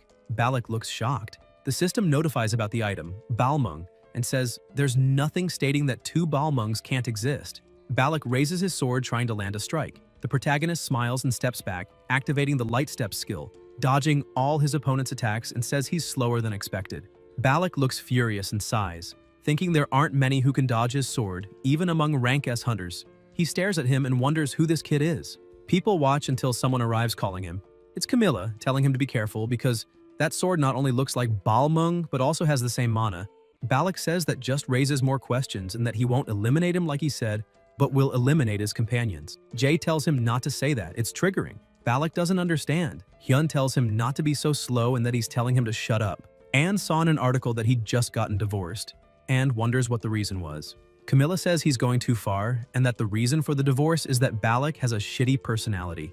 Balak asks whose side she's on, and says they can continue this conversation in the interrogation room. Hela approaches in cat form and says she's ready. Nim tells her to hold on a little longer. Hela looks shocked, and the protagonist says it's rare to get the chance to fight a rank S hunter. The system notifies the use of the exhaustion skill, saying its strength will temporarily increase, and he won't be able to use mana for a while afterward. Camilla notices the mana suddenly changed and tells her partner to get out of there, but realizes he's not paying attention and says that's why his wife left him, and she activates her mana force field. Jay sees the barrier and breaks it. Camilla is surprised to see that. Hyun thinks the Thor he saw in Hrungnir's memories was very strong and assumes Heimdall is strong too, and that there's only one way to get stronger quickly. He stares down his opponent and dodges the attack, thinking he just has to keep fighting strong enemies. The two clash with swords, causing a massive impact and explosion. Balak is thrown far. Camilla worries and uses her power to stop him from falling onto the ground from a very high place, injuring himself badly. She runs to him, seeing her partner wounded, and wonders if the boy actually defeated a European Union leader just like that, and thinks she can't let a monster like that roam free. She looks at the boy walking away and asks if he thinks he's going to escape. Then she activates her Hellfire and Wind Hunter skills. Nim looks back, the massive attack approaching, and groans. The system notifies that his mana usage will be restricted for a while as a penalty for activating the exhaustion skill. Someone pulls him. Hela says that should be enough. Camilla watches and notices the mana response vanished before her attack hit him and wonders if he really escaped. Anne says she needs to track him. Balak sits up and tells her to give up. That yes, it's exactly what she heard, that it's dangerous to go after him, and they're heading back to the main base. Camilla asks if he's sure he wants to go back there, and if the boy is really that strong. He replies yes. Camilla says he's acting different from usual and asks if something happened, and if his wife asked to get back together. Balak sighs and says the boy didn't eliminate him on purpose and there's no reason to send others after him. Camilla says she'll contact the main base. He thanks her and says he'll rest for a bit and thinks he doesn't know who the boy is, but he's sure they'll meet again someday, and next time, he won't lose. Elsewhere, Hela is watching. The protagonist says it's time to go back home. The next day at the airport, he's holding his phone and sees Ina is calling. He answers and asks if there's any problem. Seo asks if he's already decided which circle he'll join. Jay thinks it's time and there's only a month left. And circle is one of the main policies in all hunter academies in the nation. It's like a club for hunters. The second and third year students are the ones who bring in the first years, and they take on requests from public institutions. The academy will receive a commission during this process, and students also have the opportunity to earn money and make connections, with the goal of gaining experience with circle activities before joining a guild. He believes it's a good idea, but in reality, it's only beneficial if you manage to join an influential guild. Otherwise, it's just a waste of time. And before his regression, he joined a low-rank circle and ended up being enslaved because of the rule that only allows entering one circle, and he had no choice but to stay in that one. He was going to join the same circle as his friends, but it's not a good idea to make things easier for them. Still on the phone, he tells his partner that he doesn't know yet and that he'll look for a suitable one. Ina says they were talking about joining the same circle and asks if he wants to join them. Hyun replies that he prefers to choose one on his own and wonders if she was hurt by that, until a voice shouts through the phone asking if he's going to join a circle alone and if he's abandoning them. Nim replies that it's not like he promised to join the same circle as them, and if they're after his first rank benefits, just say so. Kim says she'll pass the phone to Hoyeon. They start tossing the phone back and forth, and the protagonist says it's not a problem joining the same circle as them and thinks he's the perfect target for a scam, and that he should be careful with phone scams, and says it's under one condition. An says they're friends, and it's good to be clear about these things. He replies that if it's not like that, Then he's out and he's a grounded person. And he'll tell them the condition later and enters a portal. Meanwhile, Hela is lying in cat form on his shirt. Jay thinks it's already time to join circles, and that must mean something is approaching. The camp held along with the circle registration period. The location is the restricted area of Daegu, where Mila's academy was built. It's only a part of the closed-off area, and there are still thousands of monsters outside the academy. Mila's has been holding outdoor camping events every year to reduce the number of monsters. Meanwhile, the portal is open and Hyun enters, finding the staff member guiding him. He walks up to the receptionist. Elsewhere, he sits down and says he was gone for a few days, but it felt like a lifetime. Hela says that makes sense and that he experienced a lot. She climbs onto the couch and gets curious about Hrung's gift, until she gets startled. Nim asks what's wrong. Hela calls him and asks if he remembers that he bought time for them. He looks startled and she says Heimdall is free. Somewhere else, among various beasts, something begins to crack, and someone pulls a hand out trying to escape the place, until someone bursts out landing on the ground. Heim growls about being humiliated by the clone, that everything's abandoned, and asks if she was trying to keep him away from humans. He places his hand on his face and wants to know how she dares leave things so annoying. A dragon flies overhead until it spots him and flies down toward him, landing. The beast watches him, not quite understanding, and opens its massive mouth. Meanwhile, Dahl is distracted and thoughtful. He gestures with his hand, attacking the dragon and saying he had a great idea and is going to have some fun, and that he's excited to meet the great enemy of the prophecy. He smiles and says he'll be the one doing the testing. Elsewhere, Hela asks why Heimdall would go there. The protagonist asks where he went. Hela says it's near Mila's academy, an exclusion zone, and she seems to know why. Jay says that's where the academy students are going for camp. The cat says she knows what he wants. And Heimdall has the ability to foresee the immediate future, and maybe he saw it. Hyun says his friends will end up getting involved in this, and he expected it. Hela watches. Nim gets up and thinks he'll prepare as much as he can and face him head-on, and hopes Hrungnir prepared something good. When he opens the gift, he sees it's a vial with a liquid. The system notifies he obtained a consumable item, Giant's Blood. He holds it in his hand and observes its traits. He thinks that's why he needed to be rank S to take the test, and he can't get 150 in those two stats without being rank S. The system also notifies that he obtained the skill Hrung's Fury and will now show the skill info. The protagonist looks surprised upon seeing that the damage dealt to Aesir gods and Valkyries will be doubled. Hela asks what he thinks and says that's why he needed to go through the second test. Jay looks and says he understands. He pets her and says it's a good thing he hurried. She tells him to wait and asks what he's doing. She looks, and Hyun also stares at her. Hela transforms into her real form and says not to worry, that she knows a way to help him. The next afternoon, an attack occurs. Nim holds his head as his nose starts to bleed while an intense aura surrounds him. He says it's not easy. Hela replies that's obvious. The skill he obtained is legendary rank, and rank S or rank EX can't compare to it. She moves and says that if he doesn't level up enough, he'll end up destroying his body trying to use the skill. The protagonist observes the skill he gained in the Great Ruins and knows he needs to learn to use it as soon as possible. He walks and thinks he needs a way to level up. He looks at the mission Crow Hunter and thinks it's the only way, but it's useless since time is gradually running out, and says it causes permanent physical damage. He could deal with it using a sacrifice, but that wouldn't solve the root of the problem. He wonders if there's another way, until someone honks. Hela says he has a guest. Jay replies he doesn't know and will see if it's a guest or not.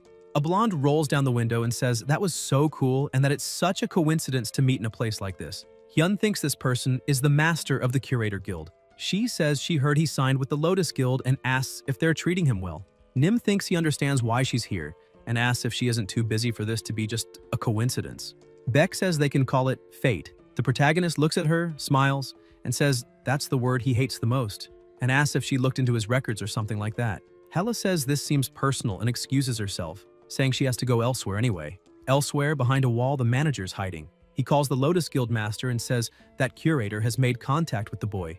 Jay looks back and senses his presence. Park, on the phone, says he also thinks the boy noticed he's being followed. That night, elsewhere, Hyun asks why she wanted to see him. Ja asks if he's getting straight to the point and says she likes that and that she wants to recruit him. Nim replies that he's already in a guild. Yoon says she'll give him Nidhogg's Fang. He looks surprised and wonders if she's talking about what he's thinking, and realizes she's trying to give him a rank-as item of astronomical value from Hell's Temple. He says his alter ego has arrived and asks if she thinks he'll regret this. Hela asks to borrow her power. Hel says she's surely aware that she's only a fragment of her, and that the power will be unstable in her hands even if given. Hela says she wouldn't be able to use it properly or would be eliminated trying, and that she'll imbue something like a wax statue with divine power. So even if she survives the transfer, she'd be eliminated soon after. Hel doesn't quite understand. Hela explains that's why she was born. She's the guide of the fifth trial and the compass for the great enemy, and exists only for him and the prophecy. Hel says there must be another way.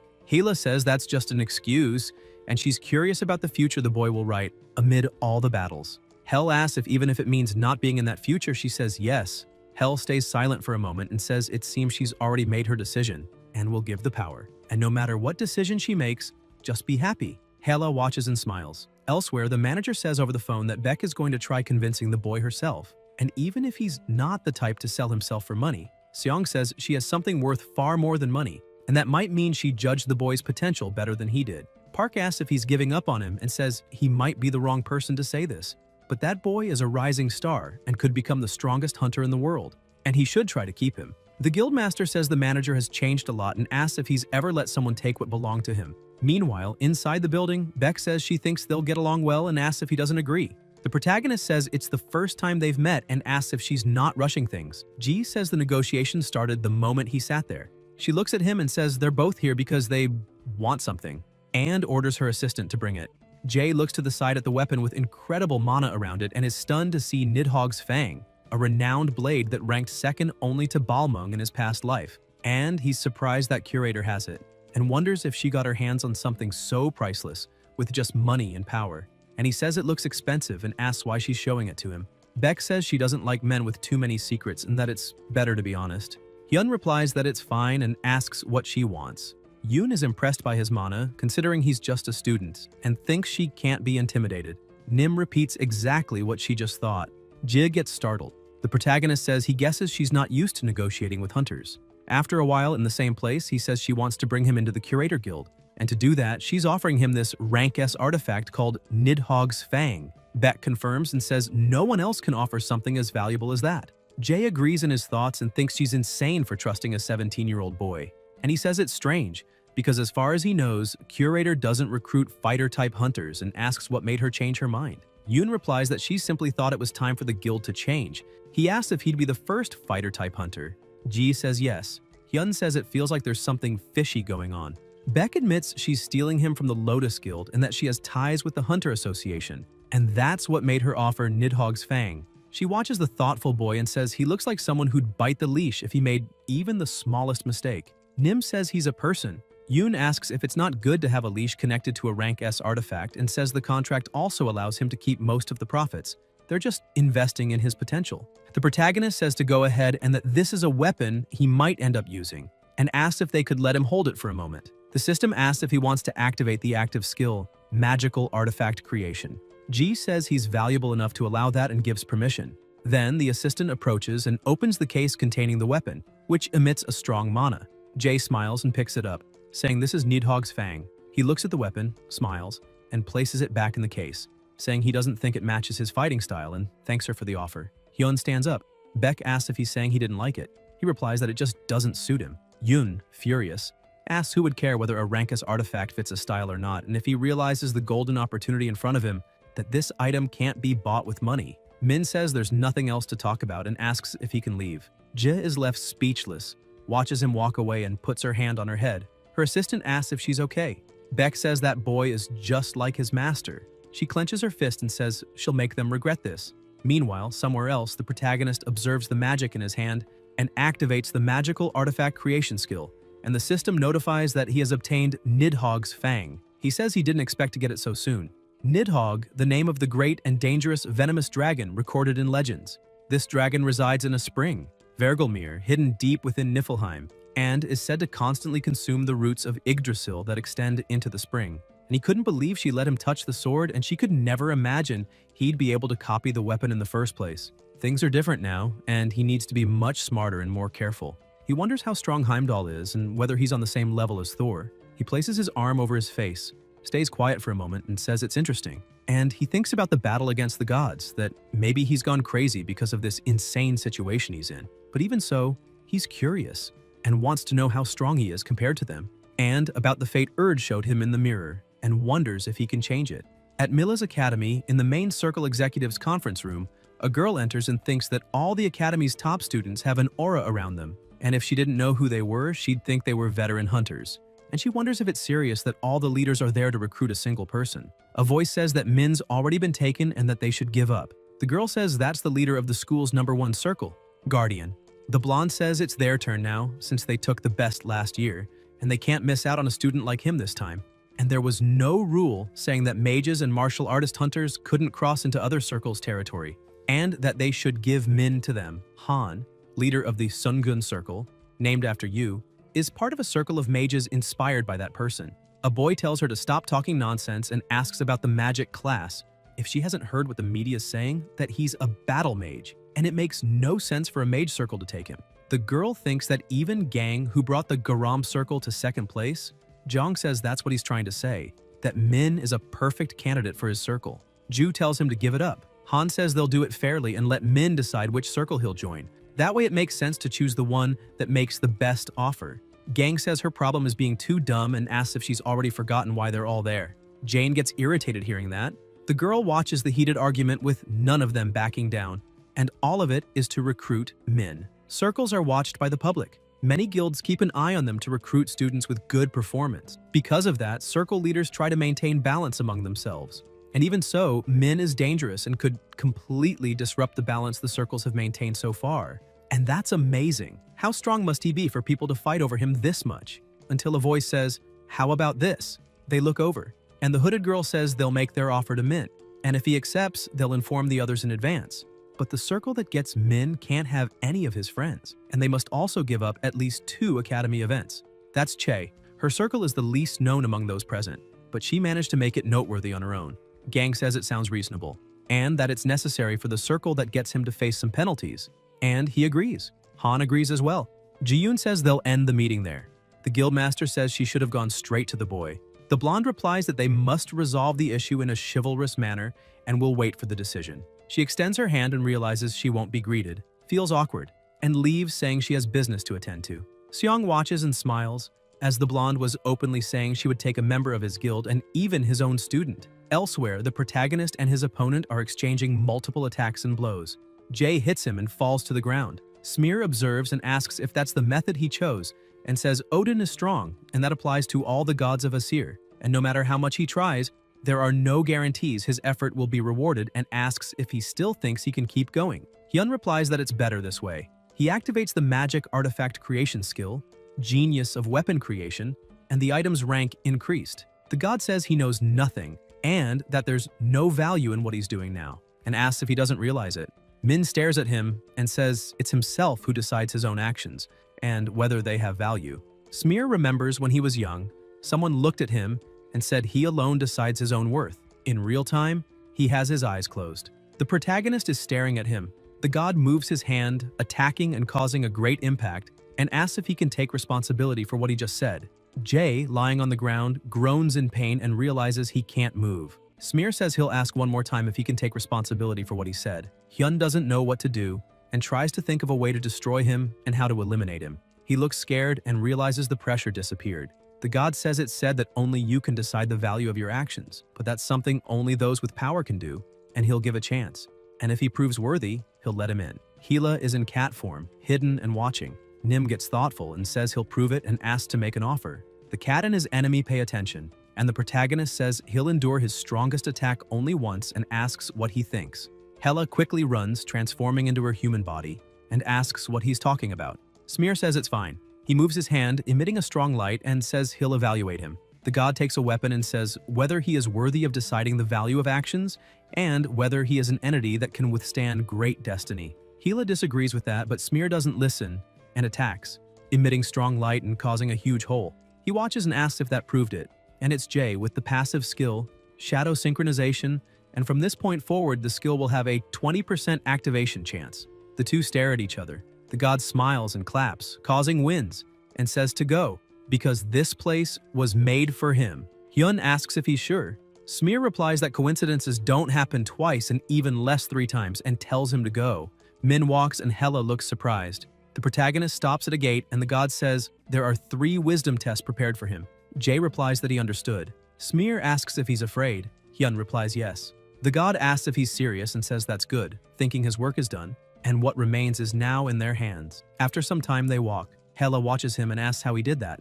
Min asks who knows because he doesn't know either. Hela says the god gave up. She watches and thinks the boy changed him. The protagonist enters a place with torches and walks, looking around. Two hooded people tell him to be welcome and introduce themselves as Norn and say they were designated as the gatekeepers for the first wisdom test and were waiting for him. Hela says she can't accompany him now and that he needs to be careful.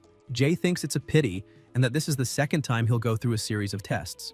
Norn smiles and says one is an angel and the other a demon. The angel only speaks the truth and the demon only lies. And one is the entrance to heaven where the angels live, and the other is the entrance to hell where the demons live. Hela asks about his disappointed expression. He replies he didn't expect that. Norn says that regardless of which door he chooses, he'll reach the next test. But if he chooses the one that leads to hell, those who are alive and eliminated at the same time will interfere with him. Hyun doesn't quite understand. Norn says they'll start now and will allow him to ask only one question, and he needs to use the opportunity well. Min thinks that figuring out the correct path with only one question is the famous logic riddle, and wonders if choosing both will let him proceed to the next part. He smiles and thinks it's interesting and says he'll ask the question. Norn says there's no need to rush because he has plenty of time to think. The protagonist replies that he doesn't need to think much. Norn asks whom he'd like to question. Jay asks which realm her door leads to. Norn smiles, walks up to the door, and says the door behind her. Hyun thinks the name of this riddle is the angel and the demon, and since it's quite famous, he's sure it has many other names. And the solution is also well known. If you ask where they live, the angel will give the path to heaven, and if you ask the demon, it will also give the path to heaven. Norn asks if that door is his choice. Min smiles and replies no. He walks over and says he'll go through the other door and asks if he could open it. Hela is surprised. They go through the door. Hela asks why he's trying so hard for this. The protagonist asks if she's never heard the saying that nothing is hard work when you're young, and thinks, of course, wondering who would deliberately choose the harder path, and says they mentioned the undead would interfere with him, until a hand emerges from the ground and skeletons start to appear. Jay smiles and activates the sacrifice skill, gaining wings, and the system notifies the undead are being hunted in the field, changing sacrifice into an offensive skill and activating the light's judgment skill. The skeletons are hit and vanish. The system notifies he leveled up. Hyun is happy with the XP gain. Hela watches him and says he's an evil human and must be a demon. Outside the gate, Norn says he made the dumbest decision, but also the wisest of all. The two look at each other and say that's how they prophesied it. Inside the gate, mana is emitted, forming a portal, and they come out of it. Min says it's a pity it ended, and that was a great chance to level up. Hela tells him to focus since they're still in the middle of the test. They look around until the portal closes. The two glance at each other. The protagonist looks beside him, at the place and the symbols on the ground, and thinks it's some kind of activation magic. And it's very complex and says, the condition of this test must be to fulfill the requirement to escape. A voice replies, that's right. Jay looks and asks if it's the guardian of the second level. The voice replies that it doesn't like that title, but yes. Hela pays attention to the voice and asks how it's there. The voice interrupts and tells her to wait and at least let it introduce itself, and says its name is Mimir, the creator of the Nornir system, the ones who define his destiny. Hyun wonders if it defined his destiny and remembers the new operating system being downloaded, and that it was running the Nornir OS. He looks and asks if it could explain in detail. Mimir replies that, as he said long ago, Loki came asking for advice on how to create the last hope, the great enemy of the prophecy, and how to free these people from those of Odin. And the answer was the Nornir system. Nim says he was the one who created the system, and asks why he didn't explain the plans from the start. Mimir says it's hard to even approach him because of the ties with the Aesir gods, and it's not the system he uses, but rather the system all the Awakened used, and it was blocking them. Hela says she's never heard that he was the guardian of the second part of the test. Mimir says the situation doesn't look good, and if the fall happens earlier than expected. Hela says they won't be able to guarantee the boy stays alive. Mimir says the reason for intervening there is simple, proof of worth, that this is to test him. The protagonist says that during all this time, he never told him anything. Mimir replies there were too many eyes. The reason they can talk now is because they're inside the great ancient ruins. Jay thinks this place is hidden. They're free from the Aesir gods. Mimir says he's quite clever. Hyun says he has a question. If he was chosen by fate to be the great enemy, shouldn't his will not matter, and asks why he asked how he felt about it, and why he had to ask right before his end, when he was at his most desperate. Elsewhere, Kim is feeling down, asking what her friend must be doing since he's not answering messages. An says he assumes he'll return at the right time. Seo asks what he went to do in another country. They reply they don't know either, and that he tells them nothing. An says they need to decide what to do with the circle, and hopes they'll all be in the same circle. Ina agrees. Seo says it was to be expected and was wondering why Jaesung was talking about bribery potions and believes it's because of the benefits their partner gets from being at the top of the class. Jung says she just wants to be there, until she suddenly stops talking and asks who else would put up with him. Seo replies that it's true. An says she just wants to be with him since they're friends. Though it'd also be great to have him nearby for other reasons too, lots of money, and they'd be able to use a bigger room. Kim asks how she knows that if she's not even a student. Seo replies that she'll be studying there soon, so she did a bit of research. An asks if she'd be discouraged if she failed the entrance exam. Seo feels down hearing that, stays quiet for a while, and says he's really mean. Seo says she hopes her partner comes back soon. Jung agrees. Elsewhere, the protagonist asks why he asked for his opinion. Mimir says nothing for a moment, then replies that they didn't want to leave the world's fate in the hands of someone who couldn't even stand up on his own. Jae doesn't quite understand the word fate. Mimir explains he only gave an opportunity and chose to change fate at the time, and now he's here. Hyun says that's a complicated reason and he just hated his father, and that was enough to want to eliminate him. Mimir replies that if that's the goal, they'll respect it. Goals are goals, whether noble or not. Nim says he'd like to ask more questions, but doesn't think he'll get all the answers. Mimir agrees and says he can say one thing. If he passes this part, he'll give a clue about the truth. And asks if he sees all the objects around and just needs to offer one on the altar, keeping two things in mind. And that this is to gain knowledge and there's only one choice. No second chances. The protagonist wonders if he should look at all those things. Mimir says he knew he'd react that way. He replies that it's not a good feeling to have your mind read. Mimir says he'll give 2 hints for the test. The first, he already has the wisdom he could gain from this altar. The second, he entered the runes 2 days earlier than planned, and today is Monday. And now he must show knowledge, and if he fails, he'll be eliminated. Jae thinks he's hearing this just to understand that he's a real son of a bitch.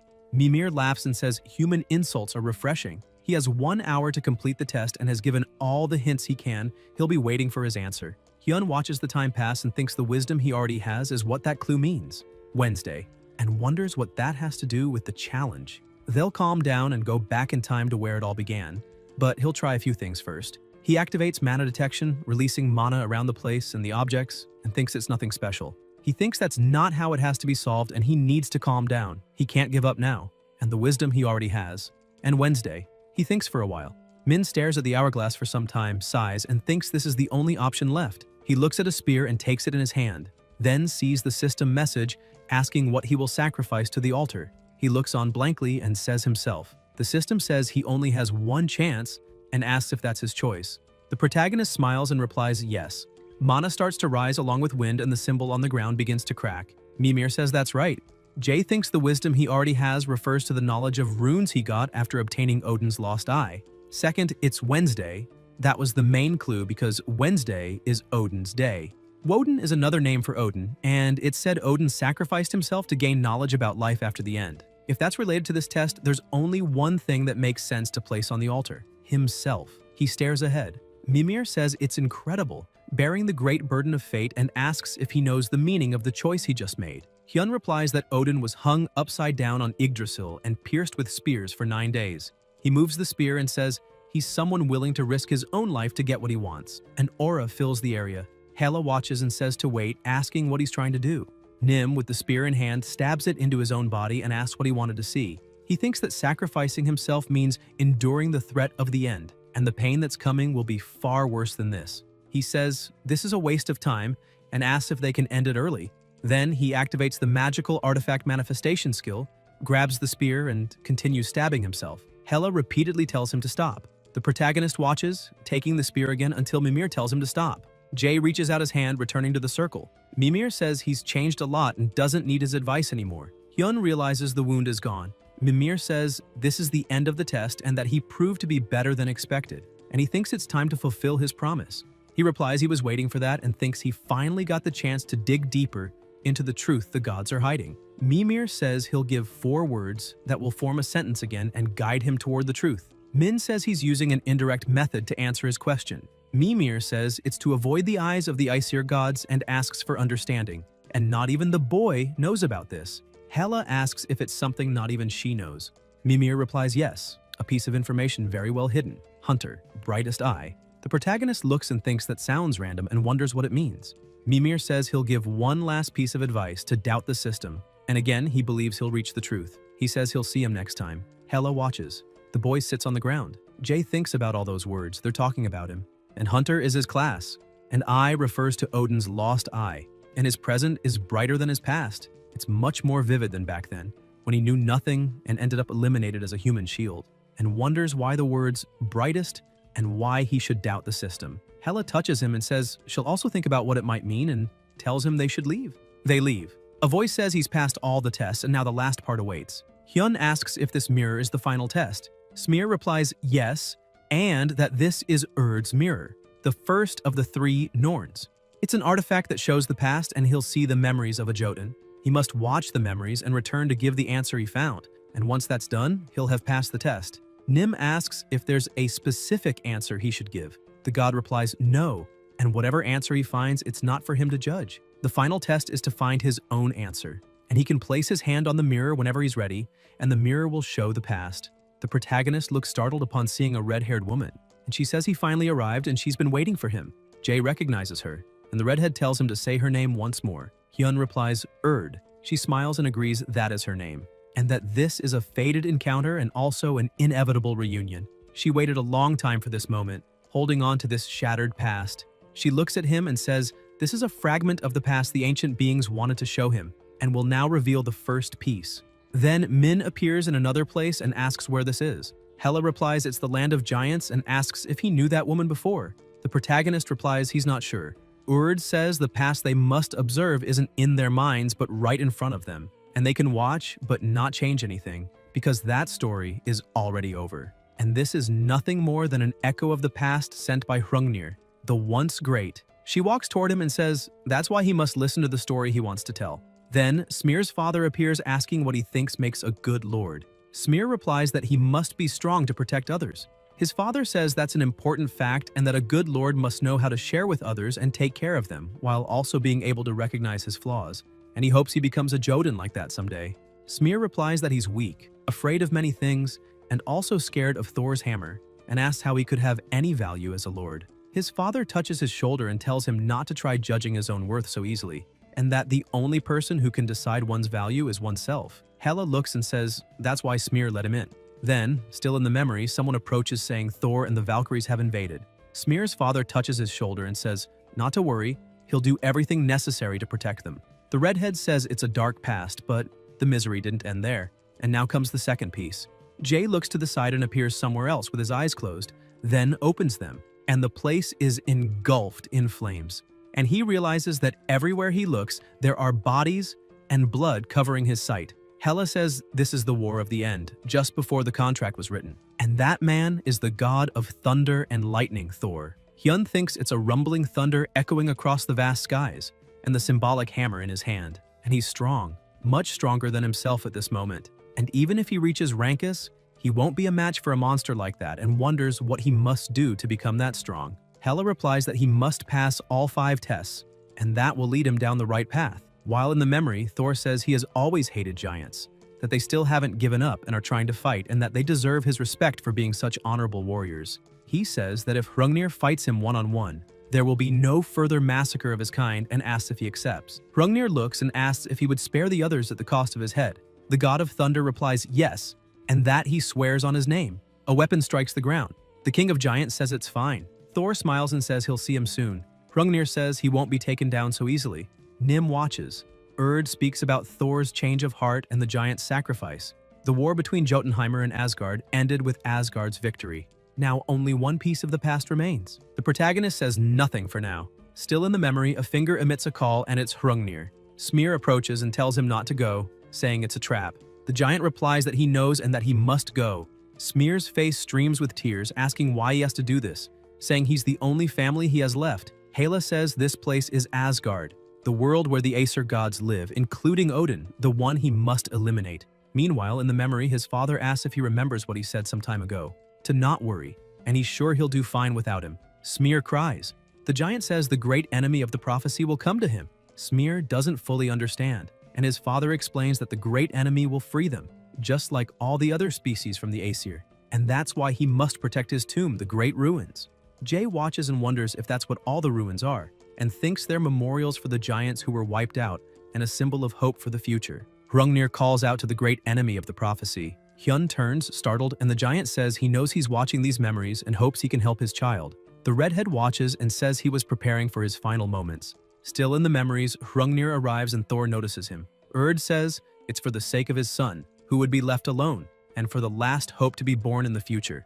The great enemy of the prophecy. The god of thunder says he's been waiting for a real fight from the start. The giant asks if he's satisfied. Thor replies no, unleashes a massive energy in the area, stares him down, and says he won't be satisfied until he eliminates him. Hrung grabs his weapon and blocks the attack. Still blocking, he asks why he's doing this. The god of thunder doesn't quite understand. The giant asks why he's eliminating innocents just out of greed. Thor now understands what he's talking about and says it's all by the will of the Almighty. He doesn't care about reasons and has none. All that matters is fighting a strong opponent. He asks why Hrungnir agreed to the duel knowing he'd be eliminated. Hrungnir smiles, slams his weapon into the ground, and says it's because there's something he must protect. The god of thunder says most of his kind has already been reduced to ashes. The giant replies that they are still valuable and that someday Asgard will fall. Thor asks if he believes in the prophecy of the three sisters and says it's borings.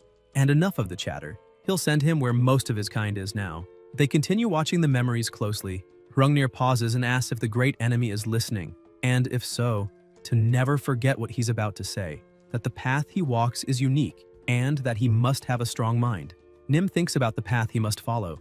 In the memories, the giant looks at his opponent and says to tell his son he's sorry. Thor throws his hammer, striking the giant's weapon and shattering it into pieces, and then strikes him, eliminating him. Smear cries heavily as he sees the scene and the blood on the ground. The protagonist says it was a terrible ending. He picks up a card. Hela doesn't understand. Jay says he'll feel better after destroying Thor at least once. Meanwhile, the god of thunder holds his hammer, and the system notifies that the blank card was used. Still in the memories, Thor watches until a stone is thrown near his feet. He looks alarmed at the stone, and the giant had set up a connection earlier. The god of thunder gets angry at the trick until light is emitted and the links move around the shattered weapon, triggering an attack and trapping him. Stones begin to float, and he says it's a counterattack that uses elimination as the condition. Thor uses his strength and says this alone won't stop him. Hyun looks at his card. The system notifies that the skill is too high for the user's current level, and the copied skill cannot be used properly until the user's level is higher. The god of thunder breaks free using intense power.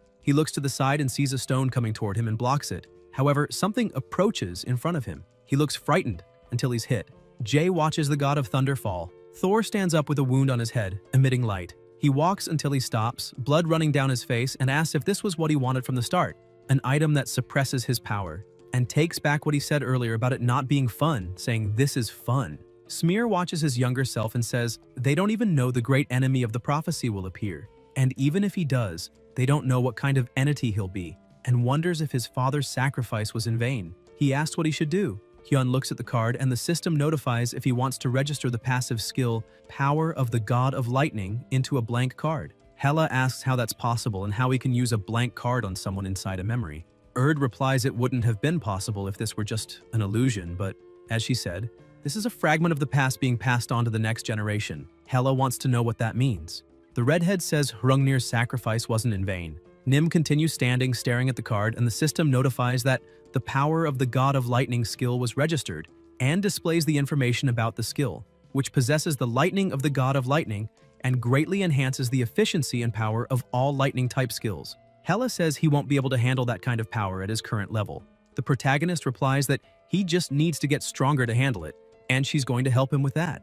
Watches and smiles, saying the time allowed there is over and they need to say goodbye once again, and she never gets used to it. Jay asks what happened. The redhead says there's no reason to try to figure it out now, and that he should look ahead, rise above this broken past, and forge a new future, and that she'll pray for him in this shattered past. Even if there's no place for her in his future, she wishes his journey to be full of blessings.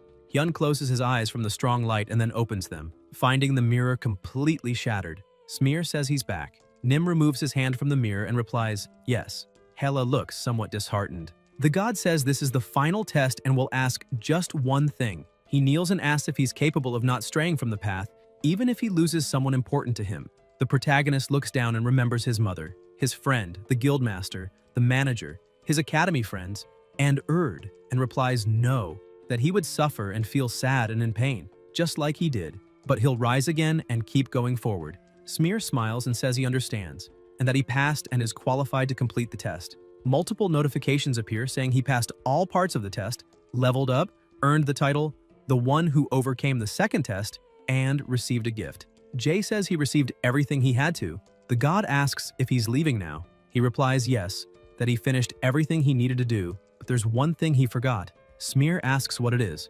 Hyun replies that he's sorry, and those were the words his father wanted him to hear. The god looks back. Nim says he'll be going now. Smear watches them leaving and says he never held a grudge for what he did. Outside, the place is packed with people. The gate opens, the protagonist asks if it's already swarming with people. Hella replies they're quite skilled and it'll be hard to slip out quietly.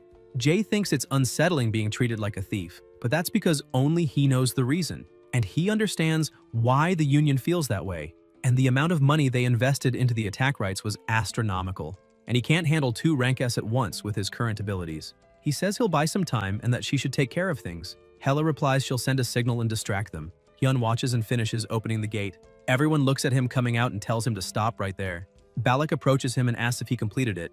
Nim asks, "What if I say yes?"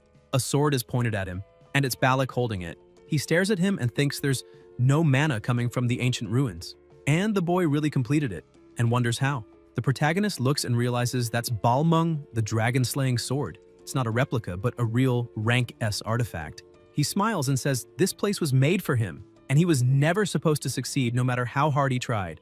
Balak asks if he's saying they're not good enough. Jay provokes him and says it was said he wouldn't be able to enter because he failed to prove himself worthy. Balak says his original plan was to bring him to their side, but he changed his mind and won't eliminate him because there are things he can learn from him. Hyun thinks he fell for such an obvious provocation that he's as hostile as the rumors say, and tells him to try if he can.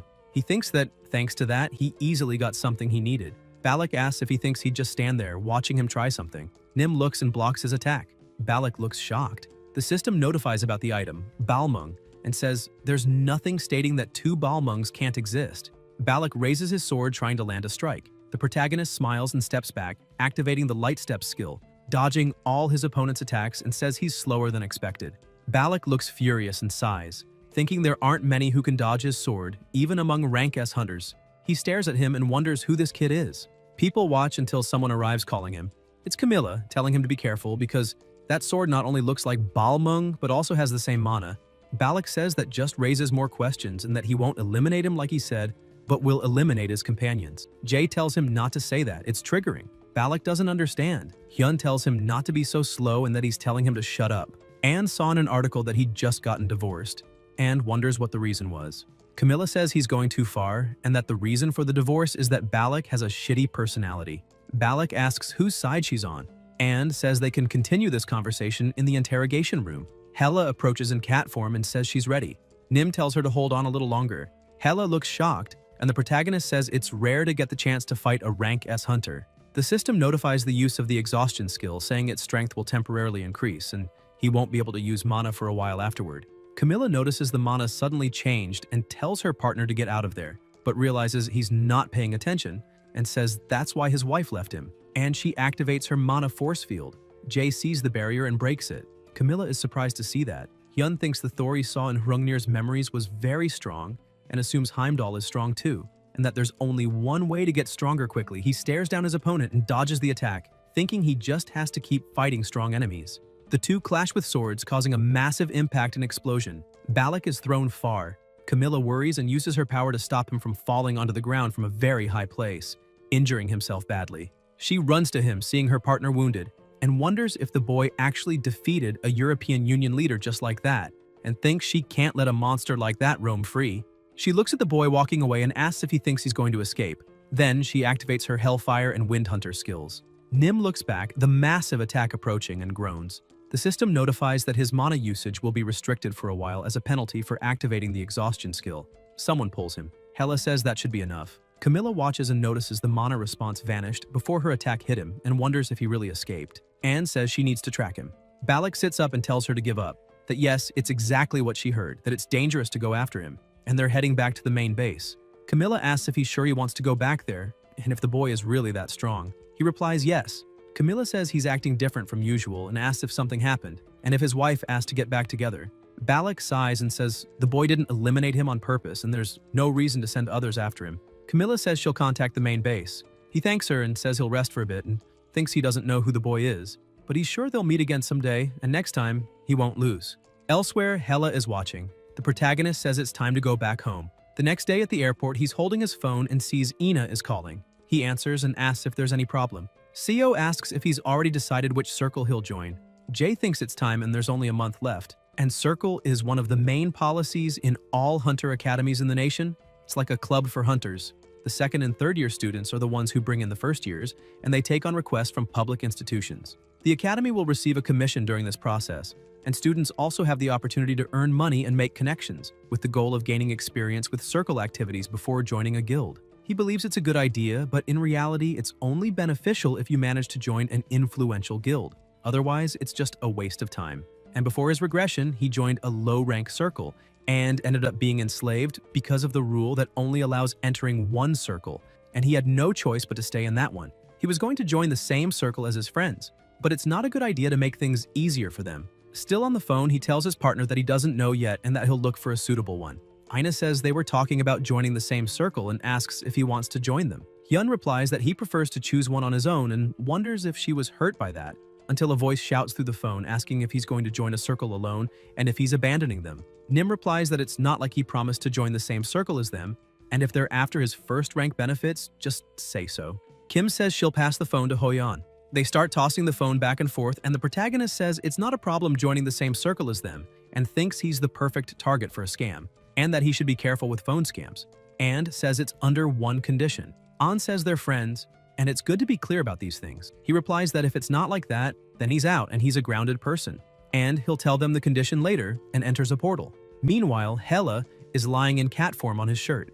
Jay thinks it's already time to join circles, and that must mean something is approaching. The camp held along with the circle registration period. The location is the restricted area of Daegu, where Mila's academy was built. It's only a part of the closed-off area, and there are still thousands of monsters outside the academy. Mila's has been holding outdoor camping events every year to reduce the number of monsters. Meanwhile, the portal is open and Hyun enters, finding the staff member guiding him. He walks up to the receptionist. Elsewhere, he sits down and says he was gone for a few days, but it felt like a lifetime. Hela says that makes sense and that he experienced a lot. She climbs onto the couch and gets curious about Hrung's gift, until she gets startled. Nim asks what's wrong. Hela calls him and asks if he remembers that he bought time for them. He looks startled and she says Heimdall is free. Somewhere else, among various beasts, something begins to crack, and someone pulls a hand out trying to escape the place, until someone bursts out landing on the ground. Heim growls about being humiliated by the clone, that everything's abandoned, and asks if she was trying to keep him away from humans. He places his hand on his face and wants to know how she dares leave things so annoying. A dragon flies overhead until it spots him and flies down toward him, landing. The beast watches him, not quite understanding, and opens its massive mouth. Meanwhile, Dahl is distracted and thoughtful. He gestures with his hand, attacking the dragon and saying he had a great idea and is going to have some fun, and that he's excited to meet the great enemy of the prophecy. He smiles and says he'll be the one doing the testing. Elsewhere, Hela asks why Heimdall would go there. The protagonist asks where he went. Hela says it's near Mila's academy, an exclusion zone, and she seems to know why. Jay says that's where the academy students are going for camp. The cat says she knows what he wants. And Heimdall has the ability to foresee the immediate future, and maybe he saw it. Hyun says his friends will end up getting involved in this, and he expected it. Hela watches. Nim gets up and thinks he'll prepare as much as he can and face him head-on, and hopes Hrungnir prepared something good. When he opens the gift, he sees it's a vial with a liquid. The system notifies he obtained a consumable item, Giant's Blood. He holds it in his hand and observes its traits. He thinks that's why he needed to be rank S to take the test, and he can't get 150 in those two stats without being rank S. The system also notifies that he obtained the skill Hrung's Fury and will now show the skill info. The protagonist looks surprised upon seeing that the damage dealt to Aesir gods and Valkyries will be doubled. Hela asks what he thinks and says that's why he needed to go through the second test. Jay looks and says he understands. He pets her and says it's a good thing he hurried. She tells him to wait and asks what he's doing. She looks, and Hyun also stares at her. Hela transforms into her real form and says not to worry, that she knows a way to help him. The next afternoon, an attack occurs. Nim holds his head as his nose starts to bleed while an intense aura surrounds him. He says it's not easy. Hela replies that's obvious. The skill he obtained is legendary rank, and rank S or rank EX can't compare to it. She moves and says that if he doesn't level up enough, he'll end up destroying his body trying to use the skill. The protagonist observes the skill he gained in the Great Ruins and knows he needs to learn to use it as soon as possible. He walks and thinks he needs a way to level up. He looks at the mission Crow Hunter and thinks it's the only way, but it's useless since time is gradually running out. Anne says it causes permanent physical damage. He could deal with it using a sacrifice, but that wouldn't solve the root of the problem. He wonders if there's another way until someone honks. Hella says he has a guest. Jay replies he doesn't know and will see if it's a guest or not. A blonde rolls down the window and says that was so cool and that it's such a coincidence to meet in a place like this. Hyun thinks this person is the master of the Curator Guild. She says she heard he signed with the Lotus Guild and asks if they're treating him well. Nim thinks he understands why she's here and asks if she isn't too busy for this to be just a coincidence. Beck says they can call it fate. The protagonist looks at her, smiles, and says that's the word he hates the most, and asks if she looked into his records or something like that. Hella says this seems personal and excuses herself, saying she has to go elsewhere anyway. Elsewhere, behind a wall, the manager's hiding. He calls the Lotus Guild master and says that curator has made contact with the boy. Jay looks back and senses his presence. Park, on the phone, says he also thinks the boy noticed he's being followed. That night, elsewhere, Hyun asks why she wanted to see him. Ja asks if he's getting straight to the point and says she likes that and that she wants to recruit him. Nim replies that he's already in a guild. Yoon says she'll give him Nidhogg's Fang. He looks surprised and wonders if she's talking about what he's thinking, and realizes she's trying to give him a rank as item of astronomical value from Hell's Temple. He says his alter ego has arrived and asks if she thinks he'll regret this. Hella asks to borrow her power. Hell says she's surely aware that she's only a fragment of her, and that the power will be unstable in her hands even if given. Hella says she wouldn't be able to use it properly or would be eliminated trying, and that she'll imbue something like a wax statue with divine power. So even if she survives the transfer, she'd be eliminated soon after. Hell doesn't quite understand. Hella explains that's why she was born. She's the guide of the fifth trial and the compass for the great enemy, and exists only for him and the prophecy. Hell says there must be another way. Hela says that's just an excuse, and she's curious about the future the boy will write amid all the battles. Hell asks if even if it means not being in that future, she says yes. Hell stays silent for a moment and says it seems she's already made her decision and will give the power. And no matter what decision she makes, just be happy. Hela watches and smiles. Elsewhere, the manager says over the phone that Beck is going to try convincing the boy herself. And even if he's not the type to sell himself for money, Seong says she has something worth far more than money, and that might mean she judged the boy's potential better than he did. Park asks if he's giving up on him and says he might be the wrong person to say this. But that boy is a rising star and could become the strongest hunter in the world, and he should try to keep him. The guildmaster says the manager has changed a lot and asks if he's ever let someone take what belonged to him. Meanwhile, inside the building, Beck says she thinks they'll get along well and asks if he doesn't agree. The protagonist says it's the first time they've met and asks if she's not rushing things. Ji says the negotiations started the moment he sat there. She looks at him and says they're both here because they want something, and orders her assistant to bring it. Jay looks to the side at the weapon with incredible mana around it and is stunned to see Nidhogg's Fang, a renowned blade that ranked second only to Balmung in his past life. And he's surprised that curator has it, and wonders if she got her hands on something so priceless with just money and power. And he says it looks expensive and asks why she's showing it to him. Beck says she doesn't like men with too many secrets and that it's better to be honest. Hyun replies that it's fine and asks what she wants. Yoon is impressed by his mana, considering he's just a student, and thinks she can't be intimidated. Nim repeats exactly what she just thought. Jig gets startled. The protagonist says he guesses she's not used to negotiating with hunters. After a while in the same place, he says she wants to bring him into the Curator Guild, and to do that, she's offering him this rank S artifact called Nidhogg's Fang. Beck confirms and says no one else can offer something as valuable as that. Jay agrees in his thoughts and thinks she's insane for trusting a 17-year-old boy. And he says it's strange, because as far as he knows, Curator doesn't recruit fighter-type hunters and asks what made her change her mind. Yoon replies that she simply thought it was time for the guild to change. He asks if he'd be the first fighter-type hunter. Ji says yes. Hyun says it feels like there's something fishy going on. Beck admits she's stealing him from the Lotus Guild and that she has ties with the Hunter Association, and that's what made her offer Nidhogg's Fang. She watches the thoughtful boy and says he looks like someone who'd bite the leash if he made even the smallest mistake. Nim says he's a person. Yoon asks if it's not good to have a leash connected to a rank S artifact and says the contract also allows him to keep most of the profits. They're just investing in his potential. The protagonist says to go ahead and that this is a weapon he might end up using, and asks if they could let him hold it for a moment. The system asks if he wants to activate the active skill, magical artifact creation. Ji says he's valuable enough to allow that and gives permission. Then the assistant approaches and opens the case containing the weapon, which emits a strong mana. Jay smiles and picks it up, saying this is Nidhogg's fang. He looks at the weapon, smiles, and places it back in the case, saying he doesn't think it matches his fighting style and thanks her for the offer. Hyun stands up. Beck asks if he's saying he didn't like it. He replies that it just doesn't suit him. Yoon, furious, asks who would care whether a Rankus artifact fits a style or not, and if he realizes the golden opportunity in front of him, that this item can't be bought with money. Min says there's nothing else to talk about and asks if he can leave. Je is left speechless, watches him walk away and puts her hand on her head. Her assistant asks if she's okay. Beck says that boy is just like his master. She clenches her fist and says she'll make them regret this. Meanwhile, somewhere else, the protagonist observes the magic in his hand and activates the magical artifact creation skill, and the system notifies that he has obtained Nidhogg's fang. He says he didn't expect to get it so soon.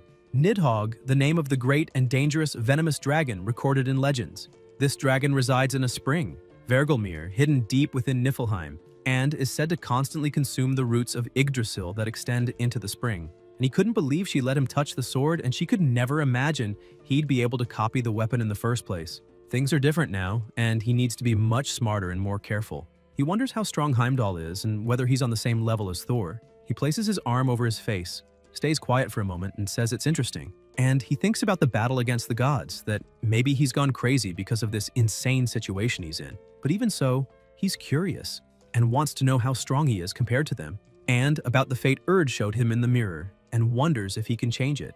At Milla's academy, in the main circle executive's conference room, a girl enters and thinks that all the academy's top students have an aura around them, and if she didn't know who they were, she'd think they were veteran hunters. And she wonders if it's serious that all the leaders are there to recruit a single person. A voice says that Min's already been taken and that they should give up. The girl says that's the leader of the school's #1 circle, Guardian.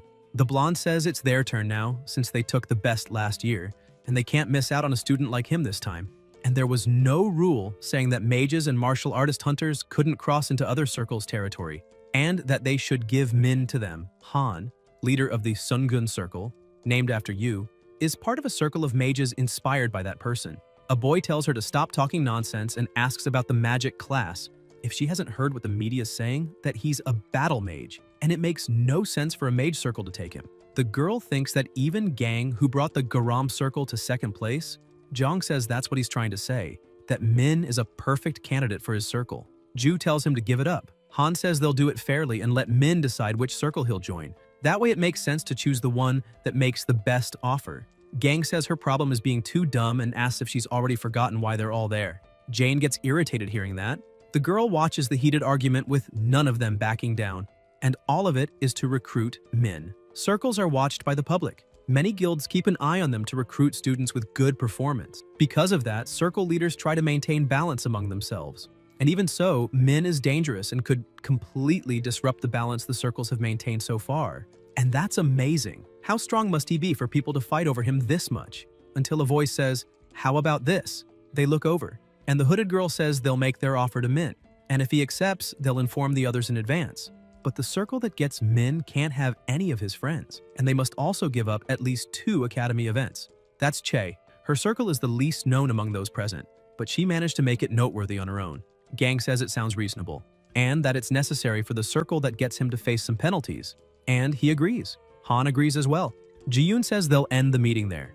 The protagonist says not all instructors can handle their safety. Aina agrees to do as he said. Kim doesn't like it but doesn't want to be a burden to him. Jae-sung hands him several potions. Jae steps out of the tent and says he'll be right back and that they should keep the area safe. They reply, "Got it," and say to use the insignia to talk if anything happens. Hyun asks why they're suddenly taking care of him when beasts approach from behind. He quickly activates the lightning chain. Soil thinks it's better not to fool around. They walk. She says those guys are really amazing, and it's clear why they compete for first place, even in competitive miles. A while ago, they were watching the beasts approach and got ready to attack. An said he would go to the front line and told the 2 of them to start casting magic. Ina and Young understood. Then the beasts came. Hoyeon prepared and defended with his shield, then struck with the ultimate sword technique, the blue and white sword. An reached rank A, and the others didn't fall behind. Kim also defeated his, and Min looked proud. Ina used her magic to defeat hers, and he was impressed by her firepower. In the present, he says he's still #1. Sunbae calls him annoying and says that's why no one likes him. The protagonist says it can't be helped, and if they don't like it, they should take first place. She calls him a genius. He reflects on that word, never imagining he'd hear it, and remembers a time when people insisted he be the shield and stay on the line, and even if he was eliminated, he had to hold the position. In the present, he says they did well and nearly found the path, and the most impressive part was eating his friend's food. Soil asks if that was all. Jay replies that at least she didn't faint and says from now on, even breathing will need caution. And she's so fragile she could be eliminated with just a push. Sunbae says if you can't get it, just run. She's too young for this to be her end. Hyun says he's a year younger and tells her to use her skills properly. She says he has no respect for seniors. He replies he calls her that every day. Soil tells him to shut up and thinks somehow it's going to work out. She crosses her arms and thinks that from the start, he's not the type to give up, even knowing the danger. The system notifies that the boss monster has been found in Area 1 of the sealed city field Harpy Queen. Min smiles, and something with intense mana and claws approaches. The queen is flying. They watch. The protagonist thinks it's an A+ rank boss monster, but if they defeat it, they'll finally get that artifact, and that's a gift. Sunbae wonders if he's crazy. The system notifies the activation of the artifact materialization skill. S-rank artifact created, Fangs of Nidhogg. Soil looks surprised. It was sold in the auction class for a fortune. The queen lands and begins attacking. Sunbae falls to the ground. Jay says he warned her not to scream and to stay quiet. The beast approaches. He moves quickly and thinks she's weaker but still dangerous. When he goes to attack, the queen flies and moves fast. Hyun thinks the main reason is that she's stronger than before the return, and now it's clear. He attacks with his chain and causes an explosion, realizing the opponent is stronger than he remembered. Before the return, A-rank demonic beasts weren't this strong. He moves and uses his chain, thinking that means she got directly involved in this incident. Min looks to the side, sees her approaching, and thinks instead of hiding and playing around, she should just show herself. Heimdall. Elsewhere, crows fly around a castle. Hugin says he was right and that it's really about to happen, but he doesn't know if Heim can handle it. He closes his eyes and opens them, thinking it's probably not his problem. Elsewhere, notifications arrive that the queen has been successfully defeated, and they can claim the reward at her nest. The protagonist walks, thinking he finally got the storm wings. He looks back and asks what his partner is doing and tells her to keep moving. Soil says she was right. He's insane. Jay looks confused and says he finally found them. Storm wings. He realizes the skill and stats are great, and the best part is the air jump, which creates a false wall of wind midair, allowing a surface to jump from. Hyun thinks the hunter who got those wings before his regression skyrocketed in rank, and it's a shame that won't happen again because now they're his. Sunbae looks to the side in fear and asks what that is. Min looks over and sees something on the ground, a pair of gloves. They approach, and the system notifies that the gloves of origin have been obtained and that the information about the first awakened is being updated in the Norner system. Somewhere else, Kim wipes sweat from his face and asks if they're done there.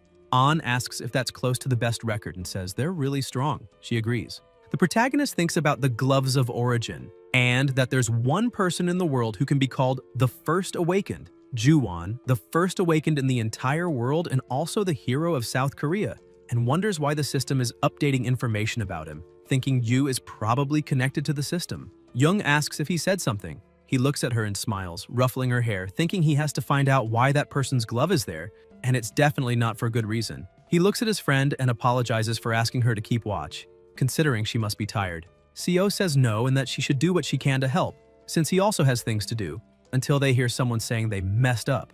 Aina asks if something's wrong. Kim replies he left behind his cleansing imbued necklace, and that's not good. Jay hands it to her. Young says she knew he'd forgotten it. He replies it's her habit, and that her mother also asked him to take care of her. She apologizes for that. Hyun says she should earn her trust by becoming trustworthy. Everyone starts laughing. She gets annoyed and asks what they're laughing at. Seo smiles. Min sighs and says it's time for her best friend to grow up and stop forgetting things. She tells him to stop starting with that again. The two stare at each other and An asks if they're dating. They both say no. Someone touches Hoyeon, it's Ina, who says they keep denying it and asks if it's not time to stop with that story. Meanwhile, in Valhalla, the Great Palace of the Aesir, also called the Great House of Warriors and House of Joy, Thor laughs and says, "This is great," thinking the war preparations are going well, and that Dahl said he would take care of the great enemy.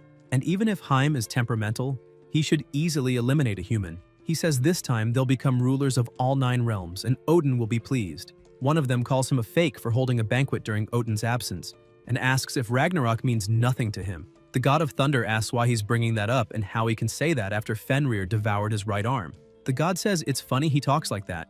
considering he has a stone embedded in the forehead of a vile giant and still acts like that even with Mjolnir, and that if it were him, he'd eliminate himself and take the weapon with him. Thor gets irritated and asks if he wants to find out who's the strongest there. The atmosphere gets tense, and someone tells them to stop and asks if they want to get arrested. The goddess says Valhalla's forces have weakened considerably. It seems Soul Collection isn't going well. The blonde says it's because Ragnarok was given too much priority, an error by Odin. She replies that's an insolent thing to say about the master of Asgard. The blonde says she doesn't intend to kiss Odin's boots, and even if he has power, he's nothing but trash in her eyes. The goddess wants to know how she dares. The blonde says she's sure she hasn't forgotten what he did to her. Frigg. The goddess says nothing, and the god says he'll take this moment to make an announcement. The blonde says the preparations for the second end are complete, and the souls of the eliminated ready to fight for Asgard are prepared. Somewhere else, the protagonist is observing and thinking that for Heim to have interfered in this matter means he'll appear soon, and he needs to awaken his innate ability as soon as possible. Some time ago, his master said he was greedy and that he's already strong enough, but now he also wants an innate ability. Jay replies he's not as greedy as she was when the Curator Guild came to recruit her. Seong says she knows she can be very helpful to him in this matter, and that her case happened out of nowhere. Hyun asks if it was out of nowhere. She says yes, looks at her reflection in the cup, and says she still remembers the despair of that day like it was yesterday, when a portal opened in the middle of the highway and people started dropping like flies. Amid the chaos, they panicked and tried to hide from the monsters, and there was a child running for his life until he fell to the ground. She watched, terrified and helpless. She ran there quickly, but it was too late, and even as an awakened, she couldn't save the child because she was too weak, and this world is nothing short of cruel. Right after the child was eliminated, she gained a skill called Sacrifice, emitted a strong light, and looked at her hands as tears streamed from her eyes. However, she couldn't bring back someone who was already gone and asks if she's mentioned this before, that a healer always remembers more the ones they couldn't save than the ones they did. She calls him and says he wanted to learn an innate skill as fast as possible, and to be honest, she doesn't know how to do that either. She touches him and says he needs to hurry, and that she doesn't want him to lose anything precious in the process of gaining an innate ability. Meanwhile, in real time, the protagonist thinks his master didn't know, but maybe Aina does. He calls her and asks if she can tell him how she gained her innate skill. Seo says his name and says she gained an innate ability because of the end of her family, and to be exact, she let them be eliminated and still thinks it was a good thing it was their end. And it happened out of nowhere when she was 5 years old. She was too young at the time and didn't really understand what happened, but even so, she knew two things. She never saw her parents again and she was alone. After that, her grandmother and she went to live with her aunt. And even without her parents, she never felt alone after moving in, and not even when her aunt was mean. Because despite everything, she had her grandmother, her only family, the only person she could trust. But that happiness didn't last long.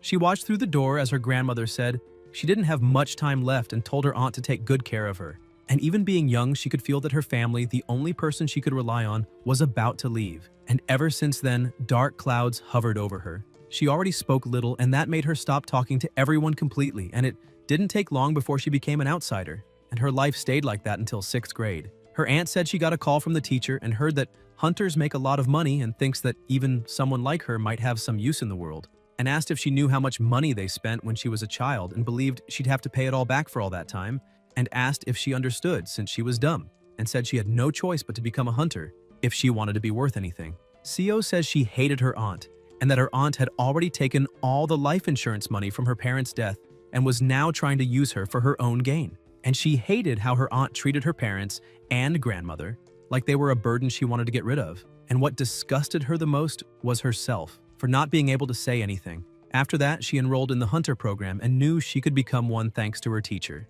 The teacher asked if she was sure, because even though she was a perfect candidate and people treat hunters well, the same can't be said for mages, and she didn't want her to do anything dangerous, and a hunter risks their life for the job. Ina replied that it was fine, and that she knew better than anyone that some things are worse than death. When she came home, her grandmother asked if she was serious about becoming a hunter. Seo thought she'd end up abandoning her too, but for some reason, she couldn't hate her, and wonders if her life would be a little different if she hadn't given her aunt the money. And she doesn't think this is fate. What's meant to happen will happen, and it won't hesitate or be stopped, no matter how much you fight it.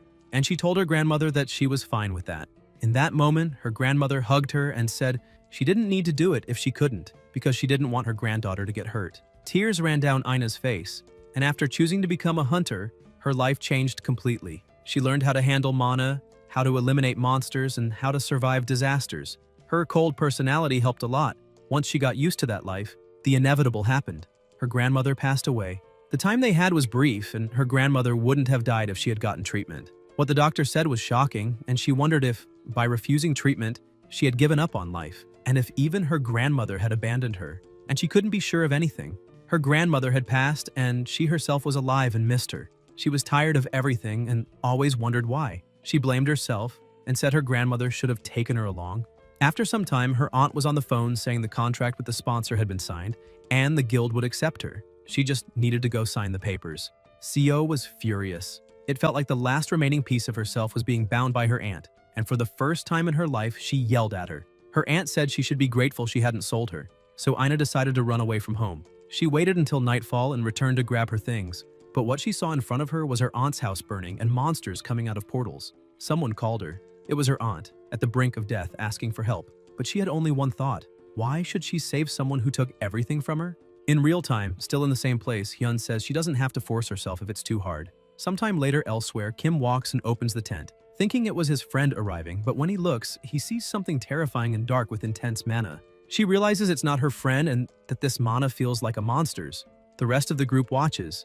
It's Haim, who asks if they're all friends of the great enemy. They look scared until Dahl begins releasing more mana, creating a strong wind that knocks them to the ground, demanding they answer the question. Soyul looks at the ring and thinks Min needs to come now because there's an enemy here, and though it looks human, the mana feels just like a monster's. Someone approaches her and gets closer until Haim grabs her by the neck and asks if she's resorting to tricks, saying they'll all be eliminated here and can blame the great enemy for it. The protagonist arrives and says he won't allow it, activating his absolute calculation skill and asking if Haim thinks he'll just stand there watching. Meanwhile, in another place, the instructors are on a rooftop observing the situation. One of them complains about being there. The other replies they need to work hard to identify the talented kids. The one with binoculars says if they keep babysitting like this, the kids will grow arrogant, until they notice something.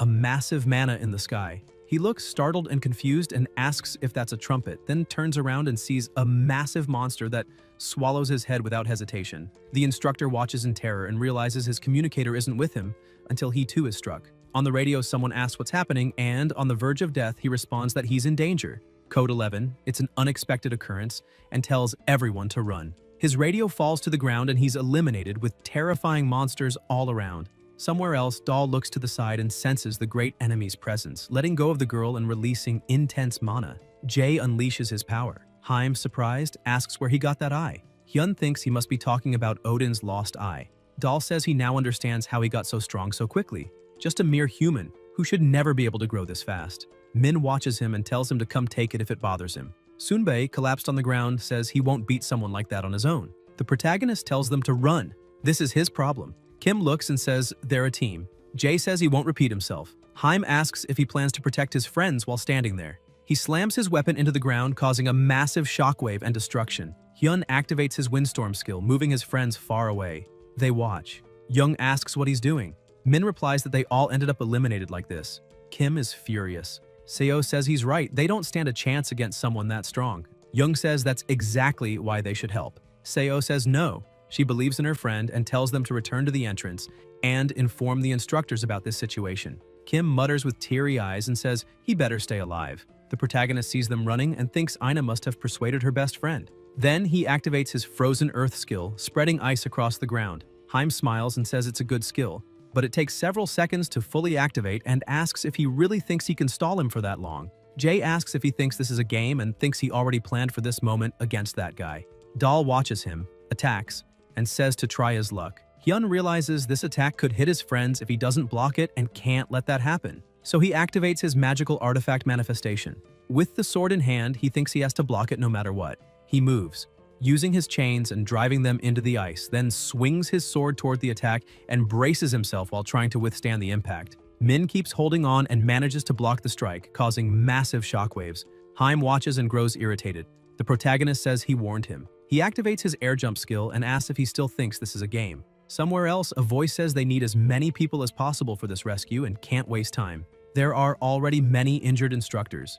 It's a mass migration of monsters, and that had never happened there before. The academy director is frustrated that it happened today of all days and worries because she can't think of a solution. Someone arrives and says they'll help. She turns and sees Jung. Ji-yeon says that even though they need all the help they can get, they must avoid combat as much as possible since they're still students. Gang and Han say they'll help too. The director thanks them and thinks that if they assign support roles to the students, they can deploy the instructors to the front lines to fight the monsters. And there's a chance. She looks at her hand and realizes she can't concentrate her mana. The Acer system notifies that it has crashed and the connection with the user has been temporarily cut off. The instructors realize they can't use their mana. Ji-yeon wonders why this is happening now and asks if there's no one who can still use their skills. The instructors grow discouraged until someone raises their hand and says they can. It's Jung, and the other circle leaders say they can too. The director wonders if only the students can still use mana. She looks to the side and sees students using healing skills on the wounded and says it's hard to understand what's happening. She orders a change of plans. The students will fight the monsters and all instructors will support them as much as possible. They respond with understood. Ji-yeon tells them to head to the 3rd district, the place most in need of help. They run quickly. On the way, as they discuss, Jung stops and tells them to pay attention. The 1st district has a narrow entrance and it won't be hard to deal with the monsters if they hold their positions. Then they notice a massive monster behind them, and he feels an overwhelming fear, wondering if he really has to fight that. It's the field boss, the Bone Dragon. He looks scared and says this will be a bit complicated. As Circle 9 runs, Lee worries about his partner. Kim keeps running until he notices his ring glowing, and all of their rings are glowing. Jung says a message came in. It's Min saying he's fine and has a favor to ask. The field boss is attacking the city's entrance, and they need to help the others, and he'll join them soon. Kim smiles and says that's just like him. Soyeol says it's decided. They need to do what they can. They keep walking, and Jung says her best friend will be okay. Meanwhile, the protagonist is fighting his opponent. He gets closer. Haim says the name of the prophesied opponent wasn't just for show, but that doesn't change the fact that the great enemy will be defeated. The two move in at the same time to strike, causing massive impacts. Dahl attacks and says he'll test himself. Jae dodges and counters, his opponent blocks, throwing the boy far back. Hyun stares at him and brings up his recent test results at the support guild, then activates his sword skill and spinning strike. The impacts collide. Haim says that for a human, the boy is impressive. He smiles and says, that's enough, then attacks again. Min blocks with his sword and smiles, emitting a powerful light. Dahl watches intently and attacks again. The protagonist dodges and activates his arcane tool manifestation skill. He grabs the weapon in his hand, Nidhogg's, and activates the dagger dance skill, slashing his opponent multiple times. The system notifies that the enemy is poisoned and that the poison stacks are increasing up to 5. Haim groans in pain and accuses him of resorting to cheap tricks. Jae smirks and says they'll see who's pathetic now. With the poison spreading through his body, Dahl thinks that normally this level of poison would be cured quickly and that he'll just eliminate him and start over. He thinks the Acer system can temporarily intervene to control the power of all instructors and cadets, and that Odin's granted authority has limits. If he only suppresses the instructors' Aesir systems, it's true, he thought he could handle them easily. He watches and continues thinking he has no choice but to admit now that this boy, even with only 30% of his power, is a monster that's hard to deal with. Hyun stares at him, thinking about the sword techniques he learned from his friend before the training camp, dagger dance and spinning strike. He remembers the moment and keeps thinking that if he activates them through the S-rank artifact Nidhogg's, no matter the cost, his opponent won't last long. Haim smiles and says he's entertaining and wonders why someone like that is locked away alone in Asgard, and at the very least he seems worthy of wielding the sacred sword. Min watches in surprise, seeing the item in his hand and thinks he doesn't know what skill that is, but it's not good. He quickly approaches and says he can't afford to give an opening. Dahl tells him to consider it an honor to hear the presentation of Gjallarhorn. He emits a sound with the item in his hand, producing an extremely loud noise. The protagonist covers his ears and feels agonized by the sound, and the system notifies that Gjallarhorn has begun its presentation and that physical abilities are reduced by 50% due to the artifact's effect. Also, the mysterious power of the artifact is reacting to nearby magical beasts. He sees several giant beasts around and asks what that is. Haim says that unlike Tyre, he doesn't know how to control magical beasts properly, but that's his specialty.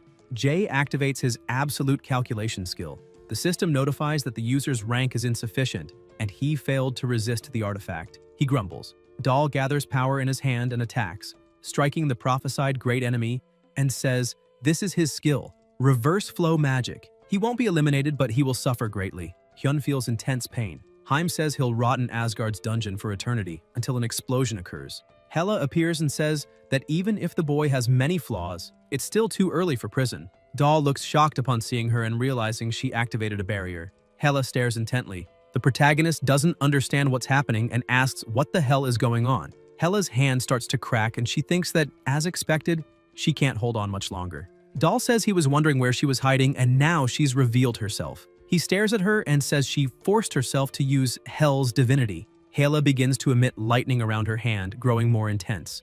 Jay thinks that if the power she's using is divinity, like he said, Hela will definitely be finished. Hela keeps using her power to attack the opponent, but Haim dodges and says that this level is too high for her to handle, asks if she's going to sacrifice herself, what the hell she's doing, and if she really believes the opponent can save the 9 realms. Hela keeps attacking and replies that it's not belief but certainty, and that they believe the opponent will eliminate Odin and end Ragnarok. Dahl says that's blasphemy. He approaches her with his sword. Hela stares back and says, to end it now. She continues using her power, summoning a giant serpent about to devour. Hyun yells to stop this. Haim looks surprised at the serpent. The beasts around begin to attack, but Min uses his spear to strike them and keeps using his ability, attacking non-stop, generating great mana that grows more intense and causes a huge explosion. The people on site also fight the beasts, causing great impacts, blocking blows, and the blonde asks if her friend is okay since he was attacked. They get desperate, saying this will be the end, and ask if this wasn't just an outdoor training camp. The blonde looks at them and asks what they're going to do because they can't endure anymore. While the protagonist fights, he says they couldn't contact the outside. The mage asks what the hell is going on and says he's out of magic now. Jay thinks that if only there were a few more people in good shape, until he hears a voice saying they'll help. He looks and sees his friends approaching. An says to let him help. Hyun replies that this battle is too dangerous for a rookie to intervene, and that the Bone Dragon is an A+ rank magic beast. Too much for him, until the beast suddenly approaches. Min looks desperate. Hoyeon uses his blue flame white sword skill to attack the monster, and slashes it several times with his sword and says it's alright. The protagonist looks to the side at all his friends, and Seo says they came to fulfill the promise. Kim says the name of his best friend and also says he promised to help everyone, and to not worry, because they won't hold him back. Hyun looks surprised and widens his eyes at the sight of a giant monster. An tells his partner to support him and Yoo-jung replies not to worry. She activates her skill and mana field. The other partners also activate theirs. Min looks surprised, seeing them easily defeat the monsters. The mage observes them and thinks he thought only that boy was a monster, but these guys are also on a crazy level. He keeps watching them, thinking that guy wouldn't put his friends in danger. A giant monster lets out a loud roar. An stands before it and blocks the attack. Aina uses her magic and the protagonist also approaches with his spear and attacks. Later, in the same place, Hyun thinks that maybe they managed it with those guys. Beside him, a boy thanks the alchemist for saving his life. He replies that it's a relief. Sube watches and shows the entrance to a student. Kim looks and smiles, saying they're really fighting a boss monster. Hoyeon says they got so strong. Min says there's no time to be stunned, to attack the legs and restrict movement. Meanwhile, they head to the core and handle the Bone Dragon. An replies yes. Kim approaches the Bone Dragon, prepares his magic, and attacks. The mage says at this rate, the freshman will steal all the spotlight. The protagonist says there's no way to avoid it and that the destructive power of the 9th circle is above theirs. The mage says that's fine. Meanwhile, Hoyeon is attacking the beast and slicing through its bones. Hyun says, as expected, it's an attack that doesn't care about any allies nearby. He attacks with his spear and says, to go now! The monster opens its huge mouth. Kim uses his skill along with his friends and attacks, causing a massive explosion. A cracked circle falls. The beast screams in pain. Min calls out for Hela. He sees her collapsed on the ground, cracked, on the brink of the end, and says he still needs her. The system notifies that the user has acquired divinity for the first time. Hela remains collapsed on the ground. The system notifies once again about the acquired skill. Haim notices it's a unique ability awakening, and tells the opponent he won't be able to handle the power properly, saying divine usurpation belongs to Asgard's traitor, and that it's not something someone who hasn't even fully attained divinity can deal with. The protagonist asks about the traitor of Asgard. Hela, on the verge of the end, says it's Loki, the sinner of Asgard, referring to the leader of the anti-Aesir faction. Hyun asks if that's his power. He emits his energy. Dahl laughs and says he knows what he's thinking and that divine usurpation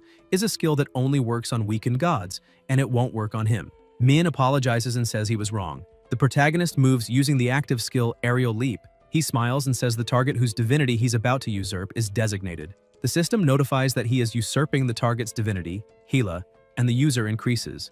Hyun observes Hela, holds her in his arms while lightning is emitted. Hela, closer to the end, asks how he thought of that at this moment and says Loki's name, that he was right, that until now she thought providence was something one had to be born with. But she was wrong, because here is someone who went through evolution and built a legend with the body of a mere mortal. The boy blamed himself for being defective because he couldn't awaken. But that's not true, because from the beginning he was the chosen human. Min clenches his fist and an aura is emitted around his body. Multiple skills are activated. He summons chains and says, "The second round begins now." Haim looks surprised. The protagonist's skill activates. It's Chains of the God of Thunder. He attacks the opponent with chains imbued with the power of the God of Thunder. Hyun strikes with his chains. Dahl tries to defend but can't and says this is impossible, that this is Thor's lightning, and wonders why the opponent has that. Haim retreats and realizes he first needs to avoid and get closer to the opponent until he's struck by a punch and sent flying. He looks irritated and wants to know how he dares. Min says so, this is what that level of power feels like. And now this fight is completely in his favor, and now he can eliminate him and cannot be eliminated. Dahl becomes more furious and thinks that blocking Hela's clone nearly exhausted his divine power, and he also can't use the Gjallarhorn anymore. His hands tremble in rage and he says a mere human dares. And not being satisfied, the protagonist keeps using his chain power to attack his enemy. Haim says that even though he's the opponent, in the end he's still just a mere human, and there's no way to handle divinity at will. Hyun says he's been waiting. Dahl looks surprised. The massive mana and chains begin wrapping around his body and legs, preventing him from attacking. He starts screaming until he's completely restrained by the chains. He groans and becomes desperate seeing the opponent approaching, until his head is ripped off by Min. Someone watches them from afar. It's Hugin, thinking the guy's an idiot and wondering if he shouldn't have trusted him, saying this cause will become a plan and he must report it to Odin. Of Asgard, Guardian Heimdall, a human, he's growing faster than expected. And now that he's obtained divinity, in the near future it's obvious he'll grow even stronger. But it doesn't matter because the end is foretold. The protagonist remains facing his enemy with his head torn off and says it's a pathetic sight. Haim calls him a bastard and says he was careless this time, but next time he'll lock him in Asgard's prison. Jay tells him to shut up. The power he declared there was only 30%, and he'll probably be forcibly repatriated to Asgard soon. Dahl says that just because he was defeated now doesn't change anything, because Ragnarok will unfold as planned. Hyun agrees that nothing will change, and whether war happens or not, he will eliminate them all. Haim laughs and says he still doesn't know anything, and asks if he thinks all this is a victory for them, humans. Min doesn't quite understand. Dahl says to be careful with those who will come for them and to doubt again, to reach the end and realize that betrayal is more poisonous than alcohol, and that trust sometimes leaves deeper scars than anything else. Smoke spreads. The protagonist looks around and no longer sees his enemy there and wonders if he'll manage to get past another somehow. Hela sits up and Jay asks if she's okay. She says yes and that her body's disintegration also stopped and thanks him. Hyun says if she's okay that's enough and there's something he needs to do, so he'll hear the story later. He looks at the body on the ground, uses his divine usurpation skill, and the user's divinity increases. Min smiles and thinks he guessed the divinity might reside in the discarded body, and he was right, and it's okay, he just needs to keep going like this. Elsewhere, Haim stands in front of someone and says he's ashamed, because due to his carelessness he failed to stop the prophesied opponent. Odin replies that he already knows, as he has seen everything. Hlidskjalf is Odin's throne, and is imbued with magic that allows an overview of all 9 realms, Odin's mythical grade artifact. Dahl looks irritated, clenches his hand, and thinks that at that moment his unique ability awakened. And beyond that, that battle destroyed more than 50% of his divine power. Odin says the punishment will be postponed and that from now on, Haim will assist Freya and focus efforts on raising the eliminated army, leaving the matter of the opponent to others. He asks if Haim is defying his words. Haim apologizes, and the God of Gods tells him if he understands, then get lost, and says, hug. The raven approaches, and Odin says the war will soon begin, and if Haim doesn't know yet, the Einherjar, the materials for the eliminated army, are exactly that. Elsewhere, the protagonist has books in his hand and places them on the table, asking when he'll read all that. He stands still, remembering when his opponent told him to beware of those closest to him and to doubt again, that he might reach the end and realize betrayal is more poisonous than alcohol, and that trust sometimes leaves deeper scars than anything else. The last piece of advice was to doubt the system. In the present, Jay thinks that both Mimir and Haim use the same word to say something, and there must be a connection between what those two said, likely related to mythology. So he opens a book and wonders if he should investigate. Still in the same place, night falls and he continues reading until he closes the book and thinks of Raider's brightest eye, realizing that it's not an interpretation, but an anagram. The Einherjar are ready, and now he understands what Mimir and Heim meant when they said to doubt. In another place, a group is seated around a table, and Zhang says that either way, Min wouldn't hold them back anymore, and expressing any opposition there would also make someone an enemy of their guardian. Han says that to begin with, it wasn't a level they could handle. Gang says those guys have clearly already surpassed the cadet level. Zhang agrees, saying that's right, and that Circle 9 has already grown to a level beyond their reach in just a few months, and now they'll focus on handling the situation. He slams the table and says there's one thing they need to clearly accept. He then calls for Che, and as the leader of one of the 4 great circles, asks why she didn't participate in this raid. Ji-yoon replies that if Circle 9 hadn't intervened, it would have been an impossible battle. Ju slams the table angrily, and Che continues, saying that based on the abilities of the Circle members present, she judged they wouldn't be able to win the Bone Dragon raid, and that's why she simply didn't intervene. She couldn't just sacrifice innocent comrades, and their third eye will continue to adhere to this policy in the future. Somewhere else, in a restricted area, someone approaches. It's a smiling woman saying she didn't expect Min to go this far and that things have gotten interesting. Elsewhere, the protagonist continues reading the book, thinking that in the Bone Dragon event, adult invaders couldn't use their abilities. And what that means is clear. The Aesir gods can arbitrarily interfere with the system. The doubt Mimir spoke of and Heim's warning, he wonders if both subtly implied the truth about the Aesir system. He continues thinking that the system's goal is to cultivate the Einherjar, and the necessary materials to create the Einherjar are probably all the awakened beings in the world. The system notifies that the user has progressed. Viewed information will be updated and asks if he wants to view Mimir's disk. Jay looks, extends his finger, and answers yes, until something strange begins to happen. Black mist surrounds him, and he appears in another place. He enters and wonders where it is, and if it's the altar where he first obtained Odin's lost eye. Hyun keeps walking until he finds a book. He picks it up and thinks this record is his diary, the Record of Asgard, a document revealing Odin's curse. In the past, after the first Ragnarok, Odin's army, the Einherjar, was decimated, and as he must know, there's a hidden truth in that incident. The Einherjar are beings similar to Odin's own members. However, if asked whether they are evil, he couldn't answer, because they are simply used by Odin. The god of gods deceived humans, turning them into his slaves, and by using them, he was able to defeat an anti-Aesir alliance. However, in that war, countless Einherjar were also eliminated. Feeling great disillusionment toward Odin, humans no longer volunteered to become Einherjar, which was a heavy blow to Odin. Only humans could become Einherjar, and the condition was absolute loyalty to the gods. As the second apocalypse approached, Odin finally decided on an intelligent plan. He sent the roots of Yggdrasil to Midgard, turning Earth into a hell filled with magical beasts. Then he granted them a gift, as if it were a blessing. This was the Aesir system. Around the world, awakened beings use it, but it is merely a device to cultivate Odin's army. Prophecy's opponent, if you've seen this record, prepare to go immediately to Yggdrasil's control tower, where the device that is the source of the Aesir system is stored. If you don't go, all of humanity's awakened will become your enemies. In real time, the protagonist widens his eyes, rises from his chair with hands on the table and a vein pulsing, saying he needs to meet Hela. Elsewhere, he calls for her and says, it's urgent. Hela appears and wants to know what's so important that it woke a sleeping god.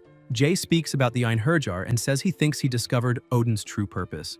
The two stare at each other silently, and Hela says it seems they need to discuss this matter with the anti-Aesir alliance, and that they'll leave when night falls. Hyun agrees and calls out to her, saying he learned something during the outdoor training camps. And from what he heard, it seems to be an item that belonged to the first awakened Ju-1, and asks if she knows anything about him. Hela says she knows nothing about the first awakened, and thinks it's better to leave it for now. Informing them about the Einherjar is more important. Min doesn't understand, and Hela says she also needs the calculated rewards for the mission. The system notifies that the mission to unlock a unique skill is complete and that the rewards will be calculated. The mission Defense Battle of the Closed City has also been completed and its rewards will be calculated. The protagonist smiles and thinks this is always the most exciting part and says, let's see. He continues thinking, the first reward is a blank card, the second reward is, he wonders if it's a system update.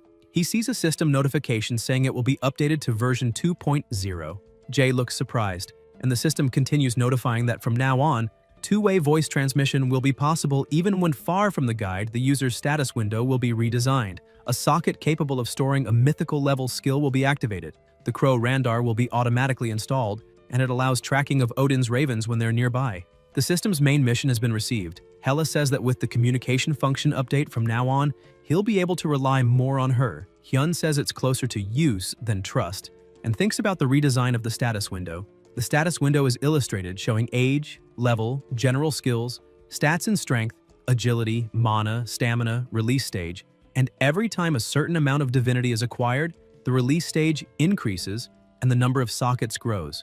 Min observes the flask and thinks it's giant plasma, and until now he couldn't use it due to lack of strength, but now he can. He pours the plasma over his head, and the system notifies that a consumable item is being used. The user's body is imbued with the power of a giant, increasing strength and mana stats by 30 each. The protagonist thinks that the stat boost when reaching S rank now places his stats at least at the level of a mid-tier S rank raider. Next is the socket that can store mythical level abilities. Another notification arrives, a passive skill named Power of the God of Thunder, and its classification is mythical. It contains the lightning of the God of Thunder, Thor, and drastically increases the efficiency and power of lightning attribute skills.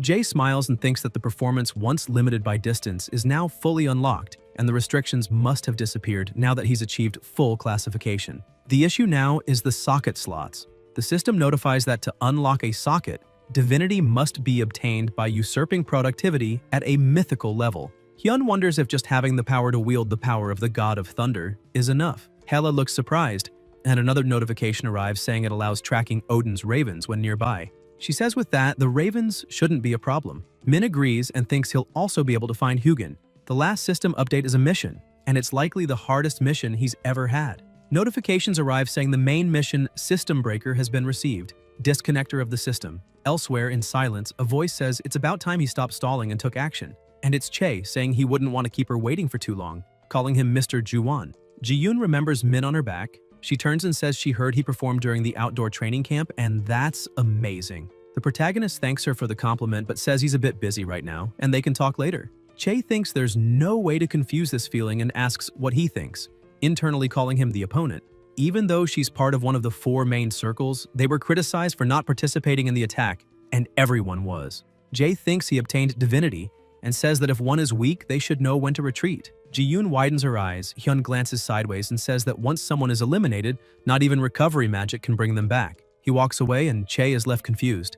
In the present, a reporter on TV says a large number of Millar's instructors were eliminated during the outdoor training, and cadets saved the academy, a situation without precedent, and wonders how things will unfold from here. She reports that Min has achieved another great feat, and his performance at the outdoor training camp, the first awakened watches, turns off the TV and says it might be time to act even though it feels a bit early for him. He picks up a board and says, the opponent of the prophecy, how captivating the story might become, and that he's going to listen. Elsewhere, a crowd is watching the instructor, and she begins by saying she believes everyone must have a lot of questions they'd like to ask. However, what she can say for now is that a new threat is approaching, and they hope they can overcome this first one. And it was none other than the proud cadets of Malaras who did that.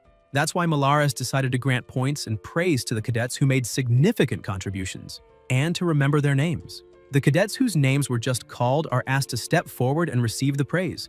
She calls out freshmen Min and Circle 9. In another location, Kim is seated and asks if there's really nothing he wants to say. Everyone there remains quiet. The protagonist says he'll talk, but telling everything is difficult. Yoo-jung asks why so many secrets. Seo says he wants to ask the first thing first, and she asks about the man who attacked them at the outdoor training camp. Who the hell was he? Jay observes and replies that he can't say. That the only thing he can say is that the man is connected to him and that he's really strong. Kim, irritated, asks if he thinks they gathered there just to hear that. An agrees with her and asks who the hell that top-level magician was. Everyone stares at him waiting for answers. Hyun watches and thinks that if Ragnarok happens one day, he'll have to tell them the truth, but it's still too early. His friends remain silent, waiting. Min smiles and says he reached S rank. Sube quickly stands from the couch, surprised, asking if he just said S rank, and what the hell he's talking about so suddenly. Aina asks if that's how he survived against that man. An asks if he was the one who defeated that magical beast. The protagonist replies no, and thinks he couldn't possibly do that the man is a watcher of the Aesir, and says he'll have to keep fighting enemies like that, and if something like this ever happens again, they must run no matter what. Kim stands up, slams the table, and says he's trying to fight alone again. Jay stares, taps his fingers on the table much harder, shifting the mood in the room and frightening them. He says unless they grow at least to his level, they won't be able to fight alongside him. And if they want to fight, they must reach S rank and stand where he stands. And he won't say anything else. Yoo-jung, with tears in her eyes, asks what that's supposed to mean and says it's petty. Hyun notices something, puts a hand in his pocket, and pulls out his phone. Surprised. Somewhere else inside a car, the driver says he's surprised and would like to join that flex auction. Buying just 1 or 2 shares wouldn't be enough to become a VIP. He asks how much was invested in that failed company. Min replies he doesn't remember exactly, but he put almost all the money he earned into it. Park says that in many ways, this is a difficult investment method for a small investor like himself. In a building, they arrive, open the door, and enter a room. The manager says he'll wait there, and if someone starts causing trouble somewhere else, he'll handle it, so feel free to contact him. The protagonist smiles and says he doubts anyone would dare start a fight. Park agrees, saying that's true. Jay walks on. In another room, Camilla is sitting, biting her nails, until someone calls her twice. It's Balak, and he asks if something happened, since she hasn't been able to focus for some time. The redhead speaks in a low voice, points the boy out to him, and asks if he can see him. It's Hyun. Balak observes and thinks that this guy is definitely the extraordinary boy who was born in the hotel in Iceland, according to what he later confirmed, and says he was a promising talent from the Yeonhwa Guild. He didn't know the guild was participating in this auction. Camilla tells him to listen carefully. That boy is dangerous. They look at him, break into a cold sweat, eyes wide open as they lock eyes with his, and think that his mana structure is identical to that of the Black Cloak. Elsewhere, someone says that's exactly what they're saying. It's a man on the phone who also tells him to simply trust himself. This auction will certainly happen. It's amazing he had to get this far since that dive. He just needs to push a little more. He thinks that this time he can't make a mistake. This is a place where investors and VIP clients gather. He must succeed. Until the man notices something beside him. He had left the window open. He looks through it. Then a loud noise is heard. He's attacked from behind by a terrifying monster. A hand covers his eye.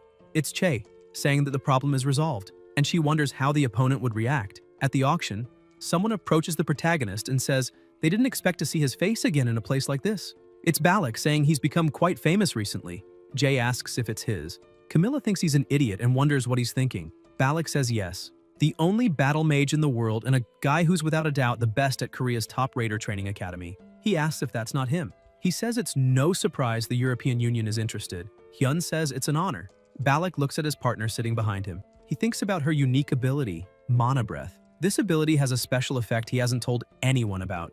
That is, the ability to accurately sense other people's mana structure. Attributes in mana structure are different for every raider. Like a fingerprint, mana structure has a unique individuality. Balak returns to his seat and wonders if there can be 2 beings with perfectly identical mana. He thinks that no matter how he looks at it, the possibility is low.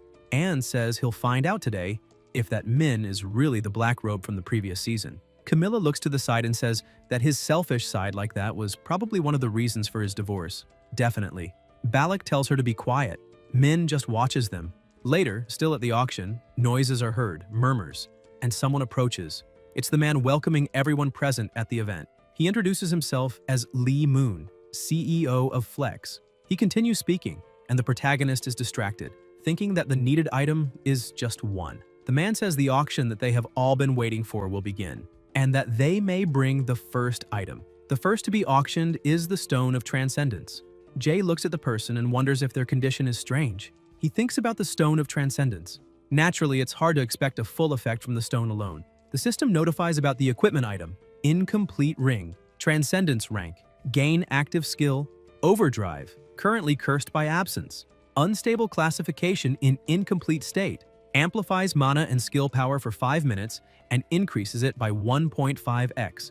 Due to the absence of the Stone of Transcendence, using the skill for 5 minutes puts the user in a mana seal state. Hyun thinks that simply equipping the stone into the ring changes everything. Lee says the bidding will now begin. Min smiles. He thinks he's been waiting for this for a long time. He raises his hand and says, 10 billion. Everyone looks surprised and murmurs.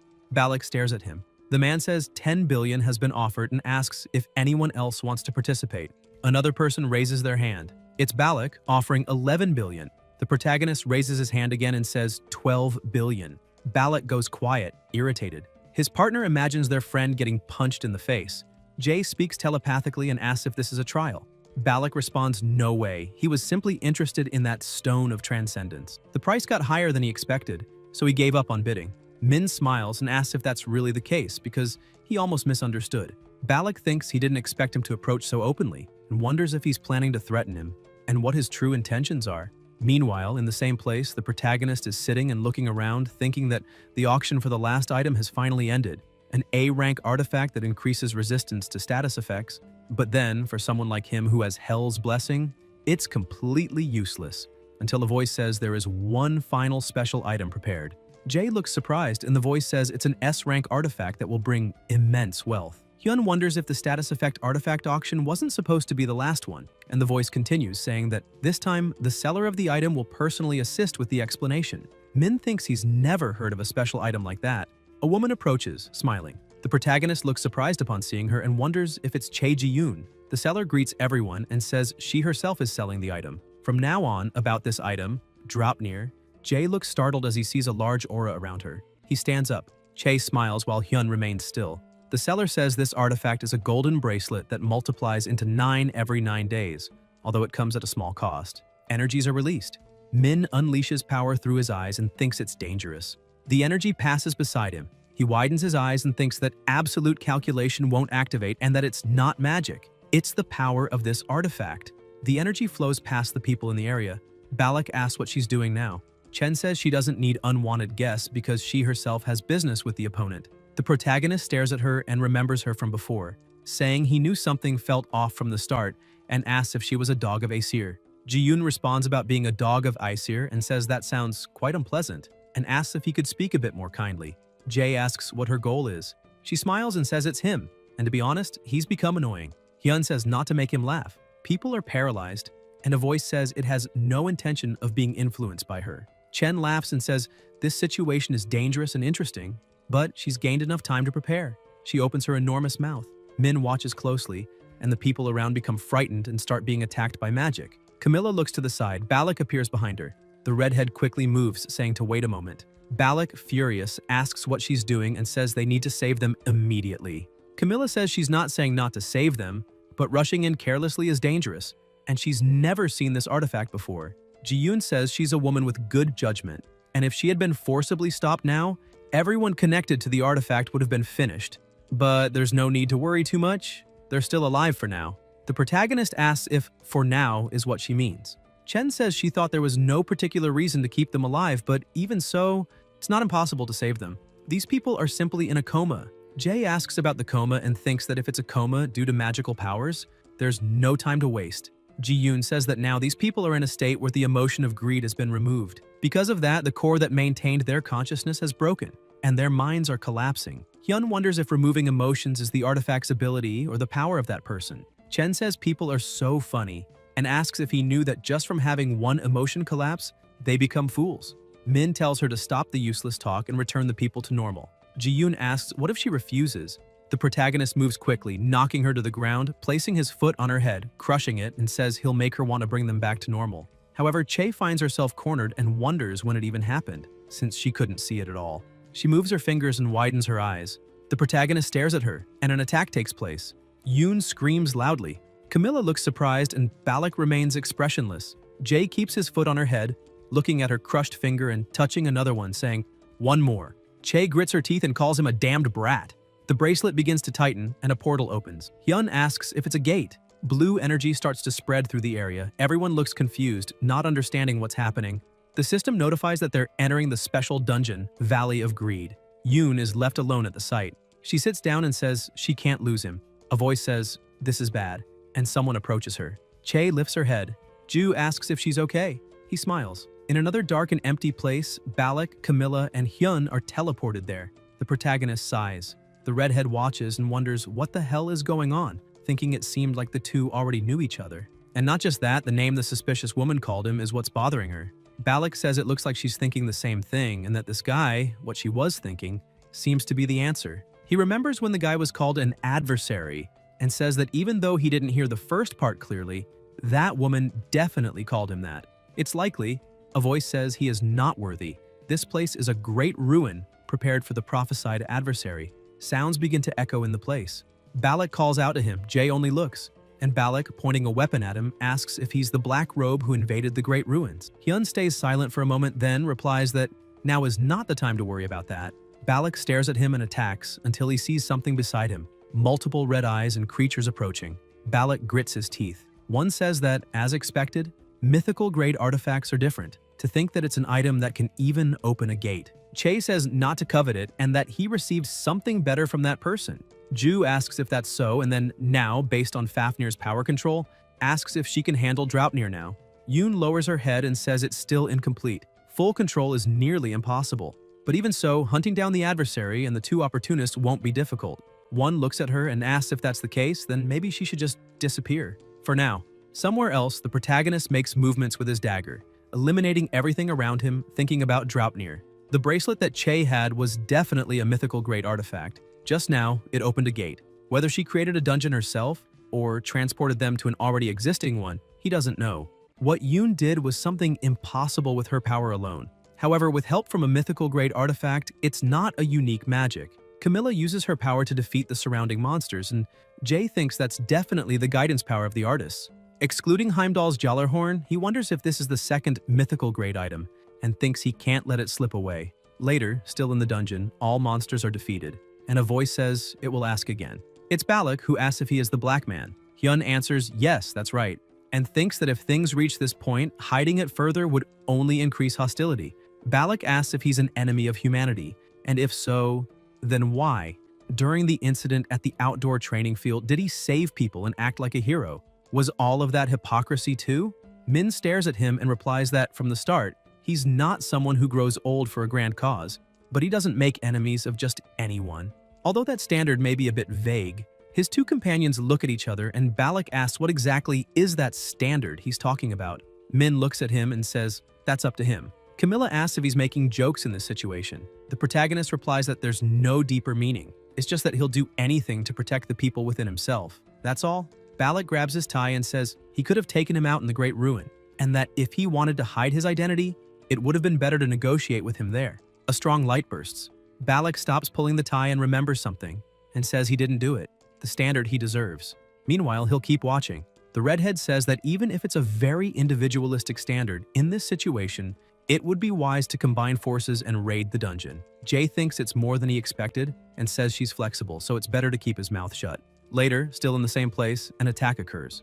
A monster is struck on the head and immediately falls to the ground. It was Balak who hit it, and he says it's the first time he's seen a Draugr like this. So strong, and asks if by any chance he knows something about it. Hyun replies no way, and thinks that he definitely doesn't feel this way when dealing with dark elves. But the monsters in this dungeon are much stronger than their rank suggests, and wonders if it's specially tuned for grinding. He thinks that either way they need to be careful. A voice says that even so, at this level it's not a problem. Anne tells them to speed up a bit more. Camilla says that the people involved in the auction are definitely still alive, so they'll hurry. Min looks to one side, then the other, observing the surroundings, and activates the penetration ability. The protagonist stops, telling them to wait a bit because it seems like something is on that side. The redhead looks confused and says it's been a while and clearly there was nothing there before, then suddenly feels an immense magical power. The system notifies that the path leading to the Valley of Greed has been revealed. Deep layer unlocked.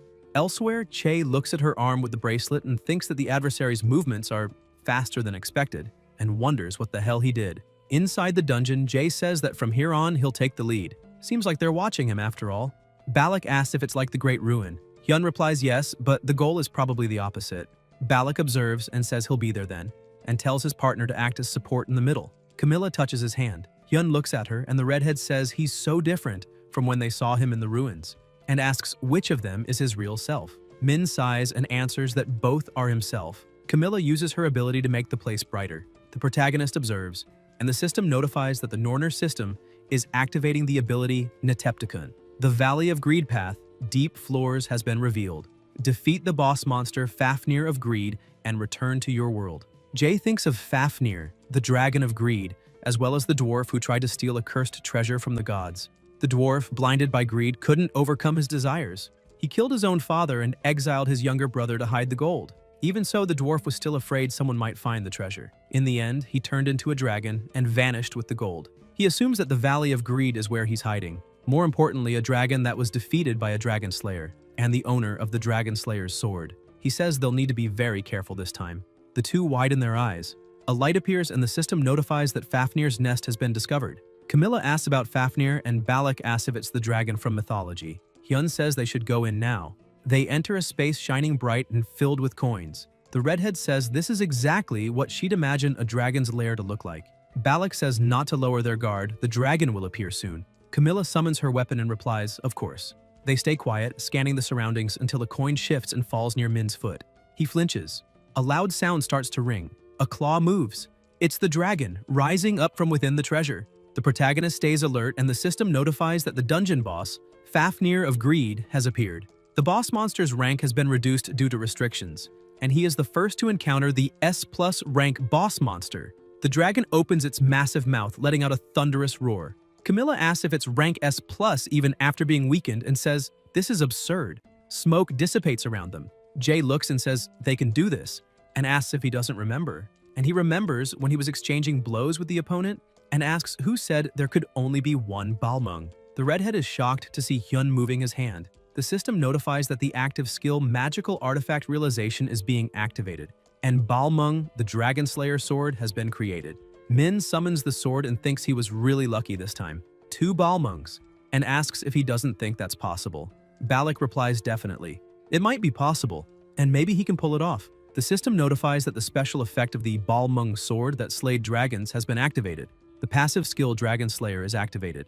All attacks against dragon-type species increase by 300%. Camilla asks if that guy looks like he intends to melt everything. The dragon releases flames from its mouth. The scorching fire hits the ground. The 2 warriors move swiftly. Balak says they've drawn the dragon's attention. Meanwhile, his partner needs to attack. The protagonist moves, getting closer and closer to the monster, and thinks that Camilla is a combat mage, and her combat power is even greater than Professor Seong's, one of the world's top mages.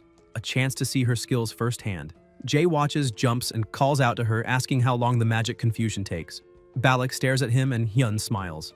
As he jumps, the dragon opens its massive mouth, about to swallow him, but Min dodges.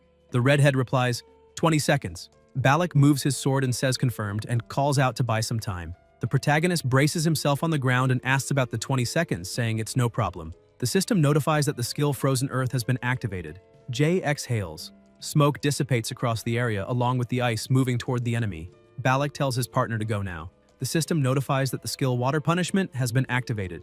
Camilla opens her eyes and moves her finger, summoning several magic circles and a smaller one.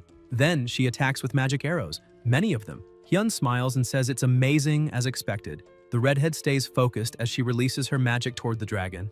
The boss lifts its head. Min watches and thinks that the reverse scale beneath the neck, it's definitely the weak spot. So he attacks immediately. Later, still in the same place, Balak says this is a problem and asks if he's sure there's no damage. The dragon stands, observing with its cold, dark eyes. The protagonist looks at it and replies, no, something has definitely changed. Then a voice says, about gold. Jay widens his eyes. The voice continues, gold. The boss opens its mouth and releases an extremely loud sound. Camilla covers her ears and the ice around the boss begins to shatter. The dragon moves and says it hates Odin, calling him a filthy name. Hyun looks surprised and wonders if that name was mentioned here. Min watches and thinks about gold, Fafnir, and Odin, the connection between the three. Some time ago, while investigating the Einherjar, he remembers reading about this in related books. And Vari's ring. It can create gold, but it's a ring that places a curse on its bearer. The curse from the gods placed on the gold that Fafnir took. He's definitely talking about that ring. Looking at Fafnir's state, this guy is still affected by the curse. They thought the reverse scale was the weak point and attacked it, but they couldn't do real damage. That means they hit the wrong spot, and he wonders what the real weakness is. He says it must be the source of the curse and wonders if Fafnir still has the ring. He says it seems like Fafnir can speak, so he'll ask him something. The dragon asks if he's human and how he got here. The protagonist asks if he was used by Odin, and if his whole family was too. The boss goes quiet for a moment and then answers, yes, they lost their lives. He shouts Odin's name and says he was destroyed by that man. The pressure in the environment intensifies with the strong winds. Jay watches him and asks if that's really how it is, and says it seems like the myth was distorted this time too. He thinks that, remembering the Tem dungeon, unlike the original myth, he was forcefully exploited by Thor. Even the younger sister Roskva was kidnapped.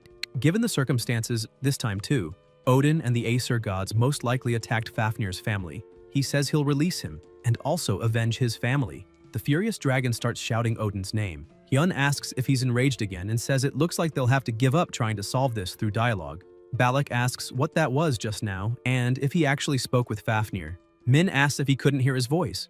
Balak replies he only heard Fafnir's roar. Camilla says it was the same for her. The The protagonist releases energy through his eyes and thinks he's the only one who can hear Fafnir's words. And that's fine. The system notifies that a skill has been activated.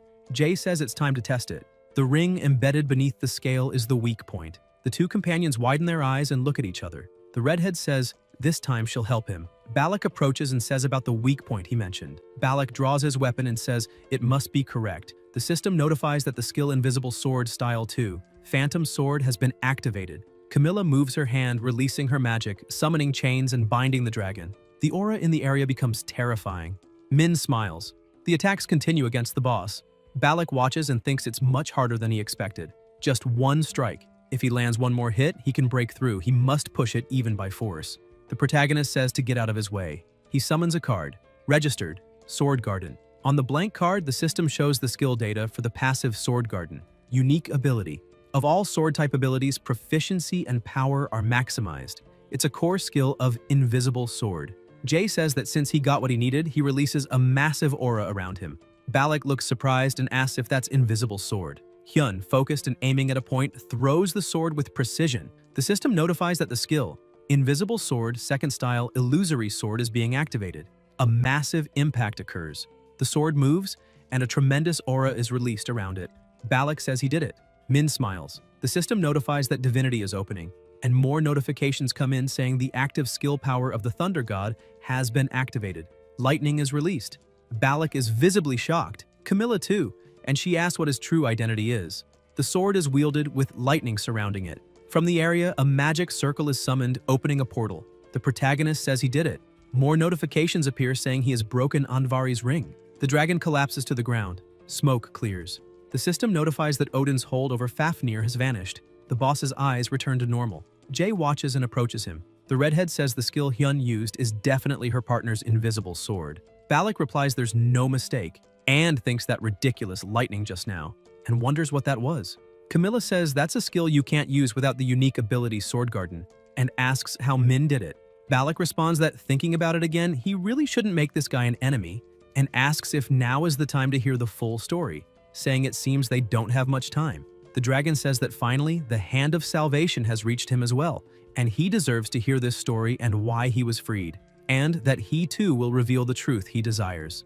The beginning of the catastrophe was the visit of a certain wanderer. His father was a dwarf mage named Hreidmar. He had 3 sons, including himself. He was the second of them. His older brother Otter often transformed into an otter using magic. He used to fish for the family to eat, but one day, he strangely didn't return home. As the wait dragged on, by midnight, he arrived. A man who introduced himself as a wandering traveler. Since it was dark and he couldn't continue his journey, he asked permission to stay for a day. The wanderer said, "This belongs to him," and held out the skin of an animal he had hunted. That pelt was all too familiar to the family, the otter's skin. His brother, who hadn't returned despite them waiting until late at night, Otter came home only as that skin. His father, realizing what it was, wept bitterly, shouting Otter's name, knowing he would never return. The wanderer, watching that scene, said it was his fault that the parents lost their lives. So he offered compensation, enough gold to cover that otter skin completely. And with those words, while waving the staff in his hand, gold rained from the sky. The gold covered the pelt. Finally, what was placed atop the pile of gold was a ring, a very alluring ring. He couldn't take his eyes off it. The atmosphere completely changed with that one addition. The end of that story is what you see now. The protagonist says that after all, the true identity of that wanderer was... The dragon replies, yes, it was Odin, but he shows no sign of surprise. Jay says it's because so many surprising things have happened to them lately. The boss moves his wings and says his remaining time is running out, finally, and that he may ask something too. He asks who the hell he is. Hyun looks to the side and asks if he knows the 3 Norn sisters. The dragon asks about the 3 Norn sisters. Min responds, the one they chose, the prophesied adversary who will destroy Asgard, turned out to be himself. The boss widens his eyes and asks if that's true, and says he said that before, when his mind wasn't sane, that he would avenge him. The protagonist says yes, because he owes that guy, and since he's at it, he'll avenge him too. The dragon speaks about a list of materials. Even crude, it contains divinity. It should be quite useful, and he'll give him a gift. Jay asks about the gift, and the boss replies yes, this method should help him too, and he hopes his journey is smooth. The dragon closes his eyes. The system notifies that for the first time, by slaying a dragon, he succeeded. Hyun says not to worry, he'll definitely avenge him. More notifications arrive. Fafnir defeated, reward completed, level increased by 3. The active skill Divine Usurpation is activated. Divine Usurpation usurps the divinity of the designated target, Fafnir. The user's divinity awakens and the title Dragon Hunter is acquired. A gift arrived from Fafnir. Min widens his eyes and the system notifies that he has obtained a pulsing dragon egg. The protagonist wonders about a dragon egg. A light is emitted from the protagonist's hand. He stands still, thoughtful. Balak approaches, saying it looks like it's finally over and that he has a lot of questions for him, starting with how the hell he used his unique skill. Jay keeps his back turned and replies that he can't explain in detail, nor is there any reason to. More importantly, there's something else. The blonde asks what's so important. Hyun smiles and tells him to be quiet. The system notifies that the subjugation ability is being activated. Then, a portal opens and they enter it, returning to the event site and noticing people collapsed on the ground. Balak asks if they're okay. Camilla responds that they woke from the coma, but their stamina is completely depleted. If left alone, they'll die. The blonde asks about healing magic. The redhead replies that as he knows, she specializes in attack magic, so she only knows basic healing spells. Balak says that's still better than doing nothing. While she administers first aid, support from the guild has been requested. Min says it'll be too late. The protagonist looks at the people around him and activates his skill, Sacrifice. A very bright light bursts forth. Camilla is shocked, saying it's impossible. She thinks this guy is a battle mage, a genius skilled in both magic and swordsmanship. But even so, offensive mages can't use healing magic of this level. No one has ever done something like this before. She wonders about that form and that spell and says, Sacrifice. That's the unique skill of the Saintess. How can he use it? Jay says he believes he already told her not to ask anything. Balak thinks back to the unreasonable condition, not to ask anything and not to reveal his identity. And he realized it for sure during the fight with Fafnir. That guy is strong. The typical evaluation, the stories, can capture only half of his real ability. Hyun, standing, looks to the side and asks if the man lying on the ground is awake. The man sits up, a little dazed and confused, and asks what the hell happened. Min says it's good he's safe now and knows it's hard, but he needs to ask. Not long ago, a pale-skinned young woman, did she come see him? The man says that now that he thinks about it, he lost consciousness right after that woman appeared and doesn't know the details. However, he remembers one thing. When he met her, tentacles emerged from her body and attacked him. He apologizes for not being able to help more. The protagonist says that's enough and thanks him. Jay offers his hand to help the old man up. The man leans on him to get up and asks if it was him who saved him. Balak answers yes, that this guy saved everyone there. Hyun looks at him and thinks he's talking about a catastrophe. The man asks if he's from the European Union and says he never would have guessed, since he looks like such a young student. Min stares at him and the man asks if he's Cadet J, the one from the recent news. Hyun sighs and says, that's right. The man looks at him, adjusts his clothes, and bows, thanking him for saving both his client and himself, and says he'd like to offer a reward. Min smiles excitedly and asks about the reward. The next day, in a hotel room, the protagonist looks to the side and says he's here. Then, in the same place, a young man approaches with a box and hands it to him. Jay, excited, says this is great, that all the trouble was worth it, and remembers the man saying it was too little to be considered proper payment for their lives. The item he won at the auction, they paid the winning bid for the Stone of Transcendence in his name. And beyond that, if he ever needs anything else, he shouldn't hesitate to ask. They'll support him however they can. In the present, Hyun smiles and says he finally got the Stone of Transcendence. The system notifies that it's a monetarily valuable ring that amplifies magic power. The active skill Overdrive is learned. Overdrive amplifies mana to increase the power of a skill by 1.5x for 5 minutes. Upon equipping the Stone of Transcendence, his mana restriction is lifted. Min says that now his combat options have greatly expanded. But now the problem is this thing. More notifications arrive regarding the special item, Pulsating Dragon Egg. The essence of Fafnir has been transferred into it, containing power and ability. It's unknown when it will hatch. The protagonist says he can't incubate it like Edison did and wonders how the hell he's going to hatch it. More messages arrive stating the incubation condition of the Pulsating Dragon Egg has been updated. The condition for enchantment is to feed it mana stones. Jay wonders if, since he's saved up a lot of money, he should just buy a whole batch. He looks at his phone and answers a call. The voice asks what happened and tells him not to say he's gotten into trouble again. In another place, similar to a hospital, the doctor hears a sound. It's his phone ringing. When he answers, he realizes it's Jay. The doctor asks what happened and tells him not to say his daughter Yujong got into trouble again. The protagonist replies that it's not that, he just wants to ask a favor. The doctor asks if it's the original version and not the replica. Says of course he has it and asks if he wants to buy it.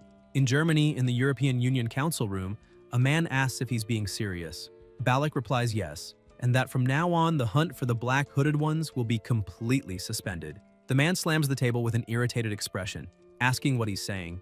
If he means they'll ignore even the exploration of the Great Relic and says the world will laugh at them. Balak replies that as the representative he made the possible decision, and asks if another reason is needed. The man replies of course and tells him to give an acceptable justification. The man beside him agrees and asks why he made such a sudden decision. Camilla sighs and says that even if the two of them attacked together, they wouldn't be able to stop him. The man doesn't understand, and the redhead says that even if the entire union attacked, there's no guarantee they'd win. Frankly speaking, if they don't want to be massacred, it's better to stop chasing him. That night, Hyun stands by the window saying he can't believe they arrived the same day, and that it seems they were actually concerned, until he hears a noise.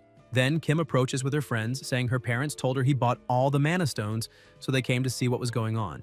Min says he knew they'd come. He means, yes, he bought them, and asks if they don't think they just barged in, and in a group no less. Yoo-jung says that as soon as her father told her, she rushed over too, wanting to know what trouble he's gotten into this time. Seo agrees and says he was curious as well.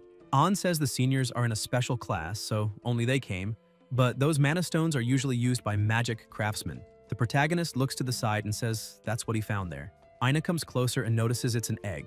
Jay takes a crystal and places it on the egg, saying he heard that if it absorbs mana, it'll hatch faster. An finds that interesting. Kim asks if it's true, and they tell him to try now. Then system notifications start arriving. The egg absorbed an A-rank mana stone, incubation rate increased, then the egg moves. Yoo-jung says it just moved and Seo says he thinks it's going to hatch. Then, a light begins to shine from the egg. Hyun looks surprised and asks what that is. The light reflects on everyone's faces as a paw emerges from the egg, the shell breaking apart. The hatchling that comes out has a tail. It's a dragon. Kim is amazed to see it.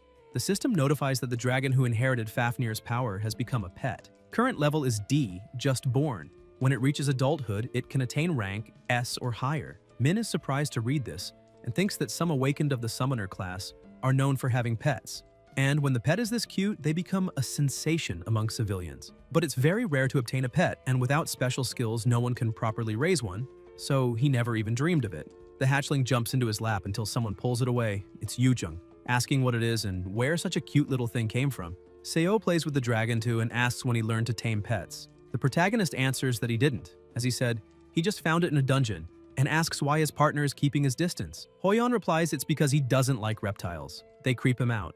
Jay says really that he's always been a scaredy cat. HN says that's not it. It's just a matter of taste. Kim says it's decided. From now on, his name is Dragui and asks if he likes the name Dragui. Hyun says he doesn't think he does. Yoo-jung, irritated, tells him to stop stirring things up and asks how he knows. Min replies that just by looking you can tell, and since he's Fafnir Jr., they'll call him Fafi. Sounds like a puppy name too. Aina thinks it's way too cute. The next day, the protagonist looks on, a bit confused, and Kim arrives with a group of friends saying he's there. Jay, not liking any of it, tells them to come in. They enter. Hyun pinches his partner's cheek and asks if she didn't come yesterday too, and why she's here again. Soyul and the alchemist look surprised to see the dragon hatchling. The hatchling quickly runs toward Kim. She hugs him and says he likes her so much, and asks how she could just leave him alone. Min says to call him Papi. Method of raising dragons, Fafnir fundamentally likes gold. His personality is prone to bad moods, and his mental age is around that of a 5-year-old, so it can be hard if he doesn't work out. And that's not easy. Yoo-jung, playing with the hatchling, asks if he likes her that much and says he's the one who follows her best. And the protagonist yells that he already said it's Papi. Jay continues reading the system messages and says the dragon grows alongside the user. As he hunts monsters and gains experience, the dragon's rank will also increase, and he'll be able to learn new skills. Additionally, if you don't play with the dragon enough during childhood, it may become rebellious, so careful attention is necessary. Yoo-jung asks if she can just take Yong. Hyun, annoyed, says it's Papi and she can't. Kim says her partner should try petting him too, he's so cute. Sunbae asks if she should. She looks at the dragon, takes her lollipop out of her mouth, stares at the hatchling. She slowly reaches her hand toward the dragon, but Papi doesn't like it and slaps her hand away. Soyul, confused, asks why he only hates her. The next day, at Mila's academy, Jiyeon says a familiar isn't something you see often. It's surprising. She herself will issue a license so he can be accompanied by the familiar within the academy. The protagonist agrees and thanks her. The director says, by the way, there's something she needs to inform him. Jay asks what it is, and Jiyeon replies that recently there have been a series of incidents where cadets have gone missing on campus. Hyun looks surprised, and the director continues saying the instructors are currently searching for the missing cadets, and for now, cadets will be instructed to move in groups when leaving school. An official notice is scheduled to be sent. Min asks who the missing cadets are. Ji-yeon replies that the first to disappear was Miss Che, along with the members of the Third Eye Circle. The protagonist thinks it's far too perfect to be a coincidence and asks if there are any unusual details.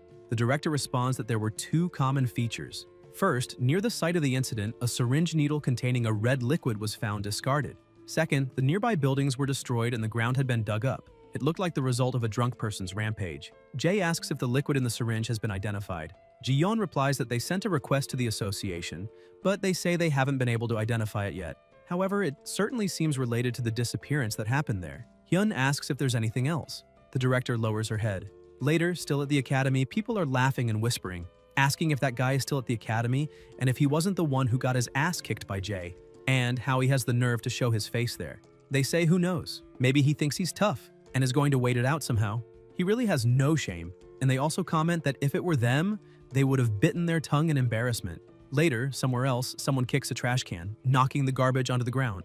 The boy is angry at Hyun, saying it was because of that bastard that his reputation was ruined. Someone approaches and says, so that's where he was. The boy looks back and realizes it's Che, and says he heard she was missing and she looks much better than expected. Che says she has her reasons and obviously has no intention of telling them. The boy shouts that she's mocking him now. Che smiles and says she wants to ask something. Does he hate Jay?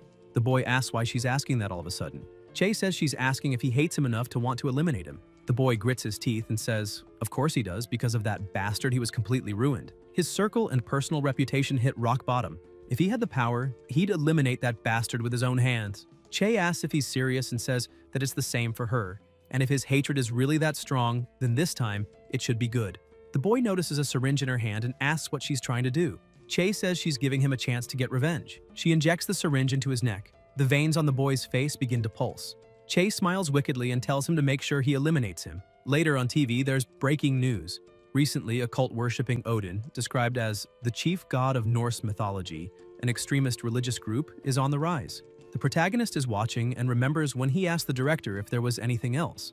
At that moment, Ji-yeon lowered her head and said, Asatru, and asked if he'd heard of it. In the present, the reporter continues saying that this religion, which calls itself Asatru, has been committing crimes against awakened individuals. At the crime scenes, syringe needles containing unidentified contents that have caused skin necrosis were found. Jay says then these disappearances are related to those Asatru bastards. The reporter also says that after a fierce battle, the Raider Management Department managed to capture some Asatru members, but they were no longer in their right mind. It was said they kept repeating the same words, that it was loyalty to Odin and the Aesir. The shocking part doesn't stop there. The identities of the captured Asatru members were originally awakened individuals, invaders belonging to the association, and she questions why the Raiders, who should be fighting for humanity, would turn into villains like this, and what the hell stripped them of their sense of self. Hyun says he needs to investigate this case. The signs aren't good. The reporter continues saying, the biggest issue pointed out by experts is the power wielded by the awakened who belong to Asatru. After losing their sanity, compared to the rank they were previously evaluated at, they became able to use at least 3 to 5 times more mana. Min turns off the TV and says that for now, he needs to think about what to do for tomorrow's Academy event, and thinks that starting tomorrow, one of Mila's Academy's events, the Ranking Battle, will be held. The Ranking Battle is a preliminary event for the Mila's Academy Festival, which will be held later. If they don't get good results there, the position of the circle they worked so hard to build could fall. The protagonist tries to stay calm, knowing an opportunity will surely come. For now, they'll focus on the task at hand. He pets the dragon hatchling and asks if he's thinking the same thing. At Mila's Academy inside the mock dungeon, the dragon hatchling raises its paw and starts walking around, stopping in front of the monsters. It pulls back and opens its mouth, breathing flames toward the beasts, and several notifications arrive saying it defeated an orc. Jay looks surprised and says it's crazy. Even though it's a dragon, he didn't know it'd be this strong right from the start. He'll have to raise it properly so it doesn't develop a bad personality. He thinks it's already stronger than before he regressed. The dragon hatchling stands still as Hyun checks his stats, and more notifications arrive stating that the blessing of Fafnir is, when the summoner and dragon are on the same field, the summoner's attack power and mana increase by 50%. The active skill is Dragon Breath, which exhales Dragon Breath to attack the enemy. Each time the dragon's rank increases, the skill's rank is updated along with it. Min asks how this is so powerful and says that if it keeps improving like this, it'll be very useful. He looks to the side, receiving another notification that the boss monster has appeared, with sharp teeth and a scary face. With its massive size, the monster lets out a loud roar. The protagonist says that even though it's a dragon, Poppy is still just a hatchling, so it'll be hard for him to take down a boss and he needs to set a record no matter what.